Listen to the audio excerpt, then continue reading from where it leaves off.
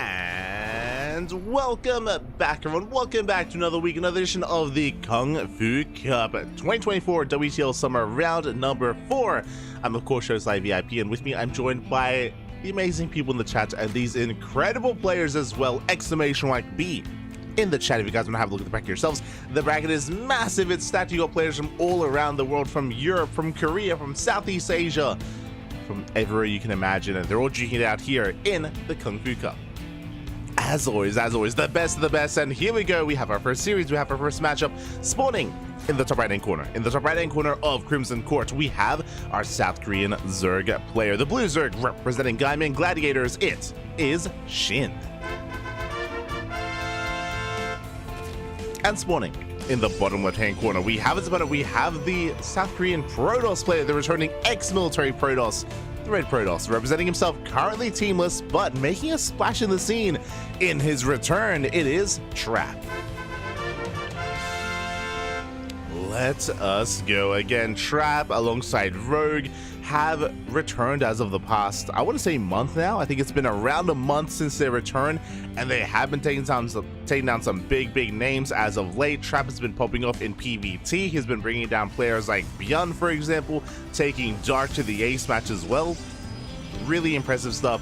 When it comes to taking Dark to the ace match, I believe that was during ESL Open Cup Asia. I believe we missed it on cams. It happened off stream. It happened elsewhere in the bracket at the time. So I'm really curious to see Trap's Protoss versus Zerg, because honestly I haven't seen much of it.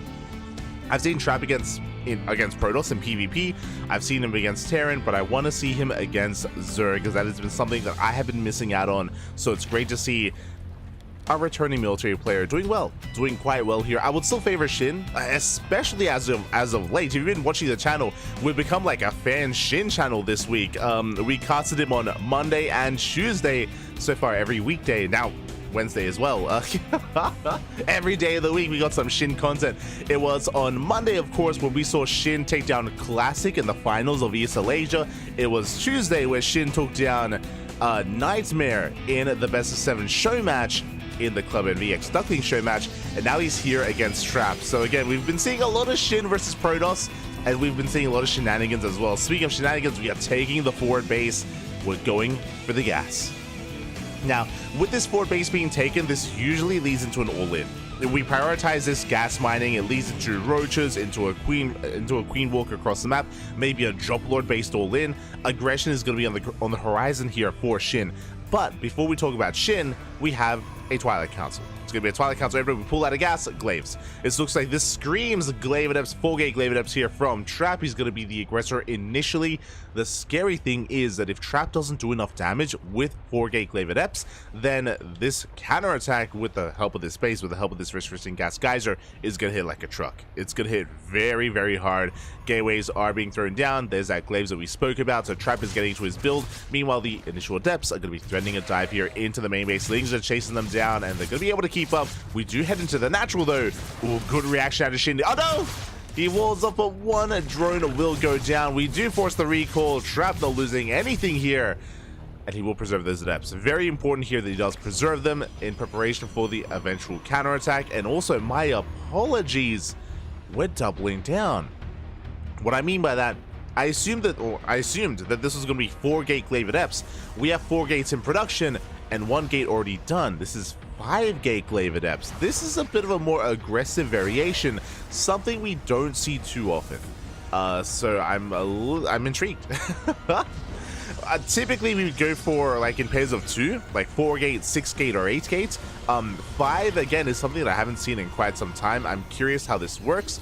I think the last time I saw this was Zest, but to be fair, this was back when Trap, before he go into the military.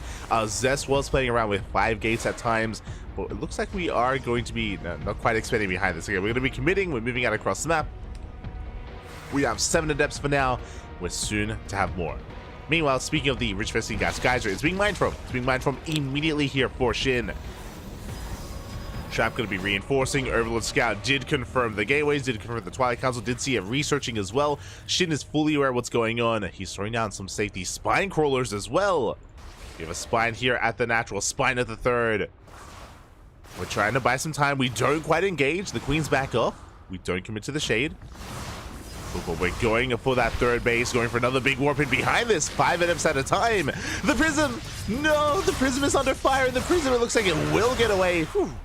Just barely did take a lot of hits. And 2 drones went down. The Queens! We snipe the Prism, it does fall. We commit to the shade, but we have Ravagers, we have Lings across the map. The Ravager almost gets focused down. Good Bile. And we're looking down the army. The Biles! Ooh, they don't quite connect. A bit of friendly fire there. The Adepts did slip away, but they're being shut down. They're being shut down. We shaded to the mineral line. We get maybe 1 more drone. Yeah, 4 workers in total. But Shin will clean this up. He's going to be losing 2 drones in total in the main. But we've held into the third base. We shut down the Prism. We still have that Rich Resting Gas Geyser. And again, we're going to be getting ready for that counterattack. Speaking of, though, Trap, he does rock up immediately. He gets surrounded. And this time the Biles, they will connect. Ooh, big connections there. Prism has been remade. We have an Immortal on the way behind this for Trap. Reinforcing as best he can. Here comes that counterattack that we spoke about, by the way. We do have a wall, but that's what the Ravagers are for. At the same time, Trap is getting ready for his own counterattack as well. Trying to harass. Going for these resource mining minerals. Gas even. But we bust in! Oh, the army does bust in. We managed to get the Stalker. We get the Adepts. We're going for the Immortal. Immortal is going to be surrounded with this warp in. We should be able to hold on, though. And the Immortal will slip away. Just barely. Meanwhile, across the map, we did focus on a couple of drones, but ooh, we have resaturated. Yeah, and Shin is looking to knock down this door. Will bleed out a Ravager. Big pickup. The Ravagers themselves very exposed. Very important here, but here we go. Reinforcements have arrived. Once again, we should be going for that Immortal. We come in for this around. The Immortal does get targeted. We do have the shield battery though, the overcharge, for only a couple of seconds. I mean, we do have a second Immortal coming in. Ravagers are being focused down. Trap, he is barely holding on. No, he commits to the shade. He shades across the map. The Immortal is exposed. And we get another surround. I mean, sure, the Adepts are going to be able to threaten that mineral line, but not ideal here, as it did cost us the Immortal. We get 5 drones, good pickups. Very nice target firing out of Trap. He does hold on, back at home. Doesn't manage to hold on as Shin backs off. Shin is on 40 workers, by the way. Shin has not been droning. He's doubling down. He has to break his opponent. Meanwhile, we have a Dark Shrine on the way. Do we have a lair? It just starts. Uh-oh. The lair just begins. We don't have any spores either. 0 detection. Trap, he's held on long enough. And now with these DTs, can he take this? I mean, he can. There's potential here. They're waddling across the map. Dark Templar waddling across the map. Shin has still not droned, by the way. No safety spores. Shin is on 39 workers. We do have that lair halfway done, and he is coming in for a second all-in. DTs were spotted. Ooh, big scout. Big reaction there by Shin. He does notice the Dark Templar. Spores on the way, but DT arrives. Drones are going down. And at the same time, we have a defensive DT back at home. We shut down the shield battery. We collapse on the main army. We depower the gateways. That one DT, though, takes out a Ravager. And we're holding. Snap the Cybercore. Across the map. Ooh, DT still wreaking havoc. 6 drones go down. Lair is done. Overseer's on the way. Shin is returning, racing back home. Up! Ooh, he races back home. Does catch a couple of DTs. Losing 5 workers in total. 27 all up. I say 5 workers in total. It's been building up here. Shin is down to 26 drones. Like, he doesn't have an economy anymore. And he's still refusing to make any more workers, by the way. Shin is still 100% all in. He has a massive army. He's going for the kill. And this time, he has detection. He has the Overseer. Trying to catch up. More DTs coming for a counterattack. We do have some spores, but they're a little bit exposed. And we're going for the kill. Lee's going for the third base. We need more than just a third, though. We need more than the third base. Cybercore's rebuilt. Ravager. Oh, do we get one? Not quite. Whew. Ravagers, they barely hold on. Gateways are going down. Lings are amassing. We're just waiting for the opportune moment to dive on the army. And we're going in. The Ravagers, 2 of them do go down, but the Lings, they collapse on the rest of the army here. And there's no shield battery, there's no overcharge. It looks like we have done it. We have detection. This time DTs are not going to be enough. We try to recall back home. I believe those are the Dark Templar. Yeah, now an Archon. But Shin, he overwhelms Trap. Snowballing out of control. We're down to 2 Archons, down to 1. And the juggling here is good. But there's only so much it can do. I mean, again, we do pick off almost every single Ravager. Oh my god, the juggling, Pappy. Juggling is insane. We take down the final Ravager. But we have crippled the economy. Oh my god. As Trap, he's going to be able to clean up more of these Lings. And he will hold.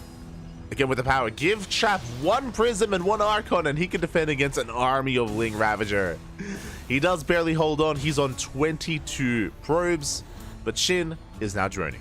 Finally, after killing the 3rd base, after crippling the natural, he says, you know what? It's time to drone. So we're going to be saturating our bases. We can see Trap trying to take his 3rd base. Do we stabilize from here? I mean, honestly, as we do get the contamination on the robo, love to see it. But honestly, from this point onward, things can stabilize. Shin does have the advantage of the larva and the tech with the lair. Now with the soon-to-be speed on the Roches. Cybercore snipes, but we have to wait for it to rebuild the Cybercore. Who do I favor here? I mean, Trap has potential with these Archons. How many queens do we have? 2. Uh-oh. Only 2 queens. And with that, we can bully these queens back. The queen is going to fall. Clutch transfuse. Very clutch transfuse there. Whew. Queen did go down. But the prism is stripped from its shields. Duke and Overlord. Spores moving forward. You can see Shin attempting to reposition, but again, like, War Prism harass like this has a lot of potential. Without queens, there's nothing to stop it. That's why I pointed out the queen count earlier. We at least have a spore in the main, thankfully. There's that spore. We do manage to get a good chunk of drones. 4 drones go down. Almost losing the Archon. Oh. Ambitious Biles. Meanwhile, Shinny's drone up to 31. That's an okay drone count. That's like just under 2 base saturation. Oh, speaking of it, bleeding out even more drones. But it looks like Shin is preparing for another all-in. I mean, it's Shin. Like, he's hyper-aggressive here. He always has been. And here we go. We're going for, I say a second all-in. Is this like the 3rd or the 4th wave? I want to say 3rd wave. 4th wave. Let's go. No shield batteries. We have detection. Ooh, okay, we do. We do have an Overseer coming in from behind. A DT putting in some work. But we can deal with it. Shield battery not quite done here. Baal's going to be connecting as well. And we have too much. We have the Prism, though. But Shinny breaks the 3rd base for a 2nd time. You can see the juggling here by Trap. But now against this much Roach Ravager, it's not that easy. It's not that simple. Yeah, and it looks like Shin has finally done it after 13 minutes. It hasn't been that long, but it's been a pretty intense game here. Very intense. Props to Trap as he bleeds out an Archon. It was impressive that he was able to hold on for this long, but GG gets called and Shin takes game number 1. Whew. GG. GG, well played again. That was a very wild game, very back and forth. As a reminder, it all started, I mean, kind of started, with Trap going for his 5-gate Glaive Adept. We had 5-gate Glaive Adept there out of Trap. He was very committed, very committed with his early aggression. And if you remember, he got surrounded. His Adepts got surrounded, not just that, but his War Prism got sniped. We had some really slick moves out of Shin to try to bypass the ground army, to slip in from a flank, and he was able to snipe that. Oh, was able to, there we go. I think we're all good. We're just making sure that we didn't leave anyone behind. But yeah, he was able to flank and snipe that Prism at the very start of the push, which was massive, by the way, for that Prism to go down. Then the Adepts got surrounded, and then, I mean, Shin, he had a really strong cleanup there, and we spoke about it, right? That if Trap failed to do damage, he would be vulnerable to a big counterattack thanks to that Resourcing Gas Geyser.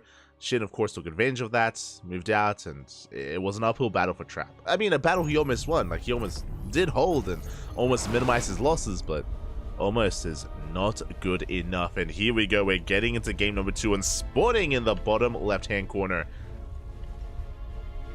In the bottom left-hand corner of Amphion. My apologies, as just came to my attention that I did not turn on my webcam, so I do apologize. I'm back. So I do apologize for not having my cam on. Do apologize. Just in a bit of a rush here today. But in the bottom left-hand corner, we have our South Korean Zerg player, the blue Zerg, representing Gaimin Gladiators. It is Shin.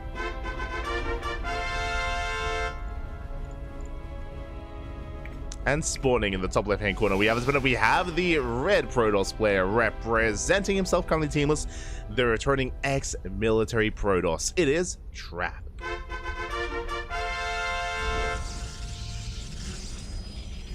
Guy with no cam, but he's embarrassed about wearing pants, Bobby. No pants here. You're an animal. You're an animal. Oh.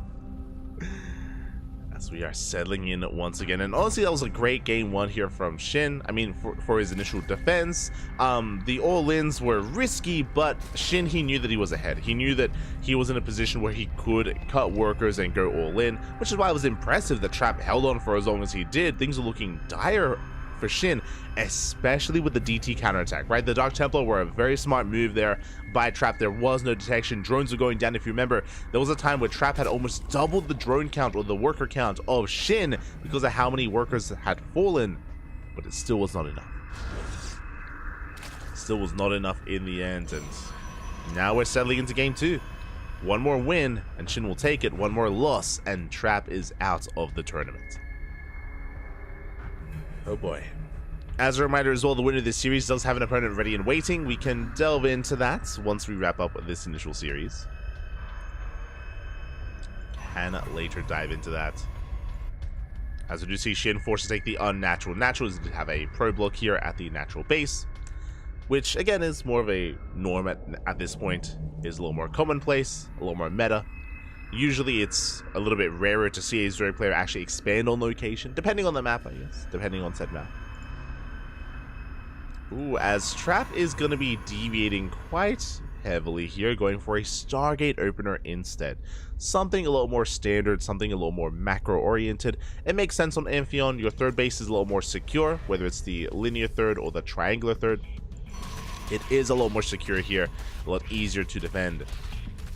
So we're setting up for a longer game. Meanwhile, pylon block is denied. We do throw down that hatchery. Third base is on the way. Adept going to be threatening a shade in between the bases, but we should be able to defend the drones. Ooh. We commit to the shade. We go for the workers. We get one drone at the natural. Good Pigos as we rotate around. We're going for that drone. And he does get it. 2 drones go down. This is actually some pretty big Pigos here. Trap will lose the Adept, but that was worth it. Killing 2 drones that early on. Looks like Shin was a little bit distracted himself by slipping into the main. Shin does get eyes on the Oracle. And oh, he gets a probe. Nice moves out of Shin. Tit for tat here. He gets 2 probes, so we get 2 for 2. 2 drones for 2 probes. Good recovery here by Shin. Good recovery there as the Oracle is moving out across the map. And we'll see if Shin can keep up. We have a Spore and a Queen in the main base. We have 2 Queens at the natural. We could maybe catch some transferring workers in between the bases. We have potential here as the Oracle does head for that natural base. There is no Spore. We have our Queens. We get 1 drone. We get 2. We get a 3rd worker as well, but did we overextend as we take a lot of hits at the same time? Looks like 1 more probe did fall across the map. The Oracle will escape just barely. So far, so good. 3 drones. Good damage dealt here by Trap. Escapes with the Oracle, can regenerate those shields. Oh no! Oh my, calm down. As we fly a little bit too close to the sun there, the Oracle down to 6 HP is going to have to retreat, and the second Oracle does rock up instead. The Natural's exposed. We get 1, we get 2 drones for free. Adepts a shade into the 3rd base. Getting up to 5, 6 drones. This is becoming too much. This is critical damage. 7 drones. 8 workers go down. Ay. Earlier Shin was able to recover, but this is a little bit brutal here. 13 workers going down in total. This is a phenomenal start here for Trap. Settling into his 3-base economy, getting into his Twilight Council, into his Forge, into his upgrades. Shin is hurting. And we're not done. Yeah, we ignore the queens. We go in for a drive-by. We get another 3 drones here at the natural. Did I say 3? We get 4. Up. We barely get 5. We get 6. And every oracle survives. Oh my god, I almost spoke too soon. But yes, every oracle does survive. We're going to be pinned here behind the bases for now. Ling round by gets shut down. We're just waiting for the shields to regenerate here, and then we can escape. We can get away. We can even recall if things are looking a little bit dire. Trap moving out once again with a counterattack with some adepts, working towards that blink +1 follow-up. And because Shin has lost so many drones, I would not be surprised if he decides to cut workers at 3 bases. I'm talking about like around 66, maybe even less drones. But 3 base all-ins are difficult to pull off on this map as we pull the boys and we get even more drone damage. 4 more drones go down. Oh my god. This is becoming game-ending. This is becoming far too much here. It's been 24 workers, almost 2 full mineral lines of drones have gone down already. The wing commander, he's back. Let's go. And every oracle survived as well. They're on very low HP, but they all made it out. They all survived. Shin is hurting. Again, I would not be surprised if he does cut drones at some point, but he's not really set up for an all-in. We have the lair. We're going to need roach speed. Our tech is just so far behind. Our economy is so far behind. We can't actually afford too much of an all-in at the moment. Not yet. Ooh, and trap. It will actually be a really smart move here to go for an 8-gate. No gases, by the way. We have how many gateways in total? 4, 5, 6. We have 6 gateways. Going to be 7 here proxied across the map. This is turning into a 3-base all-in from Trap. This makes a lot of sense. Basically, Shin is crippled. Shin's economy is crippled. He's still struggling to stand back up. And for Trap to respond with his own 3-base all-in will kill Shin before he can ever recover, ever stabilize. And there's that proxy gateway. There we go. I assumed it was going to be 8 gateways. It's going to be 9 gates here for Trap. He's completely all in on 3 bases. And he's going in for the kill. Yeah, we catch out the queens, the roaches, they can barely keep up. We do focus down one of those oracles. And we're going to be able to force back the army for now, but we have a massive wave of reinforcements behind this. And Shinny's up against the wall. So again, just a really calculated follow-up here by Trap, knowing he's ahead, so we just go for the kill. The roaches are going down, not enough wings. Ravagers do more fin, but we just dive on the Ravagers. GG gets called, and Trap will tie up the series 1-1. We're going to the ace match. GG. GG, well played. Again, a really wise move there out of Trap. Or again, it just made a lot of sense. It was really smart. Once you get ahead like that, you just go for the kill, just because you know that Shin is going to be stuck droning. Shin, he's going to be stuck droning, he's going to be stuck recovering.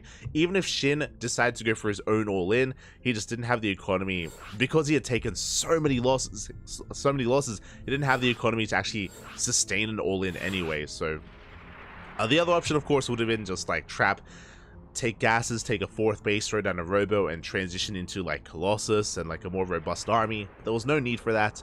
Trap just went for the kill, and Trap does take a lead, or does tie things up. GG, well played. We do tie things up here. Now we're going to the ace match. Let's go.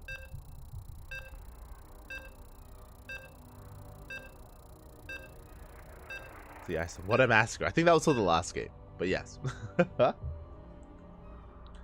Let's go, Trap. Glad he's finally back. Yeah. I mean, Trap, again, he's been back for around a month. He's been back for a month, and he's been getting some really good results. I mentioned before, he's taken down players like Byun a little bit more consistently.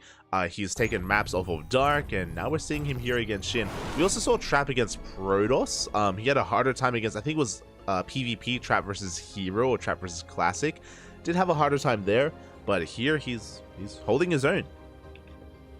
But now we're diving into the ace match, and spawning in the bottom right hand corner of Site Delta, we have our South Korean Zerg player, the Blue Zerg, representing Gaiman Gladiators. He has been hot this week, and can he keep that run going, as he is this week's ESL Open Cup Asia champion? It is Shin. And spawning in the top left-hand corner, we have his opponent. We have the South Korean Protoss player, the Red Protoss, representing himself, currently teamless, but recently returning from the military. It is Trap. Oh, it's a trap. Here we go. But I do like Trap's adjustment here in game number 2. I do think that, I mean, clearly, as we've seen, you don't want to get down and dirty with Shin, because Shin, he likes it dirty, man. He likes it dirty. So game 1 for Trap to open things up with a 5-gate Glaive Adept, like aggression, borderline all in. I feel like you don't want to play to the strengths of Shin. Like Shin, he thrives in the chaos, you know, he thrives in the unorthodox of StarCraft. So calming things down, being a little bit more secure, and getting into a much more standard setup here from Trap did make a lot of sense, and he really picked Shin apart. It was insane. He killed, what was that, 24, 26 drones? Just purely from harass. And even more impressive than that was the fact that Trap kept every Oracle alive. It was crazy. It was disgusting. It was he just basically he killed Shin with his aggression there. I mean, the 8-gate all-in was a formality at that point. Regardless of what Trap did, it would have been enough to kill Shin. So really impressive harassment there from Trap in game number 2. Can he replicate that success though? What I will say is that now Shin is on notice. Now Shin is on notice. He's now a little bit more aware of what Trap is capable of, and I'm sure this time he's going to be cutting less. He's going to be cutting less defenses here and cutting less in general against Trap. What I mean by that is that Shin was staying on a low lane count. Because of Shin's low lane count in the previous game, it meant that the Adepts on the ground were getting a surprising amount of damage. Remember, it wasn't just the Oracle harass, it was also in conjunction with the Adept harass as well. And Shin, he was just cutting lings, he was droning for the most part, and he was punished so hard for it. I'm sure that this time he should be playing a little bit safer, and he shouldn't be cutting as many corners, but we'll see. We'll see, as here comes the first Adept. We do pylon block the linear third. We force the triangular third here for Shin. This will make it a little bit easier to harass, as we now have a kind of a triangular setup here of bases that we can bounce between with the oracles. So Trap will have that available to him. Second Adept on the way. First one still being active. Shin getting to his queens. The other things as well, of course, is throwing down spores. If I recall correctly, I believe between the 3 bases, Shin only had 1 spore. I don't think he got a second and third spore, and again, because of that, he was also abused. Also taken advantage of. As the Adepts, they shade into the main base. This time, Leagues, they do lock them down. 1 drone falls, but only 1.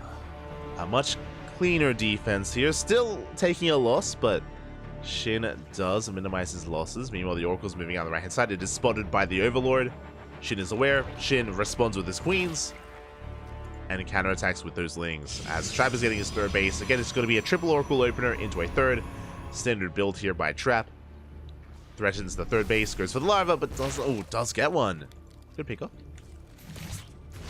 Very nice pick off as we do screen in between the bases here. Spore is just barely going to finish. We get 1 drone. And only 1 this time.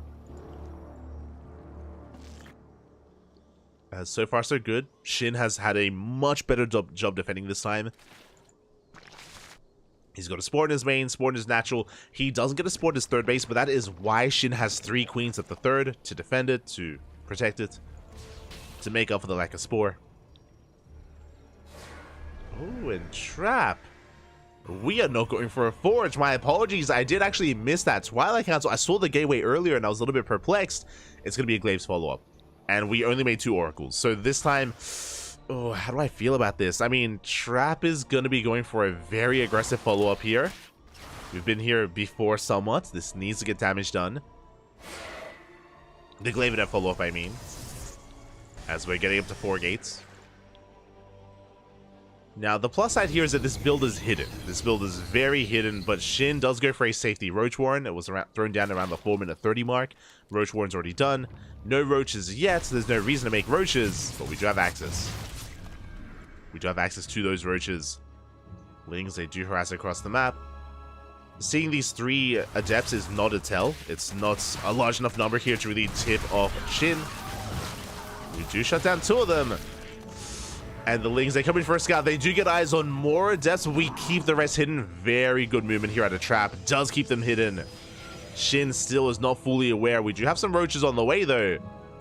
And he does spot it. He does spot the move out. Big scout here by Shin. And he's getting ready. Lings and roaches are amassing. Now, as a reminder, Trap, he is delaying his Forge and his upgrades in favor of this push. He's also delaying Blink in favor of this push as well. So a lot of his tech is being delayed for Glaive Adepts. We don't commit to the Shade. We threaten a dive here in towards the natural. We do wall off. Ooh, just in time. We do get the full wall off. So far, good defense out of Shin, and behind this, Spire. We delay Roach speed in favor of the Spire instead.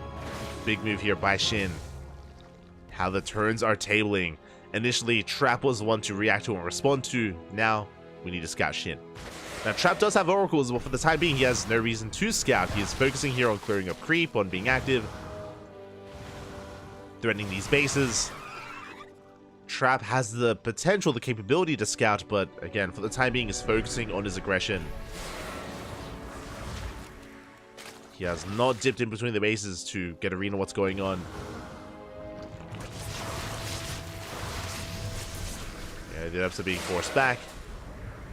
We do have to retreat. Behind this, Trap getting a 4th base, working towards a 3rd Oracle. Interesting. And now we're going in. Now we're going in. This is a very important moment, a very crucial moment for Trap. He needs to scout that Spire. We threaten the mineral end of the 3rd. We get a couple of drones. Oh, a couple more in the main.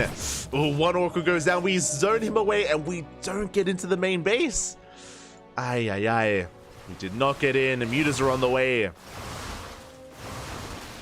We did not get behind the mineral line. We're going for the base, though. Oh my god, that's a kill on the hatchery. Good pickoff.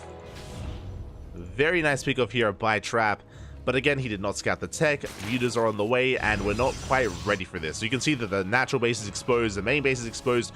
We have soon-to-be Blink Stalkers, but soon-to-be. Because of the Glaive Adept opener, Blink is very late. It's just over halfway done, and that means we have that much less to defend against the mutas. So this has been a good response. Meanwhile, the mutas, they move out. They've been spotted. Big scout. Big scout here by Trap. He does move out with his ground army, but we have Lings and Roaches to defend. We do catch an Overlord.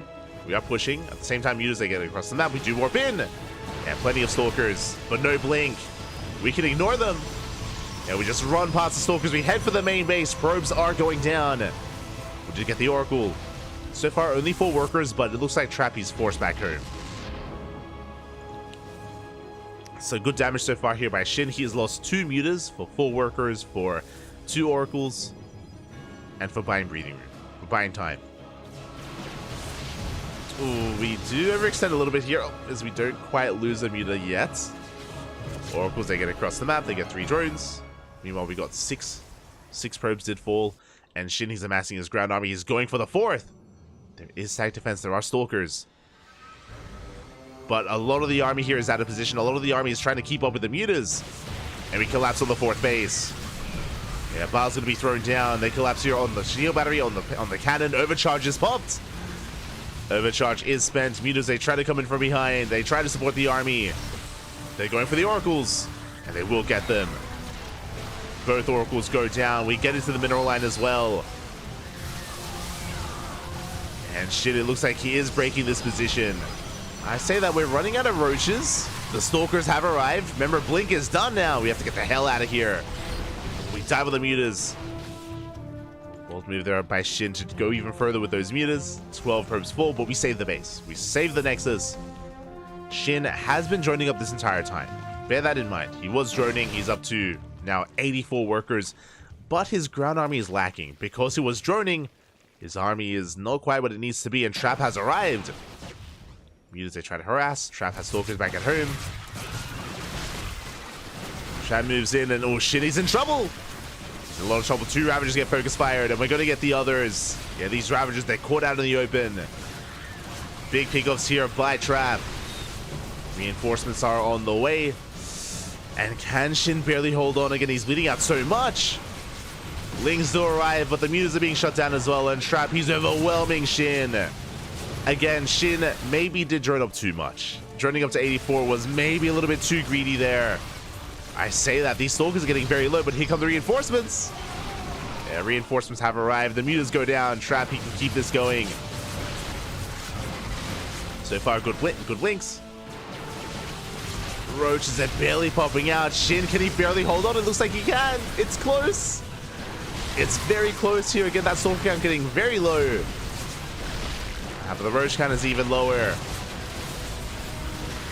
Again, Shin moving out to inject. He's running out of larva. We need those injects. Roach is being forced back once again. Overlords are exposed. Injects are thrown down. We have 13 more roaches in production.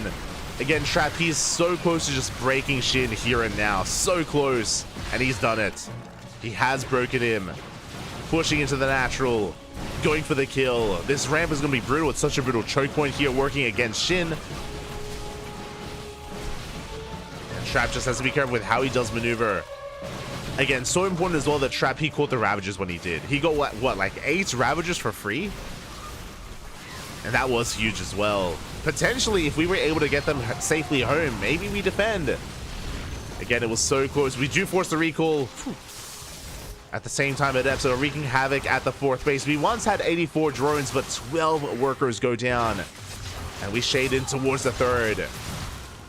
Getting one more drone. But we defend. Shin, he does hold on. His economy has taken a big blow. Trap has the better economy, true. But Trap's tech is less than ideal. Trap was pretty committed.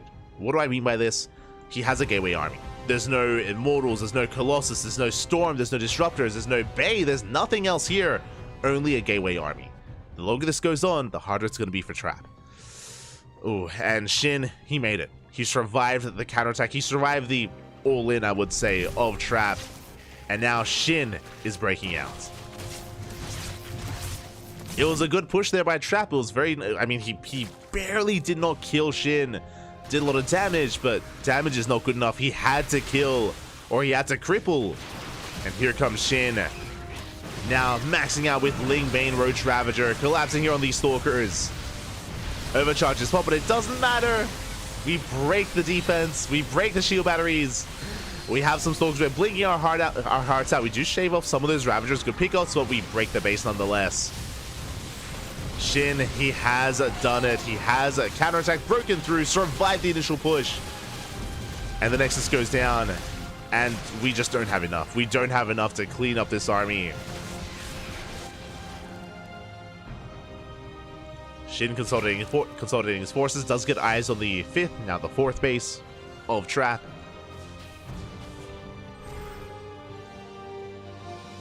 See Trap trying to go for his own counterattack. Shin does respond. Pulling back his army, taking this seriously, doesn't want to throw this away. Keeping up with Trap. And as he keeps his army busy going for a Ling run by, we do have some shield batteries and some cannons to defend. But this is quite a hefty army here that Shin is working with. And Trap just doesn't have the numbers, not anymore. He does come in for a big counterattack though. He gets 6, 7, 8 drones. Oh my god. Gets a lot of economic damage done. But it doesn't even matter. Not anymore. While they break through the force fields, we collapse here into the base. Overcharge gets popped. Overcharge gets shut down. And we're pushing up towards the 3rd. Oh, the Melees, they connect with the sentries. Sentries are cleaned up. We take down the base. Trap is knocked down to a 3-base setup here. Less than a 3-base economy. As we're out of minerals in the main, we have a couple of patches left at the natural. Running out of minerals at the 3rd. It has been a back and forth throughout this game. I mean, again, Shin was at death's door earlier. But he is going to be able to end this base once again. Just perpetually containing Trap to 3 bases. Knocking down that 4th. Diving on the main army. Oh, the Miles! Ooh, they take down an Oracle. I just realized we did get up to 4 Oracles once again. Let's go. But they're running out of energy. Yeah, bars are raining down on the army. It looks like with these Link Stalkers, we can maybe clean this up. We do clean this up, but at what cost? At the cost of 23 probes. Ay, ay, ay. The Roach Ravager is going to be going down. But Shin, he can somewhat sustain these losses. As I say that, he is actually investing into Hydras. A quite expensive transition here by Shin. Working towards Ling Hydra. Trap going for his own counterattack. Supplies looking actually very close. Trap lost a lot of probes, that is true, but he does have a good amount of Ling Stalkers. What are our upgrades looking like? 2-2. Okay. Well, we do dive on the Hydras. Hydras, they're exposed, by the way. They're so fragile. Good target firing there by Trap. Oracles are going to be going down. Sentries have arrived, and Trap, does he bring it back once again? I thought that Shin had it breaking this base, but the base does survive. And going into Hydras at this moment was not the play. As we saw, the Hydras, they went down one after another. They're expensive as well. Far more so than Roach Ravager. Especially without a solid Ling count to buffer. And now we're pushing up into the main. We're going for the kill. The boys that have to be pulled. Shin, he's in trouble. He's in a lot of trouble, Papi. Ay, ay, ay. We have a couple more roaches catching reinforcements, but the main army does kill everything at the natural. Again, Shin being a little bit too greedy. Taking up when he couldn't quite afford to. So I was a little bit surprised when I saw the Hydras in the production tab there. Hydras can do well for themselves, but they do need a lot of support. As we break the third base. Again, very back and forth game. It's been a roller coaster ride of emotions. At one time, you know, it looks like one player is going to win, then the other. It's been very back and forth. But Blink Stalkers, they have a lot of potential here. And again, these Hydras, they're going to melt. Yeah, they're all going to go down. We dive on top of the roaches as well. Just not enough support, not anymore. And I'm getting deja vu. We've been in this position here where it's so difficult to like push into that entrenched position. GG gets called. Trap, he brings it back and he will take it 2-1. Taking down Shin. GG. Whew. GG, well played. Congratulations here. A very back and forth game. At some points it looked like Trap was at death's door. At others it was Shin. That happened like 4 times. Very clutch game there, and in the end Trap did persevere. Very impressive there by Trap to be able to hold on to micro his heart out, especially with his Blink Stalkers. Was able to maintain himself, was taking a lot of losses, that is true, but was out trading Shin, and yeah, especially towards the end there with Shin trying to transition to a more high-tech army. He invested into Hydra upgrades. He was going into Ling Hydra. As I was trying to get into, Ling Hydra can do quite well, but you do need a good buffer for it, like a good amount of Lings or a good amount of Roaches, just because Hydras, they're so fragile and they're so vulnerable, and as you can see, like, it doesn't take much to bring them down, and so expensive as well. That was not the time for Shin. He thought he was maybe, I mean, I believe that he was further ahead than he was as well, to be fair. I thought that he would kill the Nexus, but the 4th base survived, and GG, well played. Very well done. Congratulations here to Trap as he brings Shin down. He does what Classic and Nightmare could not this week. GG, well played. I mean, it was a shorter series, but a beautiful series nonetheless. Did live up to expectations. And with that, we can take a moment here to have a look at the bracket.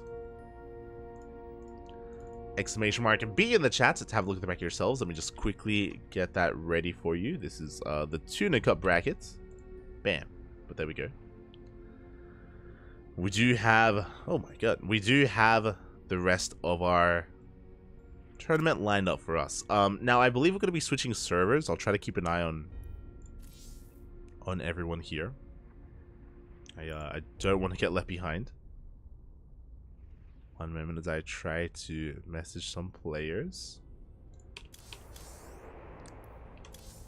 Okay, I'm going to be heading over to the American server. Do you see why? If you look at the very top of the bracket, we have our next matchup. We have Clem versus Trap coming up next in the round of 32. That's round of 32? Round of 16. Round of 32. Oh, let's go. Let us go. So that's going to be taking place on the American server. It's going to be a very spicy TVP, especially considering I did mention before that Trap has been bringing Beyond down. So I do think that Trap is going to pose a threat to Clem. So I wish Clem the best there, as I'm going to be diving into this. We are just getting ready.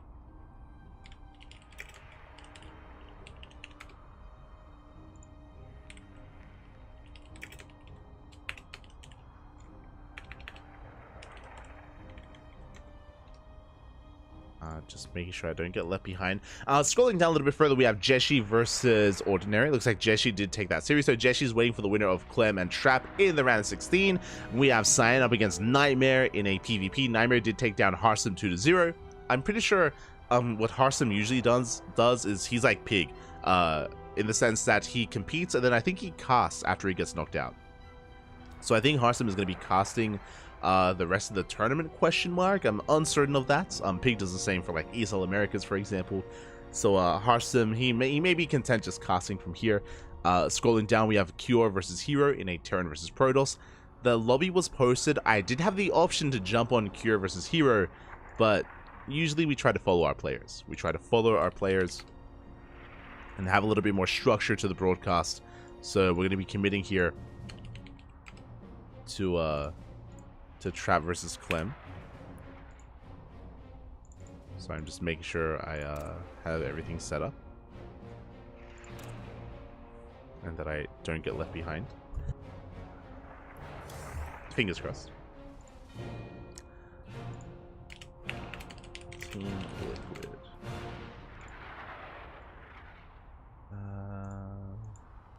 Beautiful. Scrolling down a little bit further, we have, what other updates do we have here? Hero took down Rex 2-0. We have Firefly versus Goblin in a PvP. Oh, that's going to be a spicy Protoss versus Protoss. Not going to lie, I do look forward to that one. We have Classic versus Oliveira. Oliveira did take down Geralt 2-0. Now up against Classic. Winner goes up against Azura in the next round. We have Stats versus DRG. DRG took down Ryung 2-0. Big win there. Big player going down already, as Ryung has been knocked out of the tournament by Dongray Gu. My condolences to Ryung. Big shout to DRG. Scrolling down, we have Creator getting the walkover, waiting for the winner of Stats and DRG. We have Rogue taking down Sort of 2-1. Shout out to Sort of forcing the ace match, taking a map off of Rogue. Very nicely done. Meanwhile, Rogue is up against a jumble of letters. I believe that's Sue. I believe Sue is the player that has I believe that's their IT on challenge, if I'm not mistaken. So another ZVZ. Scrolling down, we have Max Pax, he takes down Lemon 2-0. Max Pax up against Bunny in the round 16. Do love to see it. And Solar has been speed running his way through, by the way. Solar, hold on, let me just scroll down here for you. Wait, can I? It's just under there. But at the very bottom of the bracket, Solar, he's been speed running through. He's the first player to make it into the quarterfinals. He's all the way in the quarterfinals, waiting for the winner of Max Pax and Bunny in that next round. So we have a nice kind of spread of players here. We are missing some heavy hitters. I believe we're missing Dark. Dark, he's usually very active in the online tournament scene, but Dark is not here. I mean, most likely for good reason. You know, Dark, for those who don't know, Dark is now a papi. He is now a father. Does have a lovely daughter, and I'm sure he's maybe got other responsibilities and maybe has a little bit less free time to be active in all these events. So is not going to be competing here tonight. Unfortunately, would have been great to have seen him. When it comes to other big names, I believe Showtime isn't here. Usually we get all the big name Europeans, and Showtime is missing. Also, I thought I saw Rainer. Rainer was in game earlier, but Rainer is not on the bracket either. That's a little bit surprising. Okay, yeah, because I saw him in game. So I just assumed that Rainer was going to be playing tonight, but Rainer is also missing in action. So missing Dark, missing Showtime, missing Rainer. Are we missing anyone else? There's Classic, there's Hero. Bjorn, right, I was talking about Bjorn earlier. Am I crazy? I believe Bjorn is missing as well. So yeah, we're missing some of our regular heavy hitters. Some of them are MIA, maybe preparing for, you know, there's GSL this week as well, of course. There's GSL, there's VMAC Dallas around the corner, and maybe just some other things happening IRL that are taking our attention. So it's understandable, but yeah, those are the notable names that are usually here, which are not this week. But still, we have such a wide array of players, and this tournament is not going to, or is going to live up. Not going to. What I'm looking for. I didn't get to eat today. I didn't get to eat. Not gonna disappoint. That's it. As we're getting into our next series, into our TVP. Let's go.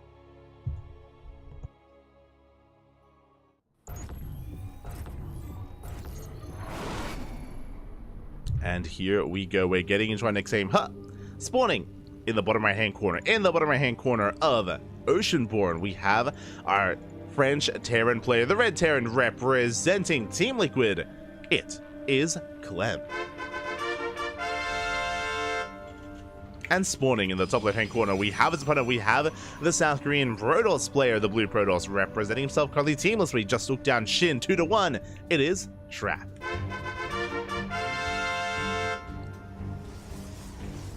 Here we go. Who is Azura? You don't know Azura, papi? Italian Protoss. Azura is an Italian Protoss player. We have featured him quite a number of times here on the channel. More of an up-and-comer. Not necessarily an established name. But we got a lot of love for Azura. Blood love.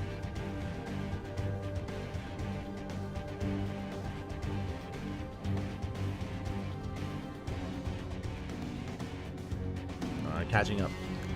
Creator wins 99-0. Is Gumiho missing? Yep, no show. Okay, so apparently Gumiho also did forfeits? Question mark? Sorry if I missed that. I guess I kind of, my mind glossed over it. Okay, so it looks like Gumiho did go down to triple. There was a walkover. That is another unfortunate no-show as well. Which means when it comes to the Korean Terran players, I think there's only Kure and Bunny, right? Only Kure and Bunny, as Ryung is knocked out, Gumiho didn't show, and Byun is not here. So interesting to take note of. But we're now focusing on our own game, on our own series. It's going to be a double gas opener. We're going for a factory after the racks. So standard setup here, a more aggressive build, more aggressive start from Clem. And Trap does get a full scout. He's fully aware. And he will recall back home, escaping with that probe.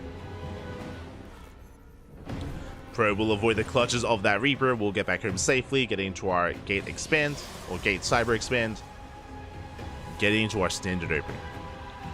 So really it's going to be on Trap to scout and to respond and to react to what Clem brings to the table here.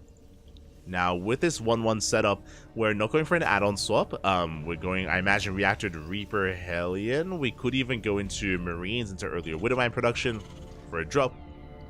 Speaking of, there it is. Widowmines are going to be on the way.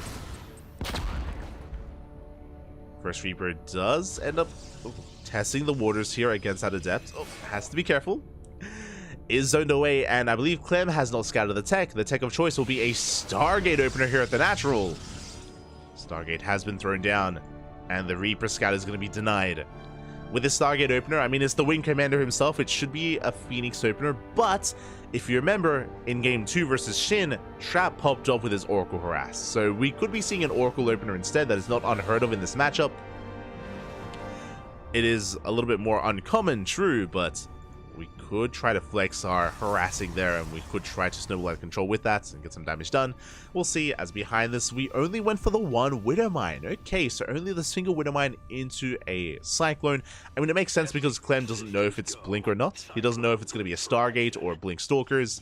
So Clem is playing very safe. With the help of the Cyclone, I mean, we can shoot up and we can shoot down as we do scouts. Reaper gets in, and we get eyes on, not the Phoenix, on the Oracle. Reaper gets into main base. We do lose the Reaper, does not get a probe, but we got a full scout. So big moment there for Clem as he moves out with everything he has. We have the Widowmine, we have the Marines, we have the Cyclone, and the armies, they will miss each other. Back at home, what do we have? We have a shield battery, we have 2 units. At the same time, though, Clem also doesn't have much to defend. We are getting in. Oh, that pylon is exposed. We're going for the pylon. We're trying to depower that Cybercore. Mancho goes up. Warp Gate is going to finish. We need 9 more seconds. It looks like it will complete. Oracle pops out. Boys are being pulled. We do not get the Cyclone. We get a lot of damage done. The Oracle goes down. Big pick off. The Oracle will fall. And across the map we defend. Clemmy shuts down the aggression. Good juggling here with that Cyclone. Marines are picked off. It looks like Trap he will initially hold. But Clem is still rallying across the map, leading out another Marine. Ooh. Widowmine goes down just in time. Up! Can we escape? No, we cannot! That was a worthwhile pick off there by Clem. He got 2 Oracles for the 1 Cyclone. Takes out another Stalker as well. Very nice control here by Clem. Yeah, and with the medevac juggling, it's just a little bit too much. Trap has to back off. Does reinforce. Remember, he has no Blink Stalkers. Oh, and he's being bullied back by this army, and we still have another Cyclone arriving, and we're still rallying everything across the map. And it looks like Clemmy may just have too much. Yeah, with 2 Cyclones being the backbone of this army, these gateway units, they just cannot really contest against this. Not on their own.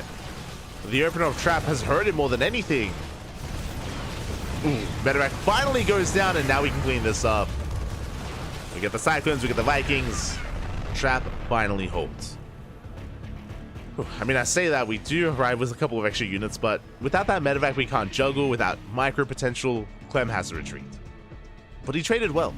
Traded very well here. Do I have... Oh, we do have it. Bleeding out 3 Cyclones, a Medevac, a Viking, a handful of Marines. Getting a lot of gateway units. Now, what I should emphasize though, even though he traded well against the gateway army, Trap did get away with his third. This third base was not denied. Very important that it got up and running. Likewise, the probe count here was kept for the most part safe and sound. As I say that, here comes another Liberator. Liberation into the natural, Liberator into the main base as well. Ooh, we're getting a lot of probe kills. Earlier I mentioned we didn't get much economic damage done. Now we have. And we're not done yet. We arrive here at the third base. Oh, this is getting a bit out of hand. Getting 6, 7, almost 8 probe kills. And honestly, the Oracle opener was not worth of a trap. I mentioned before that because of the Oracles, we had no Phoenixes to help defend against the drop play, against the Medevac, against the initial push. We had no Blink Stalkers either.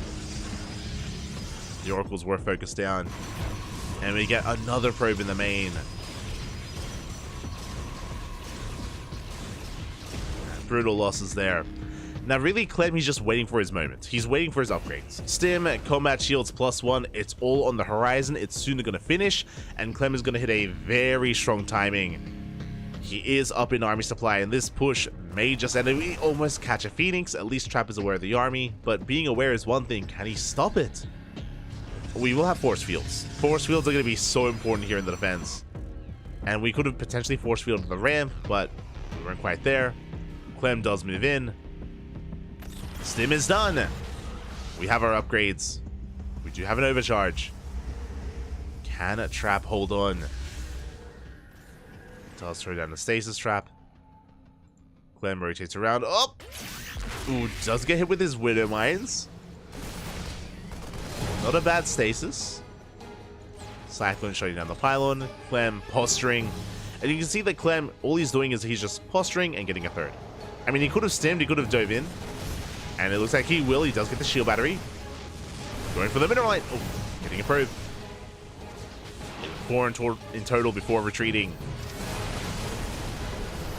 And again, the fourth base is getting up and running. Sorry, the third base is getting up and running for Clem.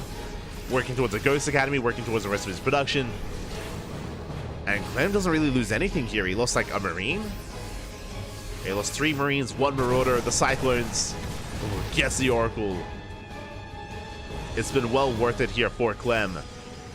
And Trap is up against the wall. He's going for a Zealot run by. Desperately needs to get some damage done here. SCVs are exposed. But we have reinforcements. Yeah, with the help of these Medevacs, with the help of these reinforcements, we should clean this up. Michael's going to be going up. Good kiting. We do get 5 SCVs, and the army is forced back home. Trap buying some time.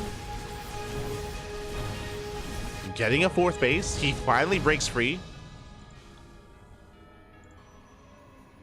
Oh, the Michael. No!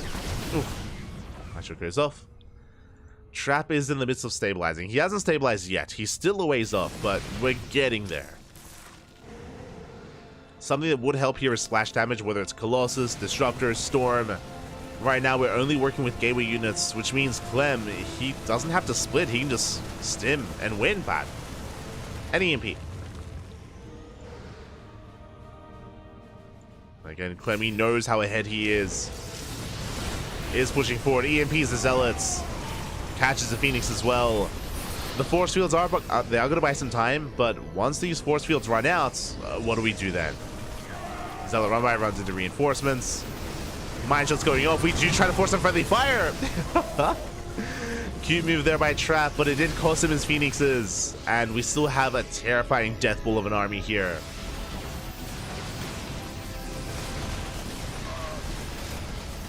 And it was a bit of a desperation move there by by Trap.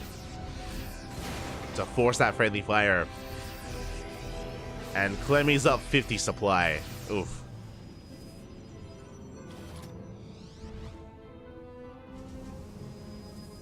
Trap, I mean, he's got a good concave. EMP's the sentry.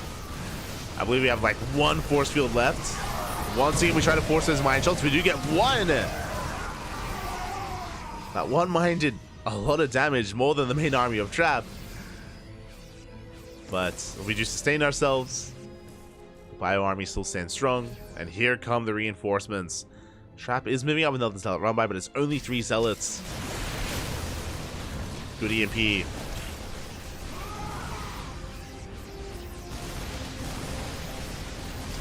Yeah, and from here, Trappy is getting picked apart. He's going for the concave, trying to set up a surround. Once again, forces some friendly fire from those Widow Mines. The army is low, but it's still standing strong. We take down another Archon. Now, the army is becoming a bit overstimmed. But it's fine. It's perfectly fine. We shut down the Chargeless. We shut down the Archon. We're getting on top of the Stalkers. Overcharge runs out. And Clem, this army is not going to be cleaned up. GG gets called as he snowballs out of control, and Clem takes game number 1. Whew. GG. Again, a very rough start there for Trap. Winding it back, a lot of this was off of the back of the initial push. If you remember, we were praising Clem for how much damage he dealt early on with his initial Cyclone push. It did snowball out of control. A big reason why it got so much damage done is because of the Oracle Opener. If you remember, Clem, as soon as he scattered the Oracle Opener, that's when he started moving out. He started pushing when he saw that moment, because he knew that Oracles, they don't really do much defensively back at home, especially when you have, of course, that medevac to juggle, to micro. The medevac was safe and sound for so long. Again, a big reason for that is because there's no Blink Stalkers and there's no Phoenixes. Like, there's just a very limited capability there for Trap to actually deal with that medevac, and Clem just squeezed so much value out of that as well. It was insane how much damage he dealt early on, and it was an uphill battle from Trap from that moment forward. It was an uphill battle, and with that, Clem does take it. Now we're getting ready for game number 2. Ooh. And I'm hoping that we can see a little bit more from Trap. Again, game 1 was, I wouldn't say fully decided by the early game, but it did set a pace. It did set a pace there for the game, and a pace that Trap couldn't keep up with the initial aggression. We'll see if Trap can have a bit of a cleaner start this time, if he can actually get into his opener and get into his mid-game on par with his opponents. We'll see. As we're getting into game 2 on side Delta. Let's go.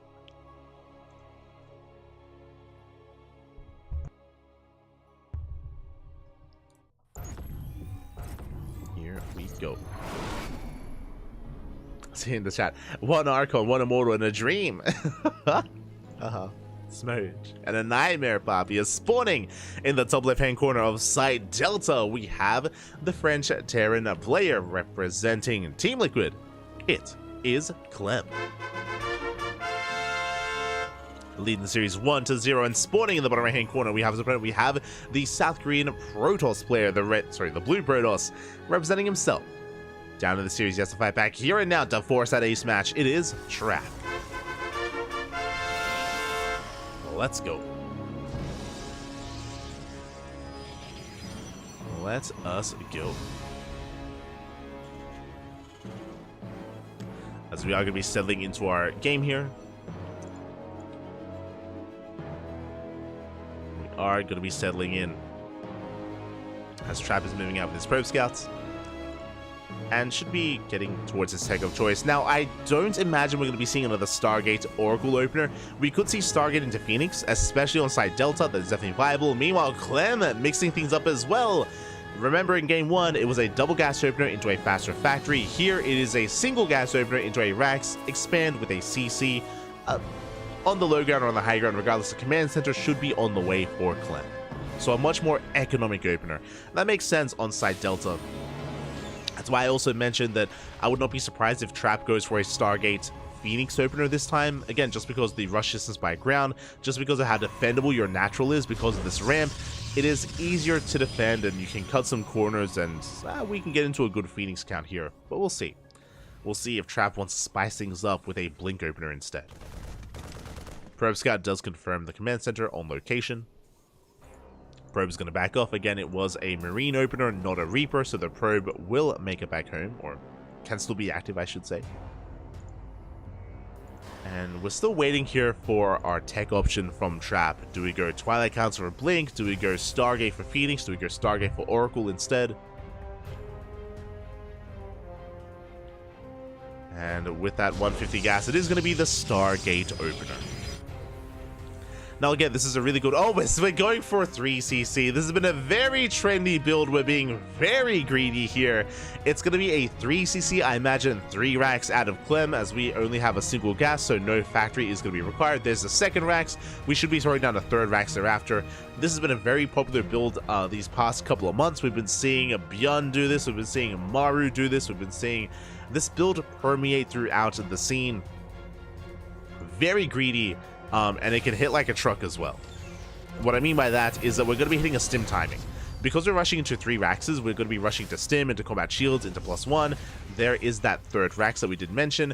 And even though it's been very economic, this will eventually hit a strong stim timing, and we'll see if Trap can punish this. We found in our experience casting this this build that it can be actually quite difficult to punish it, especially if we're opening Stargates, as we're going for an Oracle opener. Okay, we're going for the same. I made the assumption that it was going to be Phoenixes, but no, we have an Oracle instead.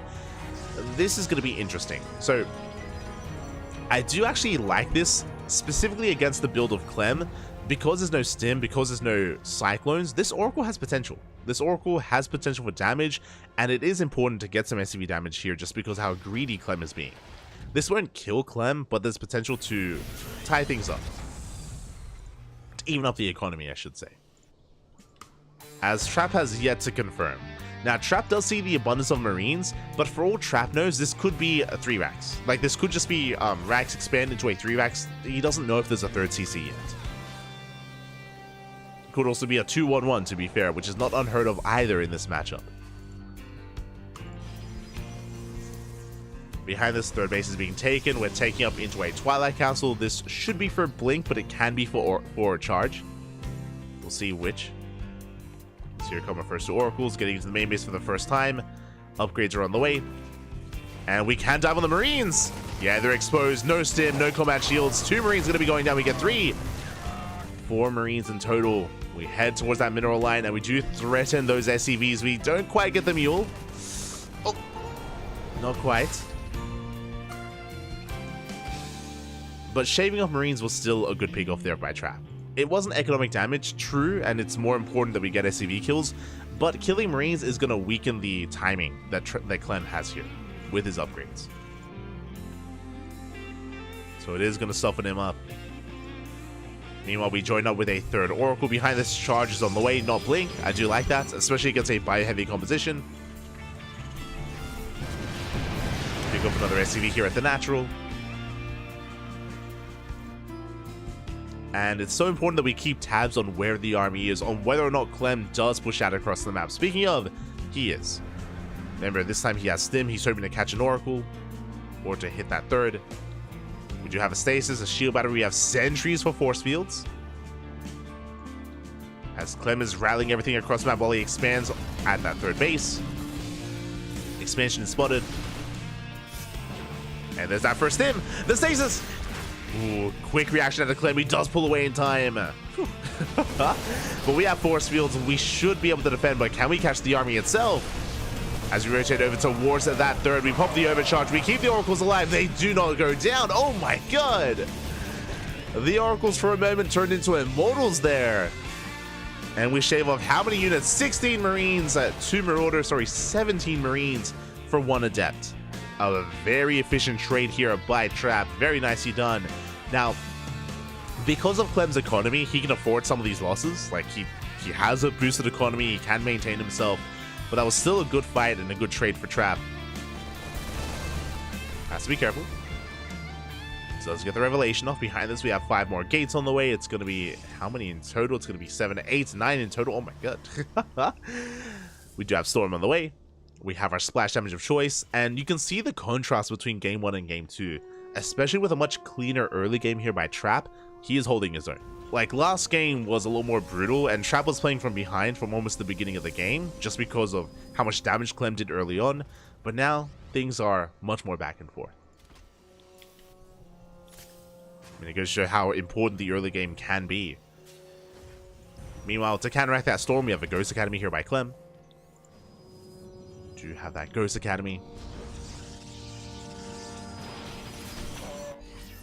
RB being active now with Medivacs. Now we can stim a little bit more freely. That was the downside earlier, is that Clem had to be very careful with how and when he stimmed, because he couldn't sustain himself, but now we have Medivacs.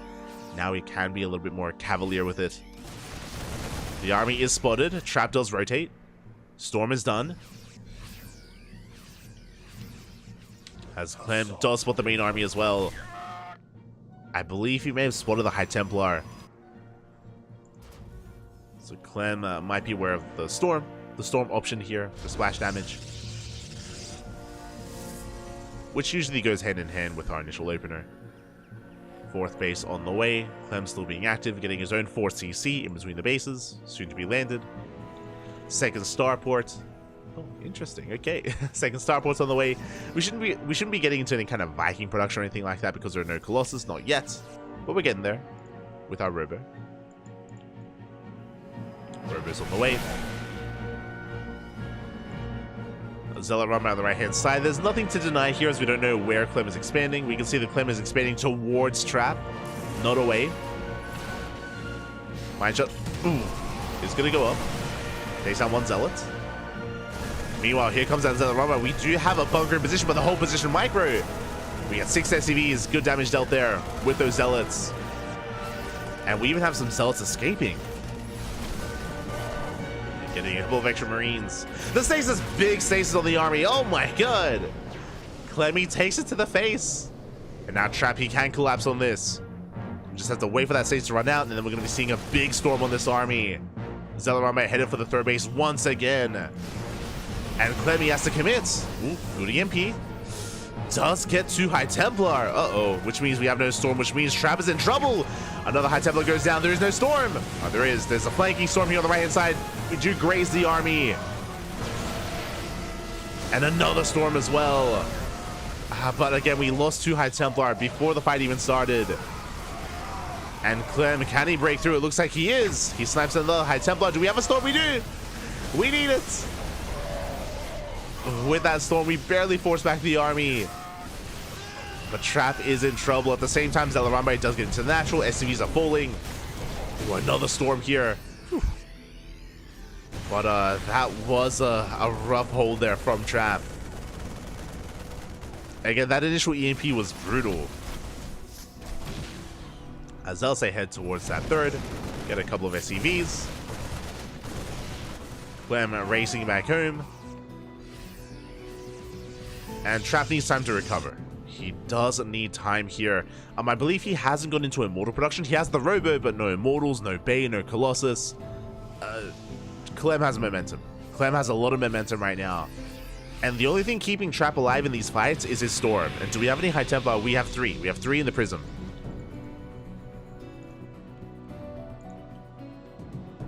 3 in that War Prism. We have to keep an eye on those EMPs. As we see Clem keeping off his army back at home. Meanwhile, he hits the 5th. He's going to force a cancel. Scan reveals the army, and Clem will be able to avoid it. He does back off.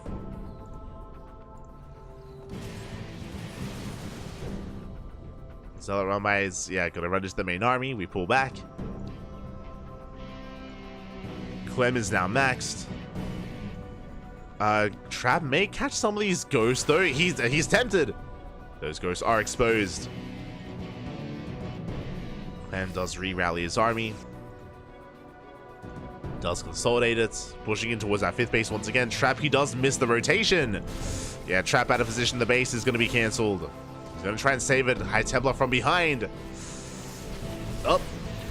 And we do land a decent storm. Only one storm, another big EMP. We have one storm left. Ooh, and it goes down. The prism goes down. The High Templar as well. There is no other storm. But we are chasing this back. The Archons, they put in some work. And oh, do we have another? We do. Storm does connect. We take down some of the Marauders. Yeah, good engage there by Trap. And that prism going down was brutal, but he does hold. He is getting into Immortal production. There's a second robo. There's the Bay. If I want to be a little bit critical, this does feel late. This production setup in the tech does feel a little bit late there. Ninja base has been found. Trap needs a little bit more time to get into those Colossus or Disruptors.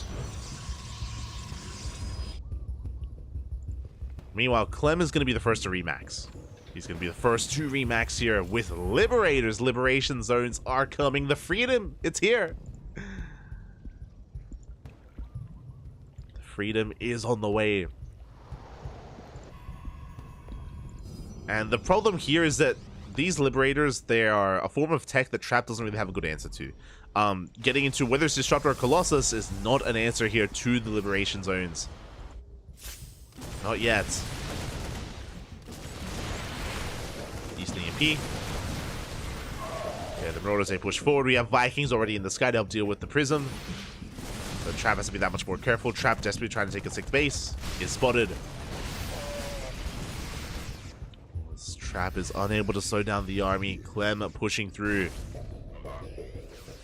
And do we have a storm? Oh, we do. Good storm. As Clem does sit in it. We have more storms left. Army pushing forward. It goes sniper down on top of the ghosts. Ghosts are going down. We got one. And again, we do need those storms as well. We come in from behind. Massive storm flank. Oh my god. We get the surround on Clem. Big storms. Oh, and once again, a couple more storms as well. We clean up the army. Do we have enough anti-air for the Liberation Zone? We do. Liberator goes down, and Clemmy gets completely swallowed up. That was a big fight for Trap. And does he have enough to keep on pushing? I mean, it's tempting, definitely. Yeah, we're going. We have to. We have to push. We have Extentum Lance on the way. Immortals, Prism, eventually Colossus.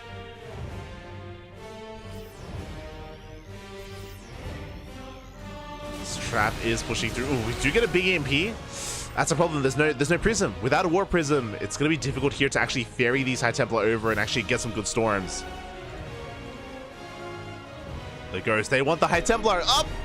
Do they get it? They do. Oof, they snipe one. They snipe some of the Zealots as well. Trap bullied back. Clem holds. At the same time, Stalker counterattack, but there's a planetary in position. And Trap, he has missed his window here. Clem has been able to rebuild. So Clem, he rebuilds. Like, again, committing to Liberator production. Liberator range is on the way. Now, typically, if we were in a back and forth, more even setup, if we were going towards Libs, we would be seeing Skytoss on the horizon, or like just more Blink Stalkers. But Trap, he isn't quite there yet. He does max out, and he can still try to outposition those Liberation Zones, but it's not going to be easy.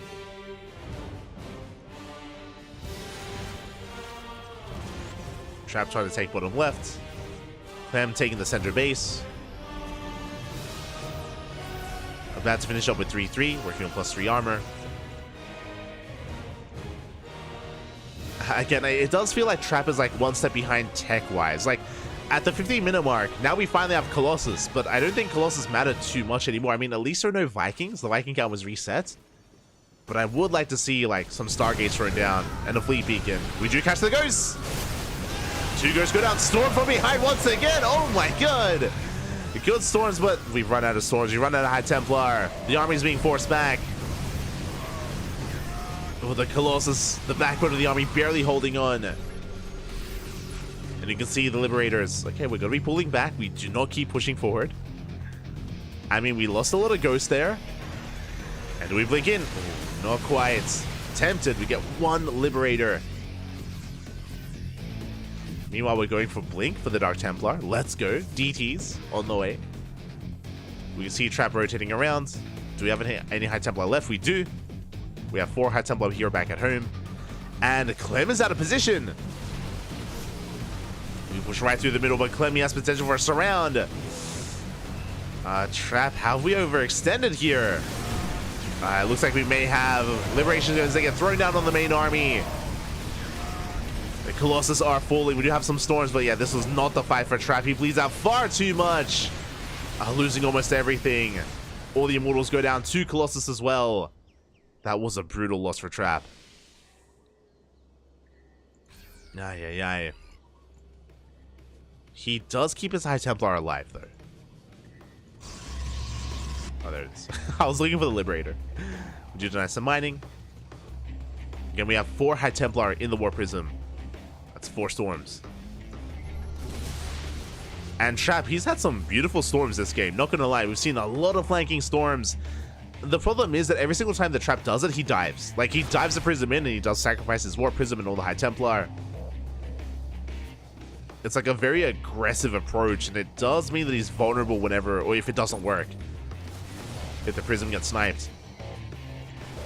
More Liberators get thrown down. We do catch some of these medevacs, though. Not quite. The dual escape. Oh! Prism is EMP'd. The War Prism is that much lower. You see Clem positioning to take another base. Trap rotating towards the left-hand side with those storms. Looks like he's planning to come in from behind. Good EMP on the Zealots.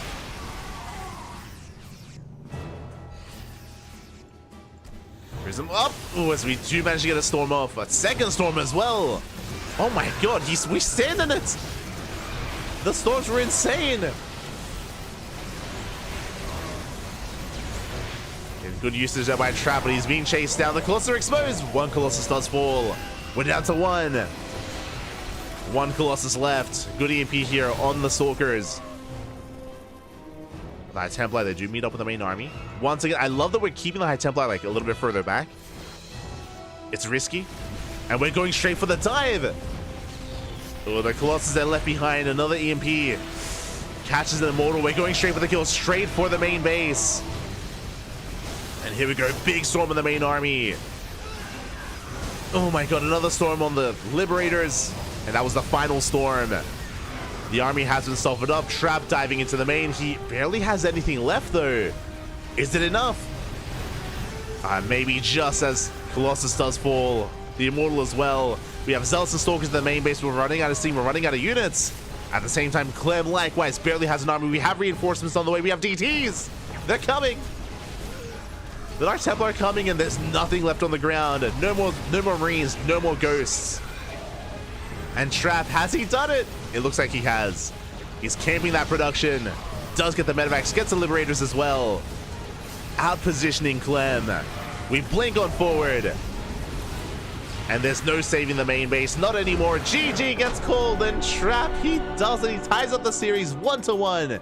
We're going to the ace match. Whew. GG. Oh my god. GG, well played. Very nicely done here by Trap to be able to outposition Clem, but not just outposition him, which, I mean, was the game-winning move there for Trap to rush right through the middle, to go into the natural, to go into the main base. But throughout the lead-up of this entire game, the MVPs have to be the High Templar, have to be the Storms. We saw so many juicy Storms, and Clem, he took them all to the face. More often than not, we would see Storms connect with the core of the army. We'd sit in it for a while as well. So much damage was dealt by those Storms, by those High Templar. Without them, Trap would have fallen far sooner. It would have been a much shorter game there. That did keep Trap in the game, and won in the game in the end as well. GG. GG, well played. The Storm, Bobby, the Storm. GG, well played. But it was a back and forth. There were some good moments for Clem. There were some rough moments for Trap. Vice versa as well. Did feel like Trap was kind of punching up for a while there, but again, he was able to make it work in the end. A very committed move, a very risky move to go for the kill the way that he did. But I think the writing was on the wall if we had a longer game, right? Like if we played a little bit more passively, or if we played a little bit more towards a longer later game, then Clem would have recovered and Clem would have overtaken Trap. So I think it was important there that Trap did go for the kill when he did. Otherwise, Clem would have outscaled him. Oh, we're getting in there. We are getting into the ace match. Game number 3 on Amphion. Let's go. Let us go. Oh.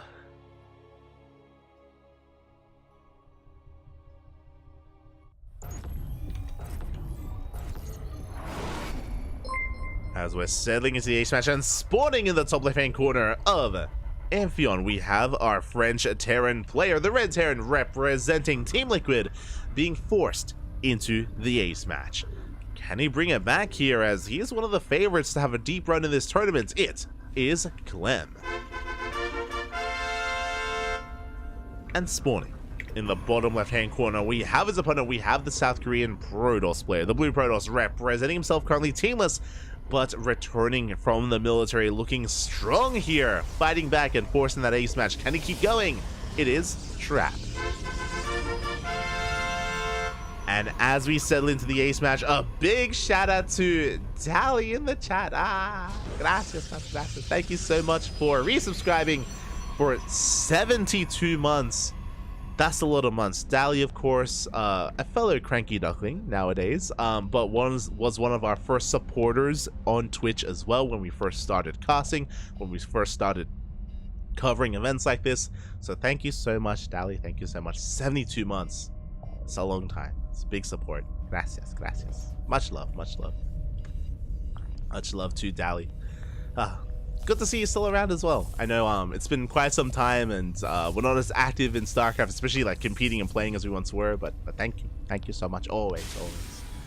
Whew. As we're settling into our game.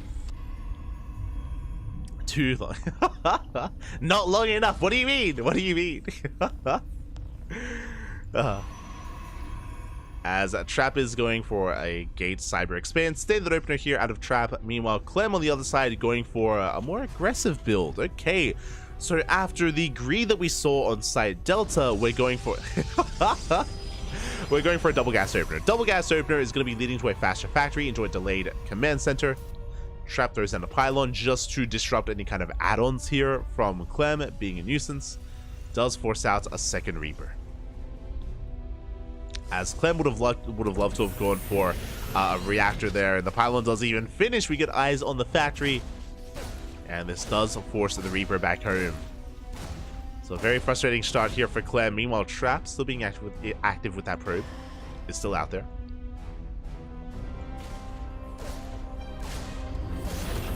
There's that CC on the high ground. The pylon does confirm it is within range, so Trap is aware of the natural base timing. Add-on force further back here. Reactors on the way, Cyclone as well, and we're moving out with our first 2 Reapers.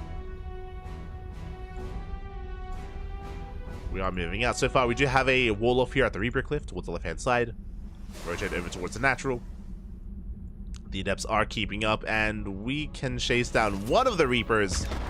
We can and we will. The Reaper goes down, but the other does slip by, does get into the natural base. Boys are being pulled. One probe goes down. Up. Ooh, we're gonna get a second probe as well. Good pickoffs. Very nice control here out of Clem. Does get 2 probes and gets the hell out of there. But we don't get eyes in the main. And we can see a very interesting tech choice here by Trap. It is not a Stargate. It is not a Twilight Council. It is a Robo Opener instead. Now, with a Robo Opener, it can lead into a couple different things.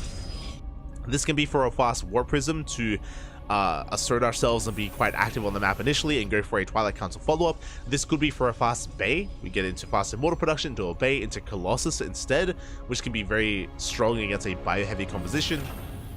So Trap, he has a couple of different avenues he can kind of go down here, whether he wants to go into a fast Colossus production or into some kind of different setup instead.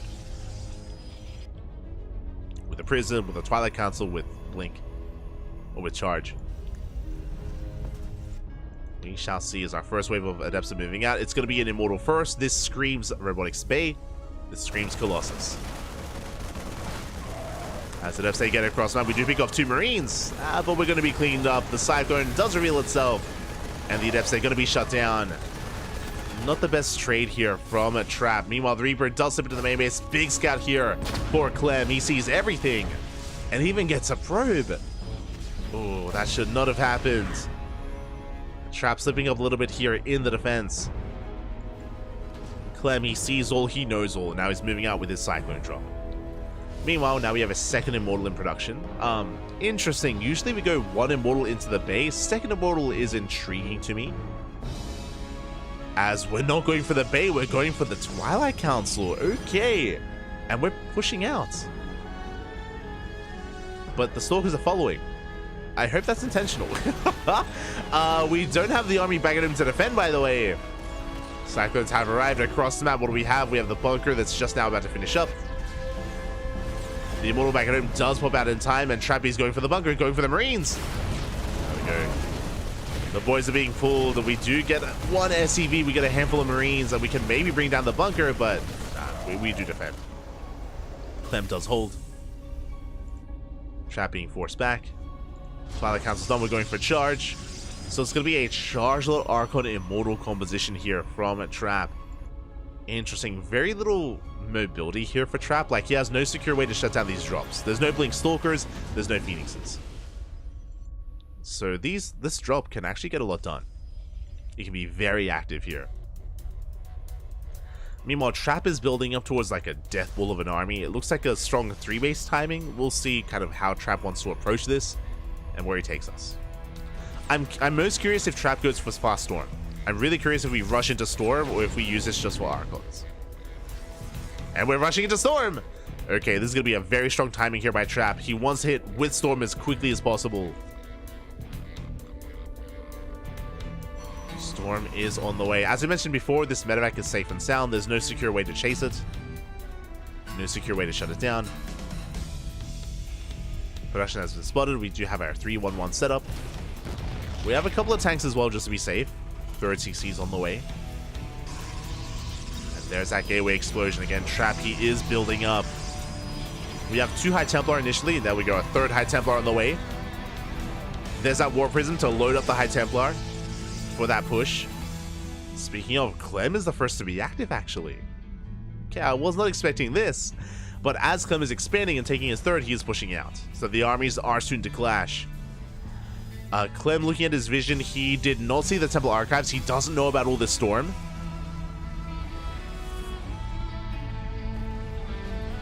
The drop is spotted. We have the army on the right-hand side. Can a Trap keep up here? The Prism is moving out. We have the High Templar back at him to defend.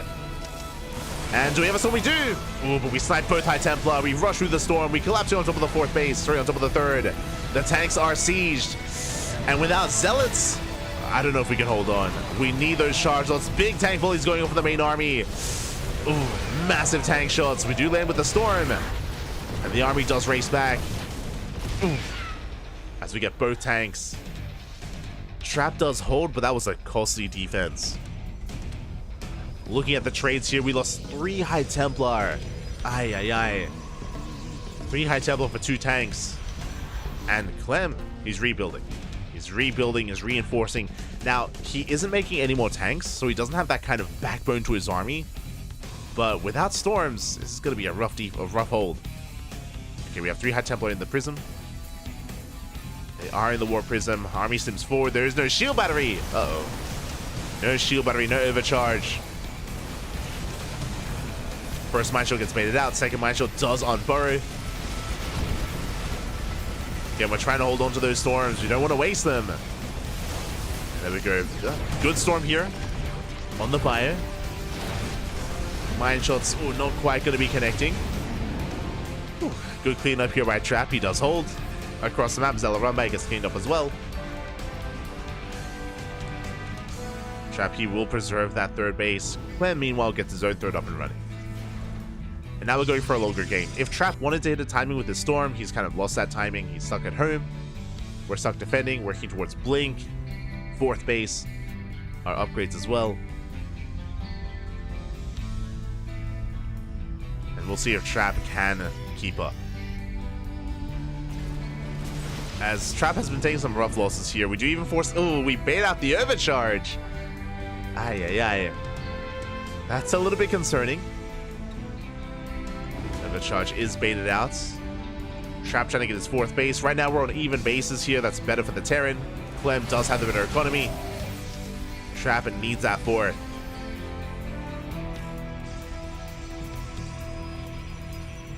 Blink is about to finish though. That will give him a little bit more opportunity to take down some of those medevacs. Just shut down the drops. Warp It does complete in the main. We're breaking through those Marines. Can we get on top of the Ghost? Up! The Ghost is not going to be shut down. We do barely save it. The Ghost does survive. At the same time, we have a minefield in the center of the map. Oh. Oh! Oh. Stalkers are going down. Good mind shell. So we don't quite get the High Templar. That's what I was concerned about.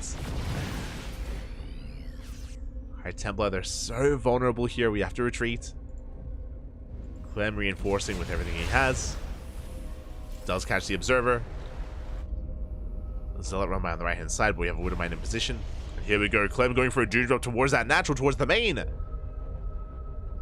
He's splitting up his forces. Zealot run by does distract the reinforcements of Clem. We go for the drop. Yeah, Trap out of position. Clem picks up a pylon, pulls back. Doesn't commit. Playing it safe. Trap finally gets that fourth base up and running. Still not fully saturated. We're missing gases. We have no gases here at the third. Without gases, we can't really afford double rover production. Not yet. So we can't really afford Colossus, for example. We're still stuck on Storm. Another form of splash damage would be nice, but we're not there yet. And Trap is supply blocked. Oh, that is a brutal supply block. 5 pylons on the way.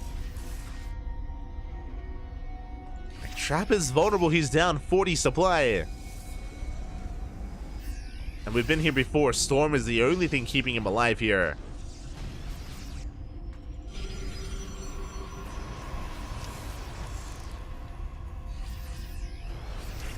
We'll see if he can survive this as Clem is maxed out. Clem is maxed out here. We need the most perfect storms. Army is spotted. Weak me without a Clem. Does pull back. There's a lot of posturing going on right now. Prism has arrived. Our sniper's coming in! Ooh, big pick off. 1 High Templar goes down. The Prism as well. A big EMP on 2 more High Templar. We're running out of storms. We do have a couple left. So we have a flanking High Templar from behind. But the army does pull back. EMP does connect as well. We still have 1 storm left. Oh, another storm from the left. The second storm a little bit lackluster. EMP does connect as well. There we go. We have 2 more High Templar coming in. I do appreciate that we were spread out. Oh, a zoning storm. Less than ideal. EMP's once again connecting, and yeah, Clemmy's breaking through. He's breaking through this. Good spread, good split. And we can just stim and collapse on this army. Immortals are going down one after the other. Zealots around is helping though. We do force this back. But here come the reinforcements. Here come the ghosts. It was a good effort by Trap. Very impressive to bring it to the ace match. But unfortunately here in that ace match, it's going to go the way of the Terran. The favorite player here is going to take it. GG gets called, and Clem will take the series 2-1, advancing on to the next round. GG. Whew. GG, well played. Again, a good effort here by Trap to come in, and he already did so well making it this far. Like, Trap was the underdog against Shin, did bring him down, and hey, even forced Clem to the ace match as well. Impressive stuff considering the Trap has only been back a month. He's been back for a very short period of time and did pose a threat here to Clem, but of course Clem was the favorite player, does take it in the end. GG, well played. Whew, GG, well played. Clem will advance on into the next round. Trap is going to be eliminated, but again, a solid run here from him, a solid performance, I should say. And it looks like we have some other updates in the bracket. We have some catching up to do. Our portion of the bracket has been a little bit slower than the others, so we have quite a lot of updates here on the challenge. Here we go. From the top, we have Clem, of course, taking down Trap 2-1. Jeshi took down Ordinary earlier. Now Clem, he has a line of Protoss players waiting for him. It's going to be Clem versus Jeshi. Winner of that goes up against Nightmare. Winner of that will go up against either Hero, Classic, or Azura. It's purely Protoss and 1 Terran. Clem is the only Terran player here in this half of the bracket. Nothing but Protoss other than that. Also a big shout to Firefly. I don't know if you can see there, Firefly took a map, oh sorry, he took down Goblin, and he took a map off of Hero. Very impressive stuff there. Again, Firefly is an amazing player, especially in PvP. We've even seen Firefly bring down Hero at times, so he is a very, very threatening player there. He's a terrifying Protoss, and he is going to be eliminated, but he had a good run himself.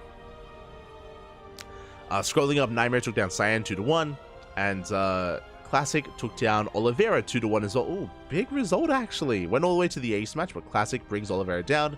Very nicely done.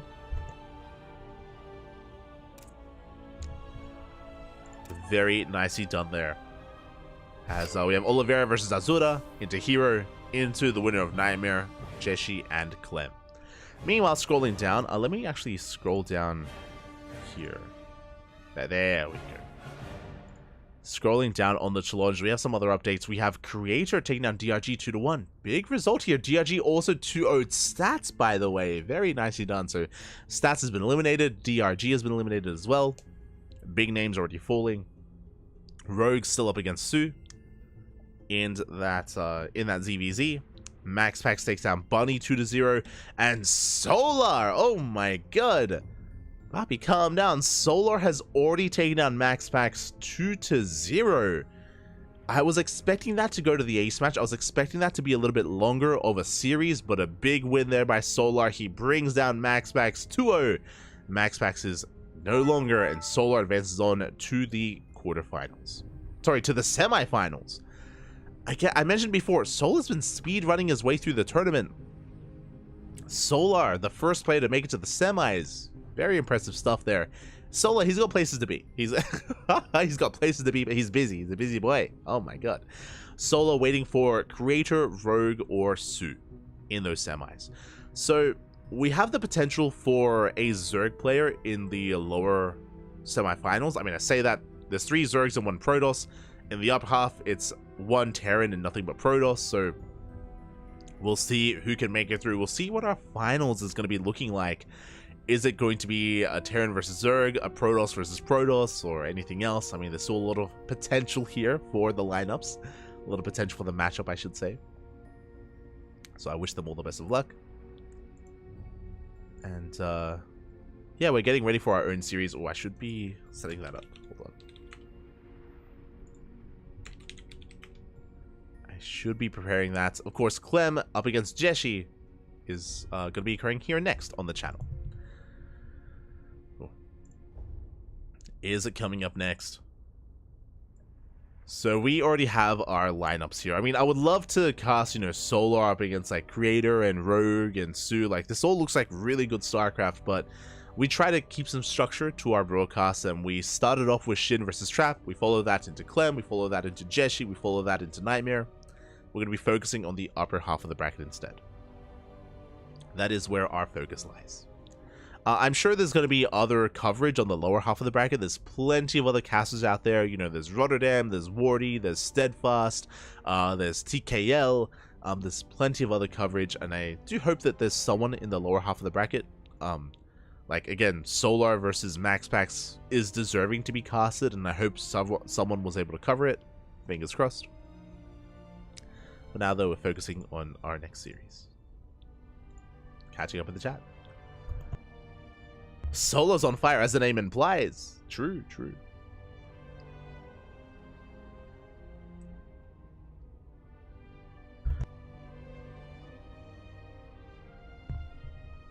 Catching up. Gonna be catching up here. If you watch Tanks, watch Spirit play TVP. He does some beautiful sieges. Yeah, tank compositions are a lot more common against Blink Stalker play, but winding it back, Trap never opened up Blink Stalker. He never opened up Twilight Council, period, in that series. It was always a Stargate or a Robo, so didn't really lend towards tank-heavy play from the side of Maru. Sorry, from the side of Clem. Maru's another player that wasn't here today, unfortunately. No Maru, no Bjorn. Wait, sorry, I glossed over it. Clem is the last player. Wait, where's Cure? Wait, what happened to Cure? Did I miss it? Oh, he went down to Hero. Cure went down to hero in the first round, so my apologies. I completely glossed over the fact that Cure got eliminated, and Clem is the last Terran. He's the last Terran player here in the entire tournament. We mentioned before that Terran representation was going to be a little bit lessened because this week there's no Bjorn, this week there's no Gumiho, there's no Maru, but Maru doesn't play in KungFu Cups. But yeah, without Bjorn and without Gumiho, again, there is that less of a Terran presence here in KungFu Cup. So with Cure going down, Cure and Oliveira going down, Clem is the final Terran representative here of the tournament. So if you're fond of Terran matchups, then Clem is the one to get behind. But here we go, we're getting into our next series, and spawning in the top right hand corner of Alcyone, we have our French Terran player representing Team Liquid, the last Terran hope in the tournament. It is Clem. And spawning in the bottom left hand corner, we have his opponent. We have the red Protoss player representing CranKy Z Gaming from the land of China. It is Jeshi. And I am excited as Clem, he's rocking up with a cheeky SCV. Okay, a very different dynamic here. Now what I was about to get into is that Jeshi, alongside his compatriots, his countrymen, Firefly and Cyan, have been looking very strong. We've seen them bring down Clem before. We have already seen that transpire. Can Jeshi bring down Clem again though? Can he replicate that success? Or was it more of a one-off thing? That's the question, as Clem is starting things off with a proxy Rex. Now, the way this works is that this should be a proxy Reaper, and the SCV is going to be able to either eBay block or throw down a bunker on the high ground, depending on what he does encounter. Again, a very aggressive build here by Clem. We'll see what he can get done. We'll see how much economic damage he can deal to Jeshi. Double gas is behind this. Curious. We could double down with Marauder, but there it is. Reaper is on the way. The SCV is going to be available as well to move out. Nexus has been thrown down, and this SCV has potential for the bunker. Now, will Jeshi scout this? He does check behind the mineral line. SCV does dip in. The bunker does get thrown down. And with the help of this bunker, the Reaper is going to be able to deny mining at the natural and even focus down the pylon as well. It's a very good position for the bunker, especially using the terrain and the SimCity against Jeshi as we get over to the other side of the wall. The RNG is looking good, but the SCV has gotten very low. SCV is low, Reaper comes in, probe is forced back, and the bunker will continue. Production of the bunker will continue. We have a shield battery on the way. Reaper gets into the main. Stalker is still in production. And can we get a second probe? So far, good control out of Jeshi, but oh, he does bleed out a second worker. And soon to be a third. Yeah, third probe goes down. Brutal losses there. The Reaper, it looks like it's going to be a one-way trip. The Reaper should be cleaned up. But we have a second Reaper on the way, and the bunker is done. Bunker has completed. With this, Jeshi's going to be stuck on one base economy. He's going to be stuck on one base until the bunker gets dealt with. Shield battery is helping, but can we focus on the SCV? Oh, we can! Bit of miscontrol there by Clem. He does not juggle, he doesn't save the worker, which means this bunker is going to be salvaged. Whew. Okay. So again, a good cleanup there by Jeshi. This could have been worse. If that SCV had survived, we can repair, and then we can... Basically, the way this works is that you can juggle the SCV by diving into the bunker and avoiding stalker shots. So you can like keep that going for a while and maintain that bunker, but Clem did end up losing it. That means that Jeshi can now go back to mining. So a good cleanup here by Jeshi. Can move out. Behind this, it's going to be a Twilight Council opener. As a reminder, we did not see a Twilight Council opener at all last series. Trap embraced Stargates and Robos instead, so it's great to see Blink once again after a bit of a hiatus. Ooh, as the Reaper does overextend, and Clem, did we scout the tech? We did. Ooh, okay. Thankfully, we did scout the Twilight Council, and we should be getting into tank production.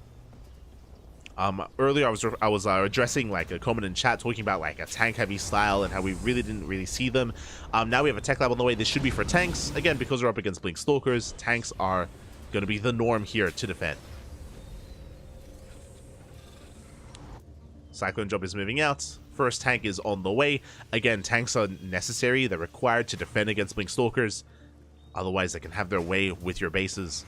Hallucination will confirm the setup. We'll confirm the main. And the job does come in across the map. Oh, there's a sentry, but there is a shield battery, thankfully. Barely within range. We keep the sentry alive. Jeshi does hold. Drop rotating around towards the main. We do get some lock-ons here. The Stalker, ooh, does survive. Barely. And oh my god, the medevac as well. Does get away, but is locked here, stuck in the corner of the map, and I don't see a way out for this drop. We're going to be locked down here for quite some time. Hopefully we can make use of it later. As back at home, Clem is securing himself on 2 bases, getting into his 3-1-1, getting into his tanks and Ravens. Meanwhile, Jeshi did not open a 4-gate blink. It was a 2-gate blink opener into a 3rd. A much more economic opener out of Jeshi. So he's getting into his 3-base setup. Meanwhile, Clem is soon going to be breaking out. And the question becomes, do we push on 2 bases or do we get a 3rd? Most likely a 3rd base here for Clem, but we'll see.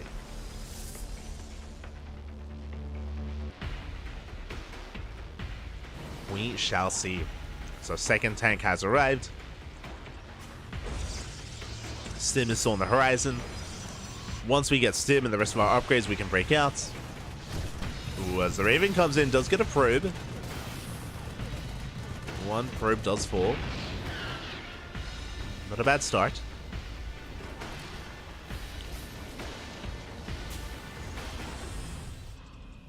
Not a bad start here, as we do see Clem coming in with another auto turret. Oh, Threaten doesn't doesn't actually have the energy for one. He does cause Jeshi to flinch there. Nicely done there by Clem. Does make him flinch. Behind this, we're settling in. And now with the completion of these upgrades, we can push. Here we go. Now the Observer does spot the move out. Jeshi is aware.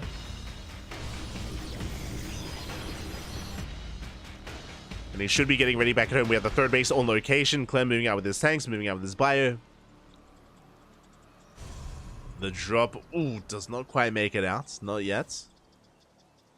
And Jeshi confirms the army at the Zonaga Tower. Now we have force fields, we have an immortal, 1 so far. The tanks are looking to lay siege upon this army, and Jeshi does have charge. Doesn't commit yet. Drop dips in. Ooh, the drop gets shut down. And now Jeshi he can focus. He can focus on the main fight. Clem doesn't like the odds here of pushing in, so he will retreat. I do appreciate it. I do appreciate Clem pulling back, recognizing that Jeshi has enough. Clem will race back home. Getting a stir base. We do have a drop on the right hand side. The Marine can potentially delay the 4th. Potentially. And we're settling into a 3-base setup. Again, we're on Alkion Evil maps. A very macro-oriented map here. So for the first time, we're kind of calming things down, and we're having a more we're just kind of strolling into the mid game here. There's been no hyper aggression like we saw versus Trap, but did I speak too soon?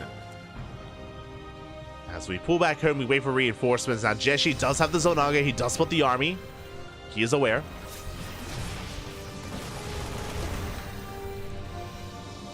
He is aware. He has 3 immortals now. Colossus on the way. We'll see what kind of position can Clem find himself in. Where can he establish those tanks? He scans, he sees the force. Pulls back. We have Zealots ready for a flank. The Observer sees everything as well. The Jeshi has eyes on the entire army. I do like this. Jeshi working on a... Okay, I was going to say working on a surround. Working on a counterattack even. Water Mine goes down. Good pickoff. We should be aware that now there's an Observer. The Zealot Runby does hit the 3rd base. At the same time, does Jeshi pounce on the army? The tanks are exposed. Mine Shot does go off. We get on top of the tanks. Tanks are going to be cleaned up. Decent force field here, catching some of the Marines. That's a good defense here by Jeshi. Cleans up the bulk of the army. And from here, pulls back, establishes his 4th base. Again, a good fight by Jeshi. You can see Clem plummet in supply, by the way. Raven comes in, but we have Soldiers in position. We don't really threaten the mineral line until we get these order towers turned down. 3 probes fall. But Clem lost a lot in his push, and that is why he's now down in supply here. Jeshi building up his forces, not taking his gases at his third, no gases at the fourth, only one gas at the natural. What does this mean? Zealots. We got a lot of zealots and we're pushing. Let's go. We're moving out across the map, and what do we have to defend? No tanks. Do we have any Widow Mines? Uh-oh. Very few Widow Mines available as well. They just pop out at the natural. Clemmy's taking into Ghost, and he's not ready for this. No bunkers, no tanks, no Widow Mines. We dive into the third base. We collapse into the mineral line as well. Good positioning here. We do pull back. And the Colossus are under fire. Big mine shots here on the Zealots. Good positioning, but the Colossus, they rain down on the army. Boys are being pulled, and Jeshi, can he barely break through? The Colossus are going down. They do both fall. And Clemmy's barely holding on, but it costs him every single SCV. It costs him 24 workers. But here comes a reinforcing Colossus. It looks like Jeshi, he has done it. He's broken the back of Clem. GG gets called, and Jeshi takes game number 1. Whew. GG. Again, a very different approach here by Jeshi, and again, we've seen Jeshi bring Clem down before, but a very different approach, taking a more defensive approach here, just calming things down, taking his third base, getting into his fourth as well. Clem posturing, threatening his own aggression, wasn't quite able to do much with it, though he was caught out on the map. Jeshi able to capitalize on that. Let's go.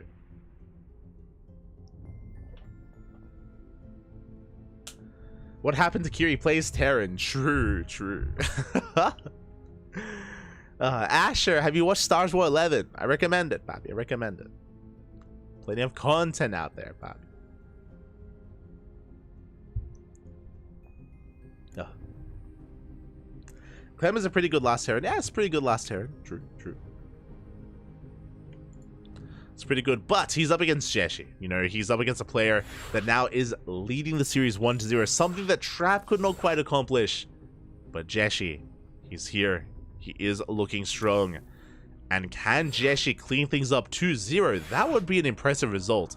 Like, even though I was kind of like mentioning earlier how, like, you know, we've seen Jeshi bring Clem down before. Even in saying that, I would say, like, if he were to do it, it'd go to the ace match, right? Like, I would not be expecting a more dominant 2-0 performance. But we're almost there. We're almost there as we're getting ready for game 2 on Amphion. Let's go.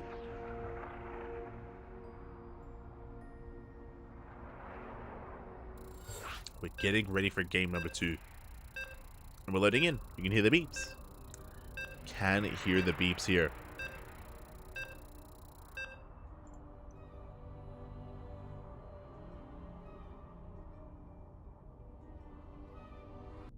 And now the pressure is on Clem. The pressure is on Clem to bounce back here and now against Jeshi. Otherwise, that would be the end of his run in this tournament. Again, he had a great performance earlier against Trap. It was a beautiful series. I would love to see more, but we'll see. We'll see if this goes to the ace match. Spawning in the bottom left-hand corner of Amphion, we have the French Terran player, the Red Terran representing Team Liquid. Down in this series, he needs to fight back here and now to bring it all back. He needs your support in the chat as he is the last Terran in the tournament. It is Clem. And spawning in the top left-hand corner, we have his opponent. We have the Chinese Protoss player, the blue Protoss, representing Dragon Kai Z Gaming. It is Jeshi. We go.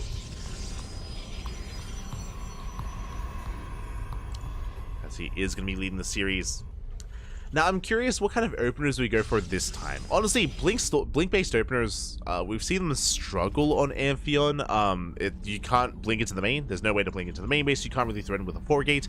You can blink into the natural, I guess, but even then, it's a little bit more of an awkward position to push into. So yeah, I'm expecting more of a Stargate opener instead. We have seen a rise in popularity of Robo openers. We've been seeing a lot of Robo play from players like Hero, from players like Trap, from a lot of the Korean Protoss players. I'm curious if Jeshi is also one to embrace that as well. I'm very curious.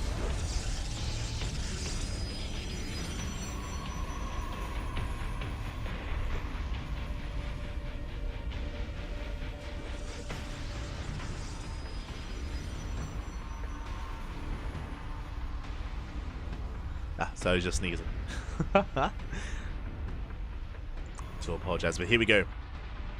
We're setting into our opener. It's going to be a Gate Cyber Expand, standard opener here by Jeshi. This time, Clem does not risk it with a proxy. If you remember, the proxy reaction from Clem was a little bit lackluster. The bunker was shut down, and we didn't really deny any mining time at the natural base, so it was a bit of a rougher start there from Clem earlier on.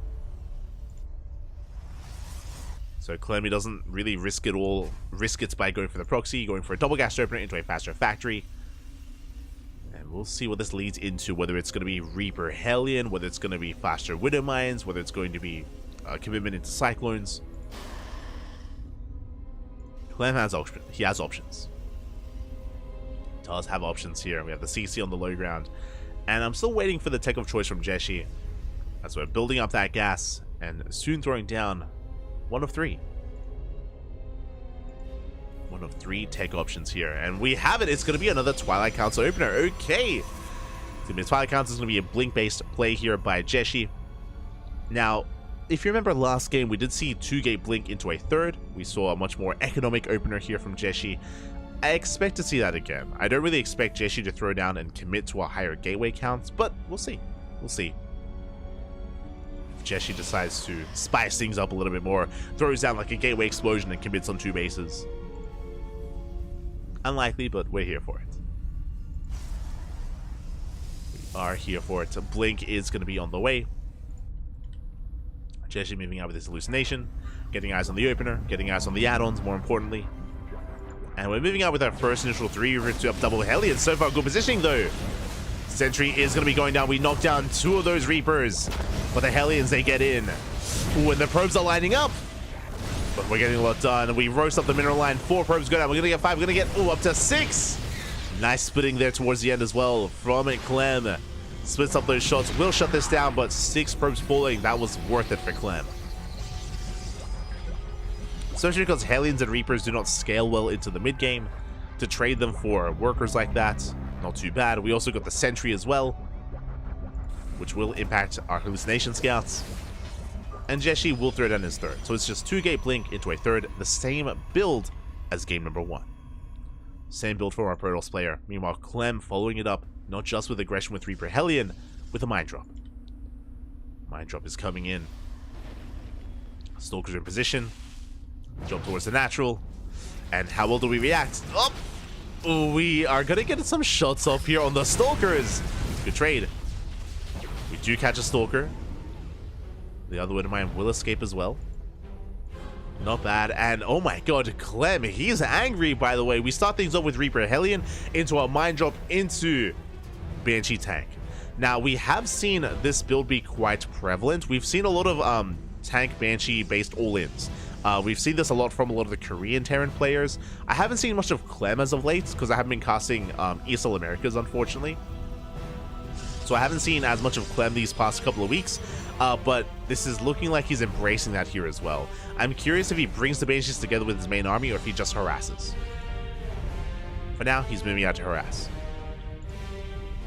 And again, Cloak Banshees can do a surprising amount of damage. Do we have detection? We have 2 observers. We have 1 out on the map, we have 1 back at home. Banshee heads towards the main. There are some Stalkers in position, but again, without detection, we're going to wreak havoc. Most likely, we're going to force a recall. We're going to force a recall of the Observer. Meanwhile, at the same time, the main arm pushes right through the center of the map, going for the 3rd base. Now the Observer does spot the push. Banshees wreaking havoc here. Meanwhile, the Observer does stick with the main army. Probes are going down. We're pushing towards that 3rd. Oh, and Jeshi, I don't know if he can keep up. Shield battery goes down. No overcharge either. 8 probes go down to the main base. Jeshi focusing on his main defense. Gets 1 tank, but it's not going to be enough. And we punish those Stalkers. We punish the blink. And Clemmy snowballing out of control. This is becoming too much here. And this push may just end it. He gets 14 probes. Takes out the Stalkers. GG gets called. It's just too much. And Clem will take game number 2. GG, well played. We're going to the ace match, papi. We're going all the way to game number 3. It's all that we ever asked for. And again, this Banshee tank play has been quite trendy over the past month, over the past 2 months even, post Katowice. has been very popular, and even Clem willing to embrace it. Jeshi was in a really rough position because you saw that he was thinking about like maybe pulling back the Observer and defending the main base, but he saw how committed the push was, so he needed everything at the third. But his shield battery was late and he had no overcharge. Like, he fell apart there in the defense. GG. And now we're going to the ace match. We're going all the way to game number 3. And I'm curious what kind of openers we go for here in that third game. We're going to be loading into Crimson Court as that game number 3. We can take a more secure third base location here. We can take a more aggressive third base as well. We can approach this in a couple of different ways.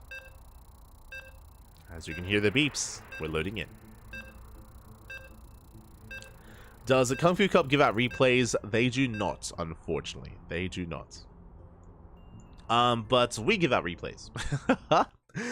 We do have permission to share replays to our subscribers, so our subs do get KungFu Cup replays on a weekly basis. That is true. I believe that's the case for all the casters that do that. So, like, I'm sure Wardy, he gives out his replays. We give out ours. I don't know if Rotterdam gives out tournament replays for his subscribers. I don't know if he has that set up. I don't know if Steadfast does that, but I'm sure they do. Like, it's pretty standard here for casters to have that going. As we're settling into the ace match and spawning in the bottom left-hand corner of Crimson Court, we have our French Terran player, the Red Terran representing Team Liquid, tying things up and forcing the ace match. It is Clem. And spawning in the top right-hand corner, we have his opponent. We have the Chinese Protoss player, the Blue Protoss, representing Dragon KaiZ Gaming, being forced into Game 3. Can he bring it back? It is Jeshi. But yes, for people that are maybe unaware, KungFu Cup comes in seasons, and it does coincide with WTL, with the World Team League. It is organized by the same people, by SC Boy, and the way that it works is that you do get WTL points in KungFu Cup, and we accumulate points throughout KungFu Cup, throughout World Team League, and it all leads into Masters Coliseum at the end of the season, which is a big premier event, where our players are invited based on their WTL standing. So performing well in KungFu Cup will allow you to be invited into Masters Coliseum at the end of the season, as well as performing well in WTL. So there's a lot that comes into it. Again, a big shout out to SC Boy, to the Chinese scene, for organizing and funding and making sure that, you know, KungFu Cup, WTL, and Masters Coliseum are all a thing. They do a lot for StarCraft. They do a lot for StarCraft. Much love, much support. Beautiful. It's beautiful. Without SC Boys, StarCraft would be worse off. 100%. Would be worse off. As Probe Scout gets in, it's going to be a double gas opener once again here by Clem, going for a faster factory. We saw that this led into Reaper Hellion aggression in the last game. This time we're going into a much faster reactor, and I'm curious if we go into the triple Reaper, double Hellion again, or maybe even up to 5 Reapers. We'll see.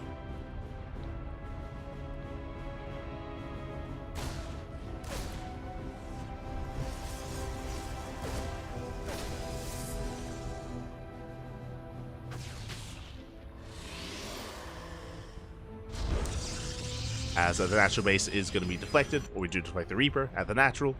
Behind this, interesting, we are not going for reactored Reaper Hellion, we're going for reactored Marine into Widowmine. Now this should be leading to a drop. This should be leading to a drop where we can either go for just purely Widowmines in the drop, or we can coincide it with the Marine drop as well. So it has a lot of potential, at least the drop. And this harassment has a little potential here for the Terran player. And we'll see how hard he does commit to this. Meanwhile, back at home, once again, Twilight Council opener. We've seen 2-gate blink into a third every game so far, and we might see it again. Now, what I will say is that Crimson Court is a better map to go for something like 4-gate blink, or even 3-gate blink, to go for a more aggressive Blink Stalker composition. It is more viable here compared to Amphion, for example. So I'm curious if Jeshi will embrace that. Hallucination comes in. We get eyes on the production, on the would-be add-on swaps, and there goes that medevac. So we're only moving out with our Widow Mines. Meanwhile, we get eyes on the Raven production. Tech lab on the factory. This should be for tanks as well. This should be for early game tanks. As Clem is slipping in, and how well can Jeshi respond? Last game we saw Jeshi bleed out a Stalker. Mindrill comes in, Jeshi does react in time. Losing one probe at the natural. And we get the Widow Mine drop into the main base. Once again, a reaction out of Jeshi. Losing a lot of mining time. Only losing 2 probes though. So overall a good defense here. One Widow Mine gets shut down, the other is saved. Potentially coming in for another drop. And we are indeed committing into more gateways. So we see 2 gateways done, 2 more gates on the way. It's going to be 4 gate blink. 4 gate blink here by Jeshi, but we're going for a very fast bay. That is interesting. This feels like a very safe opener. So Jeshi, he delays his Nexus in favor of 2 extra gateways and the bay as well.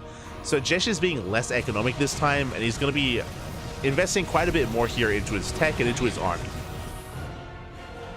So overall, this feels just like a safer way to play here from Jeshi. Is less economic, but should be more secure. Against the aggression of Clem in the previous game, this makes sense. This makes a lot of sense here by Jeshi, as he's maybe a little bit scared and doesn't want to die to a 2-base all-in again. Or a 2-base push. Doesn't want to get done dirty 2 games in a row. As he is in position, we have Extend Thermal Lance on the way as well. Working towards his Colossus. Reaper dips in, and we get a full scan of the main base. Clem, he sees the bay, he sees it researching as well. Gets a probe kill. Oh my god. As the Mindrill comes in from behind.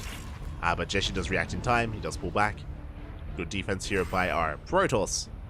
But a good scout from our Terran. As we're setting up here on our 2 bases, Raven does get eyes on the Observer. Observer goes down, 3rd base is on location. And we're settling in towards the mid-game. Now we have a line of upgrades set up here for Clem. We have Stim, Combat Shields +1 is all on the horizon, and it's all going to finish by the time the army gets across the map, as Clem is pushing. But he's only moving out with 1 tank. He only has 1 tank. Ooh, big mine shot goes off. We get 3 probes in the main. Oh, with the death of that Observer, Jeshi doesn't see anything. The Observer not in position. He does miss the move out. And he misses the rocks as well. Oh, no. Jeshi, he sees nothing. There we go. He does rotate over. He does spot the main army. But is it too late? Yes, we're already pushing in. He knows he's too late. He has to evacuate that 3rd base. Colossus coming in. We collapse here on top of the Nexus. With the Colossus, we should be able to hold on, though. Big swipes. Oh my god, a lot of Marines go down. The Colossus swipes are pretty insane, and yeah, Clem has to retreat. Shield battery gets thrown down. Jeshi holds. Whew. There was some good damage dealt by Clem, but Jeshi does hold in the end. Drop towards the main. Do we have anything in the main base? Nothing in position, by the way. Oh, no scouting either. So there we go. Job comes in. Orders out here towards the 3rd base. Jeshi just having a really hard time keeping up. Getting 7 probes in the main, and the drops they will escape. And just like that, Clem is now ahead in the economy. He's up in workers. Even on bases. Jeshi needs a 4th. He barely saturated his 3rd. Jeshi building up towards the Temple Archives. It's going to be for Archons. Still trying to maintain his Colossus. But Clem has done enough. He's done enough to get himself ahead. And now Clem can settle into his 5-rack setup. Ghost Academy's on the way. We have a minefield to defend. Like, there's no pushing into this. It's not going to happen. Not yet. Jeshi going for a Colossus drop? Okay. I mean, we gotta do. Okay, no, we're calming down. I was like, are we just gonna send it? Jeshi does unload, keeping up with the Raven. Stuck defending.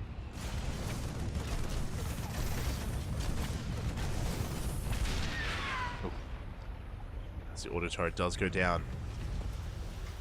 And really, we're just waiting for Clem to build up his ghost count. That's what we're making 4 ghosts at a time. When he gets his wave out, then we can push. We can move out. The armory's on the way for CC as well. The armory's going to be for, of course, our +2 upgrades. 4th base for a stronger economy. Jeshi going to be taking his own 4th here at the center of the map. Disruptor production has commenced, but I believe we only have the 1 robo, so only 1 disruptor at a time. Nice feedback here on the Raven. But Jeshi, he's still stabilizing. He's still trying to recover. Jeshi still needs more time. He also has an observer covering the army, and if Clem ever moves out, then Jeshi could try to pounce on him. He's got a pretty hefty force. Like, Jeshi's been delaying his economy to build up quite an army here. But I'm not too fond about pushing into this. Meanwhile, it's going to be Clem pushing into Jeshi. Uh-oh. The Widow Mines A2 bar. We bling on Fort. Mine shot's going to be going off. Big mine shots here on the Zealots. But we get on top of the tank. The Nova does not connect, and the Vikings are going ham. Oh, Colossus, they have to back off. Colossus getting very low here. Archon's coming to reinforce. Disruptor goes down. The Colossus, they do put in a lot of work, though. Oh my god, and only 1 goes down. The Vikings fall. Jeshi is still barely holding on, but just barely. Likewise, Clem. It looks like with 3 Colossus, I mean, 2 of them are very low, but they're still up and running. The Vikings are coming in. You juggle back. The Vikings, can they bring down the Colossus? It looks like they can get 1, they can get 2. Oof. 2 Colossus fall. And we're going to get the 3rd as well. Yeah, the Viking count too high. The Stalkers are running out of steam. We're running out of army. Jeshi was not able to break Clem, and Jeshi was so committed in that attack. He lost every single Colossus. He's down to 1. And Clem holds. Clem holds. He has a higher SCV count. He has the better economy. Clem will remax faster. Jeshi, he needs time. And to give him credit, like, he almost did break Clem here and now, but it barely was not enough. And now Clem's snowballing out of control. Now Clem, he can dive on this. Yeah, the Vikings, sorry, the Colossus is exposed by the Vikings. The Vikings, they take it down. Now there's only a gateway army. And it's just not good enough. Not anymore. As Jeshi's up against the wall. There's no shield battery. There's no overcharge here on the high ground. Without it, there's no defending. Would it be kiting here against the Zealots? Clem, calm down. We almost shoot down his racks. We're good, Papa. We're good. Just have that Raven here in the back line. And yeah, the Colossus doesn't really mean much here. Not with all these Vikings. Colossus goes down almost immediately. Again, it was a good push there by Jeshi. It was impressive. Like, he was almost able to break him. That was his chance. That was his moment. Outside of that, though, it looks like Clem is going to be able to take this. The Vikings are going to be landing. Again, he knows how close he is to killing Jeshi. There is another Colossus. This time we have an overcharge. Vikings, they have to lift. A lot of Vikings are going down, by the way. Jeshi, he's holding on. We're holding, Pat. Gonna be barely holding here. We have a disruptor on the way. Clem does have to be careful to overextend. Pushing up a ramp into a Colossus. Good EMPs here on the Stalkers. Never goes up. Ooh, doesn't connect. Never doesn't quite connect here. And through sheer numbers, so through sheer brute force, Clem should still break at Jeshi. As there we go, does force his way through. Disruptor does arrive, never goes off, doesn't connect. And Clem, he has done it. It went all the way to the ace match here.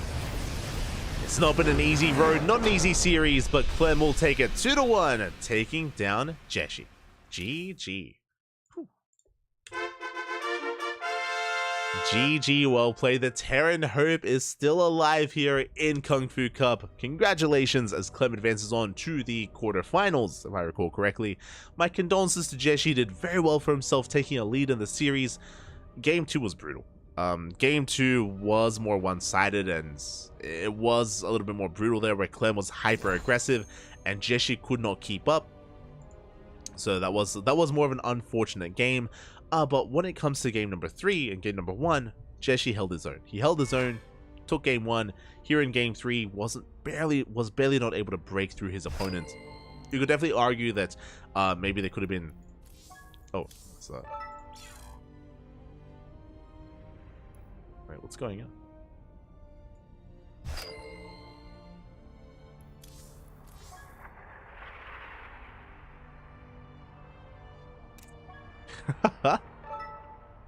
Hold on.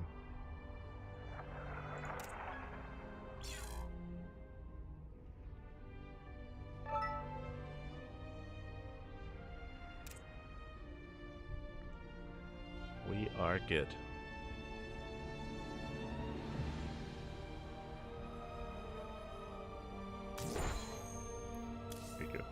Sorry. Suddenly I was like the party leader. So I had to very quickly like invite people and kick people and set things up. So yeah, so suddenly I was given power and I was like, oh, okay, I'll focus. But yeah, with that, congratulations, Clem will advance on. My condolences to Jeshi, but he had a really good performance to make it to the ace match. With that, Clem has his next opponent. It's going to be another TVP. We mentioned earlier that Clem it's that meme. It's the meme with Clem surrounded by like 6 Protoss players right now. You know what meme I'm talking about. But yes, Clem, he has to kind of wade his way through a sea of Protoss. He brought down Trap, he brought down Jeshi. Up next is going to be Nightmare, and after that, it's going to be either Classic or Hero. So, oh boy.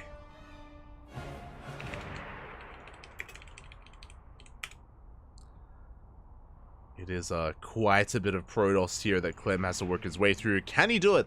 That's the question. I mean, Clem, he has some of the best TVP in the world. I think there's a big argument just to say that he has the best Terran versus Protoss in the world. It has improved quite a lot thanks to the non-stop weeks of play against max packs of all people. Week after week in ESL Asia, sorry, in ESL Europe and in ESL Americas, we see a lot of Clem versus max packs. As a result, his TVP has improved quite a lot here. And yeah, with that, we're getting ready for our next series. We are getting ready. Meanwhile, we have some updates. We have some updates in the chat. From the top, in the chat, in the bracket, sorry. From the top, we have Clem up against Nightmare. Nightmare did take down Zion 2-1. Scrolling down, we have Classic H.4.0.S in the round 16, and Classic is up against Hero in a PvP. As a reminder, the winner of that goes up against the winner of Clem versus Nightmare. Mentioned before, it's just nothing but Protoss up here that Clem has to work his way through. Scrolling down a little bit further. Oh, we have we have our first semis. My apologies, I missed it. Oh. We have to make a choice. We have to make a choice. I believe the lower semifinals is about to begin. I believe it is about to begin, and we could jump on that, or we could follow. It would make sense for us to follow Clem. But I believe the lower semifinals is about to begin. It's going to be Solar versus Creator in a PvZ. It's tempting. It's tempting. I think we'll stick with Clem. I think I want to follow this storyline. Yeah. We'll follow this storyline to its conclusion. But I wish the best of luck to Creator and Solar. Do wish them the best. As I believe they should be playing out their series at the same time that we're playing out ours. I do believe. Now, if our series is fast, we could still catch the tail end of the lower semis, just because both semifinals are held, I should say. So the upper semis won't begin until the lower semis starts. So that's most likely going to be our how we approach this.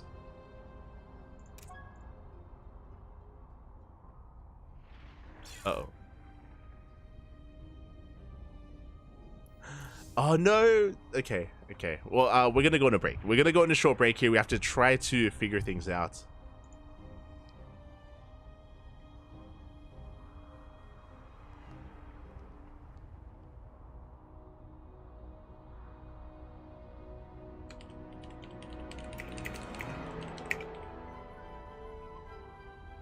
We have to try to figure things out and sort out the party. Until then, though, we're going to be going on a short break. When we return, we will have the rest of this series and the tournament. You will stick with Clem.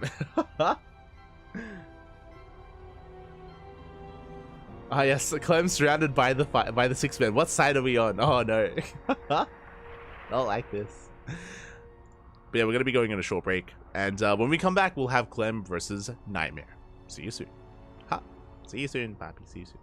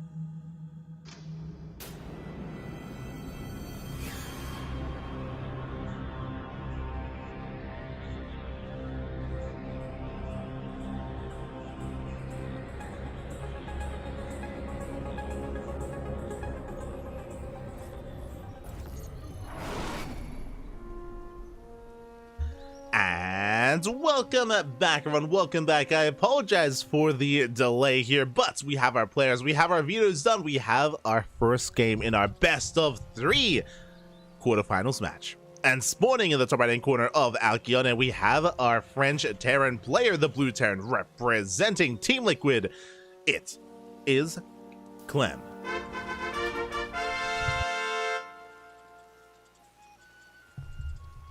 And spawning in the bottom left hand corner, we have his opponent, we have the South Korean Protoss player, the Red Protoss, representing Bleed Esports. It is Nightmare. Let us go. Again, Clem has been working his way through the TVP gauntlet. He took down Trap earlier, took down Jeshi. What is important though is that Clem has been shown to bleed a little bit. He has been dropping some maps here. He dropped a map to Trap, he dropped a map to Jeshi, and now Nightmare steps up to the plate. Nightmare likewise has some of the best PvT in South Korea. Some people that maybe don't watch much Korean StarCraft may not be aware of this, but Nightmare, he takes on players like Kyor and Byun and a lot of the Korean Terrans on a regular basis here, so he is going to pose quite a threat to Clem. So I'm really excited to see how their styles clash. Nightmare is a more aggressive player. He's a little more aggressive, he's a little more active, a little more kind of multi-prone oriented as well. So I'm curious how they can keep up with each other even, because I feel like Clem has a very similar playstyle here in TVP at times. When it comes to going for drop play here and trying to pick apart his opponents, as alluding into Alcyone of all maps, a much more macro-oriented map in the map pool. Plenty of bases to be taken. You can set up on 3 bases quite easily, or I say easily, a little bit more easily compared to other maps. You can secure yourself. And we'll see where this takes us as Clem is opening up Double Gas. Double Gas open out to Clem, passing Factory here instead. We have already seen quite a few Mine Drop openers here by Clem, but no, we're going for Reactor Reaper Hellion instead, as Reapers are now on the way. I assume we're going to have more on the horizon, as it was Reactor first. Meanwhile, back at home, we do have our opener here. It's just going to be the gateway to Cybercore into Nexus. Soon going to be throwing down our tech of choice once we have the gas for it. Tech will be on the way. There is the Reaper Hellion, and Clem has a CC on the low ground. And we have our tech, Twilight Council. Okay, it's going to be a Twilight Council opener here out of Nightmare. Should be Blink. And with his first adept, he will have control of the Zonaga. Does have a map control so far, but Clem continues his Reaper Hellion production. He will catch the first adept. First adept is going to be going down. We do trade. No, we do not. So the Reaper does survive. Big pickup here by Clem. Getting 1 adept for free, essentially, as the Reapers can regenerate their HP. And back at home, Nightmare is in a little bit of trouble. He's going to be fully walling up. He's setting up a wall here at the natural base. Has a full wall here at the cliff. Shield batteries on the way. Ooh, we do actually fully wall with a gateway. But the Stalker is stuck. The Stalker is trapped. There's no way out for this. Oh, we do cancel. But the Stalker goes down, the wall is open. More Reapers are coming. And Nightmare's in trouble again, defending with only 1 unit. Boys have to be pulled. We do focus down one of the Hellions. Shield battery is done, but we bust into the main base, and there's nothing left. There's nothing left in the main. Only workers, only boys. And Clem is snowballing out of control. He gets 5 worker kills already, and we're going to get even more done. Big volley goes off. 9 probes go down. 10. And Nightmare is in trouble, and this is game-ending damage. This is just far too much. GG gets called as Clem takes game number 1. Whew. GG again. So very important though that Clem was able to catch that first adept in the middle of the map. That was a huge moment, and things very quickly escalated out of control. The other big moment as well is that, unfortunately for Nightmare, he locked his own Stalker on the wrong side of the wall, or on the right-hand side of the wall, which is the wrong side. That makes sense. Because of that, it was vulnerable. It was left exposed. He wasn't really buying time with his wall off, and the Stalker went down. Otherwise, we could have seen a full wall and the Stalker on the other side instead, and we could have been able to just buy time, chip away at the army, and get into our 2-base setup. The early game defense there from Nightmare was a little bit lacking, and you can't afford these mistakes this early on, not against a player of the caliber of Clem. So Nightmare did fumble the ball a little bit there early on and did pay the price for it. GG, well played. Clem takes game 1. Clem takes game number 1, and that was a very fast game, and now I'm a little bit concerned for Nightmare. He's already down in this series. He wasn't really able to showcase what he's made of here in that first game, and now we're getting into game 2. The pressure is on. The pressure is now on the Protoss as we're loading into Site Delta.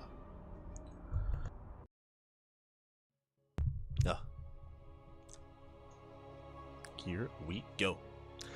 Also, I believe the creator versus solo is being held. I don't think it's happening at the same time, as we just got an update, by the way. Oh my god, it was a PvP between Hero and Classic. They do go back and forth. It's a very difficult series to predict, and Classic takes the 2-0. Classic is waiting for the winner of this series. Oh boy, let's go. As spawning in the top left-hand corner of Site Delta, we have our French Terran player, the Blue Terran representing Team Liquid. It is Clem. And spawning in the bottom right-hand corner, we have his opponent. We have the South Korean Protoss player, the Red Protoss, representing his new team, Bleed Esports. It is Nightmare. Well, let's go. Let us go. As the probe is going to be moving out across the map for the scouts. Behind this, Clem, likewise getting into his own opener as well.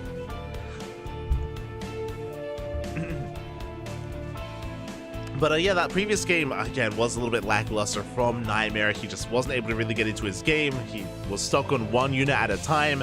Unfortunately, wasn't able to wall off in time either, and things just went from bad to worse. The game ended very abruptly there. Very quickly, things escalated out of control. And Nightmare just wasn't able to keep up. But I'm sure this time we're going to be able to ease our way in, as Clem is going for a single gas. He's going for a single gas geyser, which means we're going for a Rax into expansion. It's going to be a much more economic opener this time out of Clem. So that means Nightmare can get into his game. That means Nightmare, he can play some StarCraft, Poppy. Let's go. He gets to play some StarCraft here. It looks like CC on the high ground, so a bit of a safer variation by Clem. Respecting Nightmare quite a bit.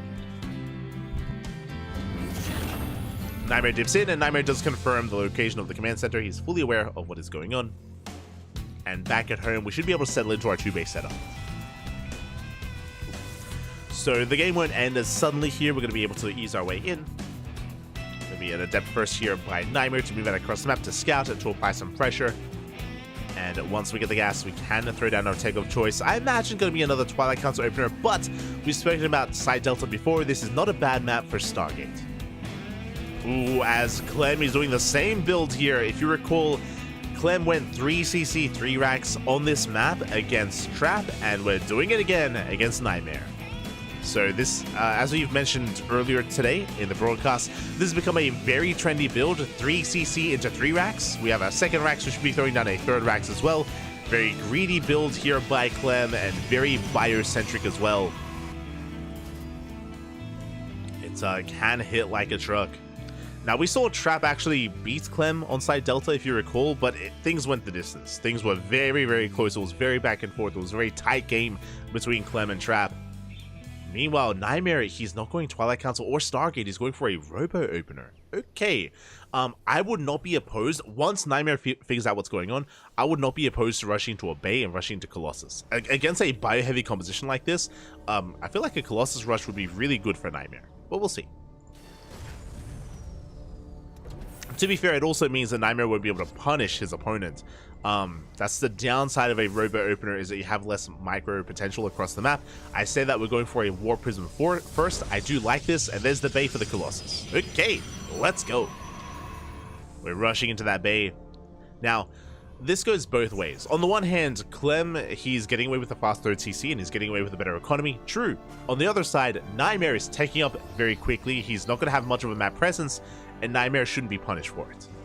So we do see both players getting away with their builds. I do like Clem's position more, just because I feel like a better economy is still just stronger overall, but we'll see. Fast Colossus production does mean that we can get into a 3rd base without too much issue either, as we should be able to securely take our 3rd. Meanwhile, Observer gets across the map, and Nightmare gets a full scout. He gets eyes on the fast 3rd CC, gets eyes on the 3 racks, he's fully aware of the build, moving out with his units, and we start things off with some Adept Harass. Remember, these are vanilla units. No stim, no combat shields, no +1, no nothing. These are vanilla Marines here. And these adepts with a micro, with the juggling of the prism, can actually trade quite nicely. But we'll see as we slip in behind that mineral line. Clem still in the dark. Observer gets eyes on the factory, and we do slip into that mineral line. We do get some SCVs. 2 SCVs going to be going down. We're going to get a 3rd SCV, a 4th SCV as well. And we save every single unit. Again, without Stim, we can't really chase down the prism. Ooh, but we do bleed out an adept. That was a bit of miscontrol there by Nightmare, losing that first adept. But he will get away. And behind this, we're going into War Prism speed. Are we going for a Colossus drop? We are. Nina, is that you? Estrella, is that you? We're going full NA, Papi. The Colossus is moving out. The Prism is coming back home. We're going for a Colossus drop to kick things off. And again, I do like this against the build of Clem. I do think we can get a lot done. As a reminder, Nightmare, he saw everything, by the way. He's fully aware of what Clem has available to him. And here comes a Colossus drop. Let's go. We're coming in. Now, we have to respect Stim. That's the important thing here. Ooh, as we have to bear in mind and be aware of the positioning of the Marines. But as long as we can keep up with the Marine movements, we can get into that mineral line. We can wreak havoc. There is a turret in position. Oh, we commit. We commit into the bases, and yeah, we cannot unload. Oh, we do get a couple of swipes in the mineral line. 3 SCVs go down. At the same time, though, Clem is pushing across the map. What do we have to defend? We have 1 Colossus. We have a shield battery. We have sentries, force fields. This is the bare minimum to defend, but we do have what it takes. We do have what we need. As we do stim in, but we cannot break this. Nightmare, he does defend. Oh, the prism goes down! No, the War Prism does fall. The turret catching Nightmare out of, just catching him off guard. That's huge. That's massive. Yes, Nightmare, he does defend his 3rd base, but he does bleed out to the Prism and the Colossus. I mean, that's the risk you take going for this build, being that aggressive. And this was not worth it. This suddenly was not worth it for Nightmare. He's in a rough position here. Clem is freely taking his 3rd base. He's saturating up. He has the better economy right now, plus mules. He's got almost even working out, plus mules on even bases. And yeah, that was brutal. But Nightmare, he's not slowing down. He's instantly remaking that War Prism, and we're pushing. We're pushing out with 2 Colossus. Now, this move out is going to be significantly weaker, but I like the idea. The hope here is that maybe Clem is too greedy. Maybe Clem, after killing the War Prism, after killing the Colossus, maybe he's a little bit too confident, and we don't have any bunker set up, but, I mean, our spread is still looking decent. The Observer does see a good chunk of the army, though, and Nightmare's hope here is to try to catch a good portion and to fight this in two halves, essentially. Bring down one half, then bring down the other. We'll see if he can. With set force fields, we're pushing in. Clem does respond. A good concave here being set up. We do collapse here on the army. Yeah, we're stimming on forward. And we collapse on the Colossus. There's no escaping this. The Colossus, they go down instantly, and that's going to be the army of Nightmare. Where were the force fields, Papi? I was waiting for the force fields, but they never came. Boys are being fooled. The Zealots, they come in to reinforce, but that was a brutal fight there for Nightmare. Losing everything. Escaping with a handful of Stalkers. And again, Stim Bio, he just cannot keep up. But, I mean, he has to commit is the problem. Reinforcing with more Stalkers. Trading against the Marines. Trading well against the Marines, by the way. Marines are going down. Medivacs as well. We do dive on those Marauders. We do focus them down. Not a bad pick-off here from Nightmare. And can he get on top of the army as reinforcements come in? The reinforcement wave is enough to hold. And Nightmare, he hasn't rebuilt his Colossus or Disruptor or anything else. So as the game goes on, he's going to be outscaled. We do come in for a surrounder with the Zealots. We catch the Vikings. Good pickups here by Nightmare. Mine shots will not get baited out. But again, Nightmare just continues to reinforce. He's just not letting up. He's committed. He knows he is. Gets both Marauders. Really nice target firing out of Nightmare. Does focus on both Marauders. He's breaking into the mineral line. Yeah, Zealots are busting in. And we also catch the reinforcements from behind. And Nightmare, is he doing it? Boys are being pulled. A lot of SCVs going to be going down. But we have to maintain these Stalkers. One Stalker falls. A second Stalker falls as well. Bunker is up and running. Yeah, things getting a little bit too chaotic here. As the bunker does hold. Nightmare bleeding out a lot of units. Trying to drag those mine shots, but not going to succeed here. He's down to 3 Stalkers. Again, that's the backbone of his army, and 3 Stalkers is not good enough. More reinforcements all the way. We have a Colossus. Yo. We have a Colossus. Is that enough? God, there are so many medevacs. As we bleed out another Stalker. Oh, does barely escape. Nightmare pushing in. Widowmine's yet to reset. Ooh. Just barely they go down. Again, Nightmare just putting everything on the table here. It's all he has. We dive on top of the Colossus. There's no prism to juggle. Colossus goes down once again. And Nightmare's running out of steam. He's just running out of units here. Things got close for a moment. Like Nightmare, he almost broke the 3rd. But almost is not good enough. It is not good enough here as Clem is on 4 bases. Nightmare likewise getting his own 4th. No additional gases. Oh, getting deja vu, going for the Colossus drop. Does get a couple of mules and a couple of SCVs. We will get away. At the same time, we dive on the planetary. Planetary not yet done. Nightmare doing the most he can with what little he has. He's microing his heart out, but the Viking comes in. We have to recall, and even then, it's not going to be enough. We chase down the Prism. Oh! Yeah, Prism does fall. At least the Colossus escapes. So, after all that chaos, after all that damage, like, Nightmare, he's kind of keeping up, especially with his 4th base. And here we go. Now we're taking gases. Gases are on the way. Nightmare's in a really awkward position here with Clem under him. We do have the ramp, but the Zealots, they're getting on top of the army. Where are the Widow Mines, by the way? Well, the mines, they're not here. We're collapsing on the army. The Colossus putting in a lot of work. Nightmare rotating around, waiting for reinforcements. Rebuilding that War Prism, going for a Dark Shrine as well. So Sniper Medevac, the Vikings going ham on the Colossus. We're up to what, 4 Vikings. We don't have that many Stalkers. The Colossus are looking very vulnerable here. As Nightmare is banking up a lot of gas, he has just not been warping in Stalkers. Ooh, Colossus getting low.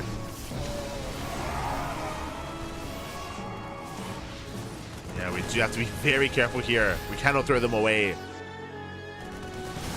Oh, oh my god. We do dodge the Viking shot though. Okay, another reinforcing wave of Dark Templar. Okay, that I was not expecting. We do see a scan. Turrets are on the way. They're not ready yet. DT's forced to fall back. I was expecting Stalkers instead. Without Stalkers, we take down the Prism. Archon's going to be on the way. The Vikings are just going ham. They don't get the Colossus. Whew. Barely is saved. Barely. But the Colossus, again, oh, you have to be very careful. Delicate dance here for Nightmare. And it looks like Colossus goes down. We get 1. We're down to 2. Big mine shot going off here. We're down to 1 Colossus remaining. As we bleed out Archons. That was a good effort here by Nightmare. And I mean, he's been fighting he's been behind like almost the entire, like, for a good 5 minutes ever since the push. And it has been keeping Clem busy back at home.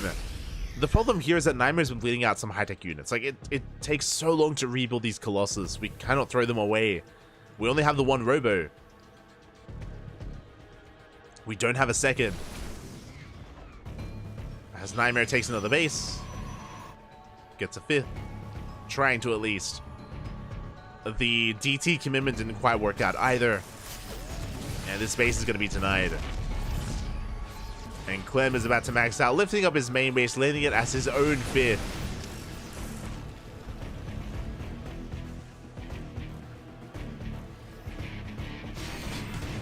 Okay, good control here by Nightmare. Takes down some Widow Mines, but Nightmare, like, numbers are working against him here. Clem, he has a large enough army to defend and also attack at the same time. Nightmare just doesn't have enough. We force a cancel on the 5th once again.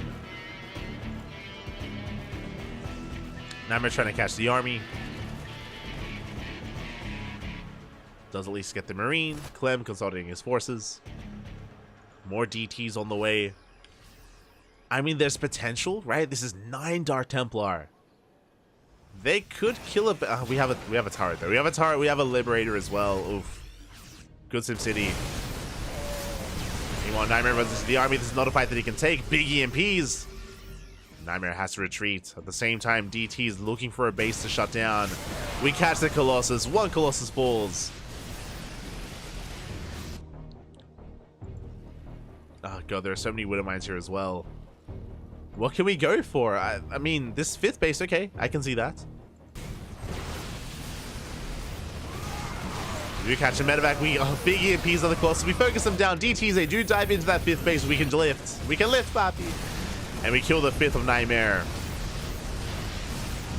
Again, there's just too much supply to work with, or not enough supply for Nightmare to work with.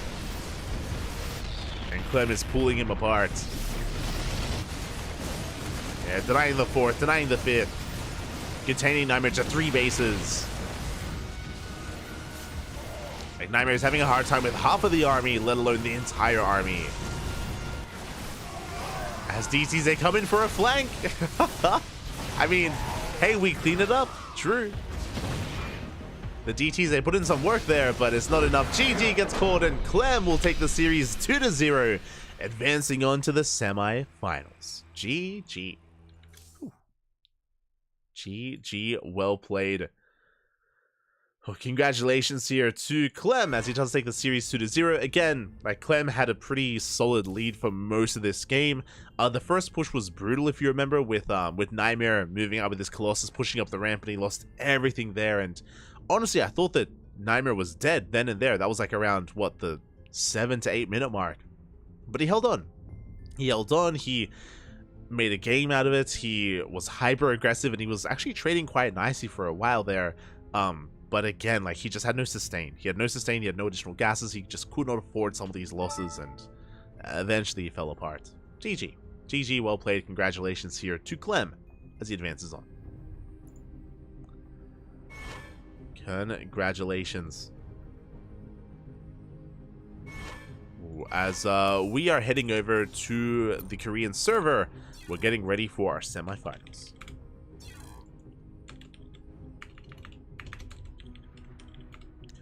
We're getting ready for the semis. It looks like Solo versus Creator did not begin. It looks like it was held. It was held for us. And Solo versus Creator is coming up next. Clem is going to be going up against Classic, but they will be joining us a little bit later. This series is going to be postponed.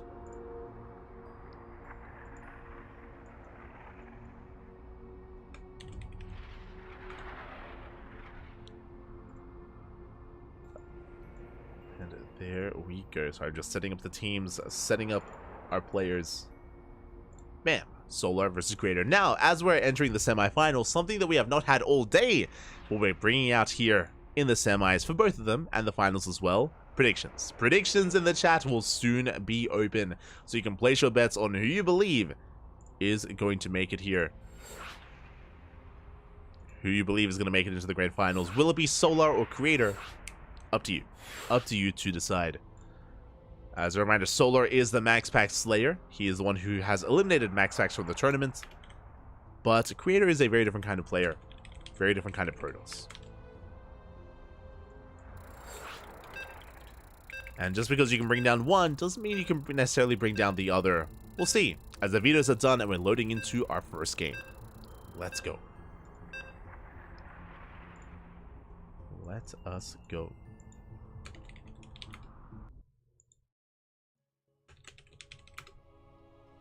As a reminder, all this is going to be a best of 3, not a best of 5. Going to be a best of 3 instead. And here we go. If you are in the chat, predictions are now... Oh. Predictions are now open. Place your bets, everyone, on who you believe will be our first finalists tonight. Will it be our Zerg or our Protoss? Who will it be? A spawning in the top left-hand corner of Site Delta. We have our South Korean Zerg player, the Blue Zerg, representing Team Vitality. It is Solar.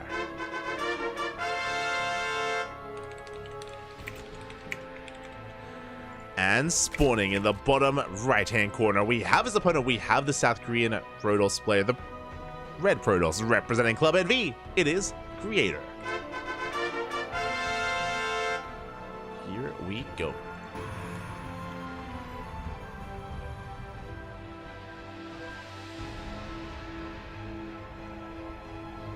We are catching up. And we are settling in.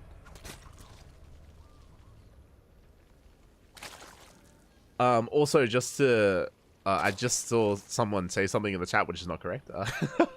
I saw Volt in the chat ask, did Nightmare do his military? He did not. He did not. So, just as a heads up, Nightmare has not done his military service yet, has yet to do it. Just as a reminder. As a heads up. So now we're going to be settling into our game, settling into our PVZ. It's going to be a hatch gas pool opener here by Solar. Meanwhile, Creator just going for a gate expand into Cyber Core. Standard builds so far. So I'm catching up in the chat. Operation says max max. Ah! Hold on, I'll restart the prediction. My apologies, my apologies. Sorry. Hold on. Hold on. To do everything myself. Creator. I think it was because I was saying the name Max at the time that like what's over. Okay, there we go. Now if you're in the Twitch chat, predictions are open. I do apologize. Predictions should be open and they should be the correct players this time. Predictions open again. There we go.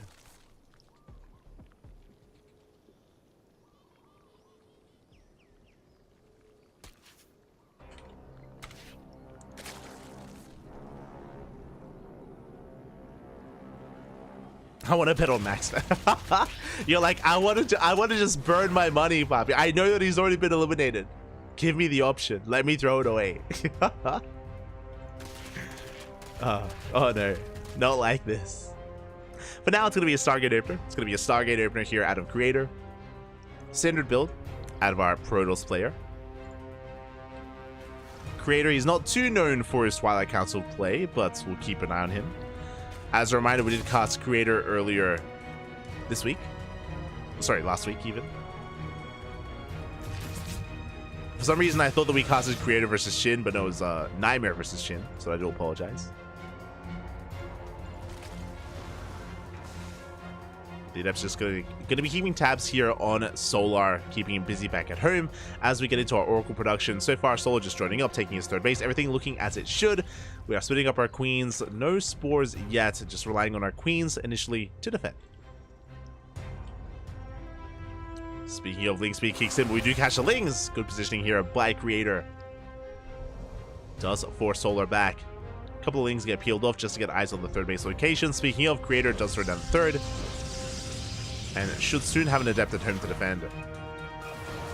Well, as the Adepts, they do threaten the shade. We do cancel. Lings, they do dip in. They do get the probe. Oh, as that was a rough decision made there. Creator does end up spending some energy back at home to defend, to deal with those Lings. Meanwhile, third Oracle is on the way. Again, triple Oracle opener into a third base. Just a standard build so far out of Creator.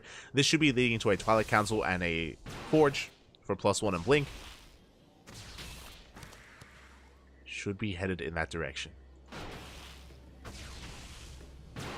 Going for a Robo first. Oh, let's go. It's been a while. It's been a while since we've casted Creator, but Creator, he has been known for quite some time for going for a very different kind of unit composition in ZVP. Doesn't do it every game, but does go for like a more Archon Immortal heavy composition if he plays macro. I'm curious if that's going to be the case. Lair is on the way for Solar. We're not skipping the Roach Warren, thankfully. Roach Warren is on the way just to be safe. There's that Forge, there's that Twilight Council. Again, I'm curious to see if we delay our Twilight Council upgrade and go for +1 and a faster Templar Archives instead. Or we could just go for Blink. We'll see. Could just go for Blink. There we go. There's the fast immortal production, which is very iconic here of Creator.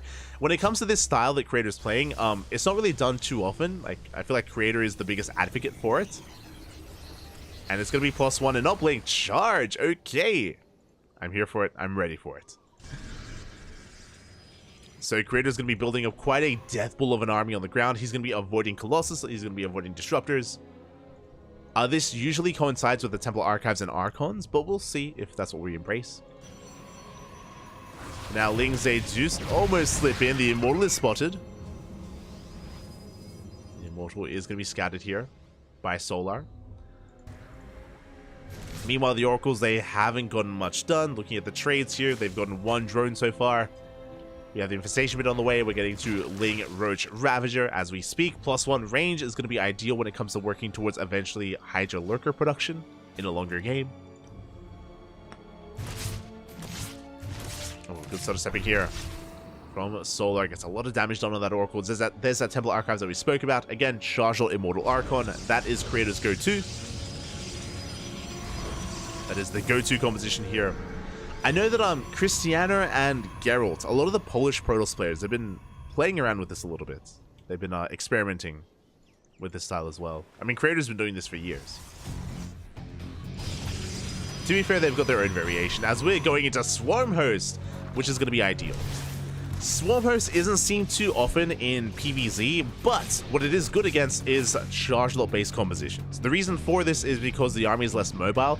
If we had +1 Blink Stalkers, we can maneuver around, we can chase down the Nidus Worms and threaten the Swarm Hosts themselves. Here, with Zealots instead, with Archons, with Immortals, we're kind of a slower army that moves around and we don't have as much flexibility. It can be difficult to keep up with those Locust Waves. Here we go, the Swarm Hosts are amassing. Again, we've seen Dark do this a lot against Creator. The Queens are going to be moving out as well. That I was not expecting. Solar, he's going to be committing with this. Yeah, the Queens protecting the Swarm Hosts against those Oracles. Swarm Hosts have been spotted. Shield batteries are on the way. Cannons are on the way. We're amassing Archons as we speak. Here comes that first Locust Wave. Can we get the base? Can we break the army? What do we go for? We have the Prism we can juggle. Let's go. So far, good control. Oh, I said that the Immortal goes down. The Immortal does fall. The Prism under fire. We collapse on the 4th base, and the 4th will fall. Big pick up. 4th base goes down. We're amassing Ravagers. You can see that Solar, he's dropped up to 68, and he is not droning any further. It's a 3-base all-in from Solar. With Swarm Host as a backbone to this army, that I was not expecting. We have Colossus on the way. That will help against the Swarm Host, but they need time. It is going to take time here, as the Locust Wave is almost ready, and here it comes. We have the overcharge. Locust Wave going to be coming in. We collapse here on the Archons. We collapse on the Sentries. Ooh, Bilesy take down one of the Oracles. The army is being forced back. Again, good juggling with that War Prism. The Colossus have arrived as well. Creator, he's holding. He's holding on, Papi. The soup does lie. The Queens are going down. And we're getting on top of those Swarm Hosts. Yeah, and Solar, he's going to be forced back. As Creator, he shuts out every single Roach. Doesn't quite get on top of the Swarm Hosts, though. They do manage to slip away. But Creator does hold. Again, even though Solar was maxed out, bearing in mind that a lot of that supply is here in these Swarm Hosts, and without their Locust Wave, they don't really add much at all. Here comes the 3rd Locust Wave. And towards the Colossus, we go for the dive. We get one. Oh, I spoke too soon. The juggling, Papi. We save the Colossus. Good juggling here by Creator. Saves the Colossus, shuts down the Locust Wave, saves every single worker as well. But these Roaches, they're breaking through. Ooh. Almost bringing down that Colossus as well. And they get one. One Colossus falls. Solar once again being forced back.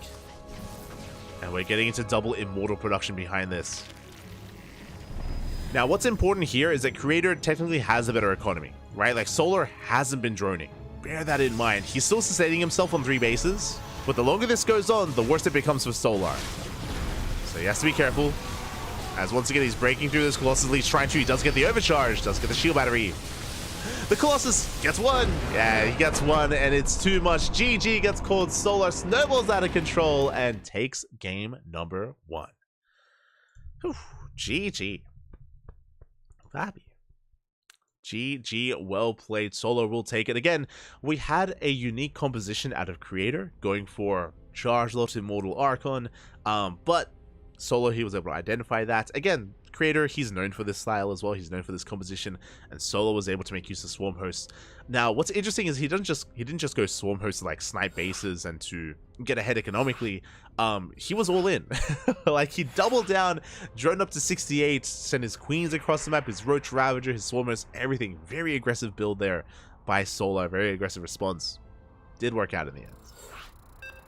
Creator held for as long as he could, but he was still, denied a 4th, and he was bleeding out Colossus, unfortunately. He was bleeding out a lot of those units, a lot of those high-tech units, and could not sustain himself. GG. GG, well played. We're getting into game number 2. Let's go. Let us go.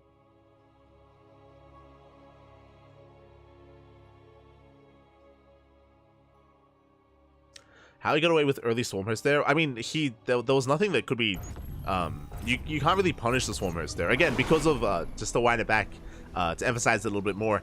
Specifically because the build of choice from Creator, like he's building up at home, he's not being active on the map. If we wind it back to game 1, that's another reason why Swarm Host can punish Creator's build. Oh. Hello. As we're going for a 15-15. Spawning in the top right-hand corner of Alkyone, we have our South Korean Zerg player. The blue Zerg representing Team Vitality.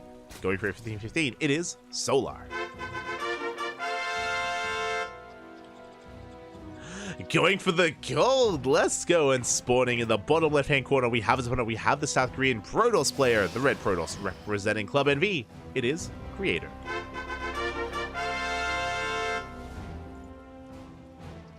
Not so easy to get to that spot though. Kind of. I mean, it's a little bit easier, specifically against what Creator was going for. That's why it's a common response.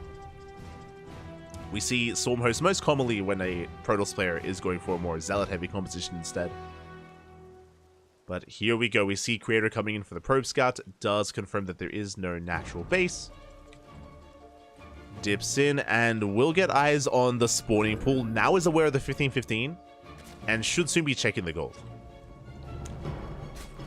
Now the question becomes, how do we try to punish this? Now, we've seen Classic and Nightmare. We've seen Classic and Nightmare fail to punish this. Against Shin earlier this week, we saw Classic try to cannon rush this. We saw Nightmare try to cannon rush this, and they did struggle against Shin. Meanwhile, Creator does not throw down a Forge. No Forge from Creator. Hasn't confirmed what's going on, but he should be able to piece it together here. At least I'm hoping he can. Again, like, he's aware of the 15-15, and if there's no natural, the hatchery has to be somewhere. So he should be checking. Behind this is opening up more standard. There's no 2-gate response either, so there's no cannon rush, there's no 2-gate. Looks like we're opening up in a more standard fashion. Creator now confirms the gold, which I'm pretty sure he was already aware of. And we're going for a Stargate opener. Now, we have seen players go into Glaive Adepts from here, like Stargate into Glaives, behind the initial Void Ray opener. Regardless, we do need to try to punish this in some way.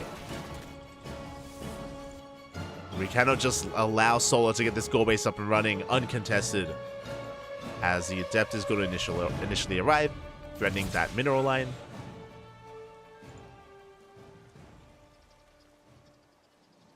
Stargate soon to finish.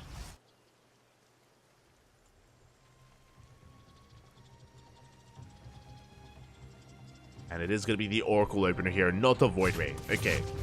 So opening up Oracle. Now, the plus side here and the opportunity that Creator has with an Oracle opener, you don't actually have to apply pressure to the gold. You can hit the main, right? We can pick and choose between the gold base or the main.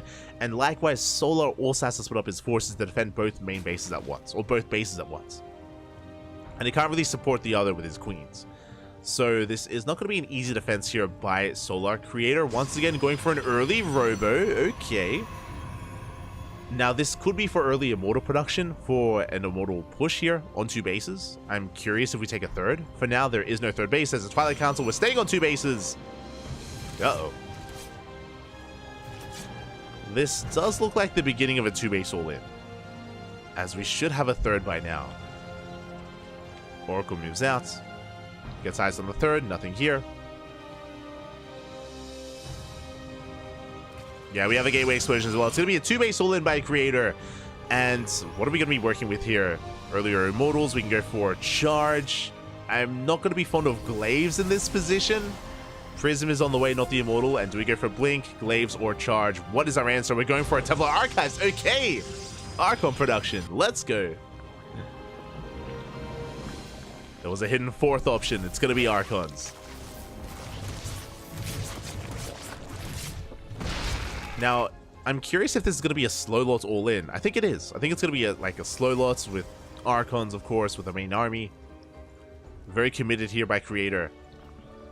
Meanwhile, Solar behind this is going for his Roach Warren. This was, okay, around like 4 minutes 20 Roach Warren timing. Is spreading his creep, is connecting his bases. Queens are amassing.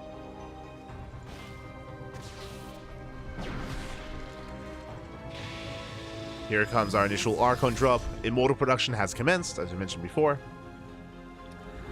And we are throwing down a third. And again, this is a very late third base here.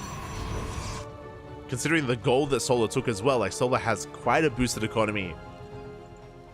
But here come those Archons. And here comes Charge behind it. Okay, the pressure is on Creator. What can he get done? We only have 2 queens in position for now. Archons, they do break in.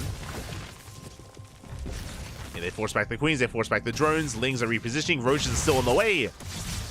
But good defense here by Solar. He does save his workers. The queens, they take a lot of hits. 1 queen goes down. And the Roaches have arrived. So not bad. We deny mining time. We get a queen kill. Creator going for the main. Behind this, the Immortal count is slowly getting higher and higher. We have 1 so far, getting up to 2. Archon's not finding much damage here in the main base.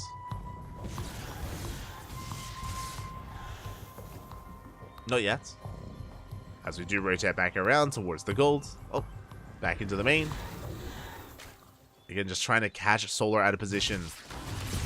Going for the queen even. Oh, doesn't quite get it. The Prism getting very low. If we committed, then the Prism would have gone down. Meanwhile, Lings, they do end up getting across the map. We do have the Oracle to defend. And we're up to how many Immortals? 2 Immortals so far. And we're getting ready for our push. Now, thankfully, we do save the Prism. The Prism was recalled back home, and here comes our timing. We have 2 Archons, 2 Immortals. We have plenty of sentries. Almost like a Soul Train-esque push here by Creator. We've been building up towards this. But Solar, I don't think he took enough damage from the Archons. Not gonna lie, he lost a queen and like a drone. Yeah, we collapse on the army. Show us the force fields. But they're gonna be knocked down by the Ravager Biles. Not bad. The Zells, they put in a lot of work. Yeah, but Creator, his warp-in is denied. And he's gonna be chased down. Yeah, Sentry's gonna be falling. The Immortals are exposed. Oh. The juggling is looking good. We saved both Immortals. But we just collapse on everything else, and Creator just doesn't have enough. Solar with the gold base, he's snowballed out of control. GG gets called, and Solar will take the series 2-0. GG. GG, well played. Again, there was a lot of pressure on Creator to get more damage done with those Archons. Like, it was a really interesting build.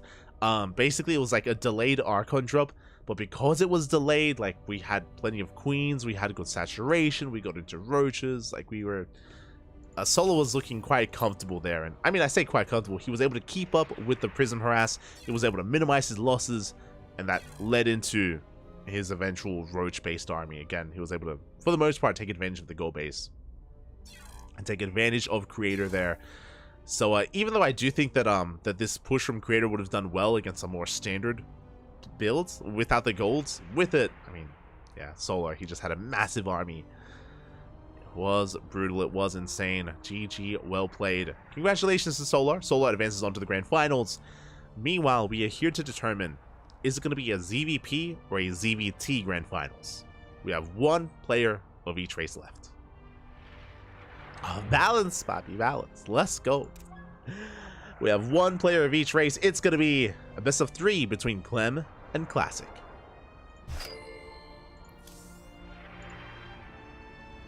Let's go. And let's get those predictions ready.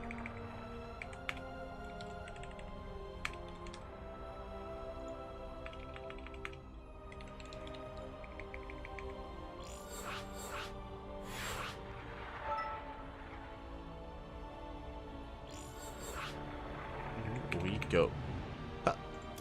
Looks like Vitas are done. Lobby is being made. Once we have our lobby, once we load into the game, I will open up those predictions. I will get them going, get them rolling.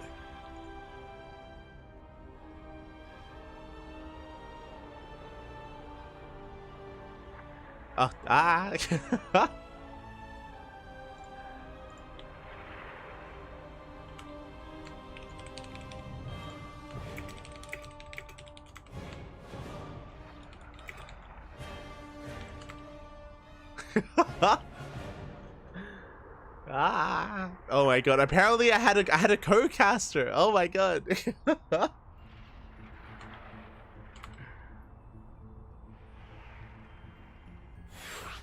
Hold on, I should message him. So apparently Asher was asking to join for the semifinals, but I didn't see his messages, so I didn't know.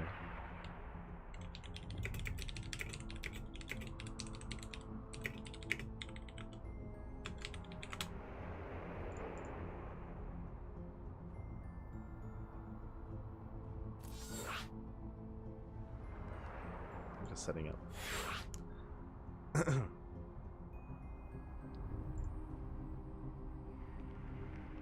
Just setting up, but here we go. We're getting ready here for our upper semifinals. Clem versus Classic. Again, Clem has been working his way through all these Protoss players, one after the other. One remains. Classic is the last Protoss player in the tournament. Clem is the last Terran in the tournament as well.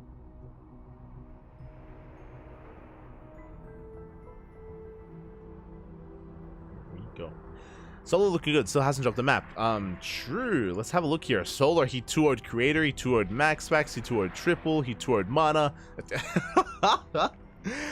Solar, he's been relying on his ZVP. Nothing but Protoss players as well for Solar, just like Clem. But Solar has worked his way through all the Protosses. Can Clem do the same? Clem has been a little bit shakier here tonight, dropping maps to Trap and Jeshi, but he's still been winning. That's what matters. That's what matters most here, is that Clem has still been winning, has still been taking these series, and now up against Classic here for that chance to make it to the grand finals. Can still go all the way.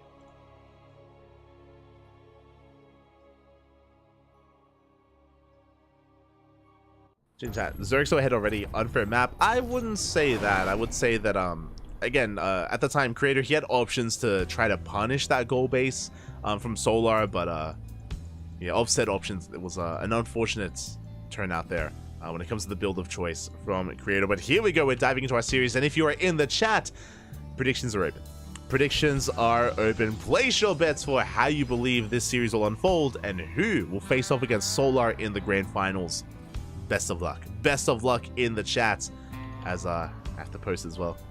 Predictions open. Predictions are open. And spawning in the top left-hand corner of Ghost River, we have our South Korean Protoss player, the Red Protoss representing. The Red Protoss representing Twisted Minds. It is Classic. And spawning in the top right hand corner, we have as opponent, we have the blue Terran player representing Team Liquid. It is Clem. Land of France. Let's go. Now we're loading into Ghost River for the first time tonight. For the very first time. I am ready. I'm excited. I'm good to go. Gibbs, baby, Gibbs. Let's go. Ghost River, of course, being the shortest rush distance by map in the map pool. Very short, very aggressive map available here. And we'll see how this does, or where this does take us. Again, Classic is more than one willing to embrace a more aggressive nature of PvT. So my eyes are on Classic.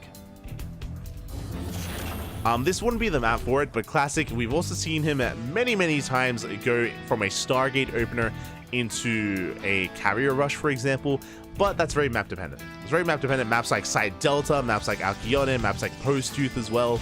On a larger map, that's kind of what is going to be in the back of our minds.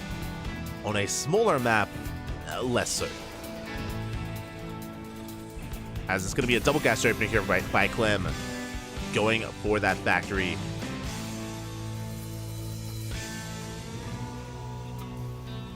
It's going to be a faster factory. We do have a reactor on the way here by Clem. CC on the high ground. Reaper moves out. And we'll see what we can get done.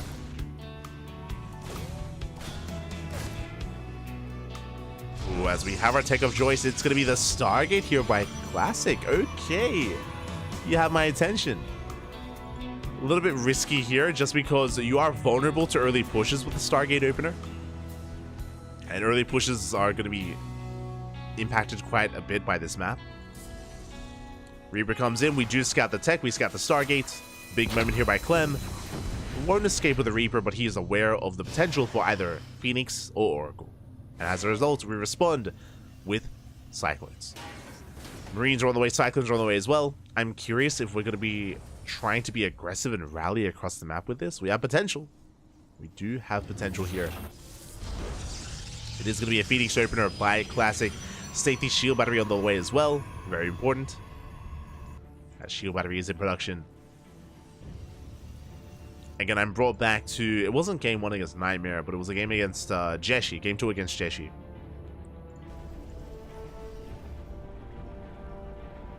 But to be fair, even game 1 against Nightmare, where Clem was able to just snowball out of control with his earlier game aggression. Here we go. We are going for our drop. It's going to be Marines and the Widowmine across the map. Cyclone for now. Going to be chilling back at home. Oh, never mind. We're going to be rallying. Okay. Yeah, we have Vikings and more Cyclones. You can see the rally of the factory and the starport. So this is the same response that we saw against Jeshi. Just everything is being sent across the map. And the goal here is to break Classic. We do catch a Marine. Cyclone is spotted. We're going for the pylon. Thankfully, we have a backup pylon behind this.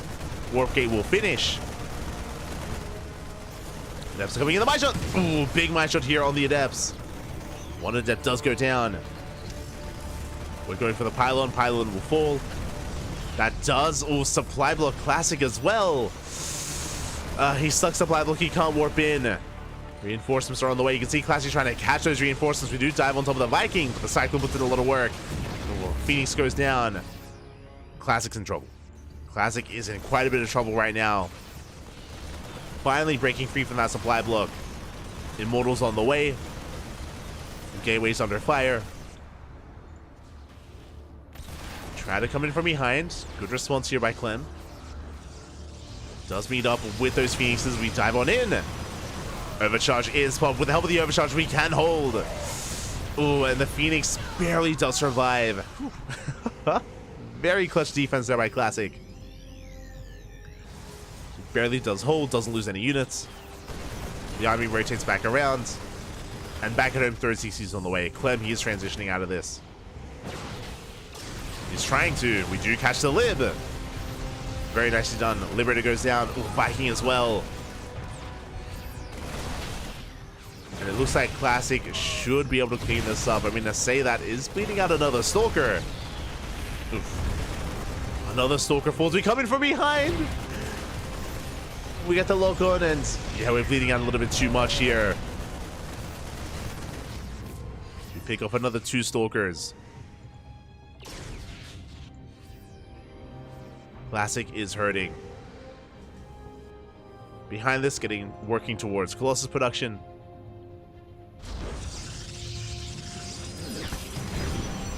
Line shot going up. Delays the third. Behind this, Clem is getting up into his own 3cc setup.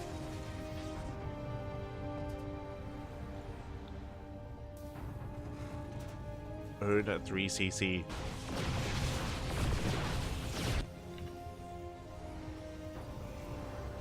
And our Nexus is also on the way, but Clem, he has the economic lead. He has the economic advantage. While the third Nexus is still in production for Classic, the Orbital is already done for Clem. We're getting to more Vikings. Tank production as well. Just fortifying ourselves here on our 3-way setup. And pushing into this is not going to be easy. Oh, but there's no turret, by the way. Okay, Clem cutting some corners. He gets punished. 5, 6 SCVs go down. Good pickups here by Classic. At the same time, he goes for the tank. The tank is left alone. Clem is getting pulled apart. Ay, ay, ay. Caught out of position. Tank goes down. SCVs go down. Now we can't commit to a fight. Sim isn't done though. We're diving in. Yeah, the tank will fall. Ooh, but we trade out a lot of Phoenixes. The Vikings, they just go ham here. Oh my god. And they reset the Phoenix count, bringing it down to 1. And Classic does have to retreat. It was a good push by Classic, and the Colossus does arrive. With the help of the Colossus, Classic could keep pushing, but he falls back for now. He respects the ramp, respects the high ground. You can see here the trades: 6 Stalkers, 4 Phoenixes for 8 SCVs, 2 tanks, Vikings, 4 Vikings even. I would say that was a better trade for Classic, just because he was able to recover economically and also hinder the tank count. The tank count, which is still building up, by the way, so that will kind of soften the blow or soften the attack of Clem. So some pretty necessary damage there as Classic is taking a 4th. But Clem is still being active, this time with Stim. Meanwhile, we spoke about Classic liking to rush into carriers. There it is, Fleet Beacon and Stargate. I didn't think he would on a small map like Ghost River, but given the game state, I feel like it makes sense, and specifically on Ghost River, you can cut the map in half. Because of all these points of elevation, because of all these ramps, there are some really nice defensive positions, but we're not there yet, as Clem is pushing with everything he has. He's got 2 tanks. 2 tanks, 4 Vikings, good amount of IO. Tanks are sieging, we're not able to punish. Do we have a Twilight Council upgrade? We do not. No charge, we're working towards Tempest, we have to. Gonna be Tempest first, Milk Carrier. Clem rotating around towards that 4th. Shield batteries up and running. The tanks! We do catch a tank. Good pickup. But the probes are caught out instead. And the other tank does siege. Big volley's gonna be going off. The Vikings going ham as well. We do lift the tank for a moment, but only for a moment. As with the help of this overcharge, which is within range, we barely bring down that tank. Again, really nice positioning with the shield battery. The overcharge came in clutch. Tempests have arrived just in time. And there's no way to dive on those Tempests. Oof. The tank is going to be saved, but Classic holds. And Classic now is working towards a superior army, with carriers now on the way. Clem, he knows he's on a timer. He knows he's got to go now, before the sky just gets out of hand. But it might be too late. Yeah, there we go. We have starports on the way. We have more Raxes on the way. Ghost Academy, 4cc soon to be landed. Clem, it looks like he's recognized that he cannot kill Classic. Not anymore. And now Classic has momentum. Tank is going to be saved. Ooh, oh my god. That was close. The tank is saved. We get back home. 5th base on the way for Classic. Now, Classic still doesn't have a mobile army. Like, he still has, like, no charge, no blink, for example. No mothership.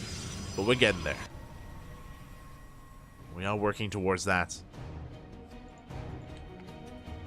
Prism is coming in behind this, working towards that natural.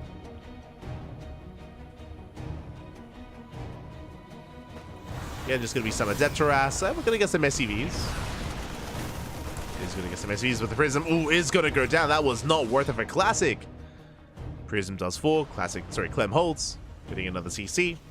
Meanwhile, Classic is building up towards, we spoke about it earlier, but he's lacking a little of mobility. He's working towards now Blink, +2. Temple Archives is going to be for Storm and Archons. He's refining his army, building up towards the ideal. So Classic shouldn't be pushing until he gets all this up and running. Meanwhile, Clem is stabilizing. Clem is stabilizing, getting up to 5 bases. Sensor Tower is going to be thrown down. Turrets, we're going to be walling off with CCs.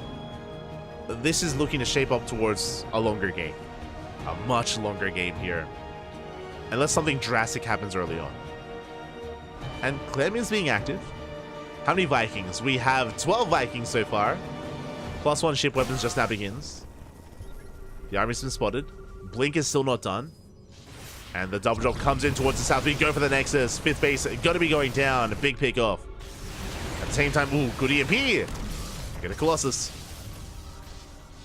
Clem doing well. Clem doing well so far. Again, it's one of those things where both armies are close to max, true, but Classic's army is subpar. Like, we still need time for this army to really hit its stride. With +2, with Storm, with Blink. Meanwhile, Clem is able to take the center base as he bullies back the army, gets eyes on the southern Nexus as well. Still active with that double drop. Without the mothership as well, we have 1 less recall. Like, recalls are so important here in late game TVP.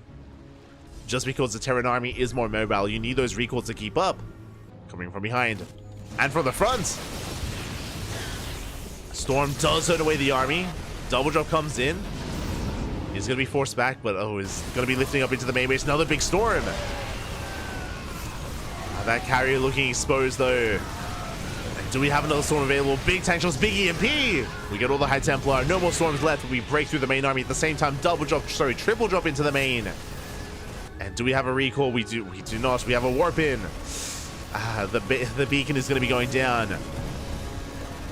Classic walking back. It is going to be brutal. And he might even lose +2. Sorry, +3 even. As the cyber core is very low, we get into the main base. The entire army has to come back home. Ay, ay, ay. And we shut down one of the medevacs, and as all this is happening, we're pushing towards the front line, towards that forward base. This Nexus, it's going to go down. There's no saving it. Classic just unable to keep up.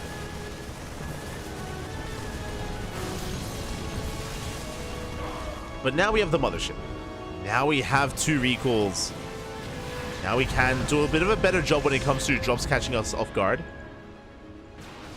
Carrier does fall. We can punish this. So big storm. Oh my god. It's not a bad moment here for Classic. Is still trying to take a 5th. Desperately. Well, back at home, Clem still committing to mass Viking. How many Vikings do we have? We have 20 Vikings. That's a lot of Vikings, Pat. We activate the cloak, we're pushing in. Slow zone is thrown down. The Vikings get caught, by the way. The Archons are getting a couple volleys here on the Vikings. The Vikings, they bring down one of the carriers, 2 carriers, and the mothership. Good pickoffs here, but the Viking count is being completely reset. Likewise, the ground army is being crippled as well. Classic, has he done it? He breaks through the army again, catching all his Vikings in slow zone. GG gets called, and in one swift move, Classic takes game 1. Whew. GG, Poppy. GG. Oh my god, that was a brutal position for Clem. Again, the choke point was working against him. The Colossus, they were having their way with the bio army on the ground. On top of that, big slow zone on the Vikings. I love the Archon movement as well. And if you notice, we got the slow zone and then we saw the Archon specifically push on forward, got under the Vikings as well, got some extra damage done. Vikings got shut down and the ground army just could not keep up. GG, well played. Classic does take it. GG. But that was a very intense game, and again, Clem was doing well for himself. He was denying the 5th base over and over again. He was dropping, was picking off units. Like, Clem was doing well for himself when it came to harassing. But this is also the problem with Ghost River, is that it doesn't take long at all to push out across the map, and we saw Classic go for the throat. He was able to wedge himself in between the natural and the 3rd base. That was a brutal position for Clem to push into, and yeah, with that we saw a brutal fight as well go in favor of Classic, and one fight is sometimes all it takes. GG, well played. We're getting into game number 2. Whew. We're getting into that second game, and can we force the ace match? Or will the semifinals be over here and now? As spawning in the top left-hand corner of side Delta, we have our South Korean Protoss player, the Red Protoss, representing Twisted Minds, leading the series 1-0. 1 game away from making it to the grand finals. It is Classic. And spawning in the bottom right-hand corner, we have his opponent. We have the French Terran player representing Team Liquid. Down in the series, he has to fight back here and now to force the ace match. It is Clem. Let's go. Needed a couple of Thors, maybe. You don't typically invest into Thors there. As I mentioned before, again, it was just being caught in a really rough position, or caught at a position. The SimCity was working against Clem, so his ground army of Ghosts and Marauder and Marine had a really hard time engaging and supporting the army. On top of that, as we pointed out, that was a brutal slow zone on all the Vikings. Literally every Viking was caught in the slow zone, and that allowed the Archons and of course the Stalkers to support the air army of Classic and just shut down every single Viking. Like, that was an insane fight. that was crazy. So that was maybe the best fight that Classic would hope for, to be honest, like in that position. Like, that was insane. Which can be frustrating as well, right? Because Clem played it out beautifully. Like, that entire game with his drop play, with his harassment, with his denial of bases. He was on 20 Vikings, if you remember, as well. He was doing well for himself, but again, Ghost River. Smooch. Ghost River can be brutal like that. And with that, we're settling into game number 2. Whew. And we'll see where this takes us here. As for now, we do have an eBay block on the low ground. It's going to be a nice disruption here for Clem. Going to be delaying the expansion for as long as he can. He gets a little bit of extra production there on that eBay. But you can see that Classic refuses to expand elsewhere. Gets out his Zealots. Is going to be quite a delayed expansion here, so a nice economic lead for Clem. Very nice lead. As now he does arrive with that Reaper. The Reaper shouldn't get much done as the Adept is about to pop out, but regardless, it's going to be able to keep tabs on Classic, as once again we see another Stargate opener. Now, I do like this a lot more this time. If you remember, I was worried about the Stargate opener in game 1 because it can be abused with early game aggression, and we saw that Clem did go for his early Viking Cyclone push, and he almost broke Classic. It was a very tense early game. What I will say though is it is much safer to do this on site Delta.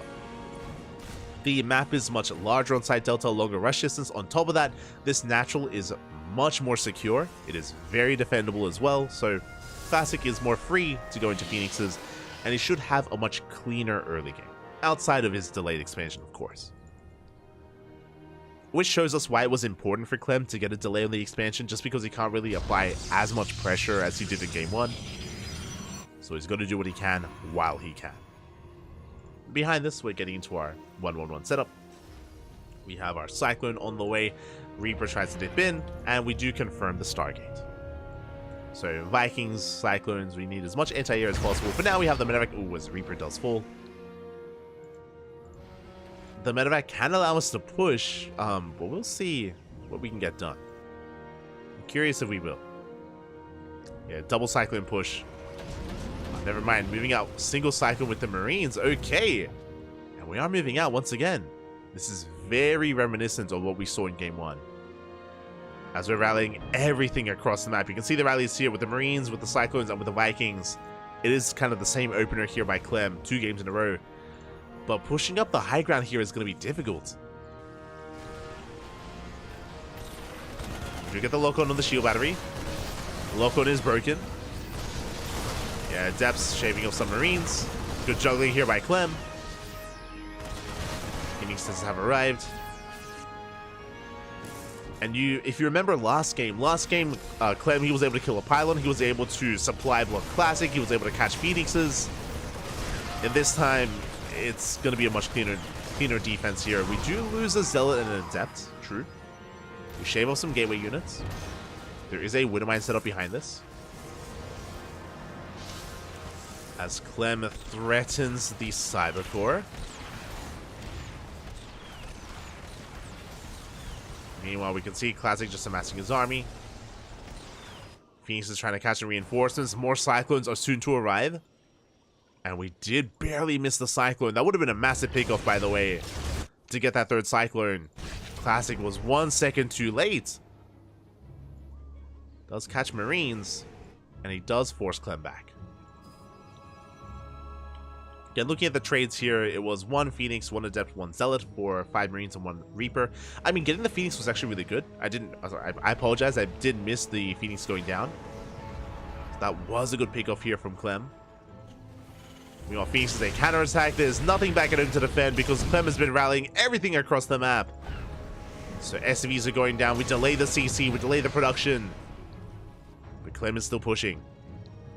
And the Phoenixes, they recall back home. Oh my god. Anyway, just have a Liberator in the natural, getting 3 probe kills. Good damage. Oh, the Phoenixes! Oh, Phoenixes are caught out as well. 2 Phoenixes for 1 live. That was not worth it. It was a rough trade for Classic. I mean, did kill a Liberator at least, but it was a costly trade. We can shut down the Cyclones. Finally! Clem has to race back home. Clem, he has to back off. Reinforcing with more Cyclones. But these are Immortals. Again, Clem hoping that maybe Classic overextends with these Phoenixes. Oh, hoping to catch one. Clem will pull back behind this. Classic getting his 3rd base. If you remember, Clem's own production setup was a little bit delayed by the SCV harass. Whew. And despite the tense start to the game, we're calming things down. We come into the main base. We pick up a couple more SCVs. 2 more workers go down. But Classic will settle into his 3rd, get into Colossus production. Meanwhile, Clem will settle into his own 3rd base as well.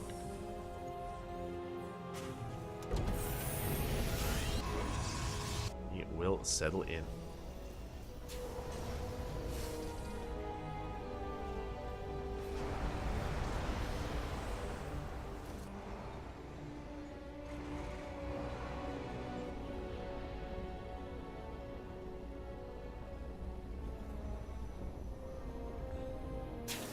On the way. We have a good Viking count as well. Meanwhile, Classic once again trying to rush into Sky Toss. This is very iconic and very stylistic of Classic.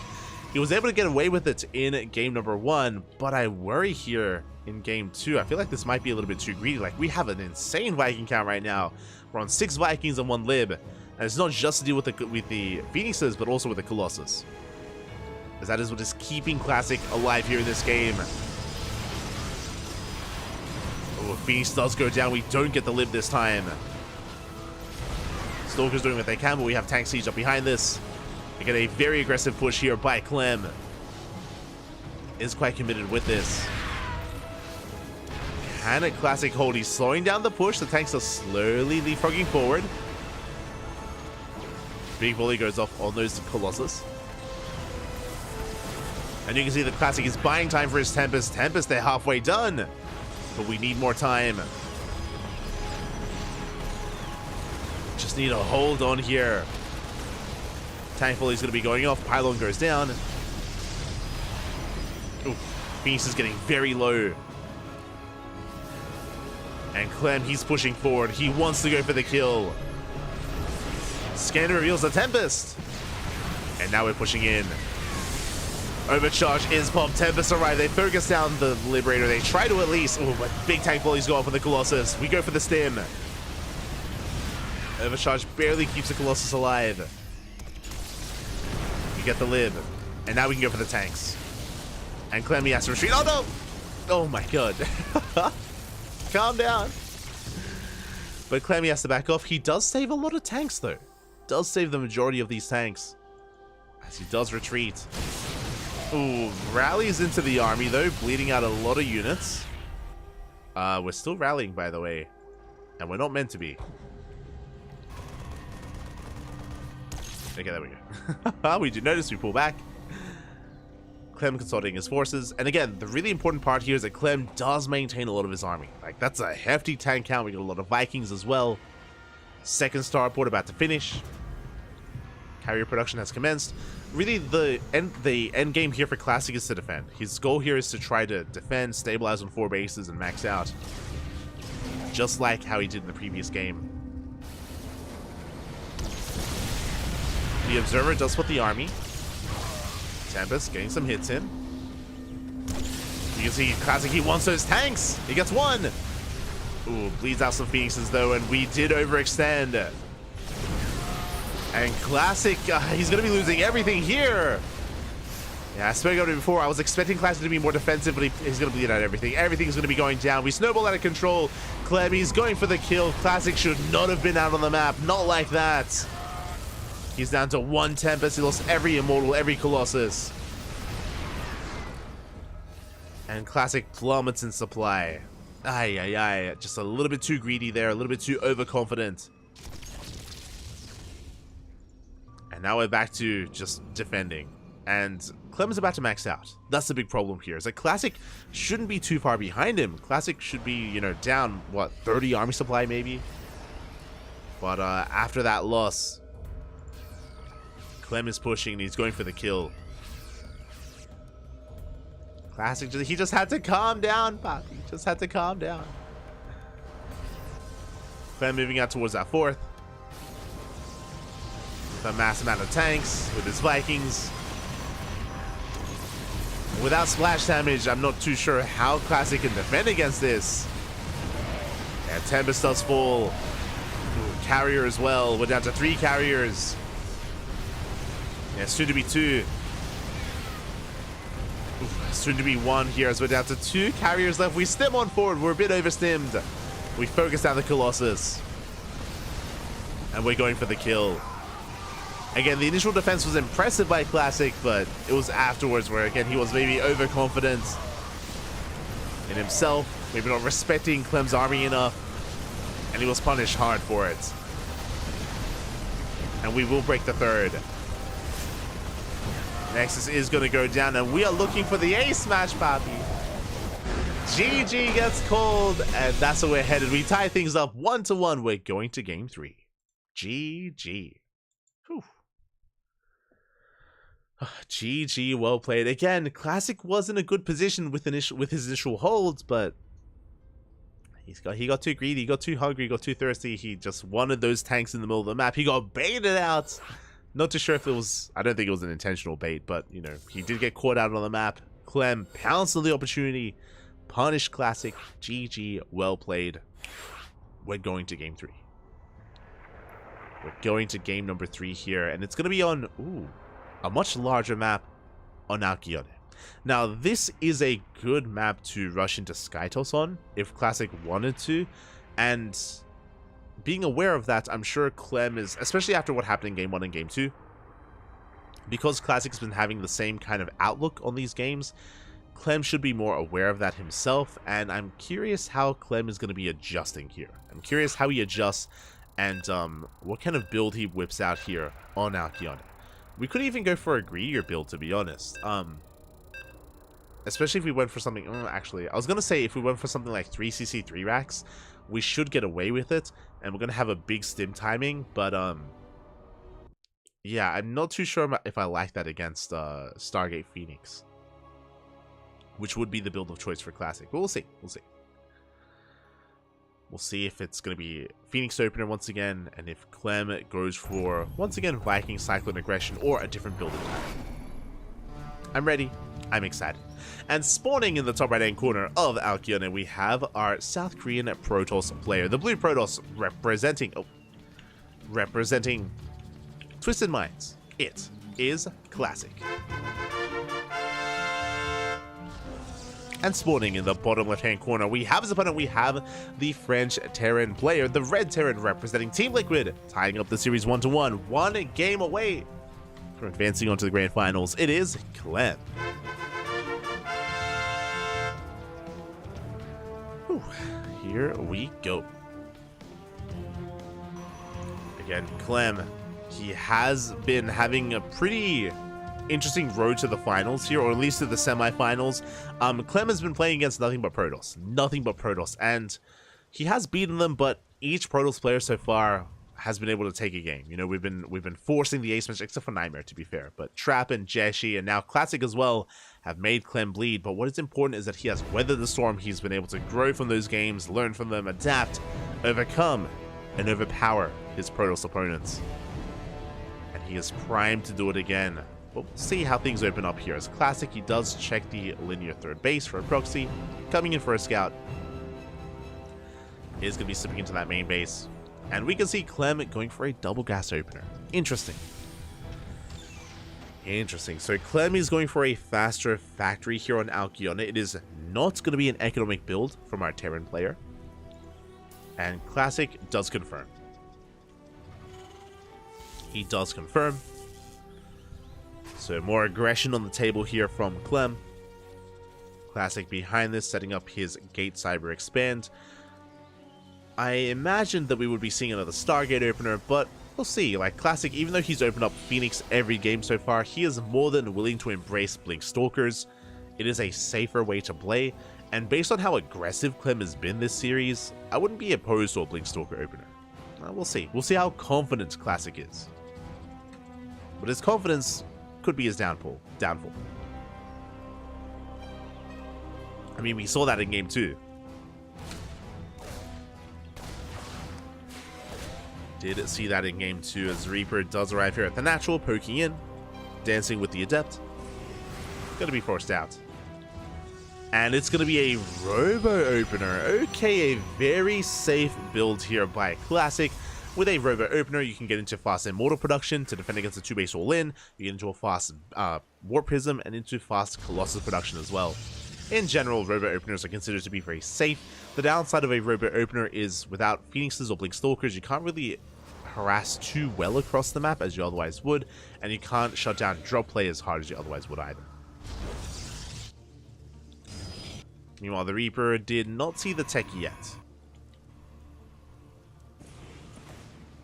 We dip into the main. Don't see much there. We're going to have to rotate into natural. It looks like we go for the scout, we go for the dive, and we do get eyes on the Robo. Clem knows. And he even escapes. Impressive. Reaper will get away. Behind this, we're getting ready for our initial drop play. Cyclone moving out. Marines, Medevacs. This is the same build.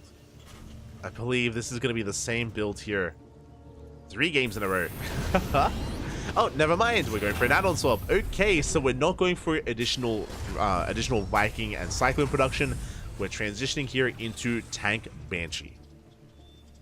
Oh boy. We saw this on Amphion, if you recall. It was on Amphion against Jeshi, if I remember correctly. So game 2 versus Jeshi. On Amphion, but here we go. Clem does arrive across the map, going for the pylon. Yeah, pylon is going to be shut down. The Stalkers, they can't quite engage. And this is going to be a nice pickoff here. Ooh, does supply block Classic. Behind this, Classic is at least already producing that Immortal. Backup pylons on the way. Cybercore under threat. The Classic should clean this up. He should force this back. Especially considering that this time Clem isn't reinforcing. Oh my god. That was terrifying. As we almost pull into the Widow Mine, forcing some friendly fire. 2 probes go down, and the drop is deflected. But behind this, we have the Banshee tank build here from Clem. Again, this has been very trendy amongst TV or Terran aficionados in TVP. We've seen a lot of tank Banshee play. Now, we can either pull this together and pull the boys and go for a 2-base all-in, or we can go for a split push and take a third. We can go for a tank push towards the natural. We can go for the Banshees harassing the main base. Things can get very chaotic very quickly. We'll see if Classic can keep up. Speaking of, we have our first Banshee here in the natural. Cloak is done. And we do manage to get a couple of workers. Cloak is now revealed as well. Observer on the way and does get here in time. But remember, there is no blink. The Banshee should get away. Oof, barely does. At the same time, drop into the main base. 5 probes go down. We get 6, we get 7. Good target firing here by Clem. Does get 8 probe kills. Banshee still here in the corner of the map.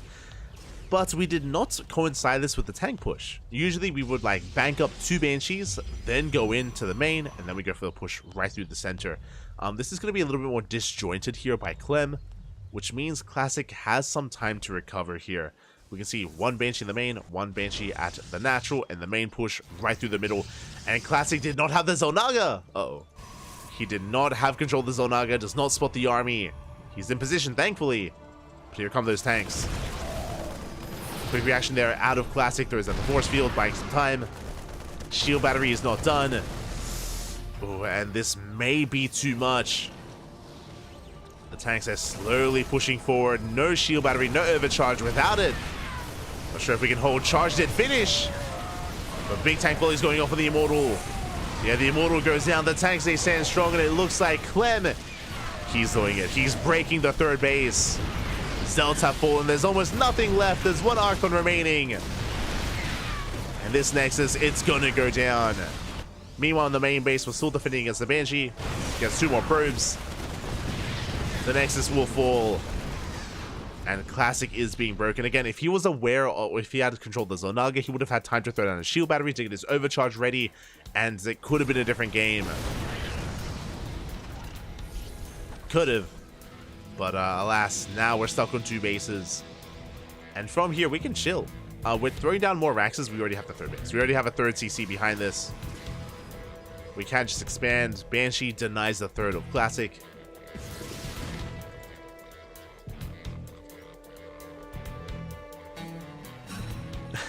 As we see Clem just fortifying this position as well.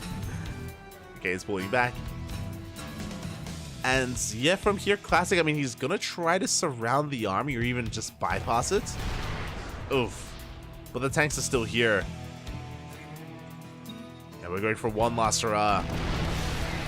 Zealous from behind. A bit of a disjointed attack, though. The tanks are going to be going down. We do manage to clean up all of them. A good cleanup here by Classic, but we needed this earlier. We did need this earlier. Banshee does arrive here in the main. We get 6 more probe kills. Classic is down 23 probes. Ay, ay, ay. And from here, Clem just needs to calm things down, get into his 3rd base, get into his production, work towards his stim timing. Stim is about to finish with combat shields, by the way, and then we can push. And then I'm not too sure if we can be stopped.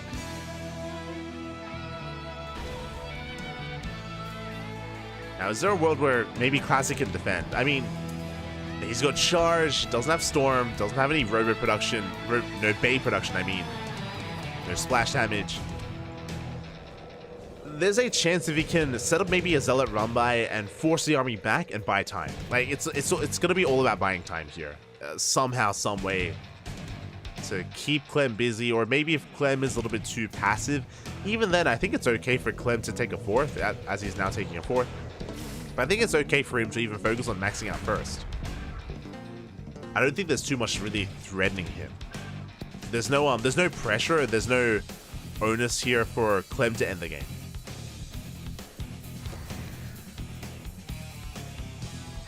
There's no reason for risk things.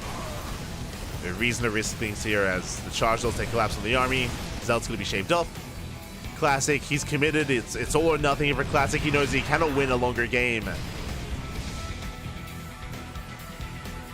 But with this tank line, with the SimCity, with the liberation zones as well, yeah, we can't push it. It's not gonna happen. It's damned if you do and damned if you don't. Like, Classic can't break this, but also knows that he needs to get something done. Well, big EMP. We don't quite catch the prism. We'll escape. Storm is halfway done. Storm will help. Definitely. Storm is, if we can buy time, if we can even get some really good connections with the Storm, then maybe.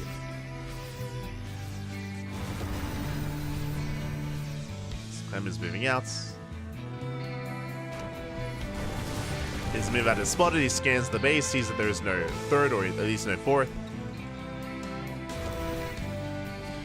And Clem has maxed. Now is the time. Scanning its eyes on the armies, Clem rotating towards the now new fourth base of Classic. We do have storms. We have to hold on to them. We're going for the dive. Oh. Decent initial storm. We have 2 more left. One was good. The other did zone away the army. Yeah, but we stem on forward and we just overwhelmed. GG gets called and Clem will take the series at 2-1, advancing on to the grand finals. GG. GG, well played. Clem will take it again. A very, very aggressive build there from Clem, going for his initial tank Banshee push. And unfortunately, Classic did not spot the main army. He did not see the move out. He was trying to keep up with the Banshees, but he was caught off guard at the third base. And that was the beginning of the end. That was Clem breaking the third base, catching Classic with his pants down, and there was just no way for Classic to save the third. He committed to try to save it. Lost everything in the process, and from there Clem was able to take it. GG, well played. Whew. Went the distance here, went all the way to the ace match. Again, there is a world out there where maybe Classic is a little bit more patient in game 2 on site Delta, and maybe we get a different outcome. But again, I feel like Classic is known for his confidence, he's known for being aggressive. That is part of what makes Classic Classic, and Clem was able to take advantage of that in the end, and of course fight back on site Delta and bring it all the way back here in the ace match as well. GG, well played. With that, we have our finals. Oh boy. And I'm curious how this is going to go. Solar's been doing well for himself, but fun fact, for those who are looking at the bracket, Solar is waiting in the grand finals, and Solar has made it to the finals, bringing down nothing but Protoss. It's been nothing but Protoss players here for Solar, and I'm sure he would have preferred Classic. I mean, Solar, he knocked out Max Pax, he knocked out, let me just quickly double check, Max Pax, Creator, alongside Mana as well. Again, it's been nothing but Protoss players in the face of Solar, and he's brought them all down time and time again. Now he's up against Clem, and yeah, this is going to be an interesting one. I'm hoping for a back and forth. I'm hoping for a more dynamic matchup. I think I want to give the edge to Clem here. I think I would give him the edge, but I'm curious what the map vetoes are going to be, and I'm curious to see how Solar is going to be approaching Clem in this matchup. Let's go. Let us go. I'm ready. I'm excited.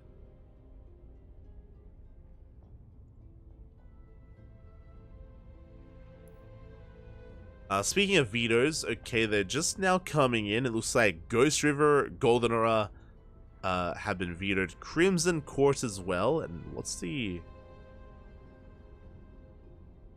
Wait, what? Wait, what? Sorry, it looks like Golden Aura and Ghost River. That's it. Golden Aura and Ghost River have been vetoed.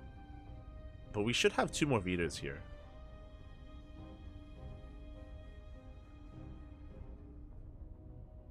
Few more vetoes. We'll see. See how things do turn out. As a reminder, this is going to be a best of 5. A best of 5 grand finals, not a best of 3. So we're going to have a little bit more available to us.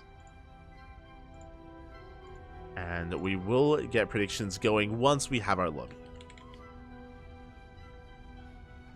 Okay, Crimson Court and Post Youth. Okay. Makes sense. Wait, we don't veto Dynasty? Yo, let's go, papi. Let's go. Dynasty is making it in. We have not casted Dynasty at all today, for good reason. For very good reason. No Dynasty yet, but it looks like we might get it in our next series. Meanwhile, a big shout out to Slowbro in the chat. Oh my god, papi, thank you so much. Big shout out to Slowbro for resubscribing for 9 months. We're with child. Thank you so much, Slowbro. Gracias, papi, gracias. Thank you so much for the support. Hope you enjoy the content. I know you've been a little bit more busy as of late, and you've been a little bit less free to tune in and watch, but we always appreciate the support. Hope everything's been going well over on your end. Hope you're doing well, papi. Much love. Much love. As I'm catching up in the chat.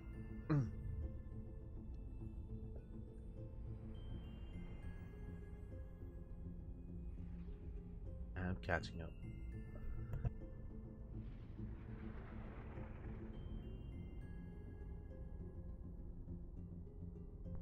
Crazy how long 2-base tank pushes have been so good.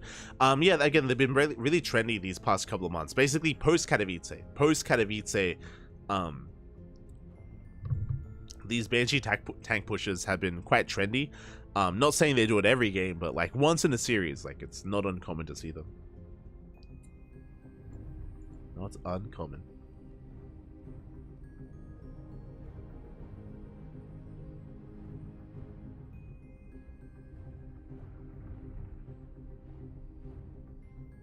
Hatching up.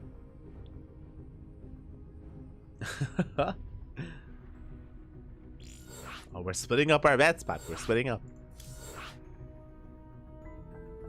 So busy. I usually only get to watch VODs. Oh, it's okay. It's okay. Glad you're able to tune in today. Glad you're able to tune in live. But it looks like our Vitas are done. Okay, our map order is here. Game 1 is going to be on Dynasty. I mean, makes sense. Clem's map choice is Dynasty.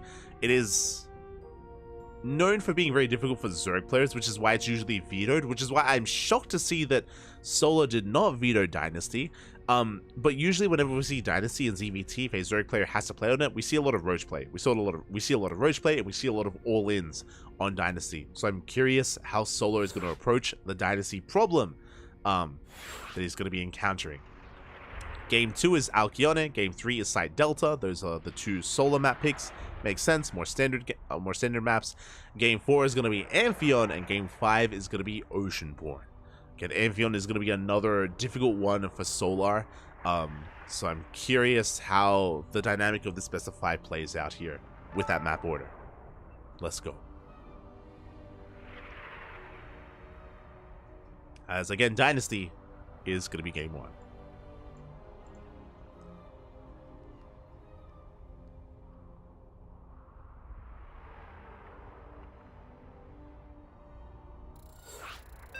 Dynasty is going to be Game 1, and we're loading in, and you know what that means? That means predictions in the chat are open.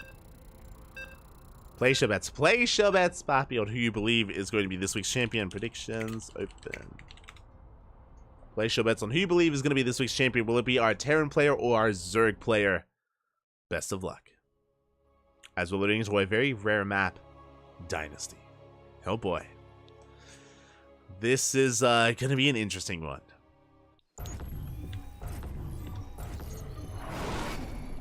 And spawning in the bottom left-hand corner of Dynasty, we have our South Korean Zerg player, the Red Zerg representing Team Vitality.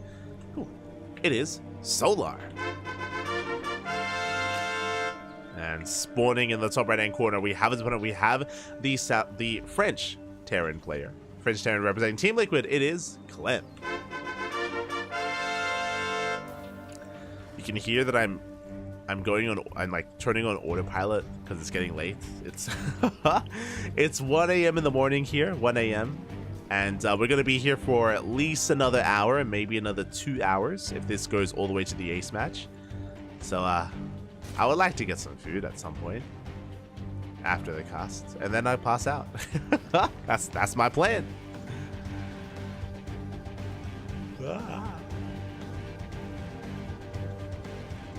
For now, we're settling into our game here.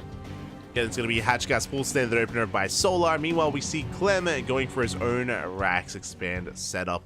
Now, one of the big reasons why Dynasty is typically vetoed in this map pool and is typically considered to be Protoss or Terran favored for when a Zerg player is involved is because of the goal base. This goal base is very difficult to take as a Zerg player, which is why Solar takes his regular natural. It's very difficult to take as a Zerg and very difficult to punish the opposing player, as Clem is going right for the gold. So again, this does track. This makes plenty of sense. The reason for this is because you need range units. It's very common to open up with Reaper or even have Marine drop play or Hellions, like you name it. The gold base is going to be punished, so the Zerg player has to avoid this. It is a bait. If you take this gold base first, you're going to get punished hard here, whether it's against Protoss or Terran. On the flip side, with Ling Bane early on, you can't really punish the goal base of your opponents. You can't really do much of anything, so Clem is freely able to expand here. We've seen a lot of Terran players even go CC first on Dynasty. Clem is just going for a standard Arax expand instead. Now, what I will say is that because of the layout of this map in solo games, taking the linear third as well, still avoiding the goal base, usually you don't take this gold until you get it as a 4th or a 5th base. This could have been the 3rd, and then this could have been the 4th. Looks like the gold is going to be the 5th instead for Solar. But basically, you don't get it until later on when you have map control. But what I will say, usually when we see Zerg players against Terran on Dynasty, we see a lot of Roach play. That's how you can punish this, is if you commit into a Roach-heavy composition with Ravagers, and then you can like harass a little bit more, you can apply some pressure here, you can try to punish it, you can be a little bit more assertive and a little bit more aggressive.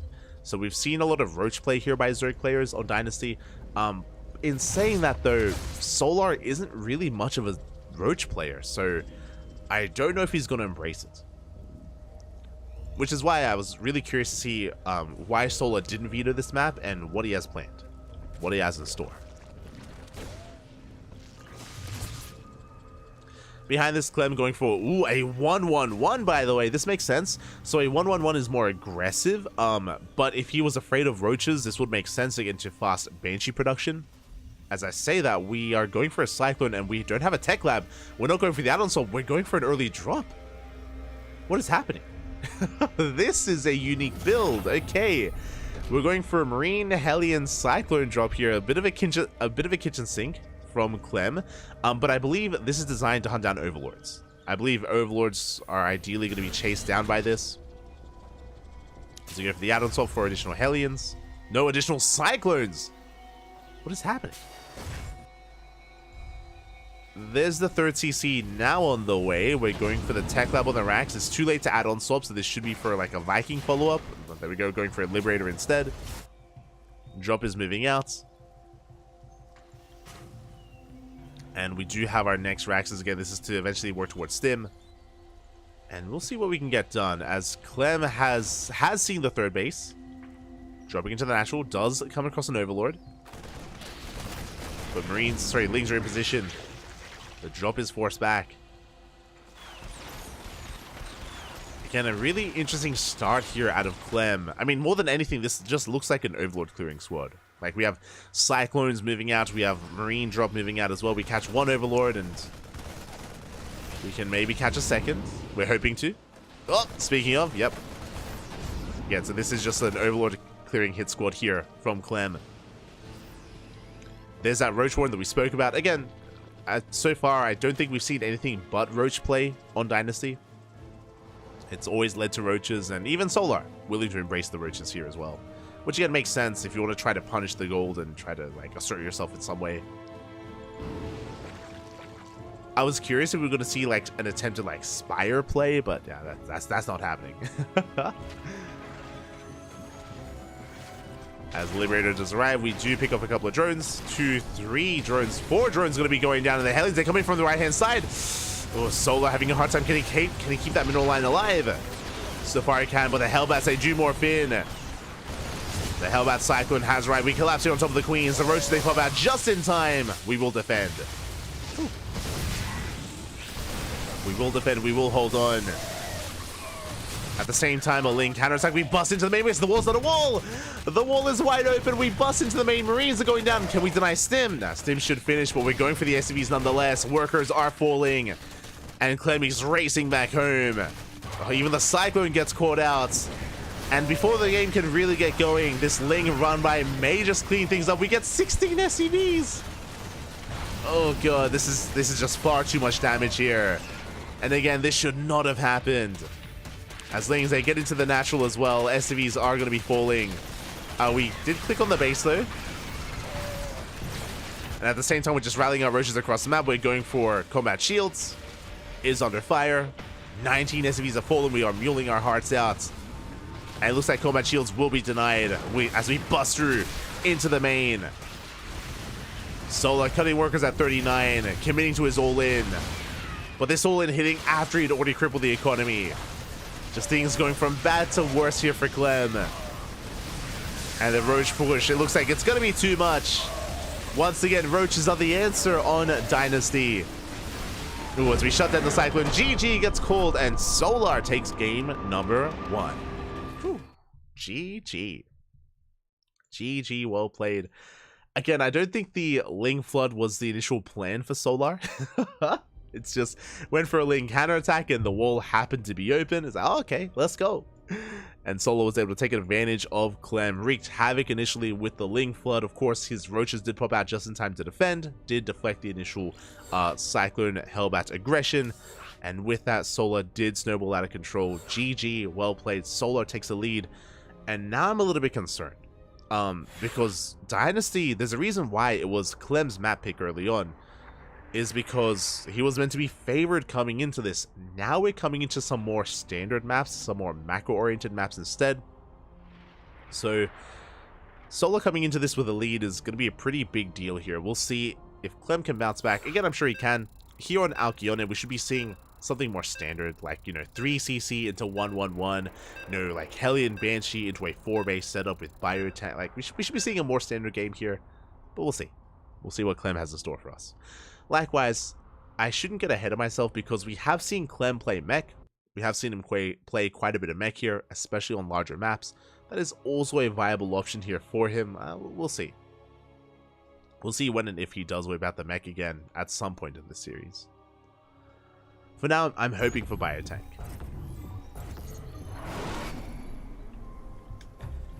And spawning in the bottom left-hand corner of Alcyone, we have our red Zerg player representing Team Vitality, leading the series 1-0. It is Solar. The KFC Cup trophy should be a bucket of KFC chicken. It should, I mean, it is, kind of. If you ever see Yaku cast this, Yaku, he makes his own backgrounds, and he does have a bucket of Kentucky Fried Chicken for his KFC logo. That is true.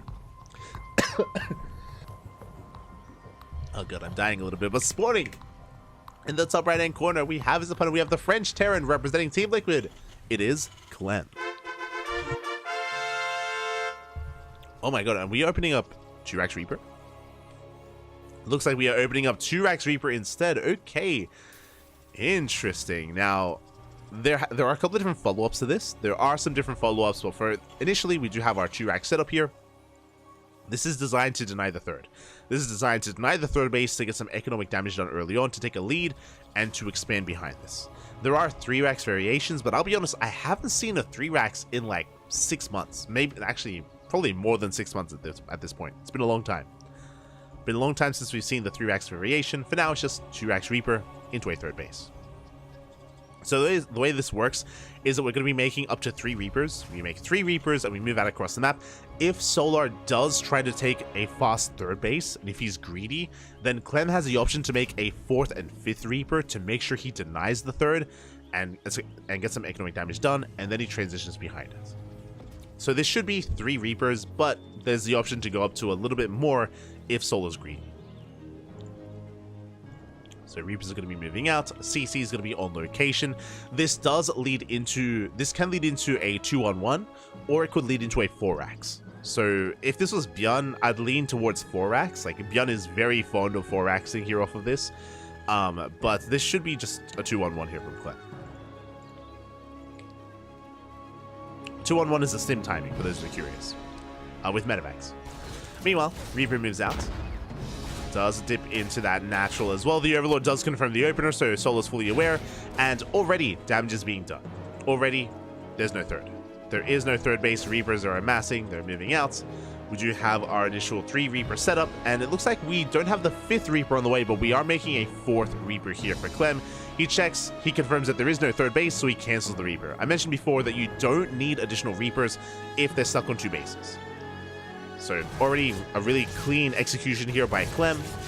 containing Solar to 2 bases, and that's the goal here. That's the entire goal of this build, is to delay the third for as long as we can. Dip into the main. Oh, we do get caught out for a moment, but nice movement here by Clem. He does escape. Does escape the surround. Will back off. And behind this, we're going for a natural. We're going for a third CC. So it's going to be a 3CC 2-on-1 as we have the Tech Lab and soon to be Stim on the way. So far, a solid setup here by Clem. Meanwhile, Solar droning. Solar also has to piece this together as well. Before we get into that, the Reapers do get eyes on the third base. They're trying to apply a bit of pressure here. Forcing out the Queens. Now, we should not force a cancel as Link Speed kicks in. Link Speed does kick in. We do try to set up this round as well. Good foresight by it. Solar, and he will get one of these Reapers. Oh, he doesn't. Oh my god, he barely gets away. Queens hop in, there we go. One Reaper goes down. And the others should be hunted down as well. I say should be. The KDA charge. Oh my god. Really nice kiting here by Clem. Trading as best as he can. Does get away. And we're following this up with a Roach push. That I was not expecting. Okay. So, the scary thing here is that because of the build of choice from our Terran player, no Hellions. No Hellions. The only map vision we have is the Reaper. It's very important that these Reapers survive. They should be dead. They should be dead. Because of that, this Roach Warren should not be scouted. But because they're alive, we can still get eyes on the Roach Warren. But now the Lings, they do get surrounded. Oh, they pick off one of the Reapers and they're going for the other as well. And the Reaper, do we get into the natural? Up, we do. We slip into the natural base. Clem, he gets behind the middle line. He sees everything. He confirms the Roach Warren. Big scout here by Clem. And bunkers immediately are thrown down. He's getting ready back at home. We have bunkers on the way. We have a Banshee production already on the horizon here for Clem. Now, this is another kind of layer to the build. This was supposed to be a 3CC 2-on-1, and it is, but we're going Banshee first. We're delaying Medivacs. Because of that, no spores. There's no spores here because we don't need spores, because why would we need spores? But the Banshee is revealed defensively back at home, and we should be getting spores momentarily. Now, there we go. So just like how Clem scouted the Roach Warren, Solar, he scouts the Banshees, thankfully, and now he has the tell to throw down spores to get ready for the Cloak Banshees. So we're having a back and forth here. Third base is getting up and running here for Clem. Third base getting up and running for Solar. Because of the delayed Medivac production, even though we have Stim, I don't think we're hitting a Stim timing. I think Clem is stuck at home. No Medivacs to sustain. At least until they come out, we are just going to be chilling here instead. Chilling back at home, I mean. So we're making our way towards the mid-game here. Whew. We're settling down. Meanwhile, double event chamber for our upgrades. Roach speed is on the way. Because Solo got scouted, that's why he didn't go for the Roach push, because Clem is a good enough player to be ready for it. So Solo didn't risk it. He didn't waste any resources. Setting up more defensively. Fourth base being taken, is spotted, and we could even force a cancel. A couple of hits come in. But the Queens are going to be able to rotate over. Another Banshee towards the natural, but there's a spore in position, and we take a lot of hits. Good control out of Solar. He saves the fourth, and he preserves his drones. Oh, I spoke too soon. We get one. One drone goes down. Meanwhile, Clem is building up towards a 1-1, towards his upgrades, tank production as well. Medivacs are now out. We should be active with drop play. Because we're not active with drops, I'm curious if maybe Clem is going for a big 3-base push. How many Raxes are we on? 5. Okay. We're on 5 Raxes. We're taking extra gases. We're going for a 4th.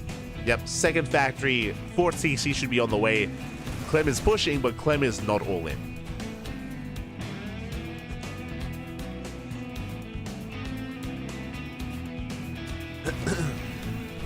Should not be going all in. Clem moving out. Gonna be knocking down these rocks, getting access to the 4th base. Solar is aware. Solar rotating around.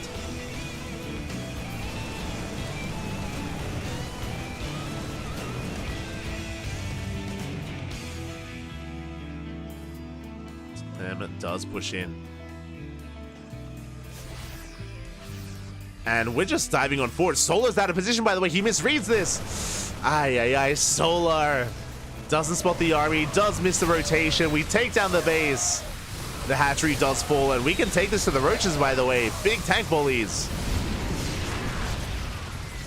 The tanks are cleaned up. We're going to be dropping into the main base, but again, killing the fourth was worth it. Was worth it so far for Clem. Dropping into the main. No Bailings, by the way. Without Bailings, Mass Marine can trade very well, very efficiently. We shut down the Roach, the Spore, the Lings.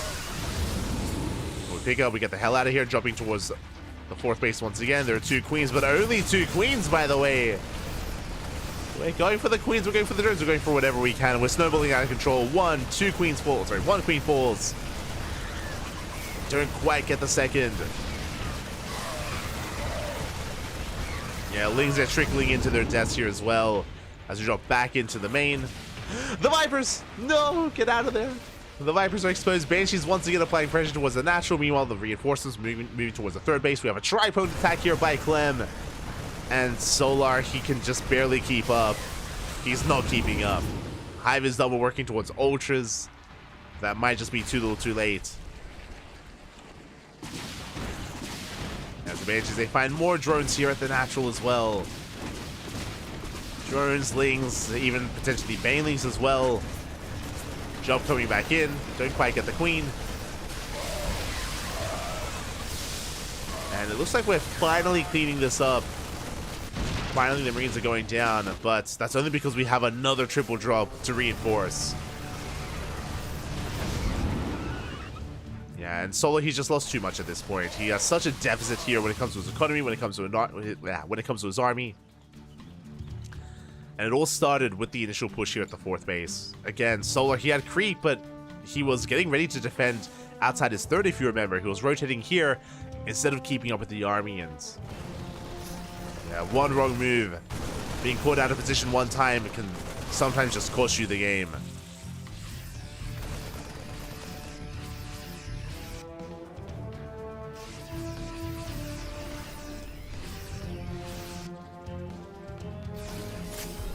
And it costs you the game here as Clem, he's maxed out, he's rallying everything he has across the map. He's not holding back. Not this time. Triple jump into the natural. Main push, pushing right through towards the third. We have some Vipers, we have Blinding Clouds. But even with Blinding Clouds, I'm not so sure. Yeah, the army, we just stand and deliver here. We run out of Banelings.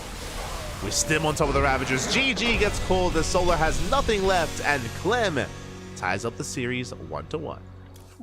GG. GG, well played. Again, a very aggressive style here out of Clem, opening up 2 racks Reaper. Did very well for himself, delaying the third base, getting a full scout as well. His Banshees did pay for themselves. Even though they got scouted, they were able to pick off a lot of drones and distract Solar. And likewise, Solar's initial Roach Warren was scouted, so he wasn't really able to make use of it. It's like, he really kind of fell behind there as well, stuck with Roaches, had a hard time keeping up with the movement here of Clem as well. Was caught out of position. GG. GG, well played. Whew. We're tied up and we're going to game 3. As a reminder, it's a best of 5. It's a best of 5. We have plenty more games ahead of us. We still have more to come. And if I remember correctly, game 3 should be on Site Delta. Another one of those more standard maps. I don't expect 2x Reaper. 2x Reaper is not too amazing here on this map, but we'll see. We'll see what Clem brings to the table. We'll see how he does adjust coming into game 3. Let's go. Let us go. And we'll see if Solar can actually get into his game this time. Like, again, when it came to game number 2, Solar, he was just kind of one step behind almost the entire game. He was just never able to really get into his stride, never able to get into a solid economy, never able to get into a solid army either. He just couldn't play StarCraft, Bobby. But here we go. We're getting into game 3 and spawning in the bottom right-hand corner of Site Delta. We have our South Korean Zerg player, the Blue Zerg, representing Team Vitality. It is Solar.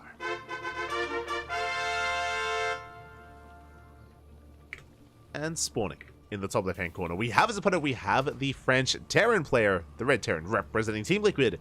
It is Clem.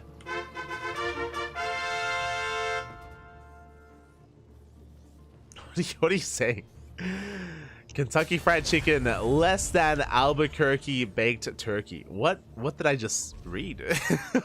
what am I reading right now? Oh my god. I feel like now I need to try some turkey. I don't know. But alright, I was meant to say earlier, I was supposed to get KFC today in commemoration of Kung Fu Cup. I was supposed to get some KFC. Unfortunately, I didn't. Next time. Next time maybe. We'll try to order some chicken. I'm so hungry. Next time. For now, hatch gas pool, standard opener out of solar. Meanwhile, the racks is where it should be, so it is not going to be a 2-racks Reaper build this time. It's a much more standard opener by Clem. Something much more standard here on side Delta. Which means Solar is going to have a much cleaner early game, a much more comfortable early game, and we should be seeing a more back and forth mid game here between Solar and Clem. As Solar's third base won't be delayed, his economy won't be delayed. He's not going to be as tempted to go into a Roach Warren either. So we should be seeing a much more even back and forth, but we'll see. We'll see. It's a little bit too early to make that assumption.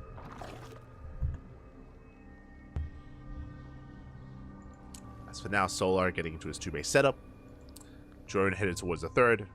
SCV will get eyes on this. We do respond, and we do chase down that drone. Reaper is on the way. The goal here is to delay the third base, but we move out with a second worker, and Solar will expand. He takes his third, he saves his drone, Lings have arrived, Reaper dips in, and with good enough control, we shouldn't be losing anything here. Ooh, the Ling is getting low. Ooh, 1 Ling does go down. We even invested into 6 Lings. Oh, we get a second Ling as well. Yeah, some brutal losses there from... I mean, I say some brutal losses. Not the biggest of deals, but 2 Lings do go down. And we invested into an extra pair of Lings. So, Solar bleeding out a couple of drones here, basically. Like, the Larva could have been workers. As behind this, we have a 3cc setup by Clem. 3cc into potentially Banshee. We'll see if we get a tech lab on the racks, and if we set up for an add-on swap. Starport is on the way. We'll keep an eye on the production for that tech lab. I mean, the Banshees did very nicely in the previous game, but it was also because it was a 2-1-1 variation, so Solar was a little bit less prepared for something like Banshees. I mean, he scattered it, but still wasn't aware of Cloak. Speaking of, there's a tech lab on the way, so we are primed for the add-on swap for Banshee production. As Clemmy wants the tumor. Oh, doesn't get it. Oh my god. Calm down, Clem. At the same time, the Hellies, they dip into the natural base. Lings are in position, but only 4 Lings. Remember, 2 of them went down earlier, so we are able to break through. The Hellies, they bust into the main base. They clean up the Lings. Ooh, drones are lining up. We got 1. Only 1. Whew. That was close. Only 1 drone goes down. Well, did I speak too soon? As the Hellions, they do reinforce at the third base. Lings are in position. Solar does affect the army. Ooh. Catching that Hellion, forcing him back. At the same time, Overlord goes in, and Solar does confirm the opener of choice. The 3cc 1-1-1 into Banshee. So Solar should be getting ready with his spores. There we go. Spores are now on the way. So far, so good. Solar's keeping up. There's a little bit supply blocks. Does break out of it. Clem getting his 3-1-1 setup here on 3 bases. Is going to be playing Bio, thankfully. No mech, not yet. As Clem rotates around towards the third base, the Queens are out of position. Do keep up.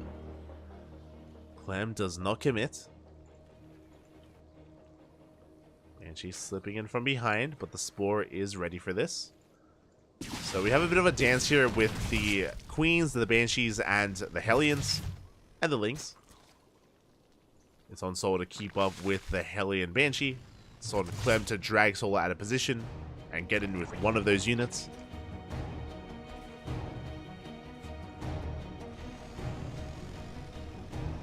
As second Banshee is going to be reinforcing, we get eyes on the 4th base.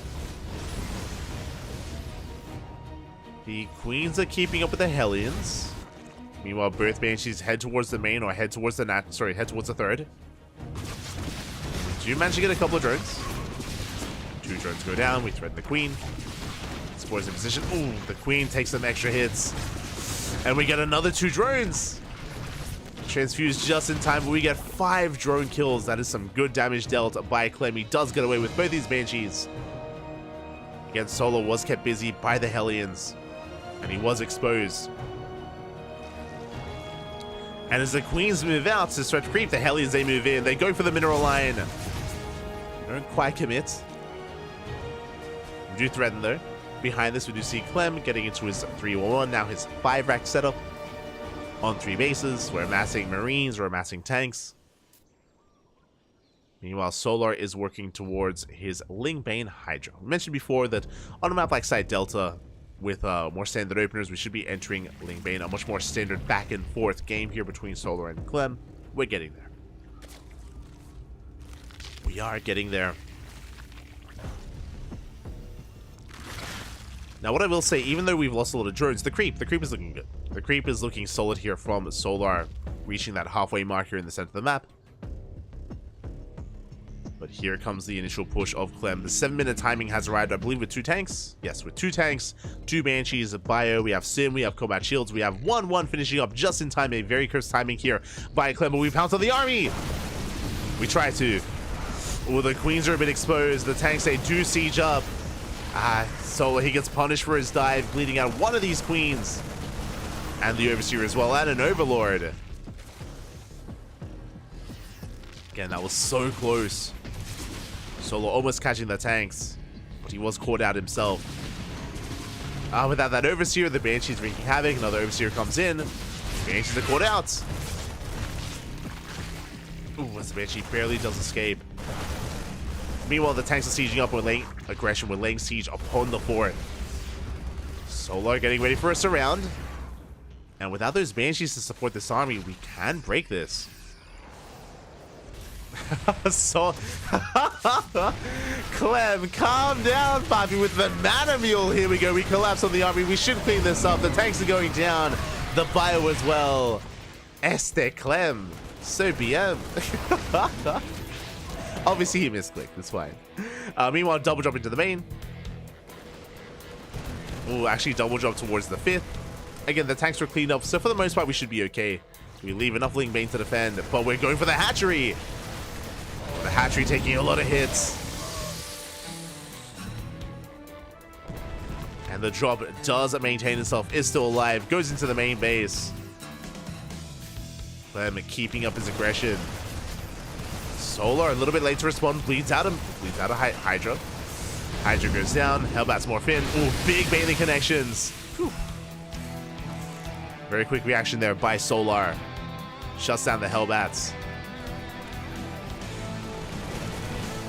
Meanwhile, Solar, he catches out the drop. And he's going for a desperation counterattack instead. We're looking to break this 4th base. Solar, he has to hold. Queen goes down. Lings, they bust into the 3rd. But we have plenty of reinforcements. Yeah, plenty to defend. Lings, they get 6 SCVs. We're pushing in towards that 4th base. Double jump into the main. Gets cleaned up. The mine! Ooh, big connection. Big connection on the Ling Bane. You can see Soul trying to bait the army onto creep. Gonna catch out the Bio. We stim. We take down 2 queens. And the hatchery, it's gonna fall. It's getting close. We save the base. Big Bailey connection as well. Solo will clean this up. At the same time, 2nd army moving out towards the southern hatchery. It's low. Solo, he's out of position. The base, it should be a snipe here on the base, and it will fall. Finally, a hatchery does go down. Decent mine connections. Oh, where are the Bailings? Yeah, they're a little bit too far behind. So good trade from Clem. At the same time, pushes in towards the 4th. This time, though, Solar, he's paying attention. He's ready. Does defend. And Solo might be losing bases, but... Oh no! Big split there. But he is keeping up in terms of supply. Ooh, no reaction out of Clem. Clem paying attention elsewhere there. Takes some Banelings to the face. A good trade for Solar, finally. Takes a good trade, but still being pulled apart. The base still under fire. That's a cancel in the hatchery. You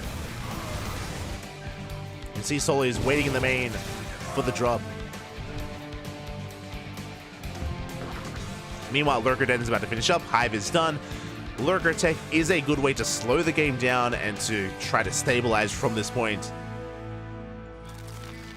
Solar, does he have enough to hold on though? Drop once again towards the southern hatchery. The minefield has been set up. Hatchery getting low. And the base will go down. Another hatchery falling here. Solar, his economy, it's hurting, it's struggling. Force a bit of friendly fire. No detection. Oh yeah, the Overseer's on the way. It looks like we should clean up these mines though. Just in time. Not gonna be the best trade. I think we're gonna be trading some of these Banelings. Banelings do go down. Clem reinforcing immediately. And Solar, he has no creep here. Barely any.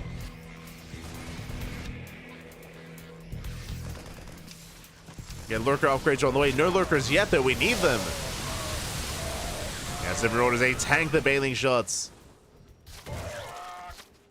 Solar is holding on. Viper has arrived. No Lurkers yet. Lurker upgrade still on the way. Oh, oh my god. The Vipers, calm down. Mine just gonna be going off. Parabombs here on the Medivacs. Nicely done. Medivacs are finally going down, and Solar, he forces this back. Ooh, even friendly fire towards the end. These are ambitious Lurkers, but they're revealed. They're revealed to Clem. And we have Ghosts on the way. Ghosts are in production. Clean up the army. Do we have detection here? We do, thankfully.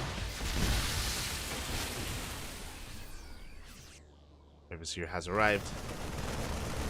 And now Solar, he has his 4th, he has his 5th, he's working on a 6th hatchery. The Lurkers, no! They're left alone! Ooh, 2 Lurkers go down. These are expensive losses here for Solar. It looks like he will burrow in time, he will hold. As another Lurker goes down. 3 Lurkers in total. Now, like, we're on the brink. We're on the cusp here. Like, once Solar hits, like, a good amount of Lurkers, the turns will table, and then suddenly, because this entire game, it's been Clem being the aggressor. The entire game, it's been Solar defending here for, like, 15 minutes, 14 minutes at this point. But finally, he can hold with the bare minimum, and he can push himself. And he catches some Ghosts! 1, 2, ooh, almost 3 Ghosts go down. But again, the turns are about to table.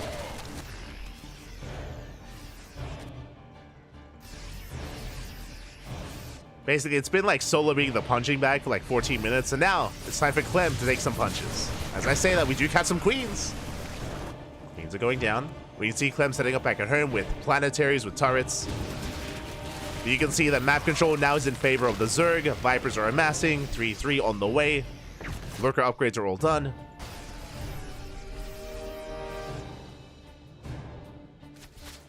And now Solar, he can play. Let's go. Before that, though, ooh, we do catch out some Ling Bane. Clem moving out here towards the south. Solar, does he respond? Yeah, there we go. He's going to be responding here, moving out with a big Ling counterattack, though, with Banelings and Lurkers. Base is going to be going down at the same time. We do catch some SCVs. And Clem, he's pushing deep onto creep. Uh-oh. The Ghosts! The Ghosts have to get the hell out of here as Solar, he does not get on top of them. Does not get on top of the Ghosts again. Solar still has a big army here across the map. He wants that planetary. He wants the base. But Liberation Zones, they have arrived. Bailey's, they crash into the base itself, not into the SCVs. Clem holds. Clem holds. Those Bailings were a little bit lackluster there from Solar. Nidus into the main base. Solar trying to desperately take a 6th. Trying to take a 6th base here. And the creep is receding. The creep is good in the middle of the map, but towards the edges is lacking. Nidus does finish in time. Lurkers pop out, but we have liberation. We have freedom. Yeah,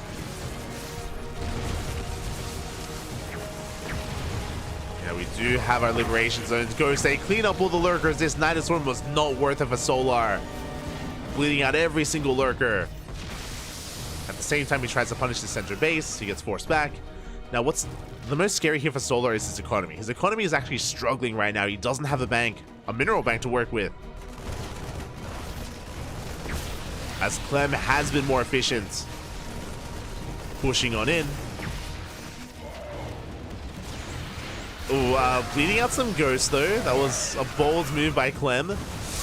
Is gonna get surrounded. There we go. Reinforces in time. Forces back Solar.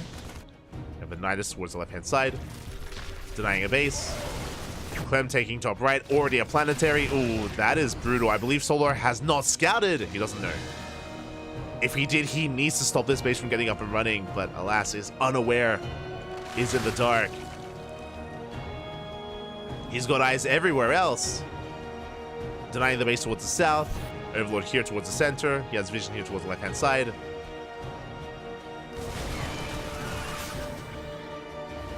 Does catch some ghosts.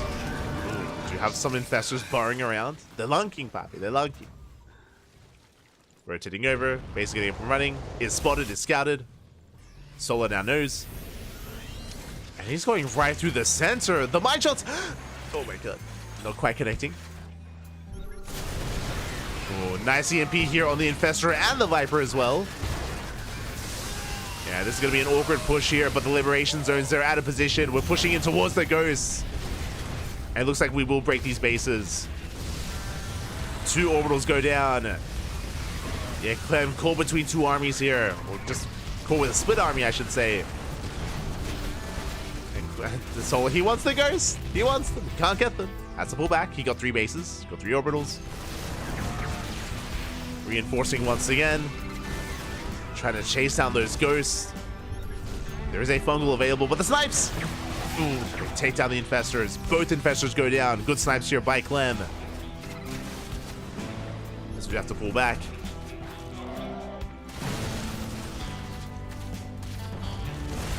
Still dancing with the army. Solar still not able to do much about top right. Oh, the Mule Hammer was real. Long distance mining.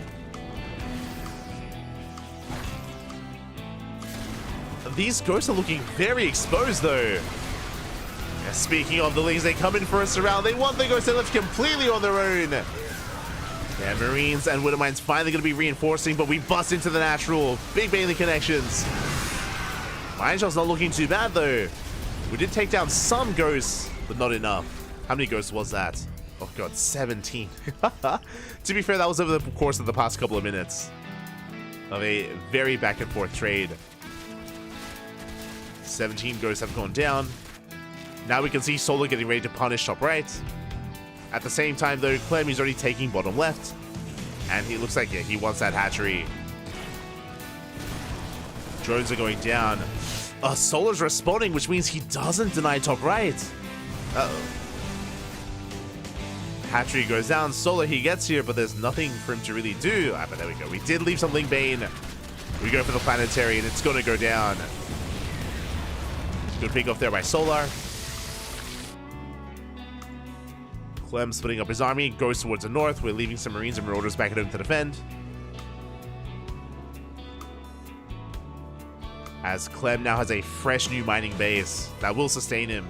Sure, he may have lost a third, but the third was already mined out. Doesn't matter. Not anymore. As Solar, it looks like he wants the northern CC. Lurker trying to come in. Gonna be forced out. Solar pushing forward, but Clem, he's in position. Does have to siege though. Big mine shots. And big mine shots on the Lings. Solar being forced back.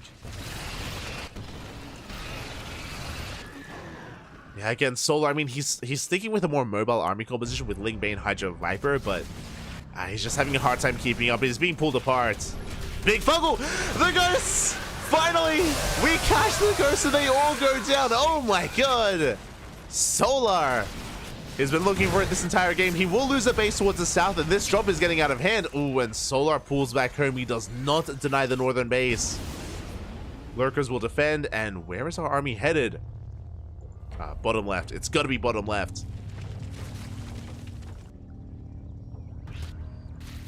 But again, how many ghosts did we get?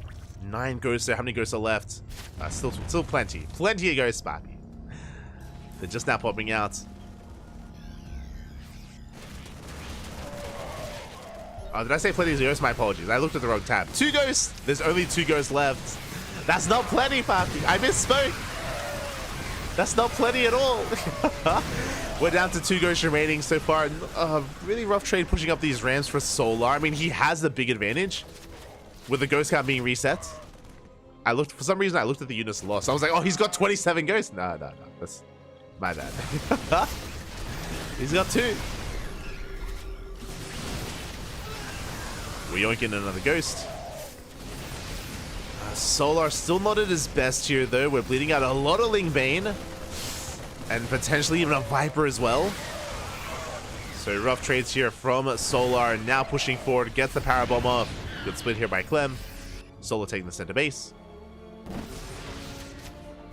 Unfortunately, though, again, Solar, he's unable to deny any of these new fresh bases here. Like, despite catching all those ghosts, he wasn't able to do anything with it. That was meant to be a big moment for him, but because of this, Clem is remaxing. There we go. As the Lunkers, they rock up here. They deny mining towards the south. Big reaction by Clem. And the main army, where are we headed? Do we go for the kill? Do we go for the natural as these Lurkers are going down? Do we push in towards the natural, or do we push in towards that northern the northern CC? And finally, this planetary is going to fall. I mean, it's already mined out quite a bit. It's already done well for itself. Reinforcements coming in from behind. Big Fungal! Ooh. Big Fungal here on the bio. Solar takes down the base. But again, Clem is still mining from these southern bases. He can still sustain himself as much as Solar. Now Clem, he's going for the hatchery. Solar, can he keep up? He's coming. Solar in a bit of trouble here, going for some Lurkers. Does expand towards the north. Ooh, big snipe on the Viper. But we catch the ghost. 1 ghost left. Sorry, 3. 3 ghosts left. We caught 3. Solar trying to hold on here, flanking the army. We go for a Fungal, and we don't quite land with it. It grazes the army. But we do catch every single ghost once again.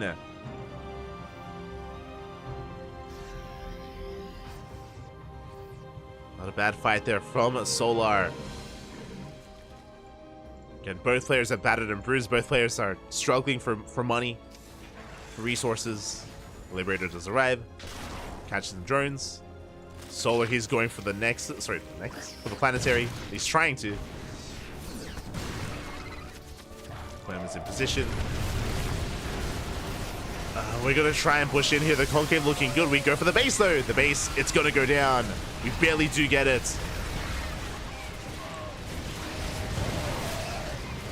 Rapper's coming in, catching a lib. Good picker. Pulling back to the safety of the Lurkers. Big smash shot's going off. Nice snipe shot on the Vipers, though. We're down to 1 Viper, down to 0 Vipers. Oof.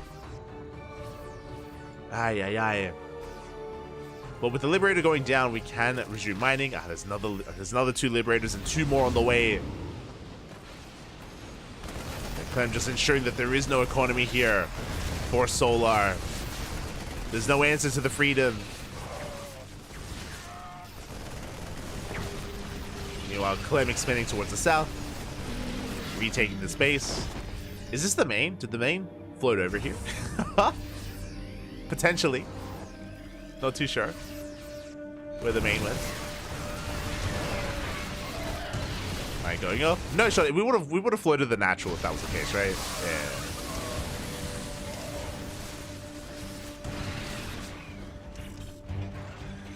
Oh wait, is this the main? I just realized there's an orbital here. My bad. That could be the main base. As we do clean up that lurker again, we retake control of bottom left.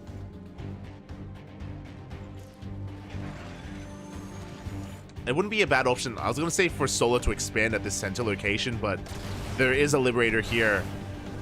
Solar cannot expand. We're bleeding out some links for free even. Yeah, speaking of, drones are falling. The Liberator harassing the late game is brutal. And Solar, he's losing everything. 18 drones go down. Ay, ay, ay. Also, all those links went down to the Liberator as well.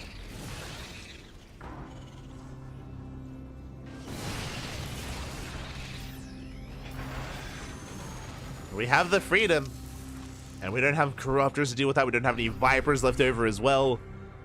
There's just no good answer for these Liberators. And yeah, this may just be it. It's been a grueling back and forth. For the most part, Clem was in control of this game. Then Solar was trying to wrestle back control, but was having a really hard time. It took Solar a really long time to actually punish any bases. Like, a lot of these planetaries and CCs were up and running for so long. And by the time Solar was knocking them down, like, it didn't matter. Like, when Solar killed this base and when he killed this base, we're already mined out. We're already mined out at that point.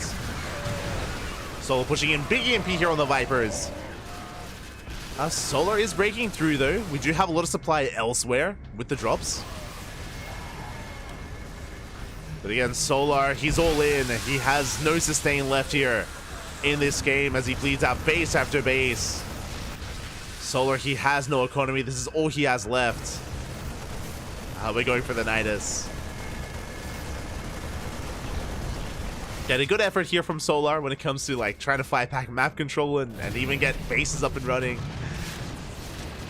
But it did feel like there were some opportunities potentially to deny some CCs or deny some planetaries where he wasn't able to.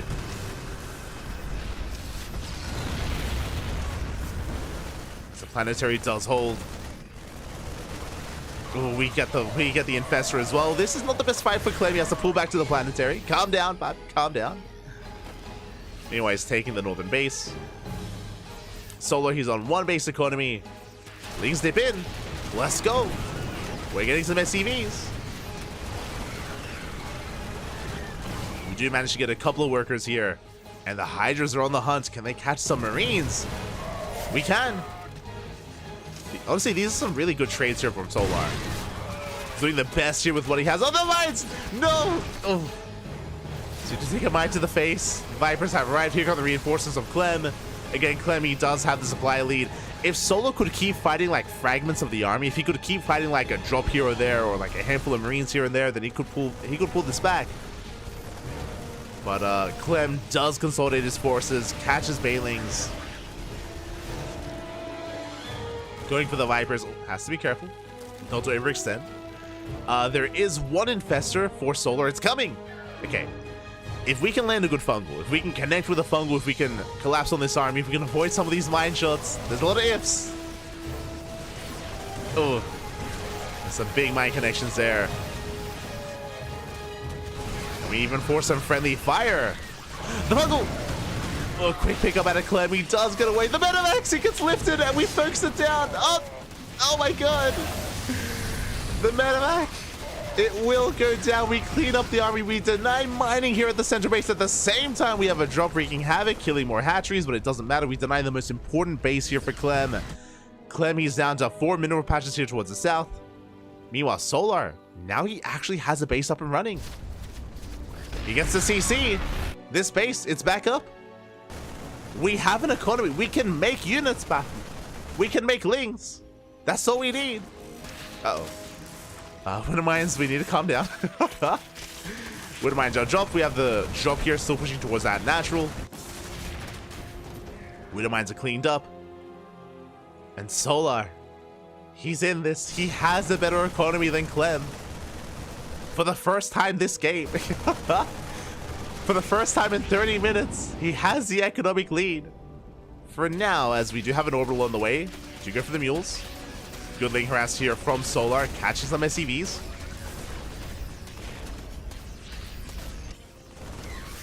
No, the Hydras! Ooh, expensive losses here as they get caught move commanding. The Hydras, they get shut down. Ooh, we cannot afford these losses. Ay, ay, ay. Again, Solo looks like he was distracted by the drop. And now Solar is down to one Hydra. One Hydra left, one Infestor, 3 Vipers, and a Dream. So mining is denied for Solar. Likewise, Solar denies mining here for Clem. Clem still has an economy though here at this center base. Oh, Viper goes down. Going for the power bombs. More Marines on the way. I almost believed here in Solar. I mean, he still has a chance, to be fair. Oh, well, yeah, we catch the Infestor. GG Clem. He does just outscale Solar here and will take a lead 2-1. GG, Papi. Oh my god. I was almost a believer. GG, well played. Oh my god. Again, a very aggressive, very dynamic back and forth there. For the most part, though, as I mentioned before, it did feel like whenever Solo was knocking down bases, they didn't matter anymore. A lot of the planetaries that finally got killed by that point, like they were already mined out. So Clem was able to maintain his economy for the most part in that game, while also punishing Solar.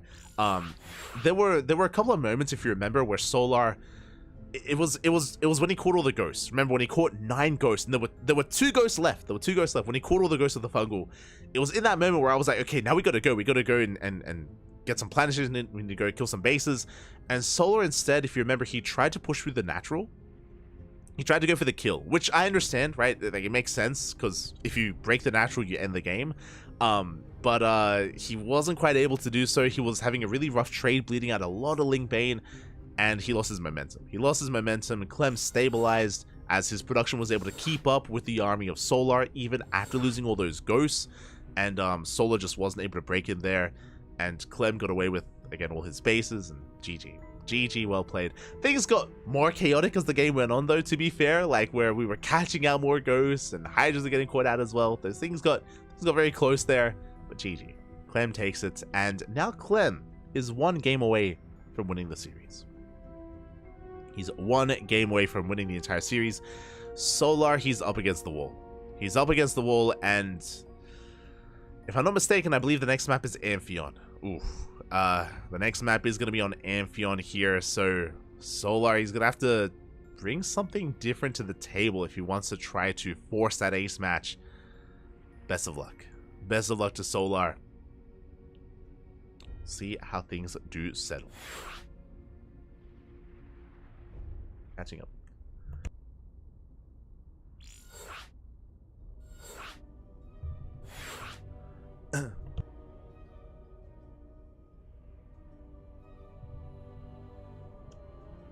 A lot of Terrans mass ghosts now in TVT. I mean, Terrans have been massing ghosts in TVT for a good couple of years. They like it's the go-to in TVZ.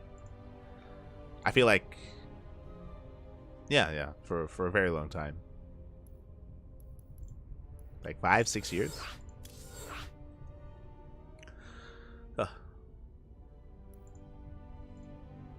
I mean, when was the ghost copy pasta made? When was that made? When was whenever that was made? Like maybe like 2016. That was the rise of the ghost. Oh. But to be fair, you know, towards the end there, it was things just got very scrappy, man, very scrappy. Oh.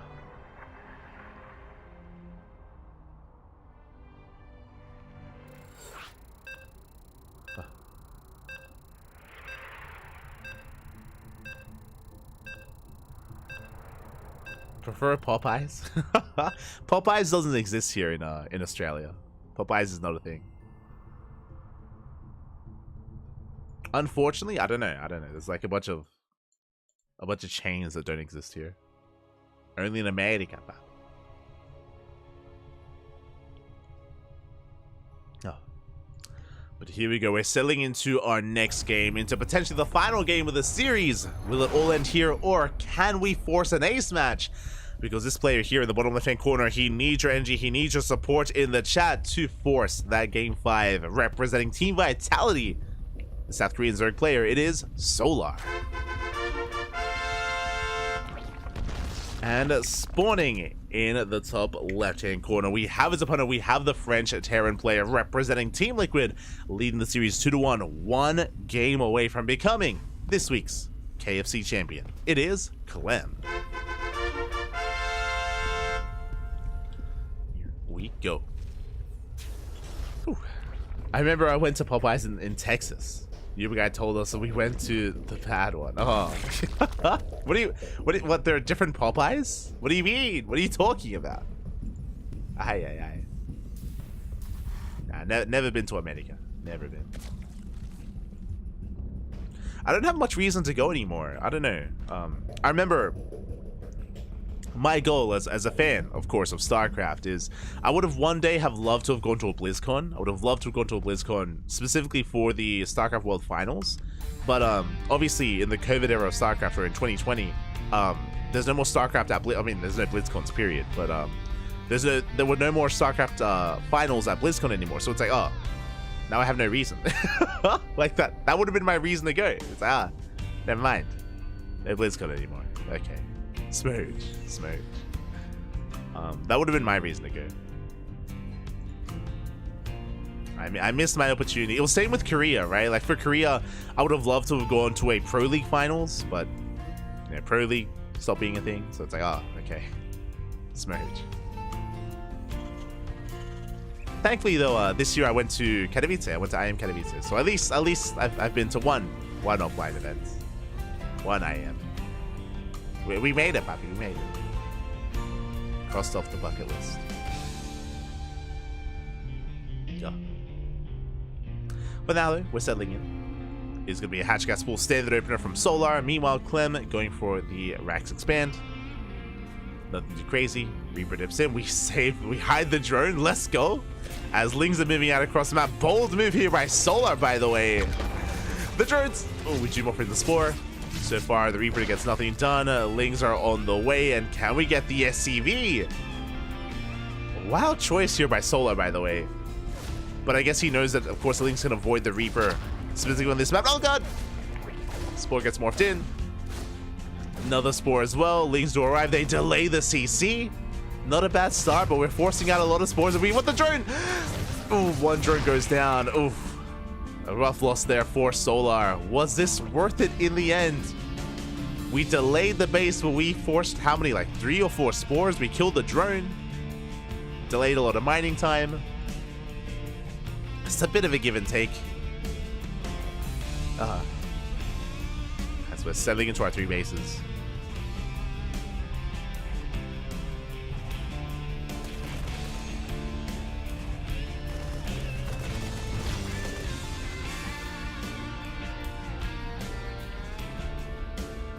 That's not what I said. Wait, what do you mean? All right. Esther Sheldon. You're an animal, Pop. You're an animal.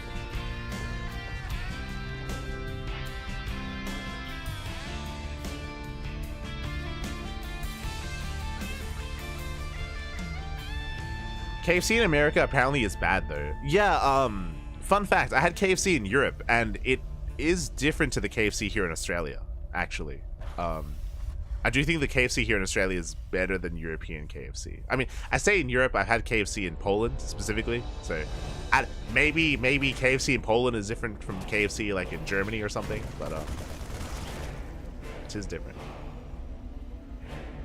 which is weird.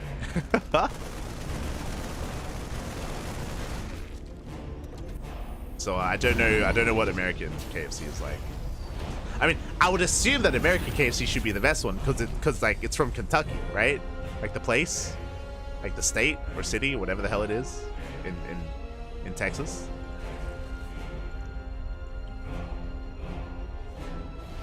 Maybe not. I don't know. Meanwhile, our double drop has arrived. We're going to be dipping in towards our natural. We are in position. The drop is going to be forced back for now. And behind this, we're going for BCs. We have the fusion core on the way. This is not going to be a 3cc into Banshee. It's going to be a 1-1-1 into BC into a delayed command center. Oh my god. Now Ling does slip in, but Ling is going to be shut down, and we have battle cruisers soon to be on the way. Looking at the vision of Solar, he has not seen much, but we do have a Spire in production, thankfully for Solar. Pretty sure he planned to go into Mutas, but the Spire will give him access to Corruptors, or he could even go into faster Mutas to shut down the initial BC. This opener, I feel like, is going to work out better here for Solar, but he still has to piece together as the Overlord is now coming in for the Scout. The Scout is on the way. Double Drop still being active. Oh, the Lings, they do catch some of these Marines. Good pick up. Oh, the Wintermine! He's going to be shut down as well.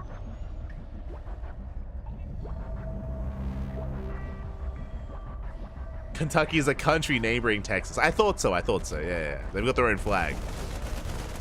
They've got their own anthem. Like, the United States is basically just like Texas and Kentucky, right? Well, that's NA, I should say. So now we're able to keep up. Meanwhile, looking at the vision of Solar, he does go into the main base. He does get eyes on the BC.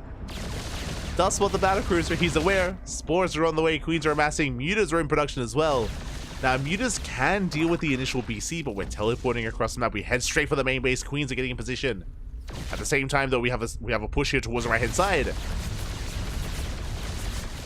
And I worry that we don't have enough. Yeah, I worry that we just don't have enough here. The Lings are getting roasted by the Hellions. The Mutas, they dive on the Marines. Thankfully, there is no stim, but the Hellions, they wreak havoc here on the low ground, in the mineral line. The drones are getting roasted, and this may just be too much, as every worker is going to be going down. 21 drones, 24. Can we keep going? We can keep going. We can run past the Queens if we wanted to, but we are forced back. 24 drones go down. The BC gets away, or trying to at least. Mutas are on the hunt, and Solar, he takes a massive loss here. We come in for the repair. The BC survives. We shut down the Mutas. And there's got to be nothing left here. I mean, we try to come in with some Lings, but we have plenty of Hellions here to defend. Solar, he's in a world of hurt. He's in so much trouble right now as he has nothing left. GG gets called as there's no answer to the BC and the oncoming mech. And Clem will end the series in style 3-1 with BC. GG. GG, Papi. Behind it, he was making Vikings. He was throwing down more starports, and I'm pretty sure he intended to play mech there. Again, we've seen Clem play mech plenty of times, and I think that was going to be the plan. But regardless, didn't need to even get into the mid game into his mech style as he snowballs out of control. GG, Clem will be our KFC champion. Congratulations, Papi. Congratulations. GG, well played. My condolences to Solar. Again, Side Delta was much more... there was a little more potential in Side Delta to bounce back. But Clem was looking a lot more dominant here on some of these other maps. Like Alcyone was well in favor of Clem, for example. We saw Clem, of course, snowball out of control here in Game 4 on Amphion as well. GG, very well played. We have our champion. Solar did well for himself. He did very well for himself. If you remember, he 2-0'd Max Packs, he 2-0'd Creator. Like Solar, he showed that, hey, he could definitely bring it to the Protoss players out there, whether it's the best Protoss in Korea or the best Protoss in Europe, the best Protoss in the world. I mean, didn't play against Hero, but still did very well for himself. But here against Terran, bit of a different story here. In the finals, in the best of 5. GG. GG, well played. Clem will take it, and with that, we're done. We're done for tonight. It's 2:30 a.m. in the morning. I would love some food. I'm starving right now. I'm gonna go get some food, and then I'm gonna go pass out, as it is very, very late here this Wednesday evening. If you are unsatiated, if you want some more StarCraft, let me just double check. If you want some more StarCraft, we're gonna be coming back here in less than 24. Oh no. No, I'm not done! I forgot! Oh my god! I forgot, Papi, I forgot. We're not done tonight because we have another cast. We're going to be going on a short break. My apologies, I completely forgot that we have the House Open Cup. We have another tournament starting up just now as we speak. It's going to be a Polish-only tournament. Food will have to wait a little bit longer. I'll probably end up eating at like around 5 a.m. or something. It's fine. We have another broadcast here. It's going to be House Open Cup number 10. That is a Polish-only tournament. If you're a fan of European Polish players like Geralt, Cristiano, Spirit, Laser, Mana, and so on, and we have you covered with the House Open Cup. Yeah, I forgot. Let's go. I believe the event started during the finals. It started like 20 minutes ago. So yeah, the bracket is underway. I'm gonna head over to the European server. We have some casting to do. We have some StarCraft. Let's go. Okay, so I'm gonna be going on a short break. I need a couple of minutes to set up the overlays. I need to set up all the overlays. I need to I need a delay as well. Wait, no, there's no delay. Okay, we're good. I need to set up all the overlays, and then we'll be jumping into some more StarCraft action. So again, we're going to be going on a short break. Hope you all enjoyed yourselves. Hope you all had a great time here, and the cast continues. Meanwhile, if you are maybe heading off for now, and if you maybe are not interested in more StarCraft, then tomorrow we have you covered. Tomorrow we're going to be going over the ESL Open Cup Americas replay. So we do have a replay cast tomorrow. As tomorrow there's nothing live to cover, so we're going to be going over the ESL Americas replays. We might go over some ESL Europe replays as well. Might have that as okay, I'll so I need some time to set up. Okay, I'll join the next one.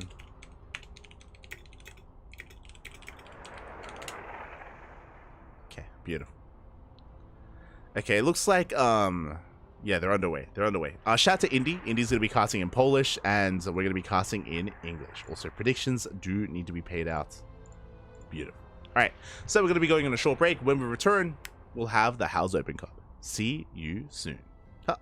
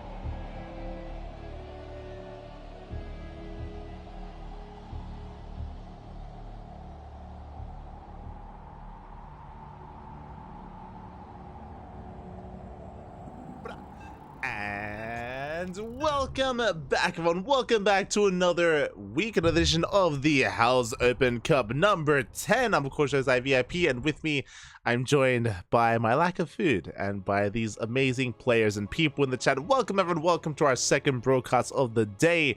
We just wrapped up with the KungFu Cup. And now we have returned with a Polish-only event. A Polish-only bi-weekly tournament. This did go on a hiatus, did go on a break because of EPT Spring and because of all these other events going on, but now it has returned, and now we're back in full swing. We're back in action, and spawning in the bottom left-hand corner of Alkione, we have our Red Zerg player representing Platinum Esports from the land of Bologna. It is Aristri. And spawning in the top right-hand corner, we have his opponent. We have the purple Protoss player, also from the land of Poland, representing Platinum Esports as well, as this is a team kill. It is Rotin. Here we go. Our Protoss versus Zerg is upon us. We're back with some more StarCraft! Exclamation mark B in the chat if you guys want to have a look at the bracket yourselves. We will go over the bracket in due time. Once we wrap up with this series, we will go over said bracket. We can go over the matches, go over the favorites, and even some of the results that are coming on in as well. As we have a fresh series. Shout out to Indy. He was casting the other match earlier. He was covering Trifax versus Mishu in a Terran versus Zerg. It was a long game. It was on side Delta when the distance went to the late game. And in the end, Trifax did come out on top 2-0 and did eliminate Mishu from the tournament. As a reminder, this is single elimination. Single elimination bracket.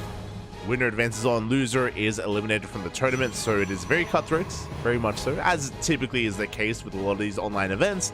Very rarely is there a lower bracket, and we are settling on in. For now, it's going to be a gate expand into Cybercore standard opener here out of Rodzin. Meanwhile, Aristri going for a Hatchcast pool standard opener as well. Nothing too crazy yet, but we're waiting to really spice things up here. Once we get into our two-base setup, once we get into our tech of choice, based on the pylon placement, this could be a Twilight Council opener. We'll see if it's Twilight Council or Stargate. I say Twilight Council just because the pylon is throwing down a little bit closer to the chest here, a little bit closer to the gas geyser, but we could just be as efficient as possible just to, you know, minimize the time it takes for the probe to go back and forth. And there it is. Stargate is the answer for Rodzin. Is going to be a Stargate opener. With this, we can go into our initial oracles, we can harass. This could be the beginning of a Void Ray opener. Just because it's a little bit further back here is a little bit suspect, so a Void Ray would not be a bad option for Rodzin, just to try to shut down the Overlords, just to try to hide the eventual follow-up transition here, the follow-up tech. Rodzin has options. He has options with the Void Ray or just Oracle. For now, there, Aristri getting to his third, droning up his natural base, moving at his queens, droning as best he can, and getting ready for the eventual aggression of the Protoss. And we have our answer of choice. We have our tech of choice, Oracle. We have our Oracle first here from Rodzin. Looks like we're rallying towards the natural, and we're going to be moving out to harass across the map. We're fully walling up here. We're not going for the Void Ray. This looks like just like a standard triple Oracle into a third base here. Nothing too crazy, nothing too fancy from the side of Rodzin, not yet. Meanwhile, likewise, Aristri happily joining up, getting his third base, spreading his Overlord, spreading his creep, and getting ready for the eventual Oracle harass. As the first Oracle has arrived. We have two queens here at the natural with the Spore. We have one queen in the main, soon to be two queens though. The third base is a little bit more exposed, but there's nothing to really mine, or there's nothing to really kill there at the third. No workers to pick up. So it is going to be okay to keep a little bit more exposed there. As Rodzin is going to be chilling back at home. He's going to be amassing his oracles as we speak. Lings, they try to dip in, but for the most part, we're able to fend off these Lings. Probe is kept safe and sound. And we're going to be moving out once we hit that second Oracle count. The second Oracle is on the horizon, about to pop. These things are being a nuisance, but no real damage dealt here. Rodzin is holding. Does defend. How many Protosses in Poland? There's at least 20. Yeah, it's the majority Protoss. When it comes to Terran, there's Spirits, there's Mishu, there's Ziggy, but Ziggy's in Korea, right? I think Ziggy's in Korea at the moment. So Ziggy has since left Poland. Smoge. Meanwhile, the double Oracle does get across the map, does get a couple of drones here at the natural, not bad. 2-3 drones going to be going down. Meanwhile, we rotate over, Adepts a shade in towards the fourth base, sorry, towards the third, getting an extra drone. 5 workers in total, not a bad trade as we get another 3 here at the natural. Oh my god. 8 drones go down, both Oracles, they make it out. Sure, we bleed out some of these Adepts, but that is more than worth it here for Rodzin. He does trigger a big counterattack. That's a lot of Lings, but we have plenty of Oracles to defend to protect that third. Lings, they push in. They're going for a forced cancel. That is going to be a cancel on the gateway. But Rodzin does defend. Meanwhile, Livistry back at home going for a fourth. Going for his Evo Chambers. Roach Warren was already thrown down. And it looks like we want to play into Roach Ravager. Just applying some more pressure here. I mean, forcing a couple of cancels here and there, but it has cost us only a handful of Lings.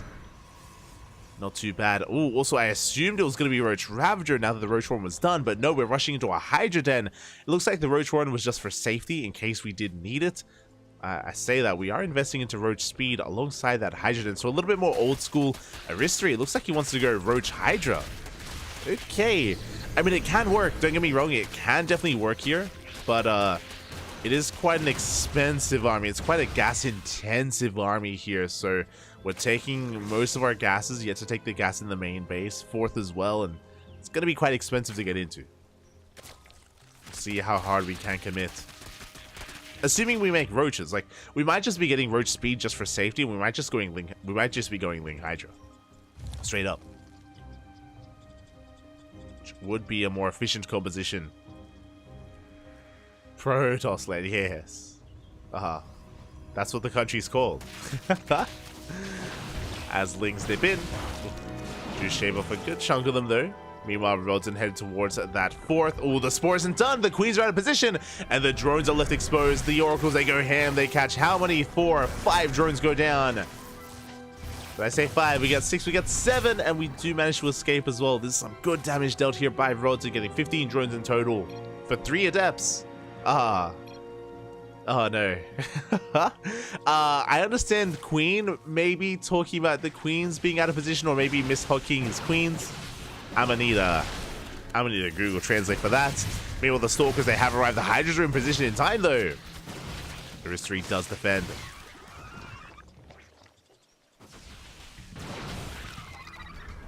Does hold, does defend. Meanwhile, behind this, we're rushing in towards Lurkers and a Hive. Let's go. But can we make it to Hive Tech? Can we survive that long? I mean, so far the Ling Hydra's holding on, especially because Rodzin is not going for an all-in. Good stasis on the Lings. Oh my god, and we do deny the goal base. Behind this, Rodzin getting his 4th base up running. We're working towards Storm, Charge, +2. Which means Aristry will get his Lurkers. Aristry will get his Lurkers up and running. There we go, 4 Lurkers on the way. The reason why I say this is because Rodzin is teching. Rodzin is not applying as much pressure as they otherwise could. Just focusing on taking up instead. But we do see a massive amount of charges working towards the third, or towards the natural even. The Queen is going to go down. Oh, it's a brutal choke point here. The Lings are getting annihilated. Stalkers at the same time push in, but the Lurkers are in position. But these Zealots, they're getting out of control. They're busting into the natural. Yeah, again, a really good choke point here for these Zealots. They buy so much time and we bust into the mineral line. Drones are going down in the natural. Drones are going down here at the main base. At the same time, Stalkers push in. We do get a revelation. The Lurkers do barely hold the line. We were able to get 1 Lurker. And throughout all of this, what do we have? Sky Toss carrier production is on the way. Oh my god. We already have Storm as well. Do we have any High Templar? We do have 4 High Templar back at home at the 4th. Going to attempt to expand and take that gold once again, the 5th. It is spotted. It is going to be denied. Ooh, we do have the cancel in time. Ooh, big stasis here on 2 of those Lurkers. But with the mass amount of Hydras, we finally force back the main army. We can finally expand. But the reality is that Rodzen is miles ahead. He's got 92... Too many probes. He's on 92 workers. He has Sky Toss, 3rd Stargates on the way. We're making 2 carriers at a time, soon to be 3. We have a High Templar, we have Storm, we have Archons. Rodzen, he's massing up a death bull of an army now. He has to be careful not to throw away his lead. He is pushing out before he has critical mass of carrier, so he does have to be careful. Runs into lurkers. Zealots push in towards the left. Can they catch some lings? But Rodzen, the name of the game here is to defend until we can mass up a good amount of carriers. To play things safe while we can. Meanwhile, Aristri, trying to establish an economy, has been quite far behind here when it comes to set economy because they lost so many drones. Has a decent lurker count, has a Spire on the way that's going to be for Corruptors. But for now, Hydra Lurker is all we have. I believe we have no Vipers. Yeah, 0 Vipers here. We snipe one of the Lurkers already. We do have a lot of Storms. Carriers are revealed. Storm zones away the Hydras for now. Meanwhile, Aristri going for a big counterattack. And we don't have much at home to defend. We have some carriers here at the 4th base, so we can rotate towards the natural.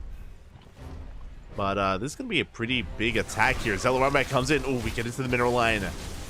Lurkers are exposed. The decent Storms, but not many Hydras to really take advantage of. Meanwhile, the Lurkers are getting to the bases. Yeah, big counterattack here. Rodzen has to respond. We have Lurkers at the 3rd base. We have Lurkers and Hydras in the natural. We deny +1. We're racing back, and Rodzen, he's hurting right now. He has a massive bank, but he has to spend his money. He has to spend his resources.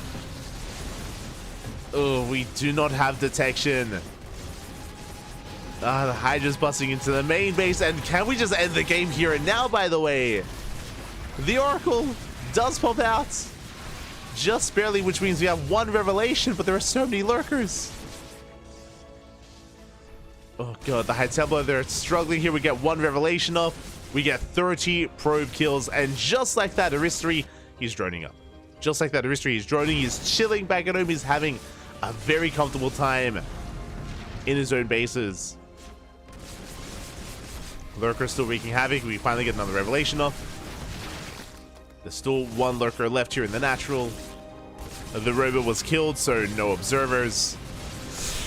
Ooh. Yeah, finally the final lurker goes down, and Aristri, he's droning up to 81. He's getting a decent economy. He's massing up his lurkers. He's working towards his +3 upgrades. We have even Corruptor upgrades on the way as well. I believe still no Vipers. No, never mind. We have 3 Vipers. We're here at the 3rd. We finally have Vipers as well. Aristri was at death's door. Rodzen had this game in the bag, and it still has a lead. But now Aristri has a chance. Aristri does have a chance. Lings, they collapse here on that cyber core. We need 5 more seconds. Oh, 3, 2, 1. Ooh, and +1 is denied. The upgrade is denied. Brutal there. As Rodzen, he's stuck on 0-0. But here comes the carriers. Here come the Storms. But without detection, what can this really do? Do we have an observer yet? We have 1. We have 1 observer. Just now popped out. We get the yoink! We got 1 carrier, now a 2nd, a 3rd carrier as well. Can we get all 3? We get 2. Feedback's a little bit too late. And Rodzen, it's slipping through his fingers. It's slipping away here. The game, I mean. He is still making more carriers, and he still has plenty of High Templar left over, but any kind of momentum that he had isn't really there anymore. Now, Aristri can still work with better upgrades, and could do with another hatchery, which will not be up and running for too much longer with this Zealot run by being set up. We'll see if we can deny that hatchery. We're working on +1, soon to be +2. I would love to see a 2nd Spire for double upgrades, and for a greater Spire as well. I do think that's kind of a big thing missing here for Aristri. Just even double Spire for double upgrades. As we do have the money for it. Meanwhile, Charge once they push in. They get on top of the hatchery. Oh, the lurkers are caught out as well on their own. Aristri bleeding out a big chunk of his army. And that's a kill, not a cancel. Big storms on the Hydras. Oh my god, we do take down most of the High Templar, but they did their job. They got their storms off. But we don't push in. We definitely could have. Again, there's 2 lurkers here, barely any Hydras. But we have Corruptor. You have to respect the Corruptors here. 6 Ultras on the way.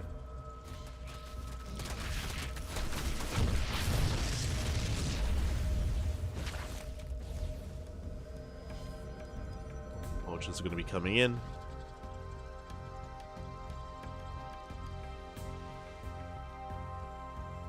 The army's still building up.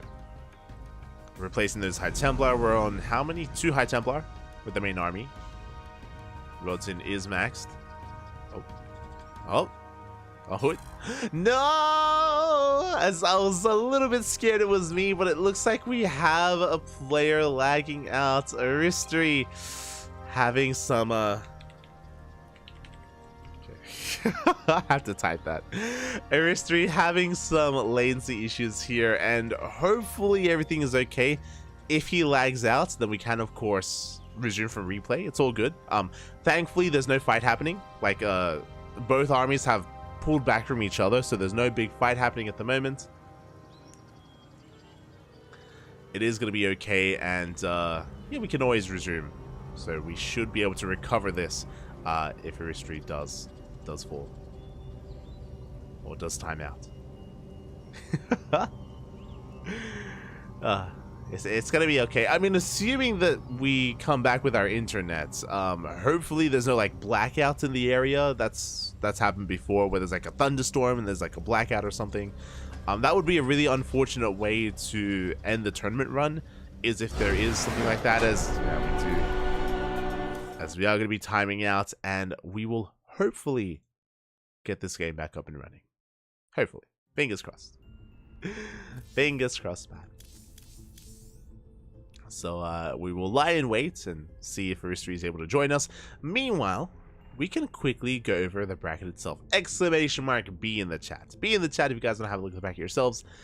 Welcome, of course, to the House Open Cup number 10. For those that are curious, what even is House? I believe it's pronounced Chaos. I believe it's meant to be Chaos. But it is a gaming bar. It's a gaming bar in Warsaw, in the capital of Poland. And they host StarCraft events. They host offline events from time to time. You know, it's more of a seasonal thing, maybe once a year, maybe a couple of times a year. We hosted one earlier at the start of the year, by the way. It was the House of Galactic Battle. I say we hosted it. We casted it here in English. It was organized and hosted by the Polish community. So that was, you know, currently underway. And to help support that, to help kind of raise interest and to support the StarCraft scene as well, just to support the gaming bar, we have some bi-weeklies. We have the House Open Cup. It is a bi-weekly tournament, and you gain points, and with those points, you get invites to the offline finals, to the offline big event that's coming up in like a couple of months. Oh, it is on the horizon here. So yeah, there is going to be that offline event on the horizon. Until then though, we are focusing on our bi-weeklies. And when it comes to some updates here, we have Cristiano takes down Happy. Oh my, that's a name I haven't seen in quite some time. Takes down Happy 2-0. Cristiano up against Trifax in the quarterfinals. Scrolling down, we have Aristri versus Rodson. That is our series. That's our match to go. And it looks like I have confirmation Aristri has returned. He had to restart his PC. It sounds like his PC crashed, but he's back. And we're diving into game one. Meanwhile, we have Geralt versus Herald? Herald?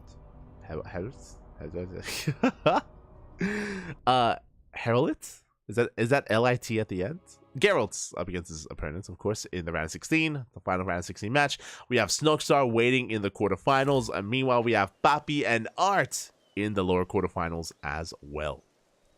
Oh my god, Papi.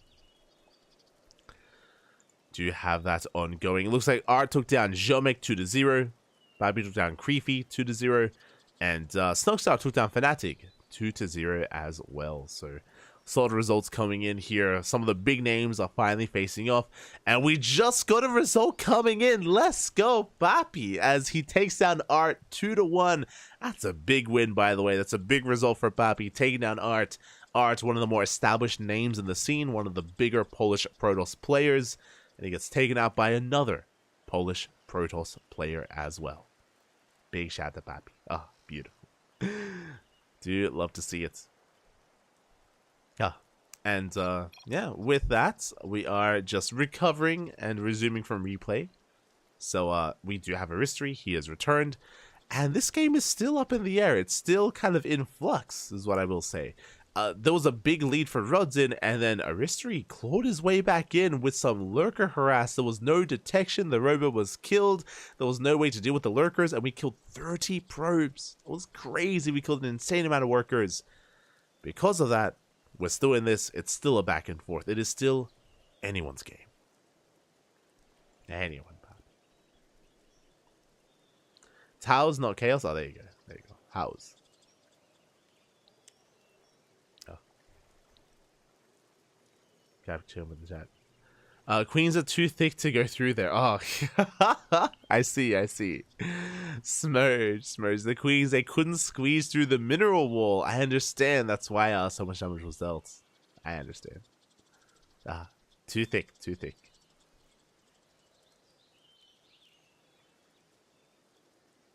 But our game is soon to recover.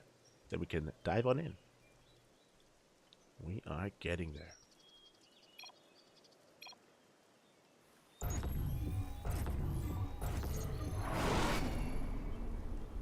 Okay, and if you remember, both armies did kind of back off from each other. We have Rodzin pulling back here towards his center gold. Meanwhile, Zelramba is making his way towards the hatchery, and this hatchery is not going to get up and running. We should be able to deny it.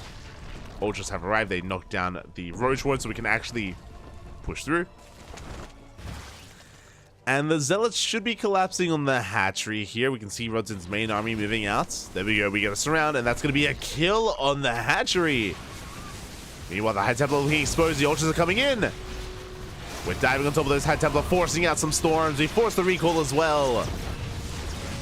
We bleed out the High Templar and the Archons, but the carriers, they survive. They do make it out. That's still a lot of Ultra, and we're committed. And there's no turning back, not anymore. We go for the Parabomb on the carrier. We stack on top of the Parabomb, killing most of the Interceptors. And it looks like Aristri, does he have enough? Oh, there's still a lot of Interceptors left who didn't quite stack well on that Parabomb. And the carriers hold. And the stacking was a little bit lackluster. I mean, we couldn't quite stack because of the Archons, to be fair. So, to be fair, we had to say spread. Rodzin does hold. He holds onto the go base. That was actually a pretty big win for him. Aristri doesn't have much of a bank. He's rebuilding, yes, but he has no gas.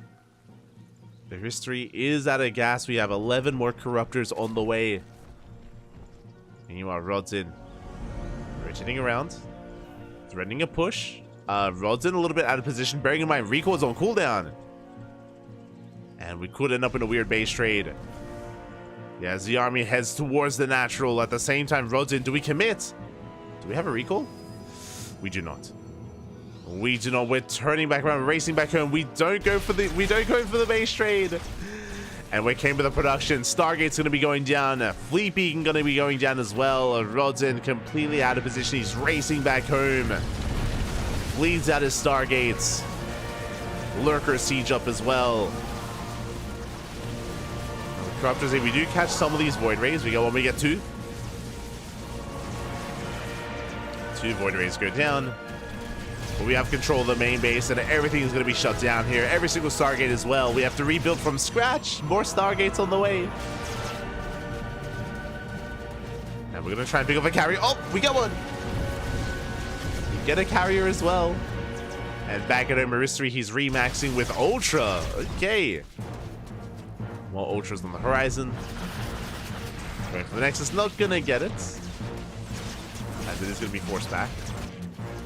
Lurkers moving down to low ground. Do we have an observer? We do have an observer. Oh, no, with the main army. Observer, we need to. I mean, there's not that many lurkers, to be fair. As the natural goes down, the main goes down. Rotate on over. At the same time, we are going to be getting damage done elsewhere. Wait, do we have drones with the main army? What just happened? Oh, here. Okay. It's like, where did all the drones die? What the hell? There we go. Zealot run by coming in. We do have some lurkers at home to defend, but the Zealots do make it into the main. Aristry racing back home.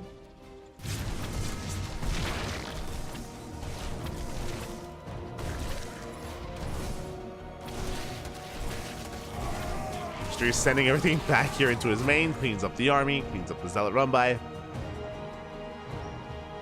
And Aristry is still in a solid position here with his army. He is maxed out. Rodzin is hurting. Has potential with the storms is what I will say, but that's where the ultras come in. How many ultras do we have? We have 8 ultras. And if the ultras lead the charge, they can get on top of the High Templar. We have lurkers threading the mineral lines here for both the left and right hand bases. The 3rd and the 5th. And here we go, we're pushing in. Yeah, the ultras, they shut down the site defense. Once again, the goal here is to get on top of the High Templar. We force out some of the storms, so it's still, that's a little High Templar left over. The army is pushing forward. Meanwhile, we just rotate back around. We deny a base. Lurker gets cleaned up. Rodzin is down to 24 probes. Barely an economy. He's making and trying to amass up Void Rays, which will help against the Corruptors. We're going in. Oh, look. Do we think about it? Hatch a carrier.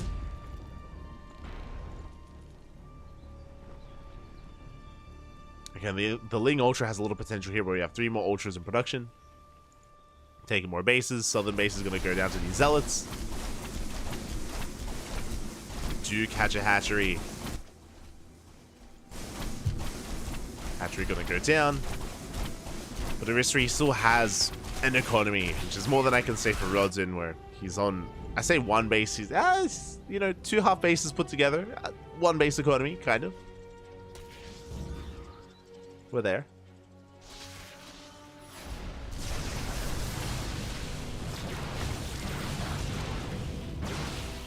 Now, the main army of Rodzin can still win a fight. Aristry should be able to rebuild somewhat from that. I say somewhat because he's still lacking gases here. We'll do well taking additional gases.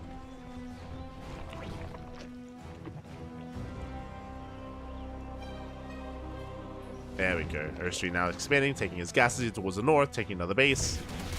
Ling Rambai comes in. Just ensuring that Rodzin's economy just stays low.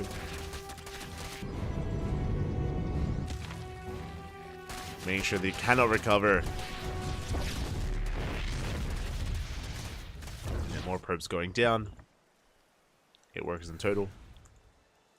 I do think that Aristry is missing an opportunity. Like, there was a time here when Aristry was up like 50 army supply. Now he's only up 20. This is becoming concerning here. This army from Rodzin, it is building back up. And it doesn't take much here. It's not just to win a fight, but to snowball out of control and just knock down bases from there. So this is actually still becoming quite close. Aristry had a good lead, but not anymore, as we're taking another base, by the way. Also, my apologies. Best of 3.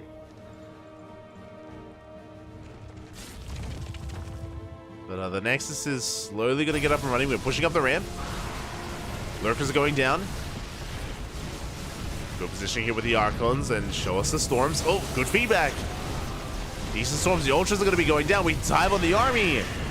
But we have the prismatic alignment here. Aristry gets forced all the way back, and Rodzin, he's breaking through. And he still has plenty of High Templar here on the ground. He's at 4 High Templar. And Aristry, he can't engage. He cannot fight this right now. He has to back off. He has to retreat. He has to try to rebuild. I say try again. Aristry, he hasn't saturated his... He needs the gas. He needs gas right now. Aye. Without it, Aristry, he can't actually build much.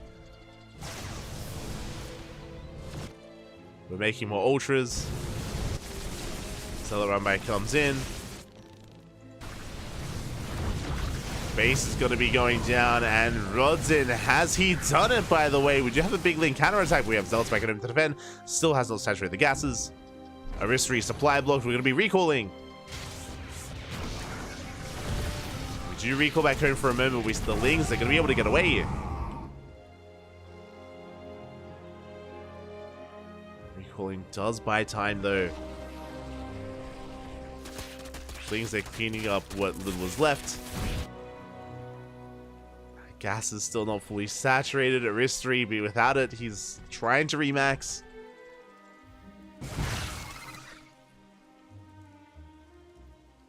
His supply block has to rebuild his overlords. Now, if Rodzin gives Aristry time, then Aristry, he can mass up another comparable army. So right now, Rodzin, he's on a timer right now, I feel. I mean, it kind of goes both ways. Where Rodzin also has a fresh mining base here. Archons are getting caught out. Big catch for Aristry. Taking down an Archon, but doesn't quite get the rest. Rodzin taking another base. Uh-oh. So Rodzin is taking bottom right. Meanwhile, Aristry taking top left. These are the rich Vespene gas geyser base as well. They do have the rich Vespene gas geysers. And this is helping Aristry, like, sustain himself. It's helping. Do we have any spellcasters? We have one Viper. We have one Viper here for Aristry.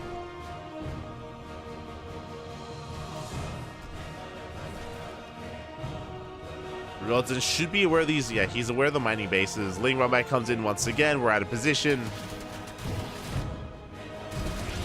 Rodzin, no side defense. Does warp in some Zealots, which will help, but 7 probes go down. Once again, no side defense here either.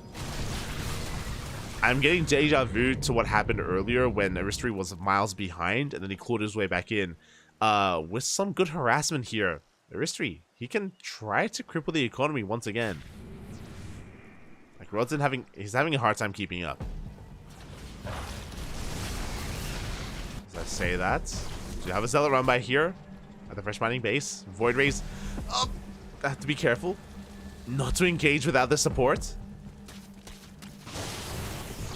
The Storm of the Lings.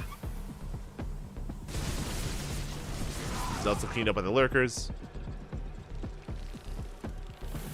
Like, a big fight like this is what Rodzin wants. Rodzin, he wants a big fight. These run-bys and counterattacks is what he struggles against. Meanwhile, the High Templar get caught out. We get 1, we get 2. 2 High Templar, 3 High Templar fall. We got 1 final Storm. But a lot of High Templar went down. The Void Rays, they activate their Prismatic Alignment, and the Void Rays, they reign supreme. The Mass Void Ray breaks through all the Corruptors. And Rodzin, he has done it. He breaks through the army. Again, there was no power bomb. There were no spells that could be used. We had a feedback to start the fight. And without power bombs or without anything to support other than Corruptor, the Void Rays, they snowball out of control. Rodzin now pushing in towards the natural. We're going for a desperation run by here. The goal is to force Rodzin to recall, and hopefully we don't. We keep pushing, Papi, keep pushing. So we have Lings splitting up towards all the bases. Probes are going down. And there it is. GG gets called. Rodzin will take game number 1. GG. GG, well played. Rodzin, he will take it in the end here. Again, he was looking for that fight. He wanted a head-on engagement. And in the end, Aristry gave him what he wanted. And with that, GG. Rodzin takes a lead. Does take a lead here.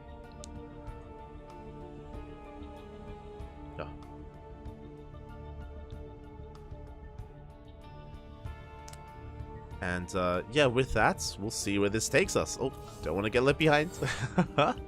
We'll see where this does take us here, as this was a pretty close game. Again, Rodzin for the most part was in control of this game, but there were really big moments where Aristry was able to strip that away from Rodzin with his counterattacking, whether it was his Lurker counterattacks, his Ultra counterattacks, his Ling run-bys as well.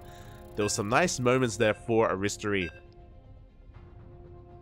But again, the death ball of the army was something that Aristri could never quite deal with. Unfortunately, he was lacking, especially in gases. We were pointing out, like, he never saturated his gases at his linear third base. Never took those gases, which was a pretty big deal, to be honest. If he saturated them at any point, then we could have sustained ourselves. We could have maxed out. Regardless, GG, well played. And now we're getting into game number 2. And spawning in the top right-hand corner of Crimson Court, we have our Polish Protoss player. The purple Protoss representing Platinum Esports. It is Rodzin.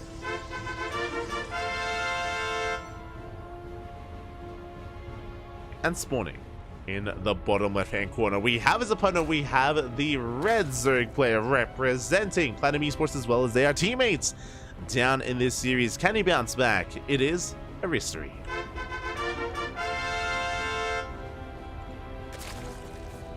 We go. Meanwhile, the semi-finalists are getting ready for us. We do have Cristiano taking down Trifax 2-0. Cristiano, he's waiting for the win of the series. Likewise, Papi is still waiting in the lower semi-finals as well. And it looks like he's going to be waiting for quite some time. Looks like the lower half of the bracket is a little bit more delayed. So we might just be able to follow this series into the semis. Might just be able to follow it.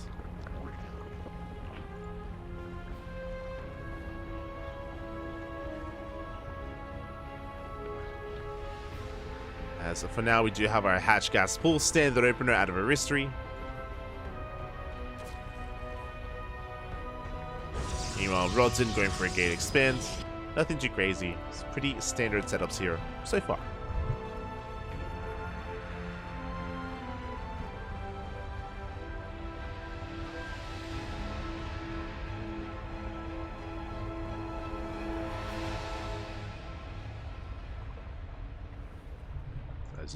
I was just hydrating, buddy. Just hydrating. Ugh. Okay, here we go. So as we settle in, I'm curious how Rodzin's going to approach this. If you remember, initially in game 1, it was like 30 minutes ago, but it's a long time ago. But in game number 1, we did see Rodzin pull Aristri apart with Oracle Harass, with Oracle and Adept Harass. He got an insane amount of damage done, so there's no reason to deviate away from that.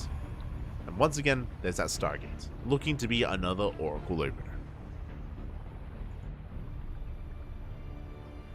Ooh, meanwhile, Aristri taking the center base. Okay, so on the one hand, Rodzin, yes, is opening up Oracle for a third base to harass across the map to get some drone damage, but Aristri has taken the center, the forward hatchery, with the rich Vespene Gas Geyser. Now with this base, this can lead into an all-in. It's a really good kind of launch pad to spread creep across the map towards your opponent's natural base, and of course take advantage of the Gas Geyser to go for a Roach-based all-in, usually with Queens as well. You can just go for a Queen Roach walk across the map, you can go for drop lords and a lair, you have options. Assuming Aristri does want to take advantage of this base and wants to, be aggressive, which I assume he does. Especially after a longer game like that. Meanwhile, we do see Rodzin already mining through these minerals, looking to gain access to this safe linear third base. This safe is quite difficult to punish here as we have rocks. We have rocks here, as well as minerals that we have to mine through to actually gain access to this area. Or I guess drop play can definitely abuse this, but in a ZVP without a Nidus Worm or without knocking down these rocks, the base is pretty safe. So a very safe third base here for Rodzin. See how Aristri will approach this. For now, just happily droning. Oracle does arrive. Gets eyes on the third. And there we go. We're rushing to that Gas Geyser, as we mentioned. A very valuable Gas Geyser here at the center base. Meanwhile, we're going for a fast Twilight Council. Okay, so we're going for the third base. I believe we cut Oracle production. Okay, yes. Only 2 Oracles straight into the tech, into the Twilight Council, Forge, and Robo. So Rodzin isn't going to be as aggressive this time. And he hasn't actually gotten any drone kills either. He's been a lot less active with these Oracles. Hasn't been active at all with Adepts. He's been skipping warp ins. There's that Roach Warren on the way. Sub 5 minutes. Oracles get one drone in the main, but only one.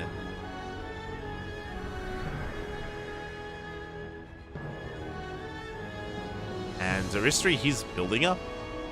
He's building up here towards his roach-based army. Oracle's trying to dip in. We get a drone, we get two, we get, oh, three!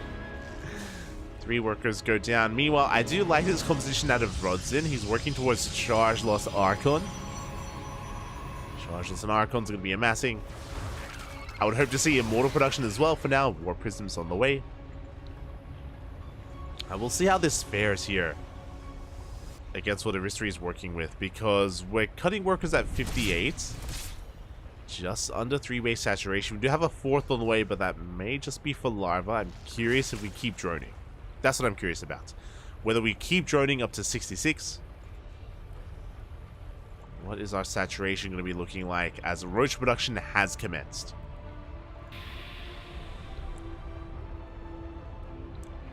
We have 13 roaches on the way. Overseer for a scout.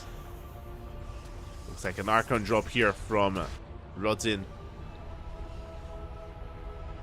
And I still don't see any more drones, by the way. Yeah, 4 more Overlords. We're going for the all-in. We're going for the all-in. The Queens are moving out across the map. The Roaches move forward as well. Going to be meeting up with the main army. We do catch the Oracles. We got one, we get two. 2 Oracles go down, and here comes the all-in. Again, Aristri just cutting workers at 58, making nothing but Roaches, nothing but Queens. The creep is already across the map. The Prism can definitely threaten Aristri. There we go. Ravagers are on the way. And then we can commit. So essentially this is a 3-way all-in. It's actually less than a 3-way all-in, but because we're only using this Risk-Pressing Gas Geyser, that makes up for it. That makes up for the lower drone count. Here we go. We are pushing. Aristri with the supply lead. Archon's trying to buy some time. These Chargeless are going to have a hard time pushing into this, by the way. The SimCity working against the Zealots. Yeah, Cybercore goes down. The Gateways as well. Ooh, we depower the front line. And again, Rodzin, how does he push into this? We pile down even the pylon. Shield batteries are getting up and running, thankfully. We do have our shield batteries. Aristri hasn't lost much yet. Nope. That's not quite connecting. We do get an Archon. Almost the Immortal. But only 2 Immortals, by the way. There we go. 3rd Immortal finally does arrive. But there's not much of a buffer. Not anymore. And where's the overcharge? There it is. Overcharge is probably gets piled down instantly, by the way. No more overcharge. No more shield batteries. We're running out of energy. We're running out of support. But the juggling has been good. We saw those 3 Immortals. And we're barely holding on. We force back the army. We need more Lings. We need more Roaches. Aristri still rallying across the map. He's still all in, by the way. And Rodzin, he's holding. He's making 2 Immortals at... Oh, wait. He's went double Robo. He's crazy. He's making 2 Immortals at a time. He's on 4. Soon to be 6. And the longer this goes on, the better it's going to be for Rodzin. Again, the Soup can lie. Immortals, they trade very well here against the Roach Ravager, but that's a lot of Roach Ravager. We take down the Archon. We're going for the Immortals as well. And they need more support. They need something to buffer. Yeah, Immortals on their own, they just can't hold their own here. Cannot hold on. Once again, good juggling out of Rodzin. Ooh, 1 Immortal goes down. Robos and Deep the Vials, they shut down the Immortals. Then it looks like we have done it. GG gets called. We break the natural, and we are forcing the ace match. Whew. GG. Again, the all-in did work out there, did pay off for Aristri. Rodzin, he had a really hard time making his... I mean, his Immortal production was solid, or his Immortals were doing well for themselves, but the charge lots, they couldn't really do much of anything there. They were kind of getting stuck on each other. They were having a hard time engaging. They were being cleaned up and kited to death as well. So not the unit of choice to defend against an all-in like that. And with that, we're going to the ace match. We're going all the way to game number 3. It all ends here. It all ends in our next map on Oceanborn. Let's go. Let us go.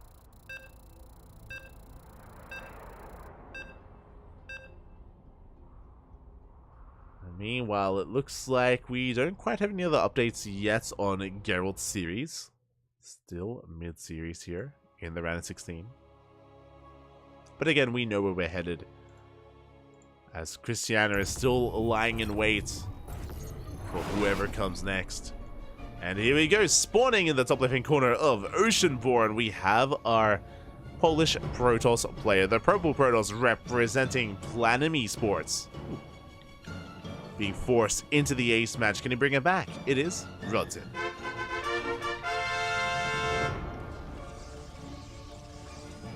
And spawning in the bottom right hand corner, we have his opponent. We have the red Zerg Polish player representing Platinum Esports, tying up the series 1-1. It is Aristary. Let's go.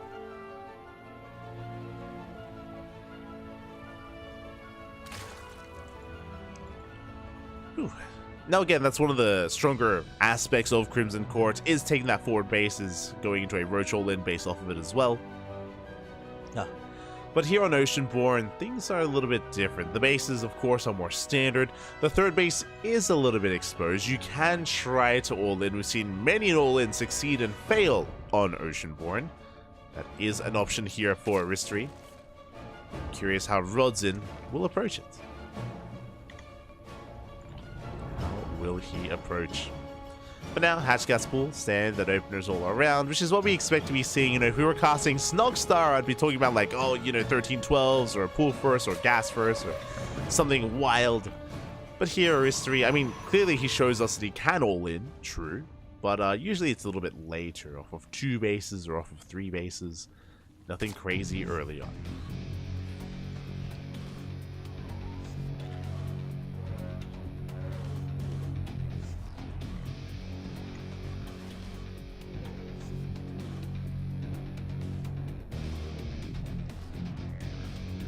As Rodzin is setting up, do you see him just getting eyes on the third base, trying to be a nuisance, trying to delay, if at all possible.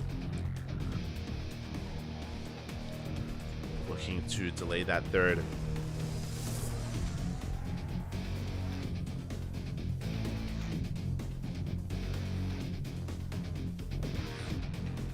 As for the time being, we are just going to be settling into our own 2-base setup here. Our takeoff choice, once again, a Stargate opener out of Rodzin. He's going for a Stargate every single game. Now, to be fair, in game 1, he went triple Oracle and he was able to do a lot of damage. In game number 2, he went double Oracle into faster tech instead. So we have seen different variations of this. We'll see which one it's going to be on Oceanborn. I'm expecting triple Oracle. Wait, what?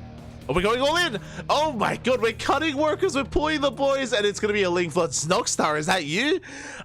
This I was not expecting out of Aristary, Papi. Oh my god. So Lings are flooding. Ling's speed is still halfway done. The drones are arriving, and the goal here is for the drones to mineral walk past that adept to get onto the other side and to bust on through. But the wall, it's not a wall anyway. We bust in regardless, and we get a surround. Oh, the adept is going to be surrounded. It is going to be shut down. Boys are being pulled. We do have a second adept here in the wall, but it does get surrounded once again. We do go for the full wall off here, but the Lings are in, and we're going to be depowering the gateways. The pylon goes down. The gateways are depowered. We break the natural. Warp gate is not done, and now we're going for the kill. We're going for the main. There is an Oracle, but Ling speed kicks in. Ling speed does kick in. We do have a shield battery on the way, and oh god, the Lings are going to be cleaned up, but they're getting a lot done. Oh my god. 9 probes go down. And we have more Lings flooding into the natural as well. The Oracle's about to run out of energy. And we're going back for the main. We're diving back in. We have the shield battery. We get surrounded. The shield battery is going to be going down. And with that, it looks like Aristary, he has done it. He has annihilated the mineral line. He's taken control of the main base. We're down to 22 workers. Still a good probe count, to be fair. But we can always just pull back and kill the natural. Like, we can pick and choose what we want at this point as we get more probes in that main base. A lot of these things are going to be going down. And behind this, we're droning. Behind this, Aristary, he's happily droning. He's getting another base. We're working towards our queens. Now, the natural is still up and running, to be fair, and we can still repower our production on the low ground, and there it is, pylon is on the way. Can Rodzen recover from here? It's gonna be difficult. The problem is that if Rodzen moves out with these 2 units, then a Link Flood could always come back in. So the threat of a Link Flood is always going to be in the back of Rodzen's mind, so it's going to be risky to move out. So he's stuck at home. And that means that Aristri, he's free to drone up, make queens, get spores more importantly, to make sure that we're safe against the Oracle, and get ahead. As I say that, Aristri is going to be supply blocked, and he's actually not far ahead in workers at all. He's got 35 to the 29 probes of Rodzen. Rodzen can recover. We dealt damage, but we did not kill Rodzen, and yeah, we might be able to make a game out of this, actually. Solid might on that one. Like, the tech is quite late. Like, we're just now finishing up the Warp Gate, of course. No Third, no Twilight Council, no Forge. We'll see if we can get something done here. So we are going for the hatchery. We have plenty of queens. Plenty of queens to defend. Hatchery will survive. Lair is on the way. We're up to 39 workers. Again, our drone count is still a little bit lackluster for Aristri, but now we're building up. Rodzen, meanwhile, going for his own 3rd. And honestly, we're pretty neck and neck. I feel like we've stabilized. Yeah, we're good. Like, Rodzen will eventually work towards his Twilight Council and Forge, but I mean, that feels pretty on par with what Aristri is doing.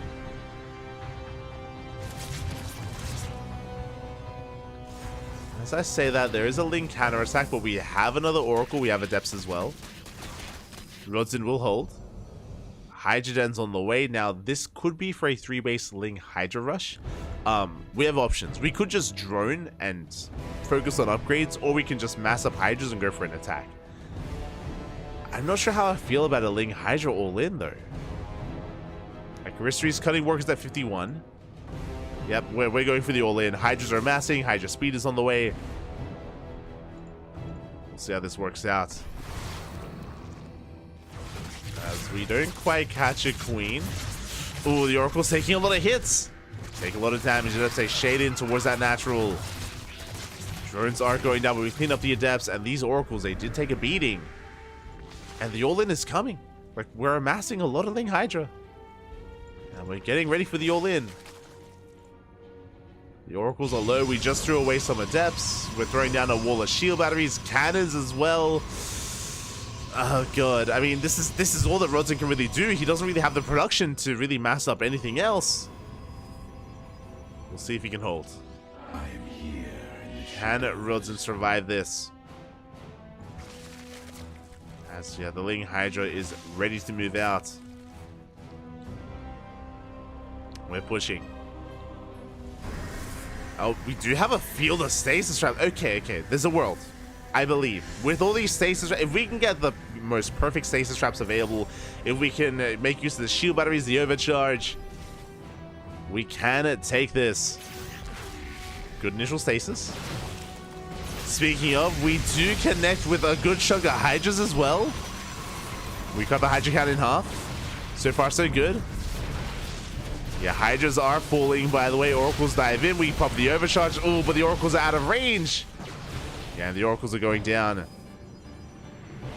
Put a good initial hold. And we have more stasis. At the same time, Lings, they flood into the mineral line. And we collapse here on the Void Ray, on the Stalkers. Another stasis pops off. The Lings, they get 12 probes at the natural. Ay, ay, ay. We bust down that Cyber Core. Hydras, yeah, just started stepping into that natural as well. Hydras are going down. These are expensive losses. We did get 15 probes. But it looks like we will clean this up. Yeah, Aristri is running out of steam. We try to come in from behind. Do try to, but honestly, really good movement here out of Rodzen. He pulls back, catches more Hydras. Good blinks here from our Protoss player. But we're getting 21 workers, 22. Again, really meticulous control out of Aristry to just squeeze out as much value as he can of these Hydras. Pushing into the main base. Will be cleaned up. Rodzen, he's on 43 probes against the 48 workers of Aristry. Rodzen, honestly, once again, he holds and he's not in a bad position. He's got blink, he's got +1. Charges on the way. He's okay. Meanwhile, Aristry joining up to 56, taking a 4th base, and now working on the rest of his upgrades. Okay, we're working towards a longer game. We're calming things down. Working towards a longer game. We don't have any splash damage yet for Rodzen. I would love to see a Templar Archives and Storm, but or even a Bay and Colossus production. There it is. Templar Archives is on the way. Oh, the Stalker's getting caught out. Did we overextend? It looks like we have. Yeah, good stutter stepping here from Aristry. Gets the Stalker.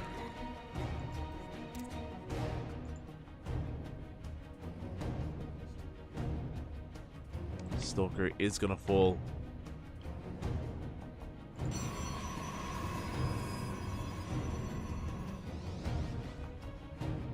You know, Rodzen still pulling back. Does preserve most of his Stalkers at least.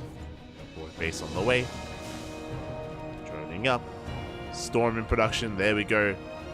4 Rodzen. And Storm will help quite a bit here. But we need time. We need time to build up towards that Storm. Once again, Rodzen pushing deep on creep. This is crazy. Calm down. But he knows he has to get something done here. As Aristry has run up to 74, he's got a solid economy. Taking his gases, committing here to Ling Hydra. If we wanted to, we could take up towards an infestation bit and a hive and lurker tech. We could just secure ourselves, but I think Aristry wants to end the game sooner if at all possible. I don't think he wants to settle into lurker production. So he's just massing more Ling Hydra. Baleen Nest about to, well, Baleen Nest now done. Baleen Speed now finishing up. There's a lot of High Templar. This is still up in the air. Like, the soup is in favor of Aristry. True. Like, we have the supply on our side. But Storm. This is potentially 5 Storms, by the way. That's going to be quite a lot to work with.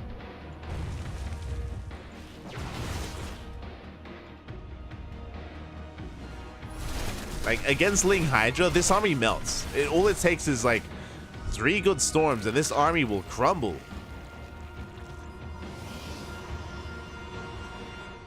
But we'll see. Bearing in mind that Aristry, he has split up his forces. He's got a solid high Ling Hydra count on the left, another on the right.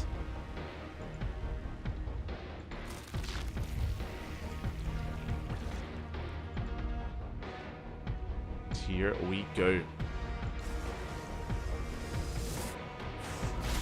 There is a High Templar to defend. Do we have a Storm? We do. Ooh, but Lings ain't busted. The Storm was a little bit too late. Storm was a bit too late, and we're pulling the army apart. Numbers are on Aristry's side. He will break this fort. And Ling Hydra, we do outposition Rodzen. We bust into the main base. And Rodzen is being pulled apart. Again, he has a lot of Storms, but the base falls. Yeah, the Storms are too little too late. We got a High Templar. We got 1. We almost get a second. 14 probes go down. Aristry once again splitting up his army. Collapsing on the High Templar. Yeah, with the Lings, they do on top of the High Templar. So many of them go down. And that's going to be the final Storm here for Rodzen. GG gets called, and Aristry will take the series 2-1, advancing on to the semi-finals. Whew. GG.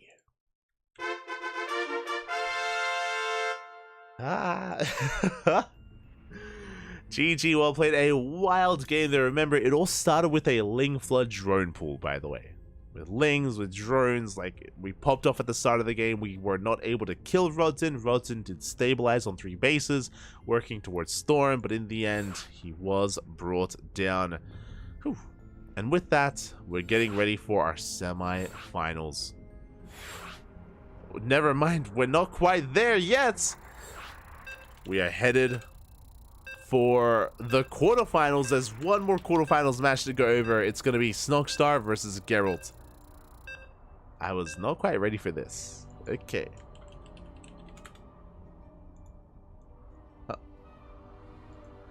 My apologies, but we do have another series ready for us here already. We're jumping into Geralt versus Snogstar in a PvZ. Let's go.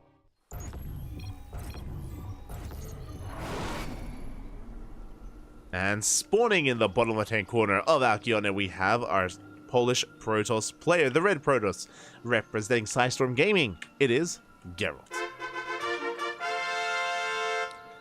And spawning in the top right-hand corner, we have the Blue Zerg player representing Platinum Esports. It is Snogstar. From the land of Bologna, here we go. Less Protoss is better for viewers? What do you mean? It's gonna be a PvP. What are you talking? We're in the land of Poland. It's the land of the Protoss, Poppy. It's can we stop the PvP finals? That's the question that we have to ask ourselves. Can we stop it? It's very rare. It's very rare. I mean, even Spirit can't stop the PvP finals at times. Like, Spirit, he does his best, but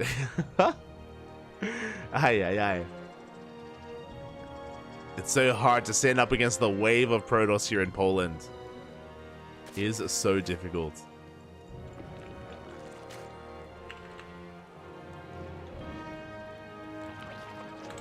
So I'm just getting things ready for the semis as well, while I can.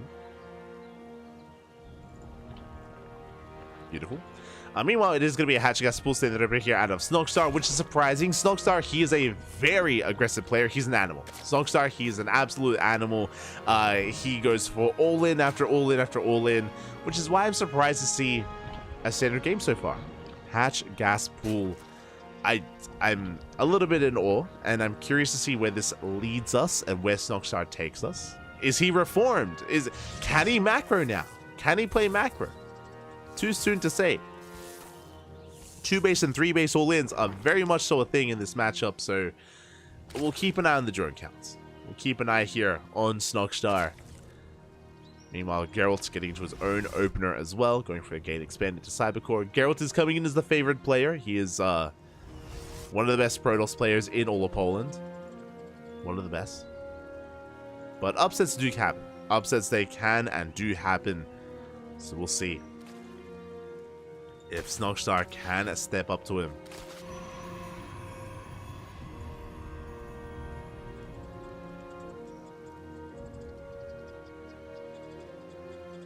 The Witcher versus the animal. Usually the Witcher wins. Oh. Usually. I mean, yeah. We'll see. We'll see how this goes. I'm just picturing like Geralt of Rivia like fighting Snorlax. In my brain for a long time I kept saying Snorlax instead of Snogstar. I had a really hard time settling on his name. Has he brought his poker flute?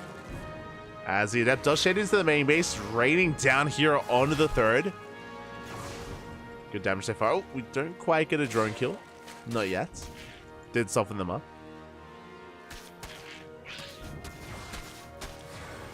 As the second Adept has arrived, we catch a drone, we catch the Lings. Ling speed still not kicking in for another couple of seconds, so good pickoffs here by Geralt. Shaves off a decent amount. Oh, the drones! No, as we cancel the shade, we catch more transferring workers. 3 drones go down. And the Adepts, they're still standing. They're still looking strong. Shading in once again. They can pick off 1 more worker at least. As we just situate ourselves here at the third, or at the natural.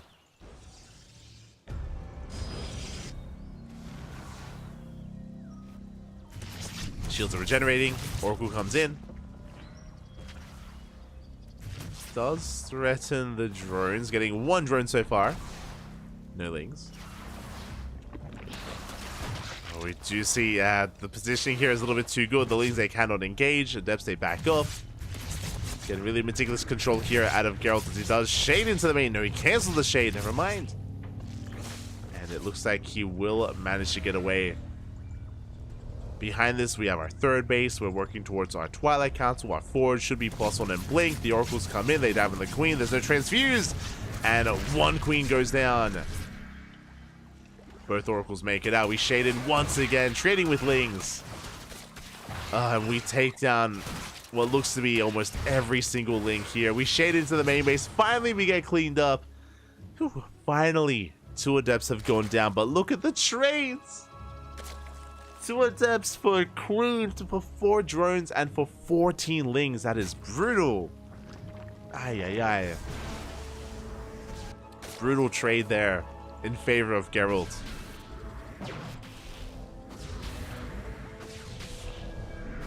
Give him 2 Adepts and he can make some magic happen. Across the map, we do have our 4th now being taken. The 4th is going to be the gold. A greedy move here by Snogstar. Very greedy. We'll see if he can get away with it. As Geralt is now going to be pushing with a stronger force, with some Blink Stalkers. Some vanilla Stalkers soon to be with Link. We supply block Snogstar. Supply block is real. We shut down the tumors. Geralt has eyes on the would-be 4th. And it's going to be cancelled. Yeah, there's no saving this. 4th base is going to be going down. Lings are amassing, but the hatchery, yeah, there's that cancel. From here, we're rotating around, making sure that there is no backup 4th. Lings are ready for a run by. We could be forced to recall back home. As Geralt, yep, there's that recall. We do get home just in time to deal with the Lings.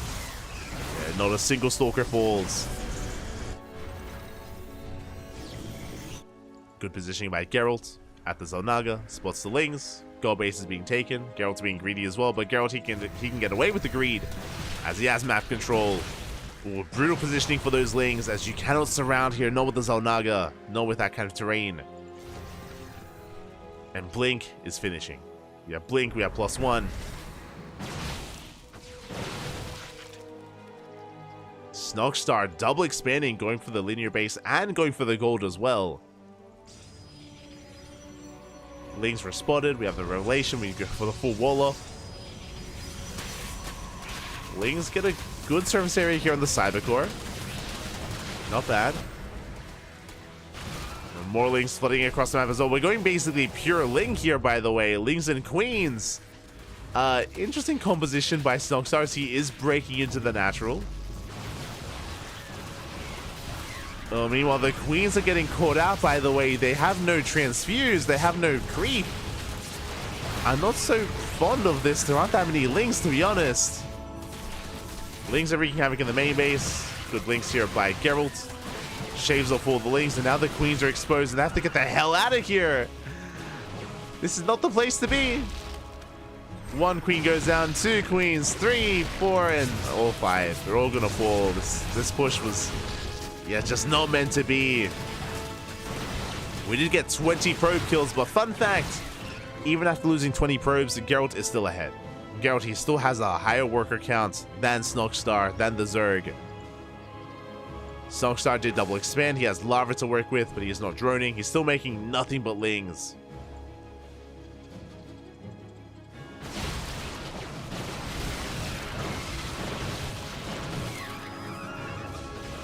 And we are just bleeding out so much. Lings are being chased out. We do get into the mineral line, though. Probes are falling.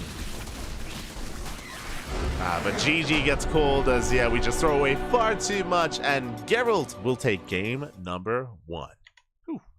GG.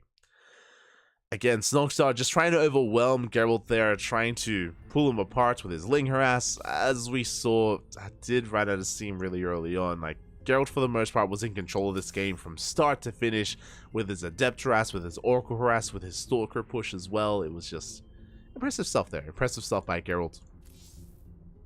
Was impressive. Snogstar unable to keep up there, but now we're getting ready for game number 2. Let's go. We're getting ready for that second game.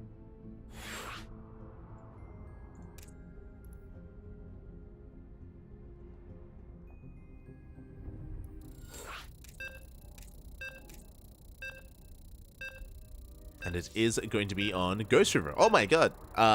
What were the vetoes? Hold up. What were the vetoes for Ghost River to make it in? Was Snogstar playing? Okay. I'm ready. I'm ready for the Ling Flood drone pool. I'm ready for it. Give, papi. We know it's coming. It has to be. Maybe a hatch block? Maybe hatch block instead. We'll see. As spawning in the top left-hand corner of Ghost River, we have our Polish Protoss player, the Red Protoss, representing Psystorm Gaming, leading the series 1-0. It is Geralt. And spawning on the top right-hand corner, we have his opponents. We have the Polish Zerg player, the Blue Zerg, representing Platinum Esports. It is Snogstar.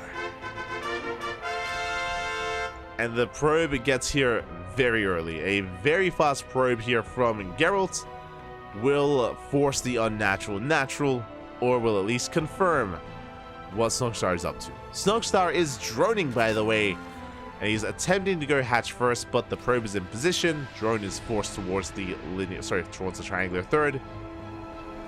Oh, I say that the probe moves out of position to scout, and the drone did hug the edge of the map.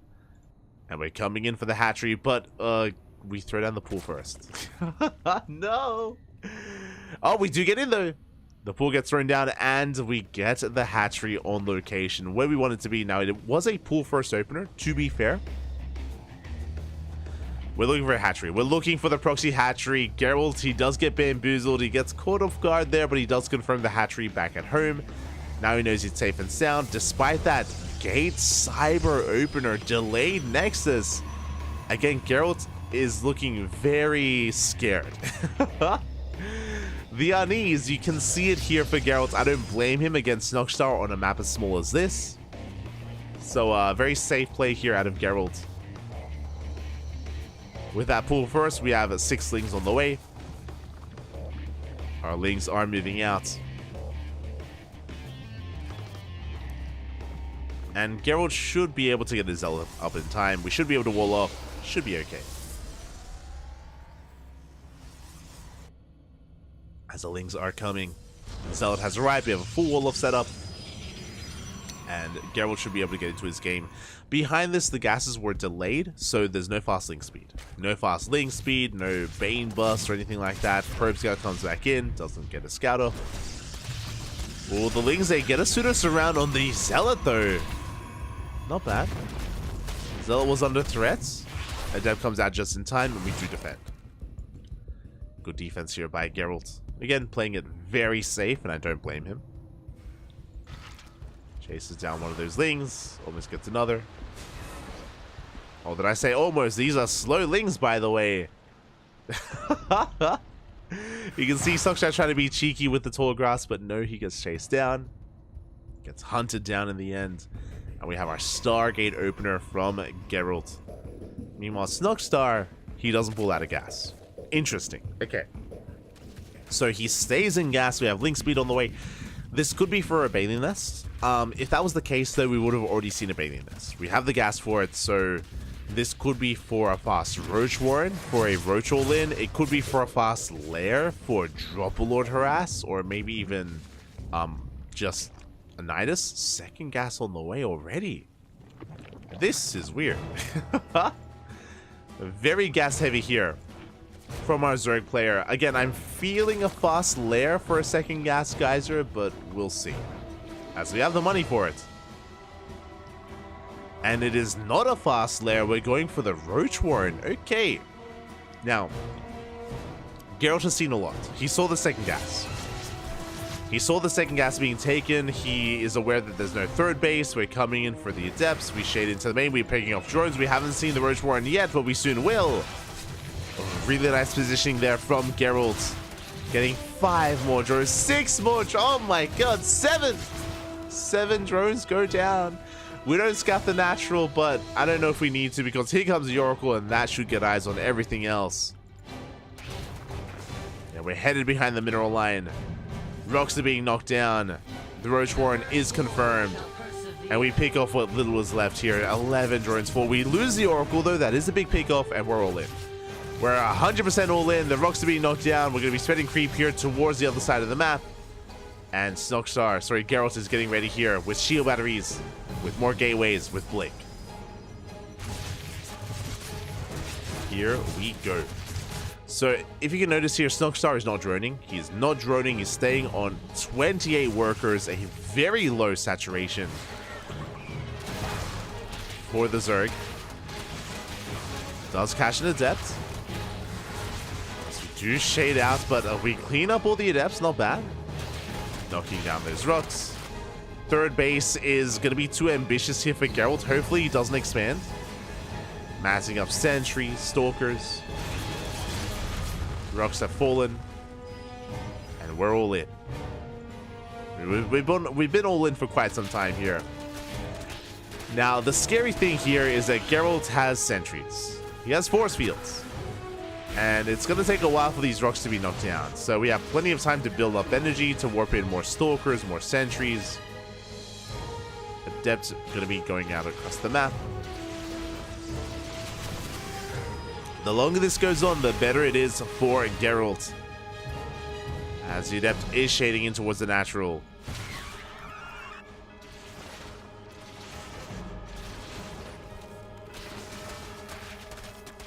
If shades in, gets 2 more drones, rocks are knocked down, and here we go. It's all or nothing.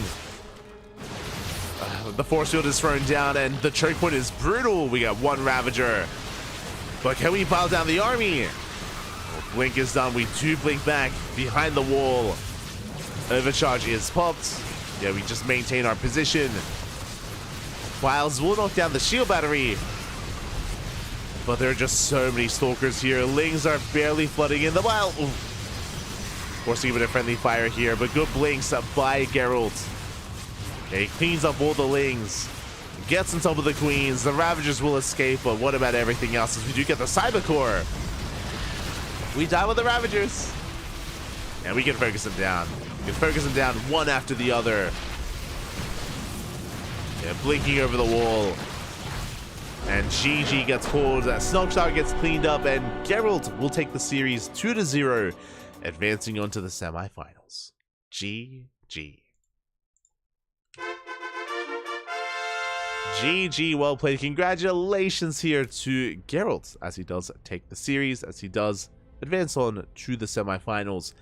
And we have, I believe, all of our semifinals ready. All the semifinals are ready for us here. I believe up first is going to be Christiana versus Aristri in the upper semis, followed by Geralt versus Bapi in the lower. So if you're a fan of Terran, there are no Terran players. There are no Terran players left in the tournament. There is a 1 Zerg in Aristri and nothing but Protoss thereafter. Oh boy, here we go. We have nothing but Protoss and 1 Zerg. And can we stop the PvP finals? It's unnatural to stop the PvP finals here, especially in an online Polish event, but we'll see. We'll see if miracles can happen.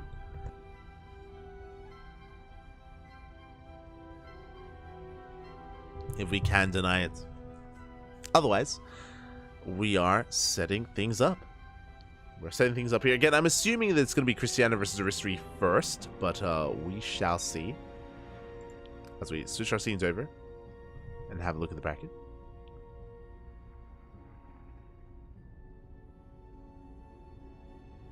Here we go.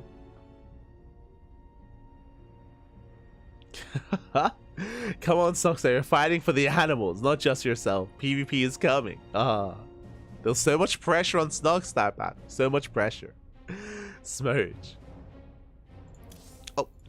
But there we go. There we have it. Vetoes are done, and Christiana versus Aristri is going to be up first. You can see there, Geralt versus Bapi is going to be the next semifinals. We're going to be casting both semis, followed by the grand finals thereafter. Oh boy. Here we go. And we'll see if the lone Zerg player can survive and have a dream run here and make it into even the finals. That would be very impressive. Cristiano is one of the heavy hitters, is one of the favorites here to win the entire event. We'll see if he can be stopped. If you're in the chat, predictions will soon be open. We will be setting up predictions here for the semis and for the grand finals as well.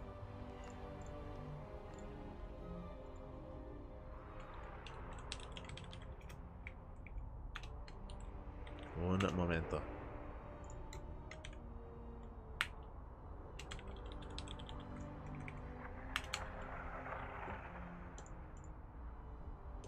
Beautiful. Alright, so once we load into our game, predictions will be set up, so don't you worry. We'll get there. We will get there.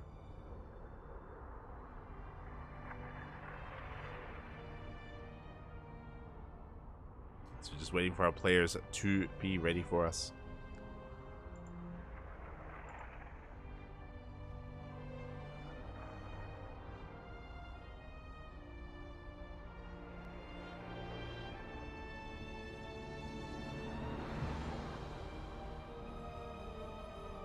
No.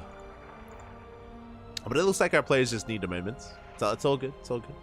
We're more than willing to wait for them. Okay. Just catching up in the chat. Cristiano is very experienced, but I hope history does the all of everything. Ah, the dream, the dream. Let's go.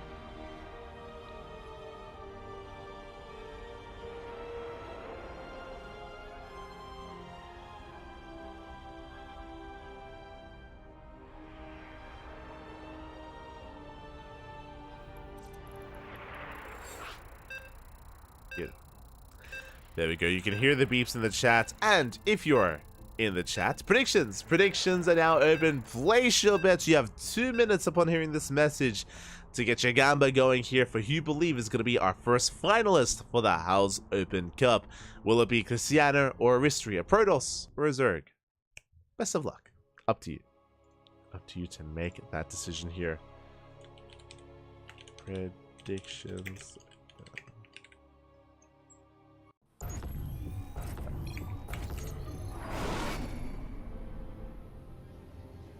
And spawning in the top left-hand corner of Oceanborn, we have our Polish Protoss player, the red Polish Protoss representing Starlight Twinkle. It is Cristiano. And spawning in the bottom right-hand corner, we have the Zerg player. We have the blue Zerg from the land of Bologna representing Platinum Esports. It is Aristri.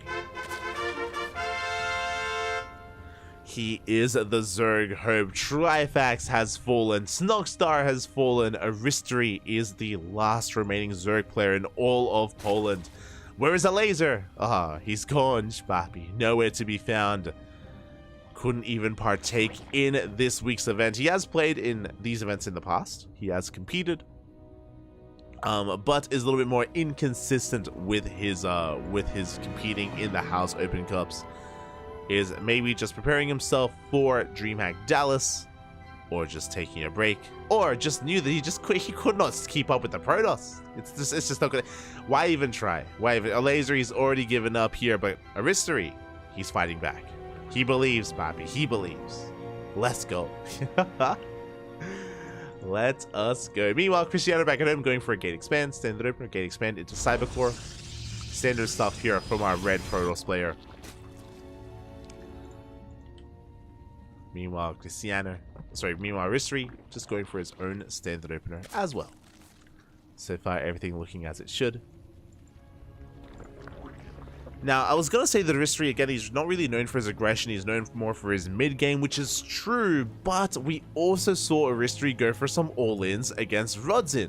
That did happen a couple of times, actually. We saw a couple of times where Aristri, he would just cut workers. He went for a Ling drone pool, went for a Ling Hydra all-in, went for a Roach Ravager all-in on, I almost said Amphion on the other one, on Crimson Court. So Aristri is willing to be aggressive and willing to spice things up if need be. So we'll keep an eye on our Zerg player here, as Cristiano is opening up standard with the Stargate.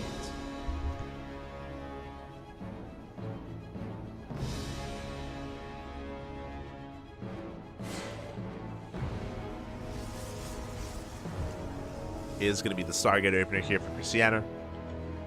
Should be for Oracles. I mean, we have seen Cristiano open up Void Ray in the past, but an Oracle should be on the horizon here. As Lings have arrived, knocking down those rocks. Queens are amassing. So far, we are keeping up with the H.4.0.S. And there's our unit of choice. It is not going to be the Void Ray, it's going to be the Oracle first for Cristiano. It's coming. With this Oracle opener, we're going to be able to harass across the map. We're going to be able to scout the Zerg player and expand and take a third base. There's a reason why. Oh my god, as we throw down a Twilight Council before the third. A very aggressive build here by Cristiano. With this fast Twilight Council, this feels and this screams and this should be Glaive Adepts. Feeling Glaive Adepts here from this follow-up from Cristiano. Again, a big delay on the third base. Gateway Explosion. We have 3 gates on the way, plus the one that we already have. It's going to be 4 gates in total for Cristiano. And the Oracle has arrived and gets zoned away. We have our 2 queens here at our natural. We have our 2 queens in the main. And there it is. Glaives is on the horizon. As I did mention, Glaives is a common follow-up here if we do go for a fast Twilight Council, just because it's a good way to catch the Zerg opponent off guard. The Zerg opponent would usually drone from here. Would usually delay roaches, delay lings, and drone and make queens when they're up against a Stargate opener because they know that there's no aggression. They know that they're safe, when really, they're anything but. It's a very cheeky build here by Cristiano. He's hoping this goes unscattered, and if it does, then Aristry may just fall here to the adept aggression. It is not an all-in. Bear that in mind. This is not an all-in from Cristiano. It is just a way to get ahead in the economy and to cripple Aristry early on. Meanwhile, Aristry thankfully is going for a safety Roach Warren. This was thrown down at around the 4-minute 30 mark, thankfully, so it's a little bit earlier than normal, and it will keep us safe. It does mean that we will have roaches available for the adept aggression. Meanwhile, adepts are amassing. Remember, there is no robo with this, so there's no warp prism to reinforce. What you see is what you get, and we are moving out with a good chunk of adepts. We shade across the map. Now, Aristry does not see the move outs. He is amassing a couple of roaches, though. As the Adepts make their way towards the mineral lines, Queens are rotating over towards that third, towards the natural even. And we commit! We commit to the shade. We walk past the Queens with 9 mining here at the natural. Roaches they pop out just in time. The roaches do pop. Lings are going down. Drones are being targeted. We shade into the main base. Oh my god, and we get 7 drones in total so far. Pretty good damage. We get an 8th drone, and we're not done. We have more adepts rocking up here at the third. The initial wave of adepts, they shade out. We have more adepts threatening the third base with denying any kind of mining time. As the adept aggression does continue, we shade into the main base. We do have Lings and Roaches lying in wait. And I like this here from Cristiano. He will be losing his adepts in the main, but he does actually survive with a good chunk of them here to have some kind of force on the map. As Cristiano is on 61 probes. Cristiano, he has a massive worker lead. Aristry is still catching up. Oracles are moving out to harass. Adepts, they still threaten the third base. And Aristry just now begins Roach Speed. He can't counterattack without it. So we have Roach Speed on the way, we have +1 range on the way. Aristry, he's stuck at home until these upgrades kick in. And Cristiano, he is chilling back at home, getting a 4th base, working on Blink +1. Potentially even a Robo. No Robo yet, but working towards Robo Tech, I'm sure. Oof, as we camp the 4th. We get 3 more drones. And Cristiano, he did enough with the Adepts. Again, as we mentioned before, the Adept follow-up was not meant to kill, it was meant to cripple. And it did.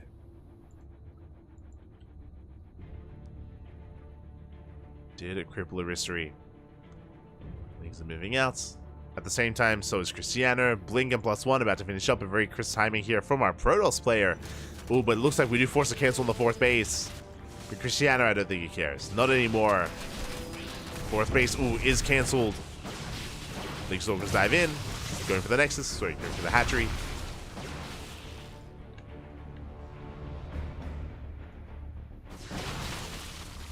infantry is under fire. That's going to be a kill on the base. One more volley and it goes down. We blink back. Oh, big stasis on the roaches. The roaches are caught. Reinforcements coming in, but Cristiano, he does trade well. And he's rebuilding that fourth base. Lings coming in for a surround. They tried it, but we blink away and we have reinforcements behind this. Cristiano, he maintains his momentum. Working on +1 armor. Working on charge. Blink Stalkers moving out. And how many Blink Stalkers do we have? We have 22 Stalkers. And he wants the base. Once again, he's gonna get it. Does force a cancel. Trading with the roaches. Oof. Lings threatening a run by. Catching the Adepts, not bad. The Adepts from the early game finally going to be going down. But now we know that there are Lings in the area, near the fourth base. So Cristiano, he does reinforce. Plenty of Zealots. The fifth is ambitious. Oh no, he doesn't see! Risk 3, he misses the fifth base. It's on the way.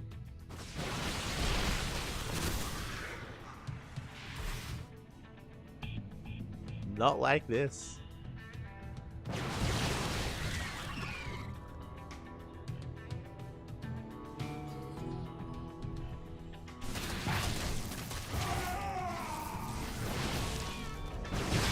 Let's turn back around, we catch some Lings.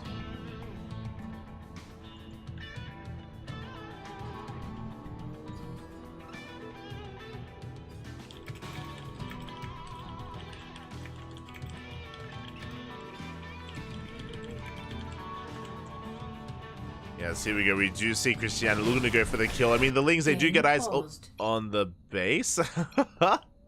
Ooh, as it looks like there's some latency going on. I have a little bit of latency on my end, but it should be okay. My latency is normal here to EU, like 300 ping. But it looks like he might be experiencing lag on his end. Hopefully the latency is able to clear up. Hopefully things are okay. Oh god, no! Cristiano, stay with us! No! Oh, as it does look like Cristiano's internet is failing him a little bit here, and just like with Aristry, we're more than willing to remake. We can remake the game, we can load back in. It's gonna be okay here. As long as, of course, Cristiano can reconnect, then we can restart and resume from replay. Thankfully, I mean, I say thankfully, we are actually in the middle of a fight is the problem. The Roach is trying to collapse here on top of the Stalkers. At the same time, we have Lings harassing across the map as well, but Cristiano's keeping up. Oh, yeah, and he does lag out, so we will try and get back into that game. We're going to be hoping to catch Cristiano, and then we can piece it all back together and resume from replay. So it's all good, man. It's all good.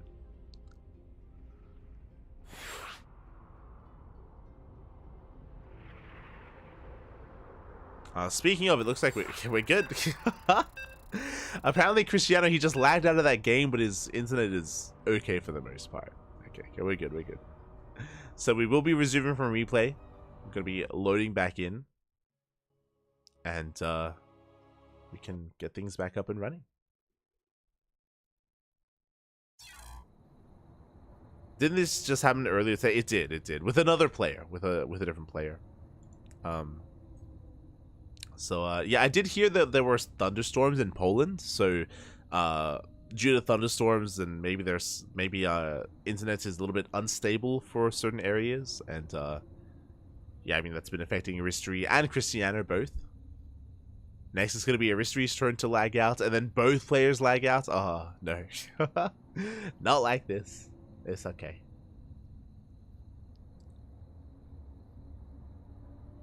Obviously, with so many Protoss, storms are common. True.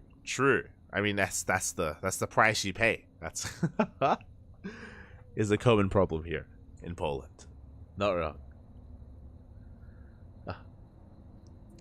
But yeah, thankfully we have Cristiano with us, and we're going to be able to resume. So We'll just delay our game for a little bit, but we'll be able to jump back in. And hopefully the game itself wasn't impacted too much by the latency. Hopefully.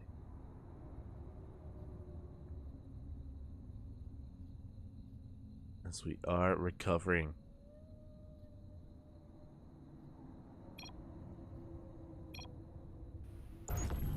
And we are jumping on in. Meanwhile, we have the Stalker Army going to be forced back by the Lings at the same time. Ling Rambai is forced back as well. Cristiano does retreat. We can see that Aristri has amassed an army. Now, this is where we have to remind you. The soup does lie. You know, Aristri, he might be maxed out. That is true. But he's down in workers and he has a subpar army. Ling Bane Roach Ravager. We don't have a bank to work with here. We'll see if Aristri can make use of this. At the same time, Cristiano likewise moving out with his chargelets, with his stalkers. Honestly, with all these banelings, we can clean this up. We can take a good fight. To catch out some of the Archons. A good start here by Aristri. Does bring down one Archon. At the same time, Zealous, they hit the natural, they hit the third base. Stalkers are racing back home, and we bust into the mineral line. Ooh, banelings, they crash into the third, they crash into the fourth. 30 probes go down. And Cristiano's economy is crippled. As I say that though, Zealous, they're wreaking havoc across the map. Cristiano is still up in probes. Cristiano is still miles ahead in that economy, but here comes the Roach Ravager towards the natural. We're all in. We're going for a base trade. Zealous in the main, the natural, the third, and in every single base, Zealous wreaking havoc. Aristri, it's all or nothing, but he's running out of Roaches, running out of Ravagers. He's running out of steam. Good blinks here from Cristiano. As they push in towards the natural. Getting a gateway, depowering some of the production here. But as long as Cristiano can warp in, he's going to be okay. And here comes Zealous from behind. Zealous, they collapse on the army. Ooh, big miles here on the Stalkers. But Aristri, he's being cleaned up. He did well for himself. He did kill a lot of probes. But it was not enough. As Aristri, he's down to 8 drones. GG gets called, and Cristiano will take game number 1. Whew. GG. GG, well played. Again, Cristiano, for the most part, he did have a solid leader. He had a solid grasp on that game. But a shout out to Aristri because, hey, you know, he was able to pop off towards the end and able to make things as chaotic as they could be as the game did wrap up.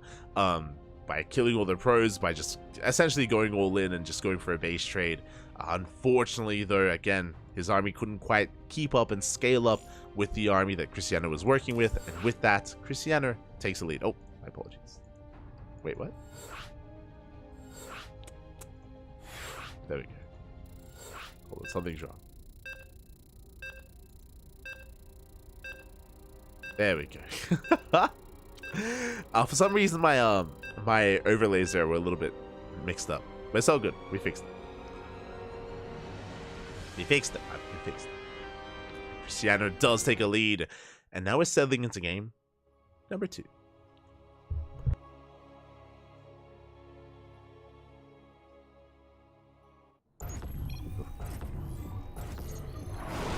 And here we go. We're settling into game number 2, and spawning in the bottom right-hand corner of Golden Aura, we have our red Polish Protoss player leading the series 1-0, representing Starlight Twinkle, 1 game away from making it into the grand finals.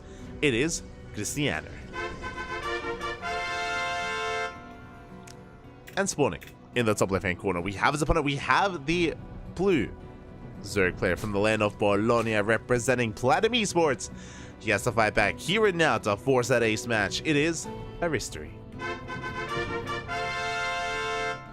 Aristri, let's go. Whew. As we are going for a hatch first, going for a hatch gas pull. Standard opener here from our blue Zerg player. But we are loading into Golden Aura. Okay, so shorter rushes us by ground. Third base on Golden Aura is more secure, is more stable. I'm curious if Aristri maybe is thinking of going for a 3-base all-in. 3-base all-ins can work quite well in this map. It's been a while since we've seen them. Just because they were a little bit played out here. A little bit. So we did see a lot of Queen walks on Golden Aura, especially early on.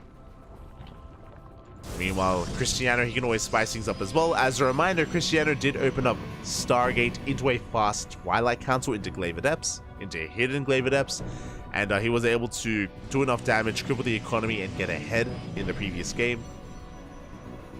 But usually you don't want to do the same build 2 games in a row. From the side of Protoss, like Protoss players, they have a lot of different openers and variations available to them. Ideally, you do want to try to bring something different each game in a best of series. Unless we're just playing standard. I mean, that you can just do every game. But if we're talking about spicy builds, we don't want to rely on them too much. Like consecutive. As Cybercore is done, Pylon is finishing up, we have our gas, and we are going for the Stargate. Oh. So we have our Stargate opener here from Cristiano. To be fair, we went for the Stargate opener in the last game as well. Whether we go for a third base or tech, yet to be determined. It should be a third. It should be. I will see.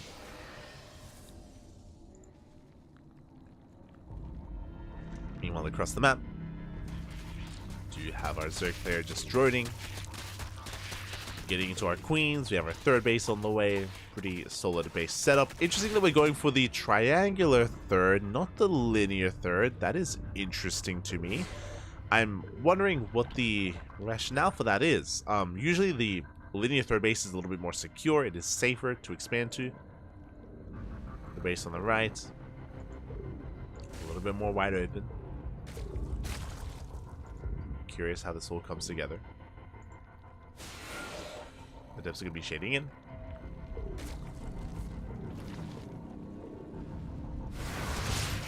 Do shade in towards that main base. We did get a drone already. We get 2. We get 3.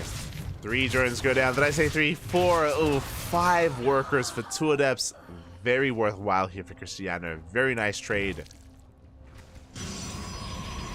Behind this, oh my god, we're doubling down. It's going to be a robo and another gateway here before expansion. Once again, we're going to be seeing aggression here by Cristiano. That's going to be a Twilight Council on the way. This time it shouldn't be Glaives though. It looks like Charge. This looks like Immortal production into either Charge or into maybe a fast Templar Archives for Archon production. I'm curious how this all comes together. Regardless, aggression. Aggression is on the table for Cristiano, as we have not taken a third. Not yet. Immortal does finish up. Going for a Warp Prism first. Okay. Prism first before Immortals.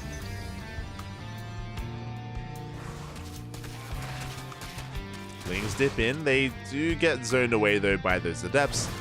Again, I'm waiting to see what happens with the Twilight Council, whether we go for a fast upgrade or whether we go for a Templar Archives. As we do pick off 1 Adept.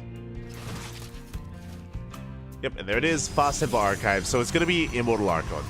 It's this is a build that Cristiano used to defeat Raynor. It was Cristiano versus Raynor in WTL, and Cristiano did bring Raynor down. Cristiano also used this to bring down a laser as well. This was last year in the house events. But this is a really nasty build where it's not an all-in. We're just building up slowly towards a third and slowly towards a fourth, and we're getting really early Immortal production and really early Archon production. So Immortal Archon. And boy oh boy, do we get a lot of Immortals and Archons. Meanwhile, we have our initial Archon drop across the map. If you were here earlier today in KungFu Cup, Creator did this, if I recall correctly. Yeah, Creator versus Solar. So Creator, he went for a variation of this build earlier today in the semifinals of KungFu Cup. Archon drop comes in, shaving off some Lings. A lot of Lings going to be going down. And yeah, we're making good use here of the shields. The Archons, they should be saved. Not a single one should go down. We shave off so many things. And we reinforce, we double down. Zealots are on the way. These are slow lots, by the way. There's no charge, but we don't need them. Know where we're going. Where are we going? To the main. We're going to the finals here as we get 6 drone kills. We're going for the base, actually. That's a little bit ambitious. We should save it. We have plenty of queens for transfuse. Will the Prism taking a lot of hits? Oh, God! Prism does take a lot of damage. As the Oracle comes from behind, we get 10 drone kills in total. 11 drone kills. Wreaking havoc here at the 4th. And behind this, we're building up more Immortals, more Archons. Second Robo's on the way for double Immortal production. And there's that charge. Oh boy. Now, I believe we ideally want to push out with, is it 5 to 8 Immortals? That's kind of the numbers that we're looking for here for Cristiano. 5 to 8 Immortals. This can also hit with Storm, depending on the army we're up against. As, ooh, I believe the Prism just went down. Oh no, the Oracle went down. Prism's still alive. Okay, we're good. I was worried for a second there. Oracle went down, Prism's still up and running. What I was gonna say is this can hit with Storm. Speaking of, there it is. Storm is on the way. So Storm, by the time it finishes, we should have at least 5 Immortals. At least 5. And again, we may have even up to 7. As I say that, Cristiano, he's a little bit impatient actually. We're pushing out already, and we cancel Storm? Okay, we cancel Storm. Never mind. We're just pushing. Charge is about to finish. +2 is still just starting, but Cristiano, he's had enough. He wants to go here and now. He smells blood in the water, pushing into Roach Ravager. The Concave, they're working against him. The force fields. You force field the army. The Immortals, they pick off a good chunk of Roaches. They catch a Queen. Oof. But the choke point is still brutal, and Aristri, he's holding on. Aristri is holding on. Yeah, that's a good amount of Roaches. I feel like we're pushing in too soon, but Cristiano, he wants to go for the kill. Good force fields once again, locking down some of the army. These Immortals, though, they're looking exposed. Yeah, we need more support. The Immortals are going down one after the other. Cristiano, he is overextended. We did push in too soon. We could have waited. We could have waited for extra waves here of Immortal. We could have waited for Storm, but no. Cristiano, too impatient, and now Aristri, he has momentum. He has momentum on his side. Aristri, we can bring it back. For now, we're droning. We're droning up. We're resaturating. Cristiano is stuck at home. How many Immortals do we have? 6. We're soon to have 8 Immortals. No Storm, but we have +2. And basically, what Cristiano's working on, especially because there's no Hydras, is just Archon Immortal. Just build up mass, charge our Archon Immortal. As many Immortals as we can get. Now, even though Aristri held, and he did quite nicely defending back at home, he's still in a rough position. Like, this army here, it's still not amazing against what he's up against. Ideally, we want to work towards Lurkers or Broodlords, or something else here. I mean, we are maxing out, to be fair. Aristri is going to be the first to max out. And he needs to trade. As soon as possible, he does need to trade. Because this army, this death bull of an army is getting bigger and bigger. And we have decided to restart Storm. Storm is now on the way once again. How many Immortals? 9. Soon to be 11 Immortals. We can hit 12 Immortals by the time we push. We could maybe even hit 13. Cells coming in, getting a couple of drones.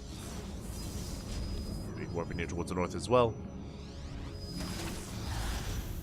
We heard you like Immortals, Papi, so we gave you Immortals with Immortals, and even more Immortals. Ah, let's go. We have 11 so far. I say 11 now. We're on 12. We're almost on 13. Almost 13 Immortals. And Storm is now done. How many High Templar do we have? Okay, we have 5. That's plenty of High Templar. We're lacking energy, though. Lacking a lot of energy.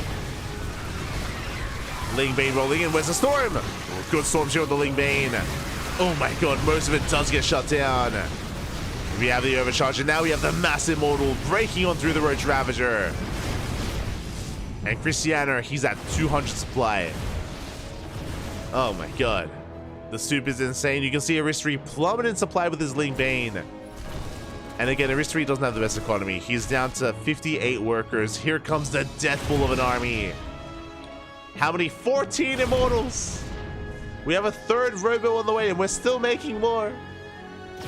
It's almost mass immortal, but we have a storm. We have storms, Papi. Banelings are rolling in. We throw down the storms and connect with the Banelings. Decent files on those immortals. Archons are forced to be morphed in. Some of the immortals are going down to the Lings, by the way. But good kiting here from Cristiano. He reinforces with Zealots. He's breaking through, coming in from behind as well. GG gets called, and Cristiano will take the series 2-0. GG. Immortals. GG, well played. Congratulations, as Cristiano will take it in the end. Again, we saw a variation of this earlier today between Creator and Solar, but if you remember, Solar went for an all-in and he killed Creator before he could really get his immortal count up and running. I think he only had like 2 immortals at the time when Solar was able to break him. Here, Cristiano had a lot more control because of his harassment. He was able to kill so many drones in the lead up to the mid game where he had so much control and he was just so comfortable as well. Aristri was stuck at home and Cristiano could get into whatever he wanted. GG, well played. Cristiano does take it, advancing on to the grand finals. GG, well played. And with that, we still have the lower semis. We have the lower semifinals getting ready for us. We're going to be getting ready for Geralt versus Papi. Oh my god, let's go! It's a PvP between Geralt and Papi, and also what this also means is that there is no longer any Terran or any Zerg. It is purely Protoss remaining in the House Open Cup, which is what we expect to be seeing. It's balanced as all things should be. Only Protoss left. Only Protoss do remain. Hope you like PvPs, because that's all we have left. The Protoss versus the Protoss. Ah, let's go. Now, we're going to be getting ready for Geralt versus Papi. Winner goes up against Cristiano. Predictions will soon be open in the chat once we have our lobby. We're getting there. Once we do have that lobby ready.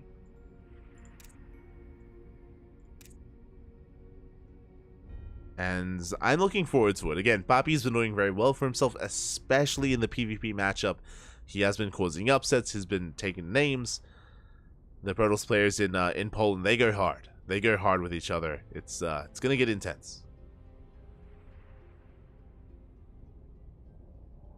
It's gonna get intense.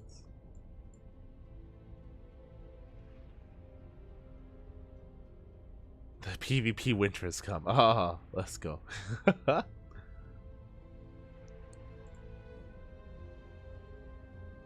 as it looks like we have our lobby.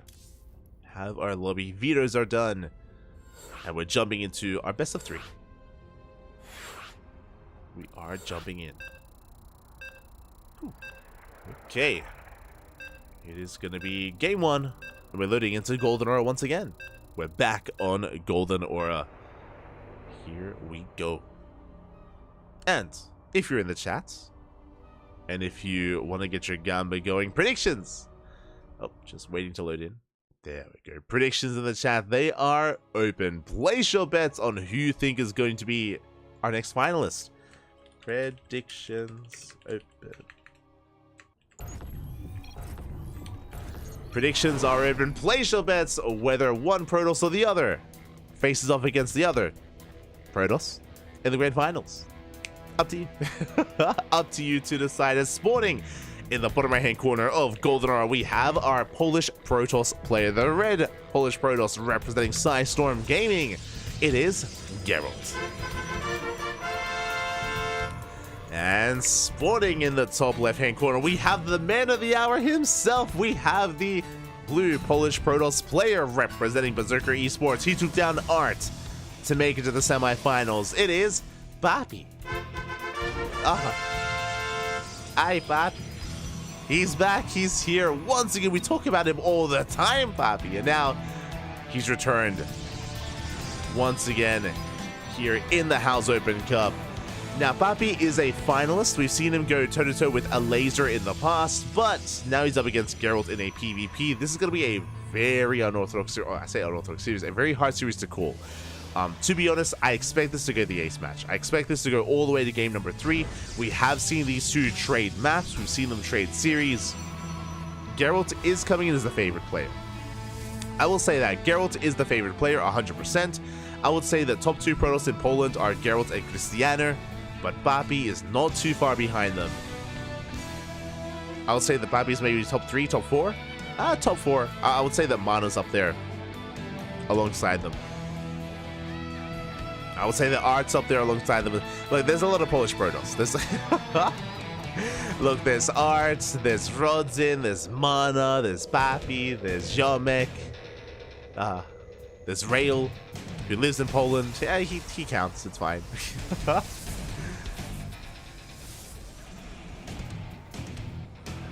Here we go. For now, it's going to be a 2-gate opener from Geralt. It's going to be a 2-gate opener from Papi, and we have our openers of choice. We have our units of choice. It's going to be Stalker Sentry versus Stalker Sentry mirrored builds so far. We do have mirrored builds here. Setting up for our expansions. Basically, a Stalker Sentry opener is very safe, very safe. The Stalker gives you a little bit of control back at home, gives you some firepower. The Sentry allows you to scout. Hallucination scouts are so important in PvP because PvP can be so chaotic, as you can imagine. You need to get eyes on any potential Stargate play, any potential Robo play, any potential Dark Shrine, for example. The tech of choice, we need to get eyes on what the hell our opposing Protoss player is up to. Because he's a Protoss. He's an animal. And I'm sure that's what they're both thinking.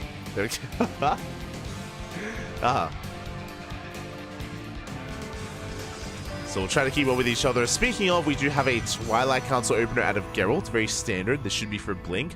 Meanwhile, Papi deviates, going for a Robo opener instead. Very interesting.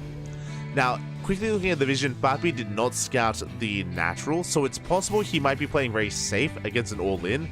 A Robo opener is just a very safe way to open up in the PvP because it gives you immortals early on, allows you to defend.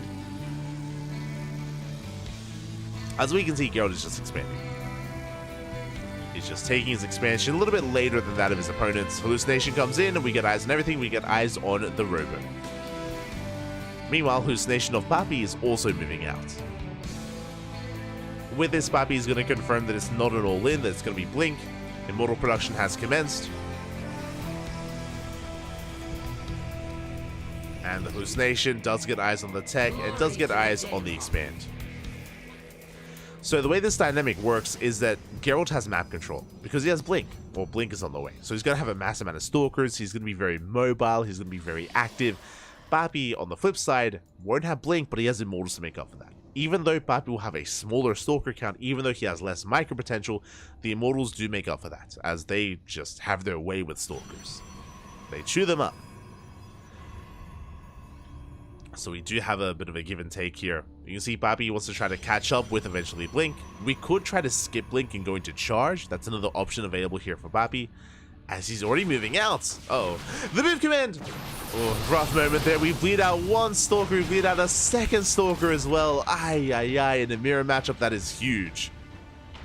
2 stalkers are free. And Papi, he was hoping to maybe catch some units with his immortal, but yeah, this is a rough start for our blue Protoss player. He can maybe still try to catch some of these units. Blink isn't done. We go for the force fields. Immortal comes in, but a little bit too late. Yeah, it's not worth it. This has not been worth it whatsoever. Ooh, brutal losses there for Papi. Behind this, Adepts do make it into the main base. Probes are going down, but we catch the Immortal. It does recall back home.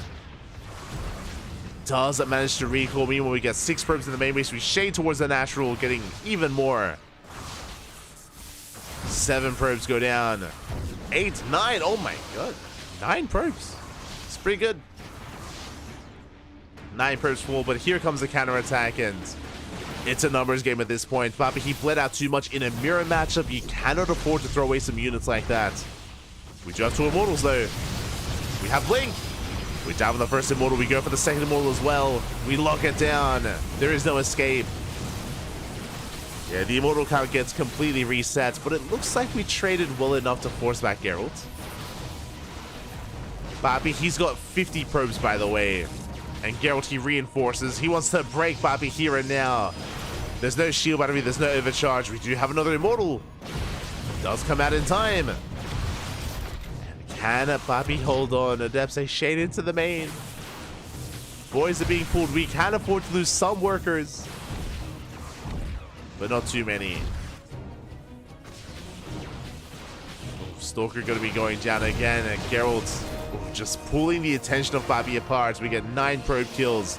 Bobby is still ahead in workers, by the way, 47 to 45, as the third base is now getting up and running, and the aggression has subsided. The game is going to be calming things down. Again, I'm a little bit I'm impressed here that he's holding on. He's holding his own. Additional immortals on the way. Blink is on the way. Geralt is pushing in, but Geralt, he still has more potential with his army. We have Adepts from one end. We have Stalkers from the other. We're shading into the mineral line. Probes are going down.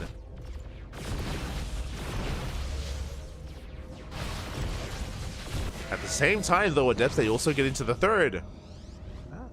Very back and forth. 3 probes for 1.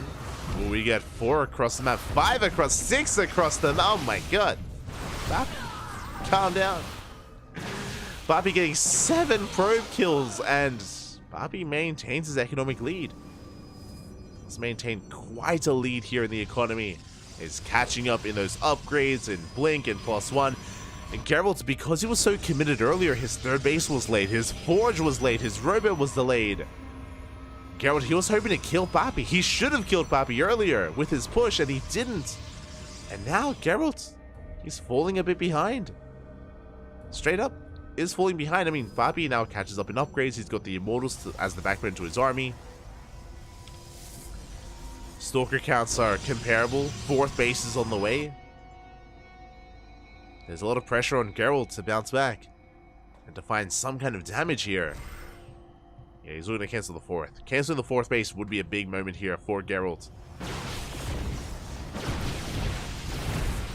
the immortals, they do hold on. 4th base is saved. Geralt getting his own 4th. Far later than that of his opponent. Good snipe. Trade observer for observer. Do both go down? Wait, does it not show here? Wait, what? But the observers did trade. Chargers are going to be coming in. We do have a good amount of chargers here. The immortals out of position. We're going for the immortals. Geralt, he's going for the snipe. Doesn't quite get them, though. Yeah, that was a bold move here by Geralt. Didn't quite pay off. As Bobby plays it safe. Doesn't overcommit. Observer has eyes on the rotation. Bobby keeps up. Shield battery goes down. And this time we're going for the dive. Geralt trying to focus down as many immortals as he can. He gets 1. 1 immortal goes down. He's going for the 2nd. We do pop the overcharge.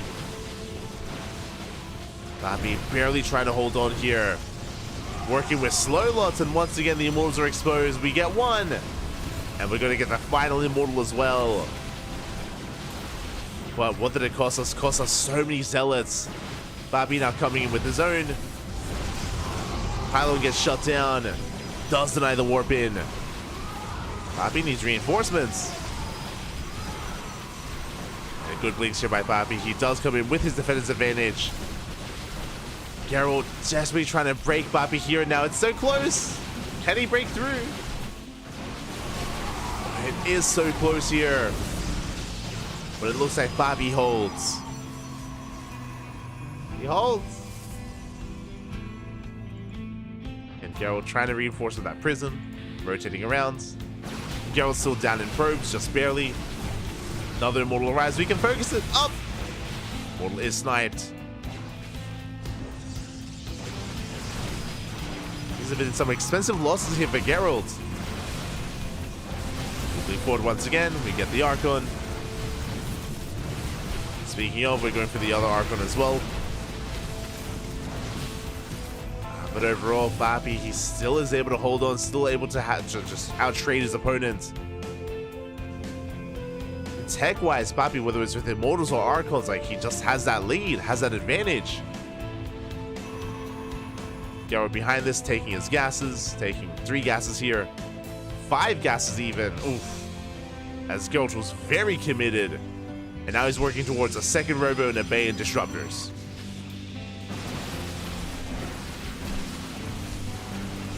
He's working towards Disruptor production. And Papi now has momentum. As he wants to move out, we have Geralt moving in with that Prism though. War Prism into the main base. Getting ready to go in.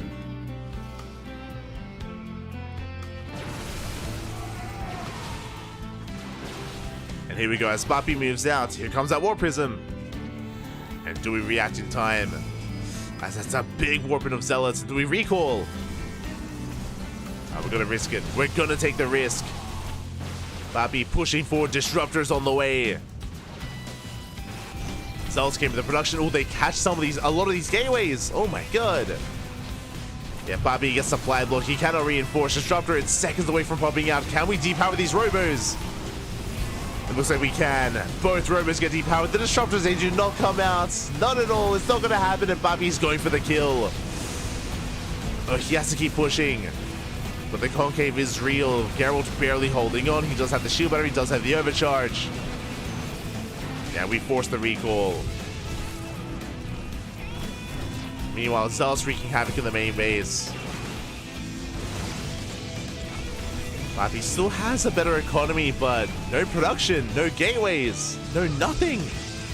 Uh-oh. Papi's in trouble. He has 0 gateways powered right now. Yeah, Papi cannot reinforce. Geralt sending everything across the map. We need these pylons to finish. We desperately need them to finish, and they barely do. Where's that warp in? As Papi has a massive bank, and he has to spend his money. GG gets called. He cannot spend it. And Geralt takes game number 1. Whew. GG. Again, Papi, he had the production, he had the money, but his gateways were all depowered. He could not reinforce, he could not warp in. GG, well played. Geralt takes the lead. Oh my god. GG, well played. Geralt does barely take a lead in this series, but that was a very close game. Very close back and forth there. Oh. And I'm hoping for an ace match. I'm hoping we can go all the way to game 3, but it's not on me. It's on Papi. The pressure is on. Let's go.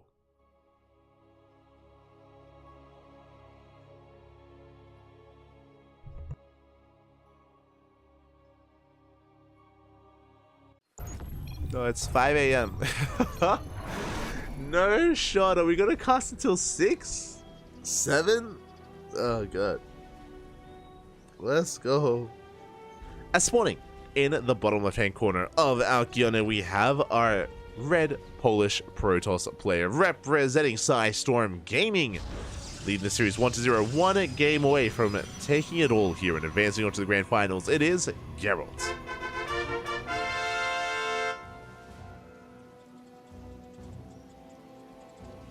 And spawning in the top right hand corner, we have his opponent. We have the other Polish Protoss player, the blue Polish Protoss representing Berserker Esports, down in the series, but that was quite a game, and we'll see if we can bring it all back and force that ace match. The pressure is on. It is back.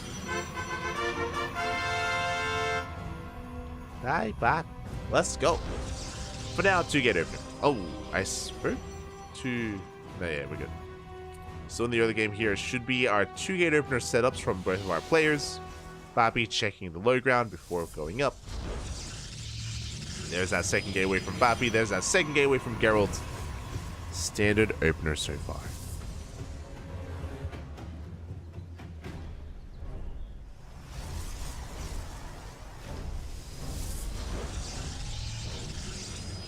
Standard opener so far. Soon to be getting to our units of choice. Probes are coming in for some scouting. Trying to make sure that there is no proxy, that there is nothing crazy going on. Papi does skip the scout, by the way. Okay. I'm curious. You have my attention. But yeah, we do see more of a delayed or no scouting from our blue Protoss player, but Geralt is not going for a proxy. Second pylon in the main base. It was a risky move here by Bappy, but so far it does pay off. Is worth it in the end. As we're going for a Stalker Sentry opener versus a Stalker Sentry opener. So far, exact same as game 1. So far we do have that same setup here. Our players should soon be expanding, throwing down their text of choice. We saw that in the last game, Bappy was going for a faster Robo as a more defensive opener. We'll see if we do mix things up a little bit more here.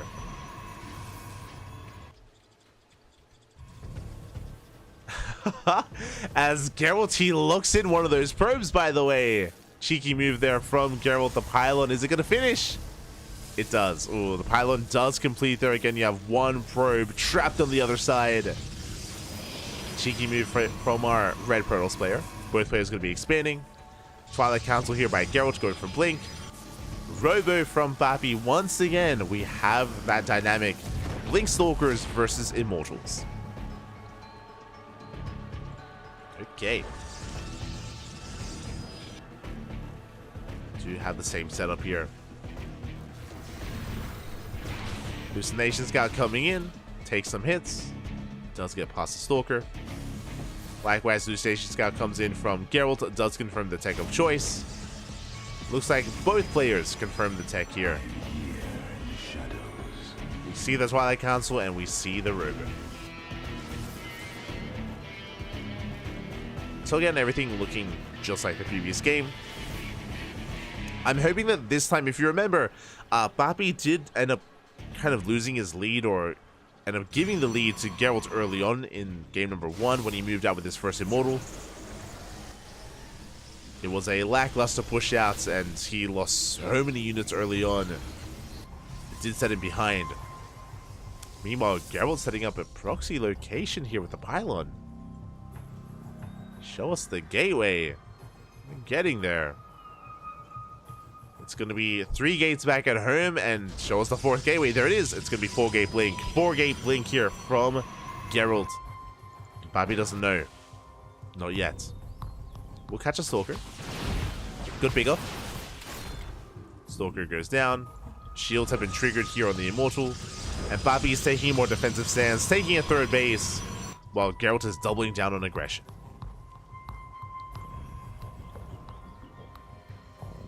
Bappy staying on a lower gateway count here. Only on 2 gateways, by the way. Hallucination gets shut down. Geralt has enough here for an expand. He can throw down the 3rd. Or he can warp in. And we choose to warp in. Geralt, he will delay his 3rd base. He's committed on 2 bases. He's moving out with his main army. Hallucination comes in. Bappy confirms there is no additional gases at the natural. Well, like himself. Hasn't seen the 3rd base timing yet, as this is a pretty terrifying army here. Geralt moving out. Dipping between the bases. Blink is done. Shield battery not done yet here for Bappy. Uh-oh. And Adepse shaded towards the main. The Immortal is exposed.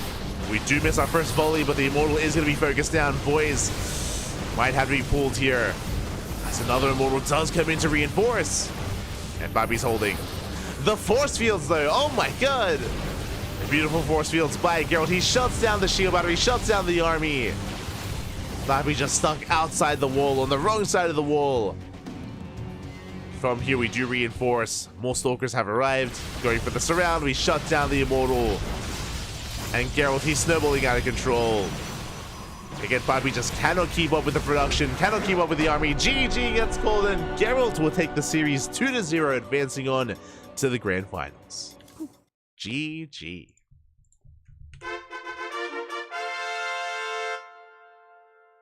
GG, well played. Congratulations here to Geralt. A much faster game number 2 here, just catching his opponent completely off guard.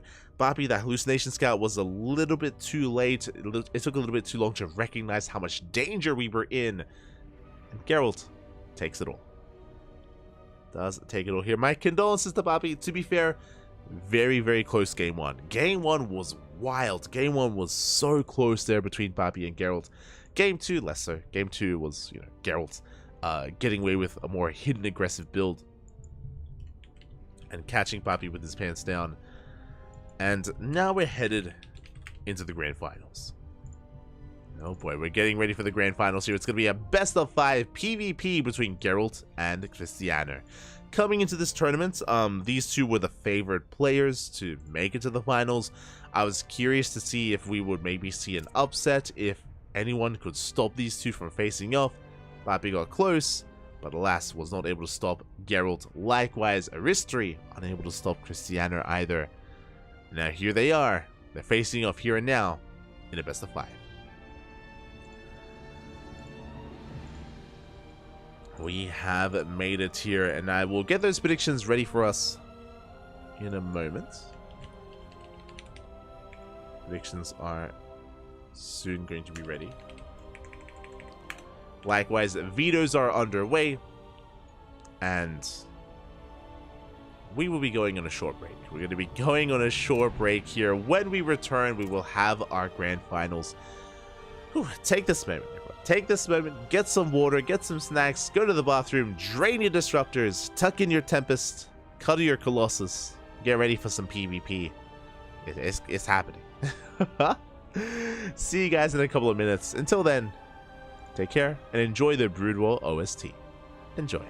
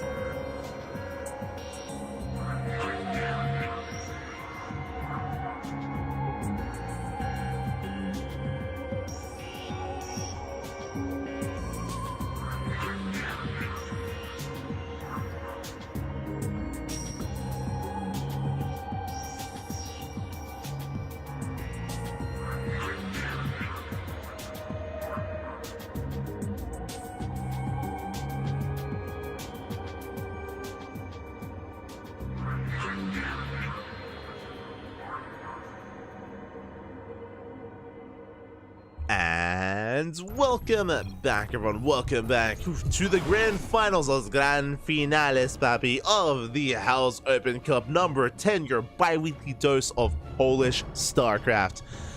It's been a long broadcast here tonight. We have been live for 8 hours, by the way. It's been an 8-hour broadcast, and we're here to end it all, for our final series here before we go to bed, before we get some rest. It calls to me, Papi. It's 5 a.m. in the morning.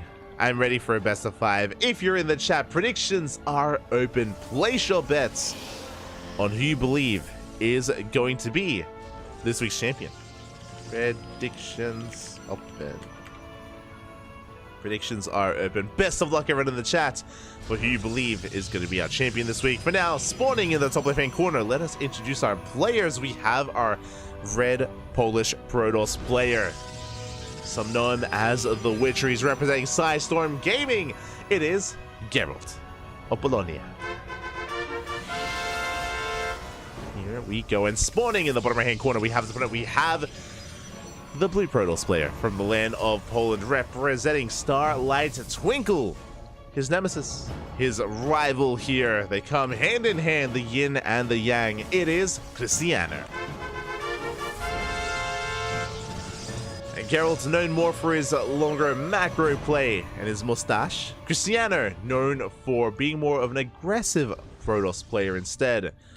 Ooh, known for his Instagram model pictures. I know they did kind of rise to prominence over in Poland around the same time, around the COVID era of StarCraft. I'm talking 2020, 2021, 2022, of course, coming into later years, of course. And yeah, they've both been, of course, doing quite well for themselves. And in most recent years, they've been leveling up. They have been improving so much together and have been getting better and better results, looking to really stand out amongst the tide of Protoss in Europe. But now it comes down to the two of them, and only one can be our champion here tonight, and they do typically go back and forth. It isn't just in these online Polish tournaments, but even in events like Sparkling Tuna Cup. We have hosted both Geralt and Cristiano in the finals. We've seen them go all the way to the ace match in the past, and it can be quite difficult to call between the two of them. In recent times, Cristiano has had the lead. In recent times, Cristiano, he has been looking a little bit more impressive, but it's still close between them, and I want to believe that Geralt can pull this back. It's going to be a Twilight Council opener out of Geralt, delayed expansion with the pylon block. Meanwhile, Cristiano going for a faster Nexus with delayed tech, going for his own slightly later Twilight Council. So this is a better position for Cristiano. Cristiano will have the better economy. On the one hand, yes, Geralt has faster blink, but the window where Geralt has blink and Cristiano doesn't is a very small window, so not the biggest of advantages here, as blink is being chronoed, is on the way. Meanwhile, Hallucination Scout comes in, and we do get eyes on the tech of choice. We get eyes on the Twilight Council, on the researching upgrade. Geralt does hide a pylon. DTs? Are we going for a Dark Shrine? Oh, show us a Dark Shrine. Geralt, he's tempted. I can feel it. He knows. Show us the Dark. There it is. Dark Shrine has been thrown down. Geralt spicing things up here. He knows he's behind in the economy, so how do we catch up? Not with Blink, but with Dark Templar. Ah, he's an animal, Poppy. Let's go. Now, if Cristiano does not get detection, the game will end. That's straight up. The game ends. If there's no Robo, if there's no Observer, there's no Oracle, no Cannon, no Forge, the game just ends. It's happened before, it's happened again. We've seen Max Packs die to this, we've seen Hero die to this. It's happened to every Protoss player out there in PvP. It's an unfortunate dynamic of the matchup, but sometimes it's just GG if there is zero detection. And it does happen from time to time. There is a Robo on the way here for Cristiano. Is it going to finish in time? It's going to be close. It looks like it should. The Robo should finish, and we should get the Observer. A big should on that one. Meanwhile, Geralt expanding, taking a third. Dark Shrine is soon to finish. Adepts on the way to harass. And the Robo is almost done. Now, if this proxy was closer, then Cristiano would be in trouble. And we could even just kill the pylon and end the game. But because the warping location is further away, the DTs are here, but they need a little bit of time, and the Robo will finish. Could we still get on top of the pylon and focus it down before the Observer comes out? Potentially. Yeah, DTs, they have arrived. They're going for the pylon. They go for the pylon. The pylon is going to go down. The Observer's on the way with supply blocks. Oh my god, we depower the Robo, and this may just be it, by the way. Yeah, we focus on pylon after pylon. We cannot protect them. We cannot save them. Oh my god, that's so many pylons going down. We have 3 more on the way, and we're wreaking havoc. Probes are falling in the natural. Probes going to be falling in the main base as well. This is going to become game-ending damage, by the way. This is far too much.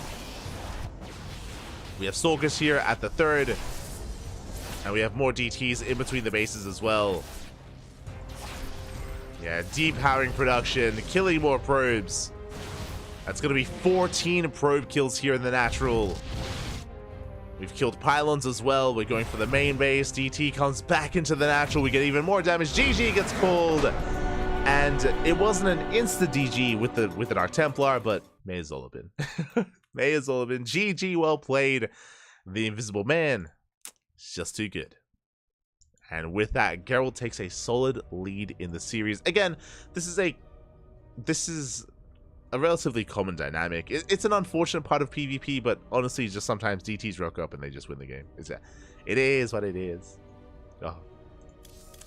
Does happen from time to time, and with that, Geralt takes game 1. Does take game number 1. Now we're going to be settling into game numero 2. Let's go. Let us go.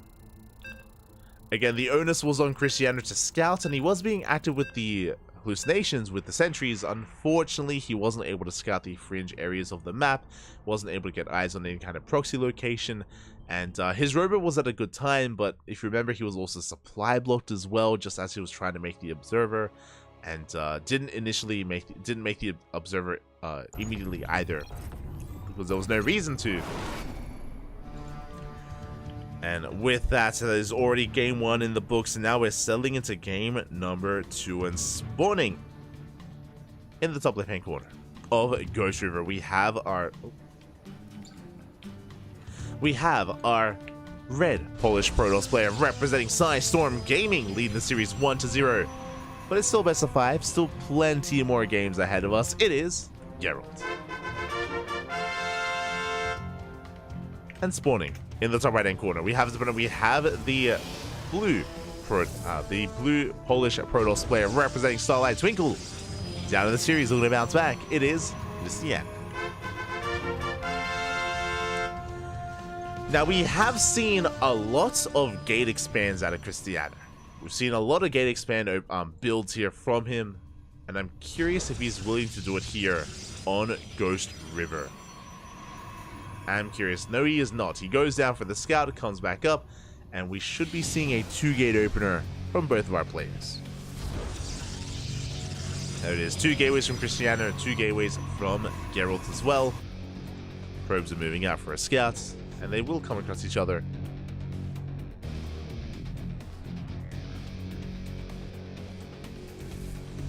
And with that, we should be entering a much more standard game here, at least early on.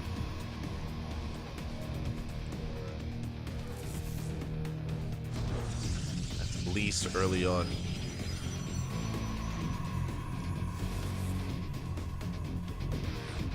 And really, we're just waiting for our initial units of choice. We're waiting for like a double Adept opener or a double Stalker, maybe Stalker Sentry. Once the Cyber Cores are done, we're going to be entering our initial units, as our probes do confirm that the second pylon is in the main base for both players. So no proxies. No proxies, at least this early on. And we have our answer. It is Sentry Stalker versus Sentry Stalker. We can see Geralt try to hide that. Oh, he does hide that third pylon here on the low ground.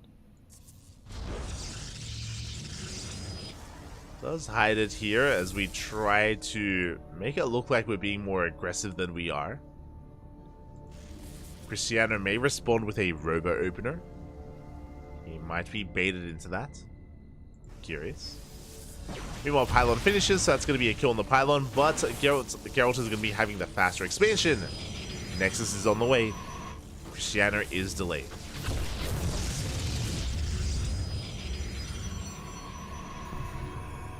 Cristiano is going to be delayed here.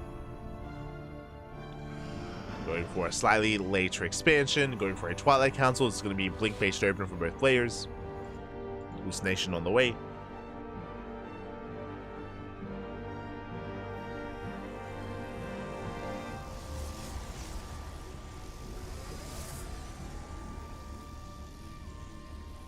Hallucination does slip in, and we get a full scout of the main base. We get a full scout of the tech as well. Likewise, so does Geralt.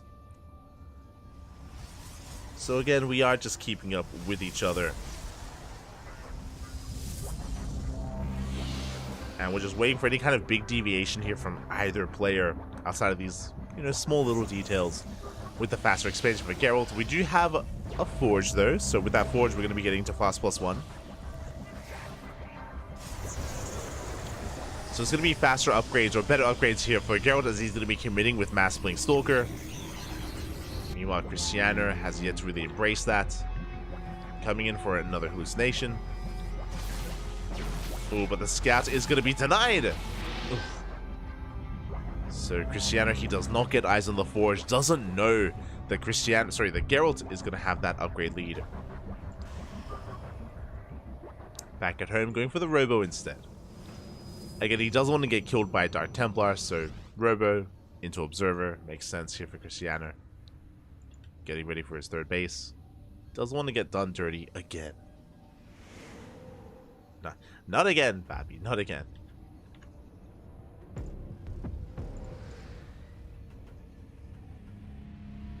Speaking of, both players are expanding, taking their third bases.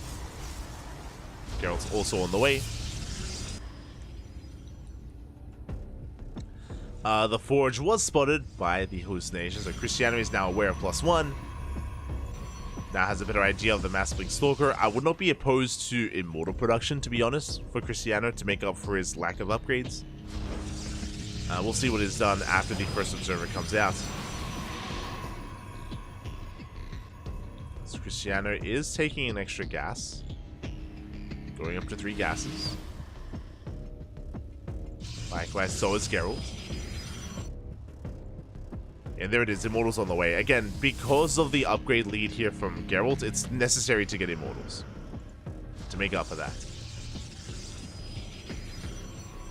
Meanwhile, we're blinking into the natural. We're thinking about it. Forge is on the way. Geralt hitting with +1, going for the Robo. The Immortal does pop out. We dive on into the main base instead. We get 2 probe kills. We get a third. Third probe goes down. Oh, blink to the low ground as well. Catching another worker. And a really good just rotation from Geralt, getting 4 probe kills before pulling back home. And Cristiano is hurting. Meanwhile, we have +2 on the way, so a big upgrade lead here for Cristiano. Sorry, for Geralt. It's all blending together, Pappy. It's all oh no.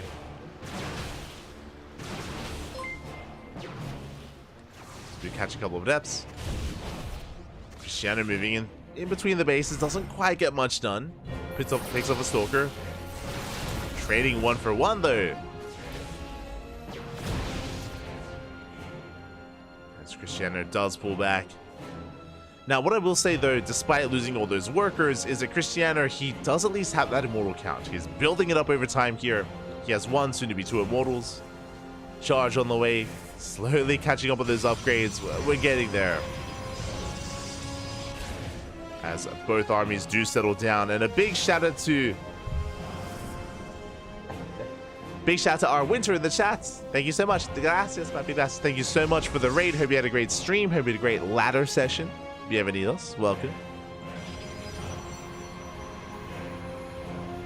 Hope you had a great stream as we are here in the grand finals of the House Open Cup. Again, it's a Polish-only tournament. Siema, papi, siema. Is an event only for Polish players. And we're here in those finals. In game number 2. Now Geralt getting his 4th. Rotating around, being active. We can see Cristiano is taking up in towards Archon production as well. So in a head-to-head fight, I have to favor Cristiano. He's going to have Immortals, he's going to have Archons. Meanwhile, Geralt is building up not just a Stalker count, but now rushing into Disruptors. That is a second Robo, that's a Bay on the way. Disruptors are going to be on the horizon here. We're not there yet, but given time, Geralt, he will have that kind of composition lead. As Blink Disruptor is the ideal. There is a window though. There is a window before Disruptor production where Cristiano can break out and can push. Nation shaking the third base. Cristiano trying to be cheeky, getting on top of those Stalkers. Hallucination does spot the Robos and does spot the Bay. Oh, we're a Diva Enjoyer. Oh no. Este Cristiano. And there we go, making 2 Disruptors at a time. Cristiano, it feels like we are kind of missing that moment here. Looks like he's trying to confirm. Trying to confirm what it is he saw, and there we go. Now he knows. The Bay, the Robo, the Disruptors. He is pushing. Is it too late? The Disruptors, they have arrived. We have 2 so far, soon to be 4.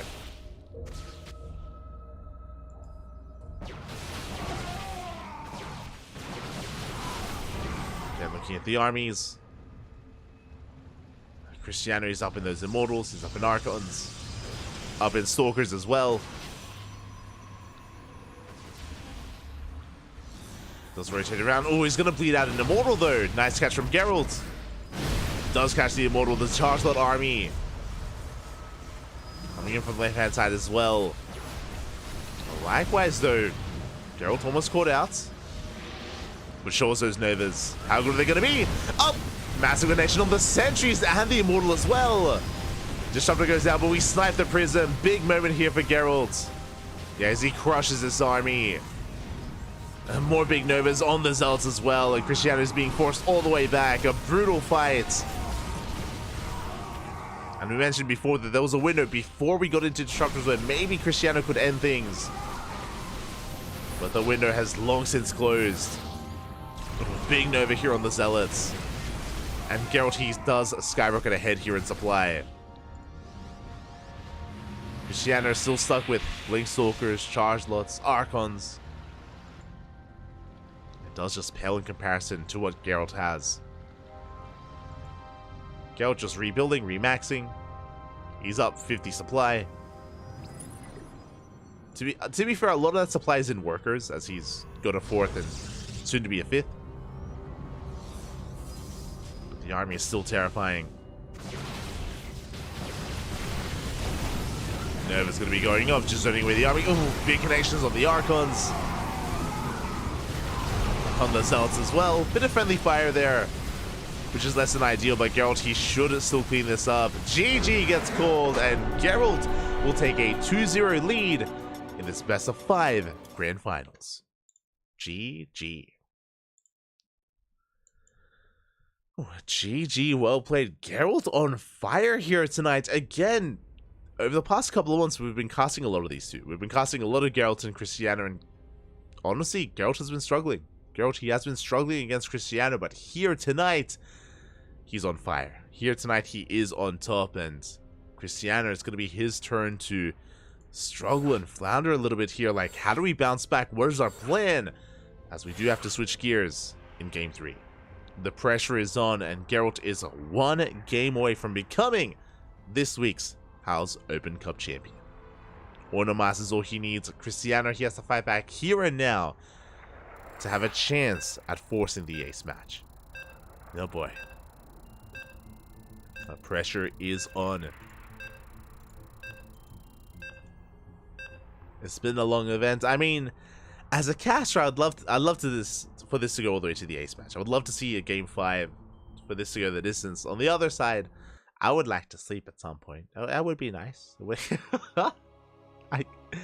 I can feel the fatigue setting in a little bit, not gonna lie. I was already like mixing up the names, Geralt and Cristiano, during the last game. I caught myself, but it was happening. Whatever, okay.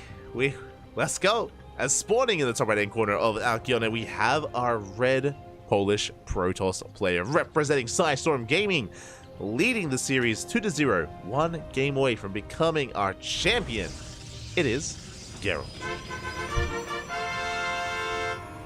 And spawning in the bottom left-hand corner, we have his opponent. We have the blue Polish Protoss player representing Starlight Twinkle.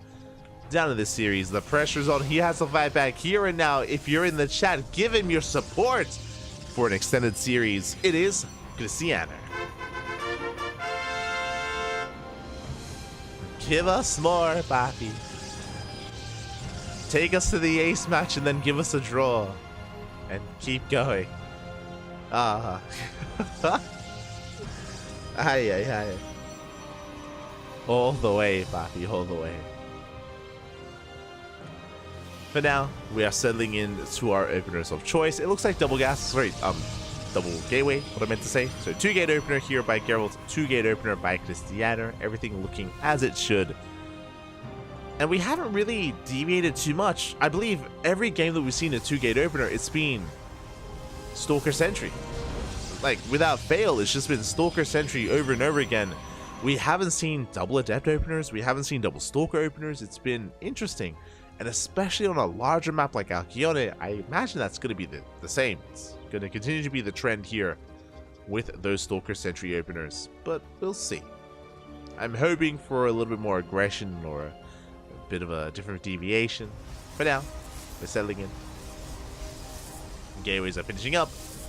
Cybercore's yet to complete, and then we'll get into our initial units of choice, just scouting each other, making sure that the pylons are where they should be. And there it is, Stalker Sentry by Geralt. Meanwhile, Cristiano, Stalker Sentry as well.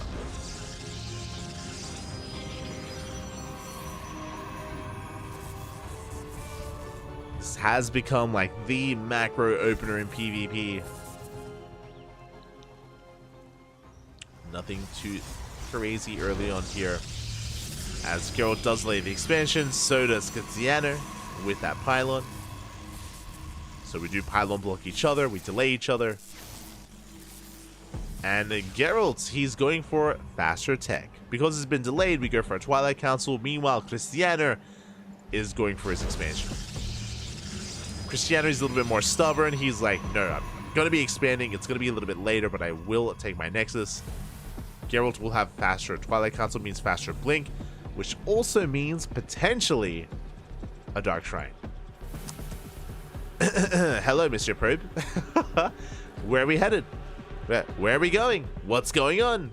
Do we want to throw down a pylon and a proxy Dark Shrine? Maybe. This feels like a proxy Dark Shrine, but here comes the hallucination, and fool me once, shame on you. Fool me twice, never fool me again here. Cristiano, he sees the faster Twilight Council, and this should remind him of Game 1. This should be very reminiscent of Game number 1, so he should be more aware, and we should be seeing a faster detection in general here. There's that pylon, show us the Dark Shrine. Oh, does have that control, and there it is. Dark Shrine has been thrown down, but you see a much faster robo this time. As I mentioned, this opener from Geralt looks and is the same that we saw in Game 1. And that's in the back of Cristiano's mind, and he's scouting. Look at that. He's scouting, he's looking for the proxy. He's that much more aware, and he's going to be that much more prepared. This is why we typically want to do this kind of build once in a series, not twice, as it is difficult to catch your opponent off guard in the same way. Now, what I will say is that Cristiano, he hasn't scouted. He has not scouted the proxy, he has not scouted the Dark Shrine, but he does have a robo already done, and he should have an observer on the way. Yeah, there it is, observer's on the way. This time he has detection, this time he will not just straight up die to the proxy Dark Shrine. So again, very, really wise of Cristiano to be able to scout, to confirm the same build, and to this time be ready for it. He learns from his mistakes. Third base is on the way. Hallucination comes in. Geralt, he does get eyes on the robo. He sees that it's already researching or producing. So Geralt, he can opt not to make any DTs. He doesn't need Dark Templar yet. Now, something important to take note of here is that DTs can do a surprising amount of damage even if you have detection in the mid-game. Max knows this, Hero knows this. There was a period in time last year where we had like a solid 3-month period where we saw nothing but DTs in the mid-game, and it was insane how much damage some of these Korean Protoss players and Max were doing. It's very impressive. So again, we haven't made use of the Dark Shrine yet, but we still can. So there's potential here for Geralt. As we're getting to our 3-base setup, saturating our bases, working towards our 4th. Now, the reason why DTs can do a lot of damage in the mid-game is, even if you have cannons set up, it doesn't take many swipes to kill a cannon, to make sure you have no detection available, and to yeah, get a good amount of worker damage done and hide the DTs as well. Come in, get like 5 probes, dip out. Come in, get another 5 workers. Can be very frustrating to deal with.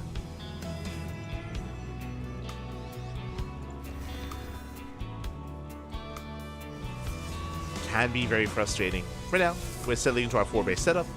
Geralt has yet to expand.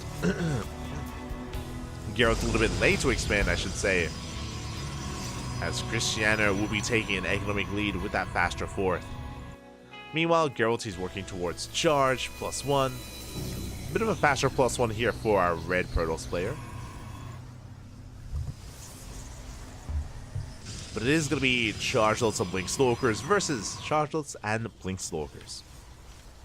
There's no early Immortal production, there's no fast Disruptors, there's no fast Archons. Just straight up Gateway versus Gateway. Geralt has a slight upgrade lead, but you can see that that window is quite small and Cristiano is catching up. Prism getting ready for a backstab. We catch an Observer. Uh-oh. How many Observers do we have? Okay, we have one more. Oh! We have one more Observer back at home. So Cristiano a little bit paranoid as the Prism is moving in. Geralt being forced all the way back home, bleeding out some Stalkers. And here we go, we morph in some Dark Templar. We're headed for that natural, but we have a cannon.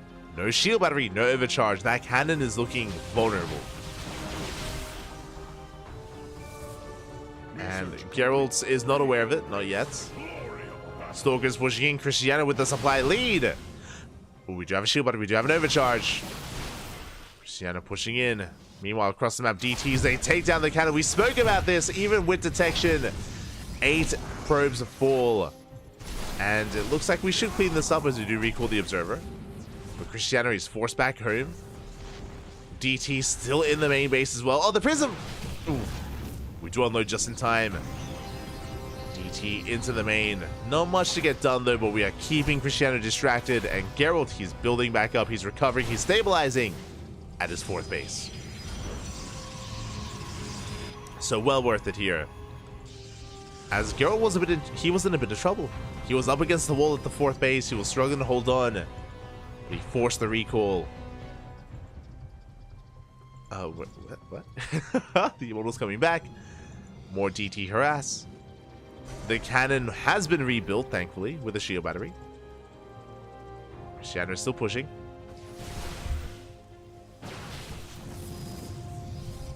Bleeds out a Stalker. Cristiano doesn't have any Archons of his own. He has purely Stalker Zealot. Geralt has Immortals and Archons. He potentially can outtrade his opponents. Potentially. As we rotate between the bases, DT rolls in, but it's only the one Dark Templar, which means we should defend. Ooh. DT goes down. Stalkers will be trading. Cristiano with 3 Observers with his army. My god. Doesn't want to get done dirty. Put out good blinks here by Geralt. Very nice engage. But with the Archon trying to take part, we collapse on the army. Blink on forward as well. The overcharge is pumped. But the Archon goes down. Good pick off here from Cristiano. Yeah, and he's snowballing out of control. He's just collapsing on this army.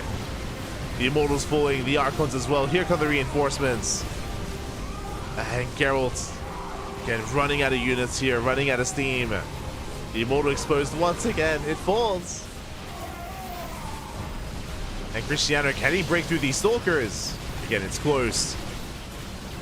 It is close. We have reinforcements on the way, but Cristiano, it looks like he has too much. He has broken the back of Geralt, and it looks like we are extending this series. GG gets called. Cristiano puts a point on the board. Whew. GG. GG, well played again. This time Cristiano much more prepared for the Dark Templar. Still killed 8 probes, to be fair. A lot of damage was still dealt, but it didn't end the game. It did not end the game. And Cristiano, he was able to take a faster 4th base, was able to tech up a lot faster as well. I say tech up, was able to amass a larger army with that better economy. And GG. GG, well played. Whew. The game goes on. The series will continue here as we get ready for game number 4. On what map though? Where are we dropping? Game 4 is going to be on Dynasty. Oh my god! What were the vetoes? How are we letting Dynasty in? But here we go. Dynasty is going to be coming up next. As a very unique map, by the way. Very unique, very unorthodox. It is usually a bait to take the goal base, and it usually works against you, but I'm curious. We'll see if either player is bold enough to take the gold. We'll see if either player is bold enough to go for a gate expand.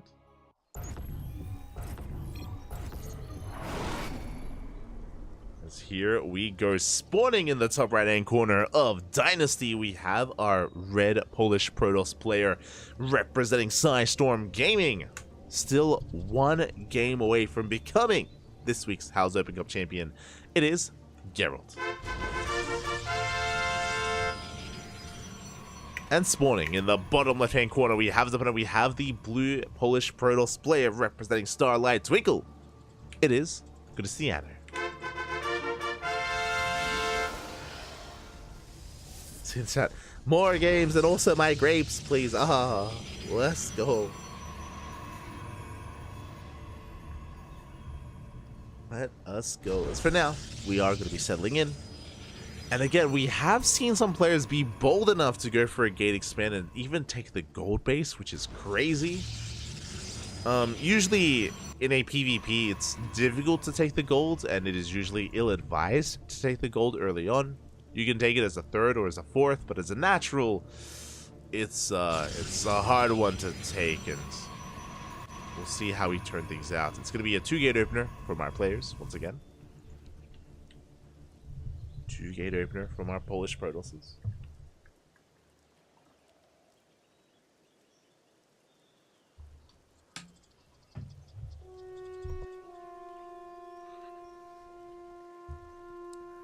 Probe scouts are moving out, making sure that there is no proxy pylon, and making sure that neither player takes the goal base. Again, it should not be taken early on. If it is taken, then we should be responding with aggression and with an all-in. That's where that should take us. But now our cybercores are finishing up, and we are, finally, for the first time a deviation, we have a Stalker Sentry opener out of Geralt, as he has done every game of this series. Meanwhile, Cristiano, for the first time, is going double Adept. Okay, you can see that Geralt is setting up for his expansion on the low ground, likewise so is Cristiano. Again, we are avoiding the goal base for as long as we can. Well, I say that, we're avoiding the goal base until we gain map control, and then we can expand more freely. Last, with that Adept opener, we're shading out across the map. And we'll see where the aggression ends. Do we open up Stargate behind this? I'm curious. For now, only 2 Adepts. Okay, only 2 Adepts. We're going into Stalkers. Stargate opener out of Geralt. Okay, we're spicing things up for both players already. Even without taking the gold. We are mixing things up. Now, the reason why we would want to open up with a Stargate now is because there's no hallucination. There's no hallucination from Cristiano. He doesn't know what's going on, doesn't see anything. No reason to prepare for an Oracle. Do you have a Stalker in the main base? Again, Cristiano, he sees nothing, so he has to be ready for everything. Nation does confirm the tech, does confirm the Twilight Council. Adepts are threatening a shade. So far we are keeping up. And the Oracle is on the way for Geralt.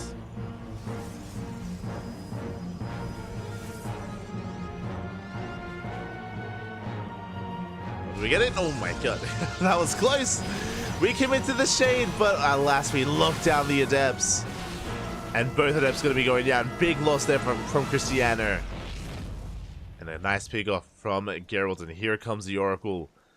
And in the main base, there is no shield battery, but we do have some stalkers in position, thankfully. We have 3 stalkers in the natural, we have 3 stalkers in the main. We are ready for oracles. And this oracle should not get much done. Shouldn't, but we'll see. Does rotate into the main. Dipping in, catching a probe.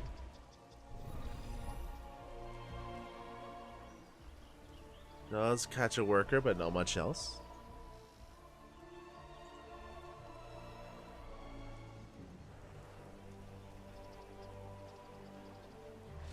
Not much else here.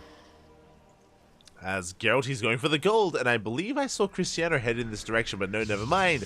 Cristiano taking the triangular third base. Meanwhile, Geralt, he takes the gold as his third. Oh boy. And now the onus and the pressure is on our blue Protoss player. Can he punish this base? Can he deny it? If he cannot, then Geralt will take a massive lead in this mirror matchup. Stasis trap back at home. Blink is on the way.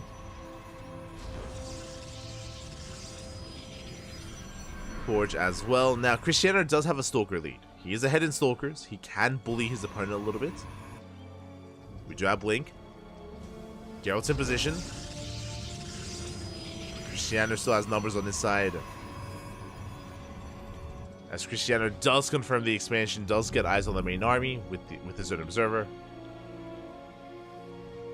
And he is going to be pushing in. Geralt out of position. Did you get a probe? One probe goes down. Oracle towards that natural. Uh-oh, there's not much in the natural base, by the way. Yeah, the Oracle does arrive, and this time there's no shield battery, this time there's no stalkers. Ooh, and we're getting a lot done. That's going to be 5. That's going to be 6 probe kills. 6 probes do go down. Cristiano being forced back, coming in with 2 adepts. Headed for the mineral line. Good force. Very nice force field from Geralt. Ooh, the second force field a little bit lackluster, though. We do get into the mineral line. 3 probes go down. Only 3. Geralt will defend. Oh my god.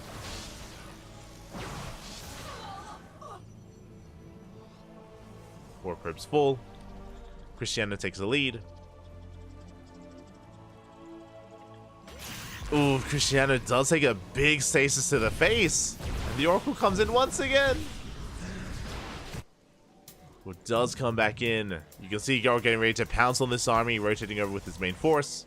Which means his goal base is exposed. Yeah, a bit of an oversight there from Geralt. But he does get the surround and he picks up a lot of stalkers. Ooh, and Cristiano, he is hurting. His stalker's getting very low, taking his own gold in the 4th. But Geralt is pushing with the power of the gold base. He's been mining for quite some time, by the way. And we're moving out with a supply lead. 24 stalkers against 16. Now we do have a shield battery, we do have an overcharge. So far, Geralt doing well for himself. Does rotate around. Gets eyes on would be gold. Has the concave is on top of the ramp. Ooh, did end up spending a blink there. He has to be careful. Leads out the Oracle. Does lead out the Oracle here, but we can just dive into the pocket base if we so choose to. Yeah, we're going in. We go for the dive. Pylon's going to be knocked down as well. No mining whatsoever at the gold. Ooh, Cristiano, he tries to dive in, but he leaves so much supply out in the open. And the concave is brutal. Cristiano taking a rough fight, forced out of his own base. And the gold is going to fall. Oh, never mind, we go for the army. We don't even care. We don't care about the gold base. Storms are falling left and right. Chasing down what little that Cristiano has left. And at least we did make a series out of this. Charge ults are coming in. Okay, we're holding. Meanwhile, we did leave a couple of stalkers. Oh, the base goes out. We recall back home. Oh, with 1 stalker. Do recall back home. Geralt, he keeps the pressure up. The charge shots are helping. They do a great job buffering for the Stalker army. Geralt is being forced back. And bleeding out a lot of Stalkers. Behind this, getting into Zone Zealots. Charge is done for our red Protoss player. +2 about to finish up as well. This is going to be a very crisp timing here for Geralt with +2. And Cristiano, the way for him to take this fight is going to have to be with Overcharge, with a shield battery, with the defender's advantage. It's not going to be easy.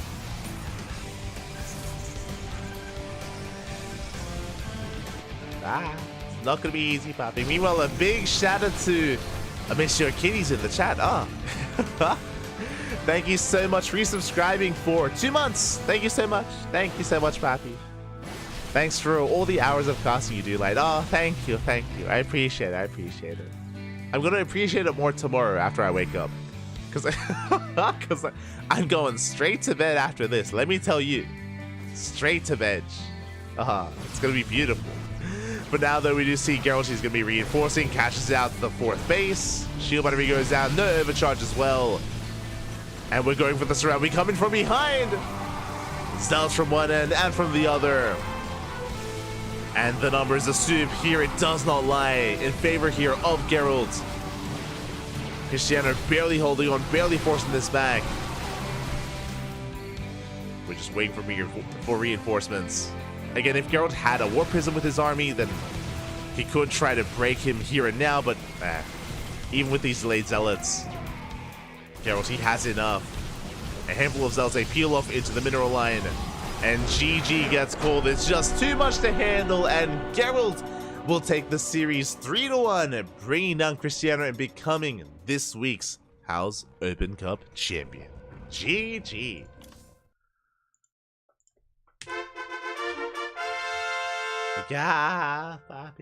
GG, well played. Congratulations here to Geralt as he gets his revenge. I mentioned before that recently Cristiano, he's been the one winning. He's been the one bringing down Geralt time and time again in Sparkling Tuna Cups, in these online events, and House Open Cups as well.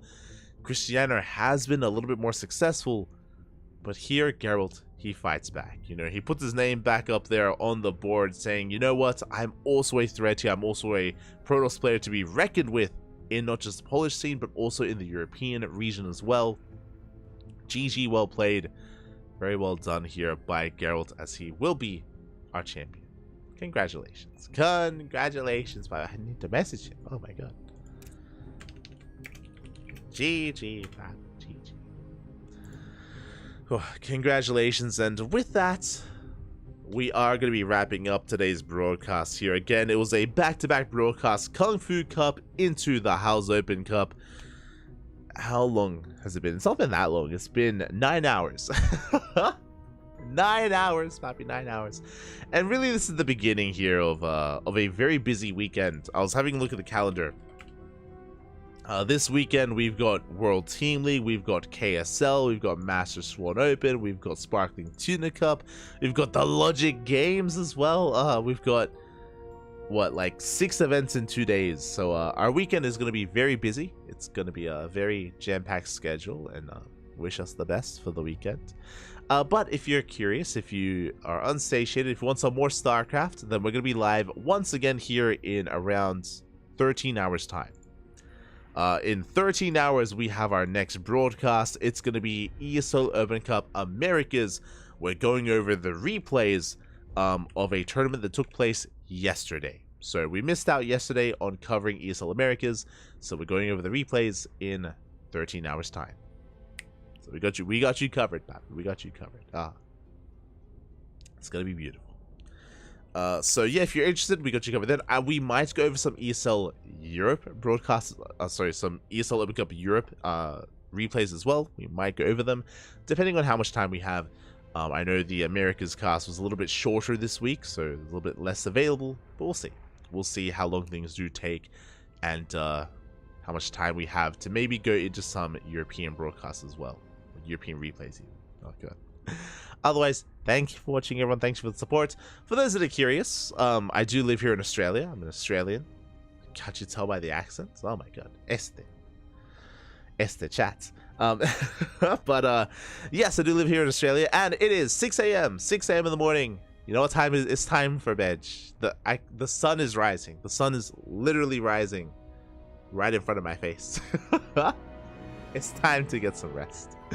Thank you for watching, everyone. Thank you for the support. We do appreciate it. Again, we're going to be live in 13 hours, so I'm going to sleep for a good at least 8 hours, then wake up and do it all again.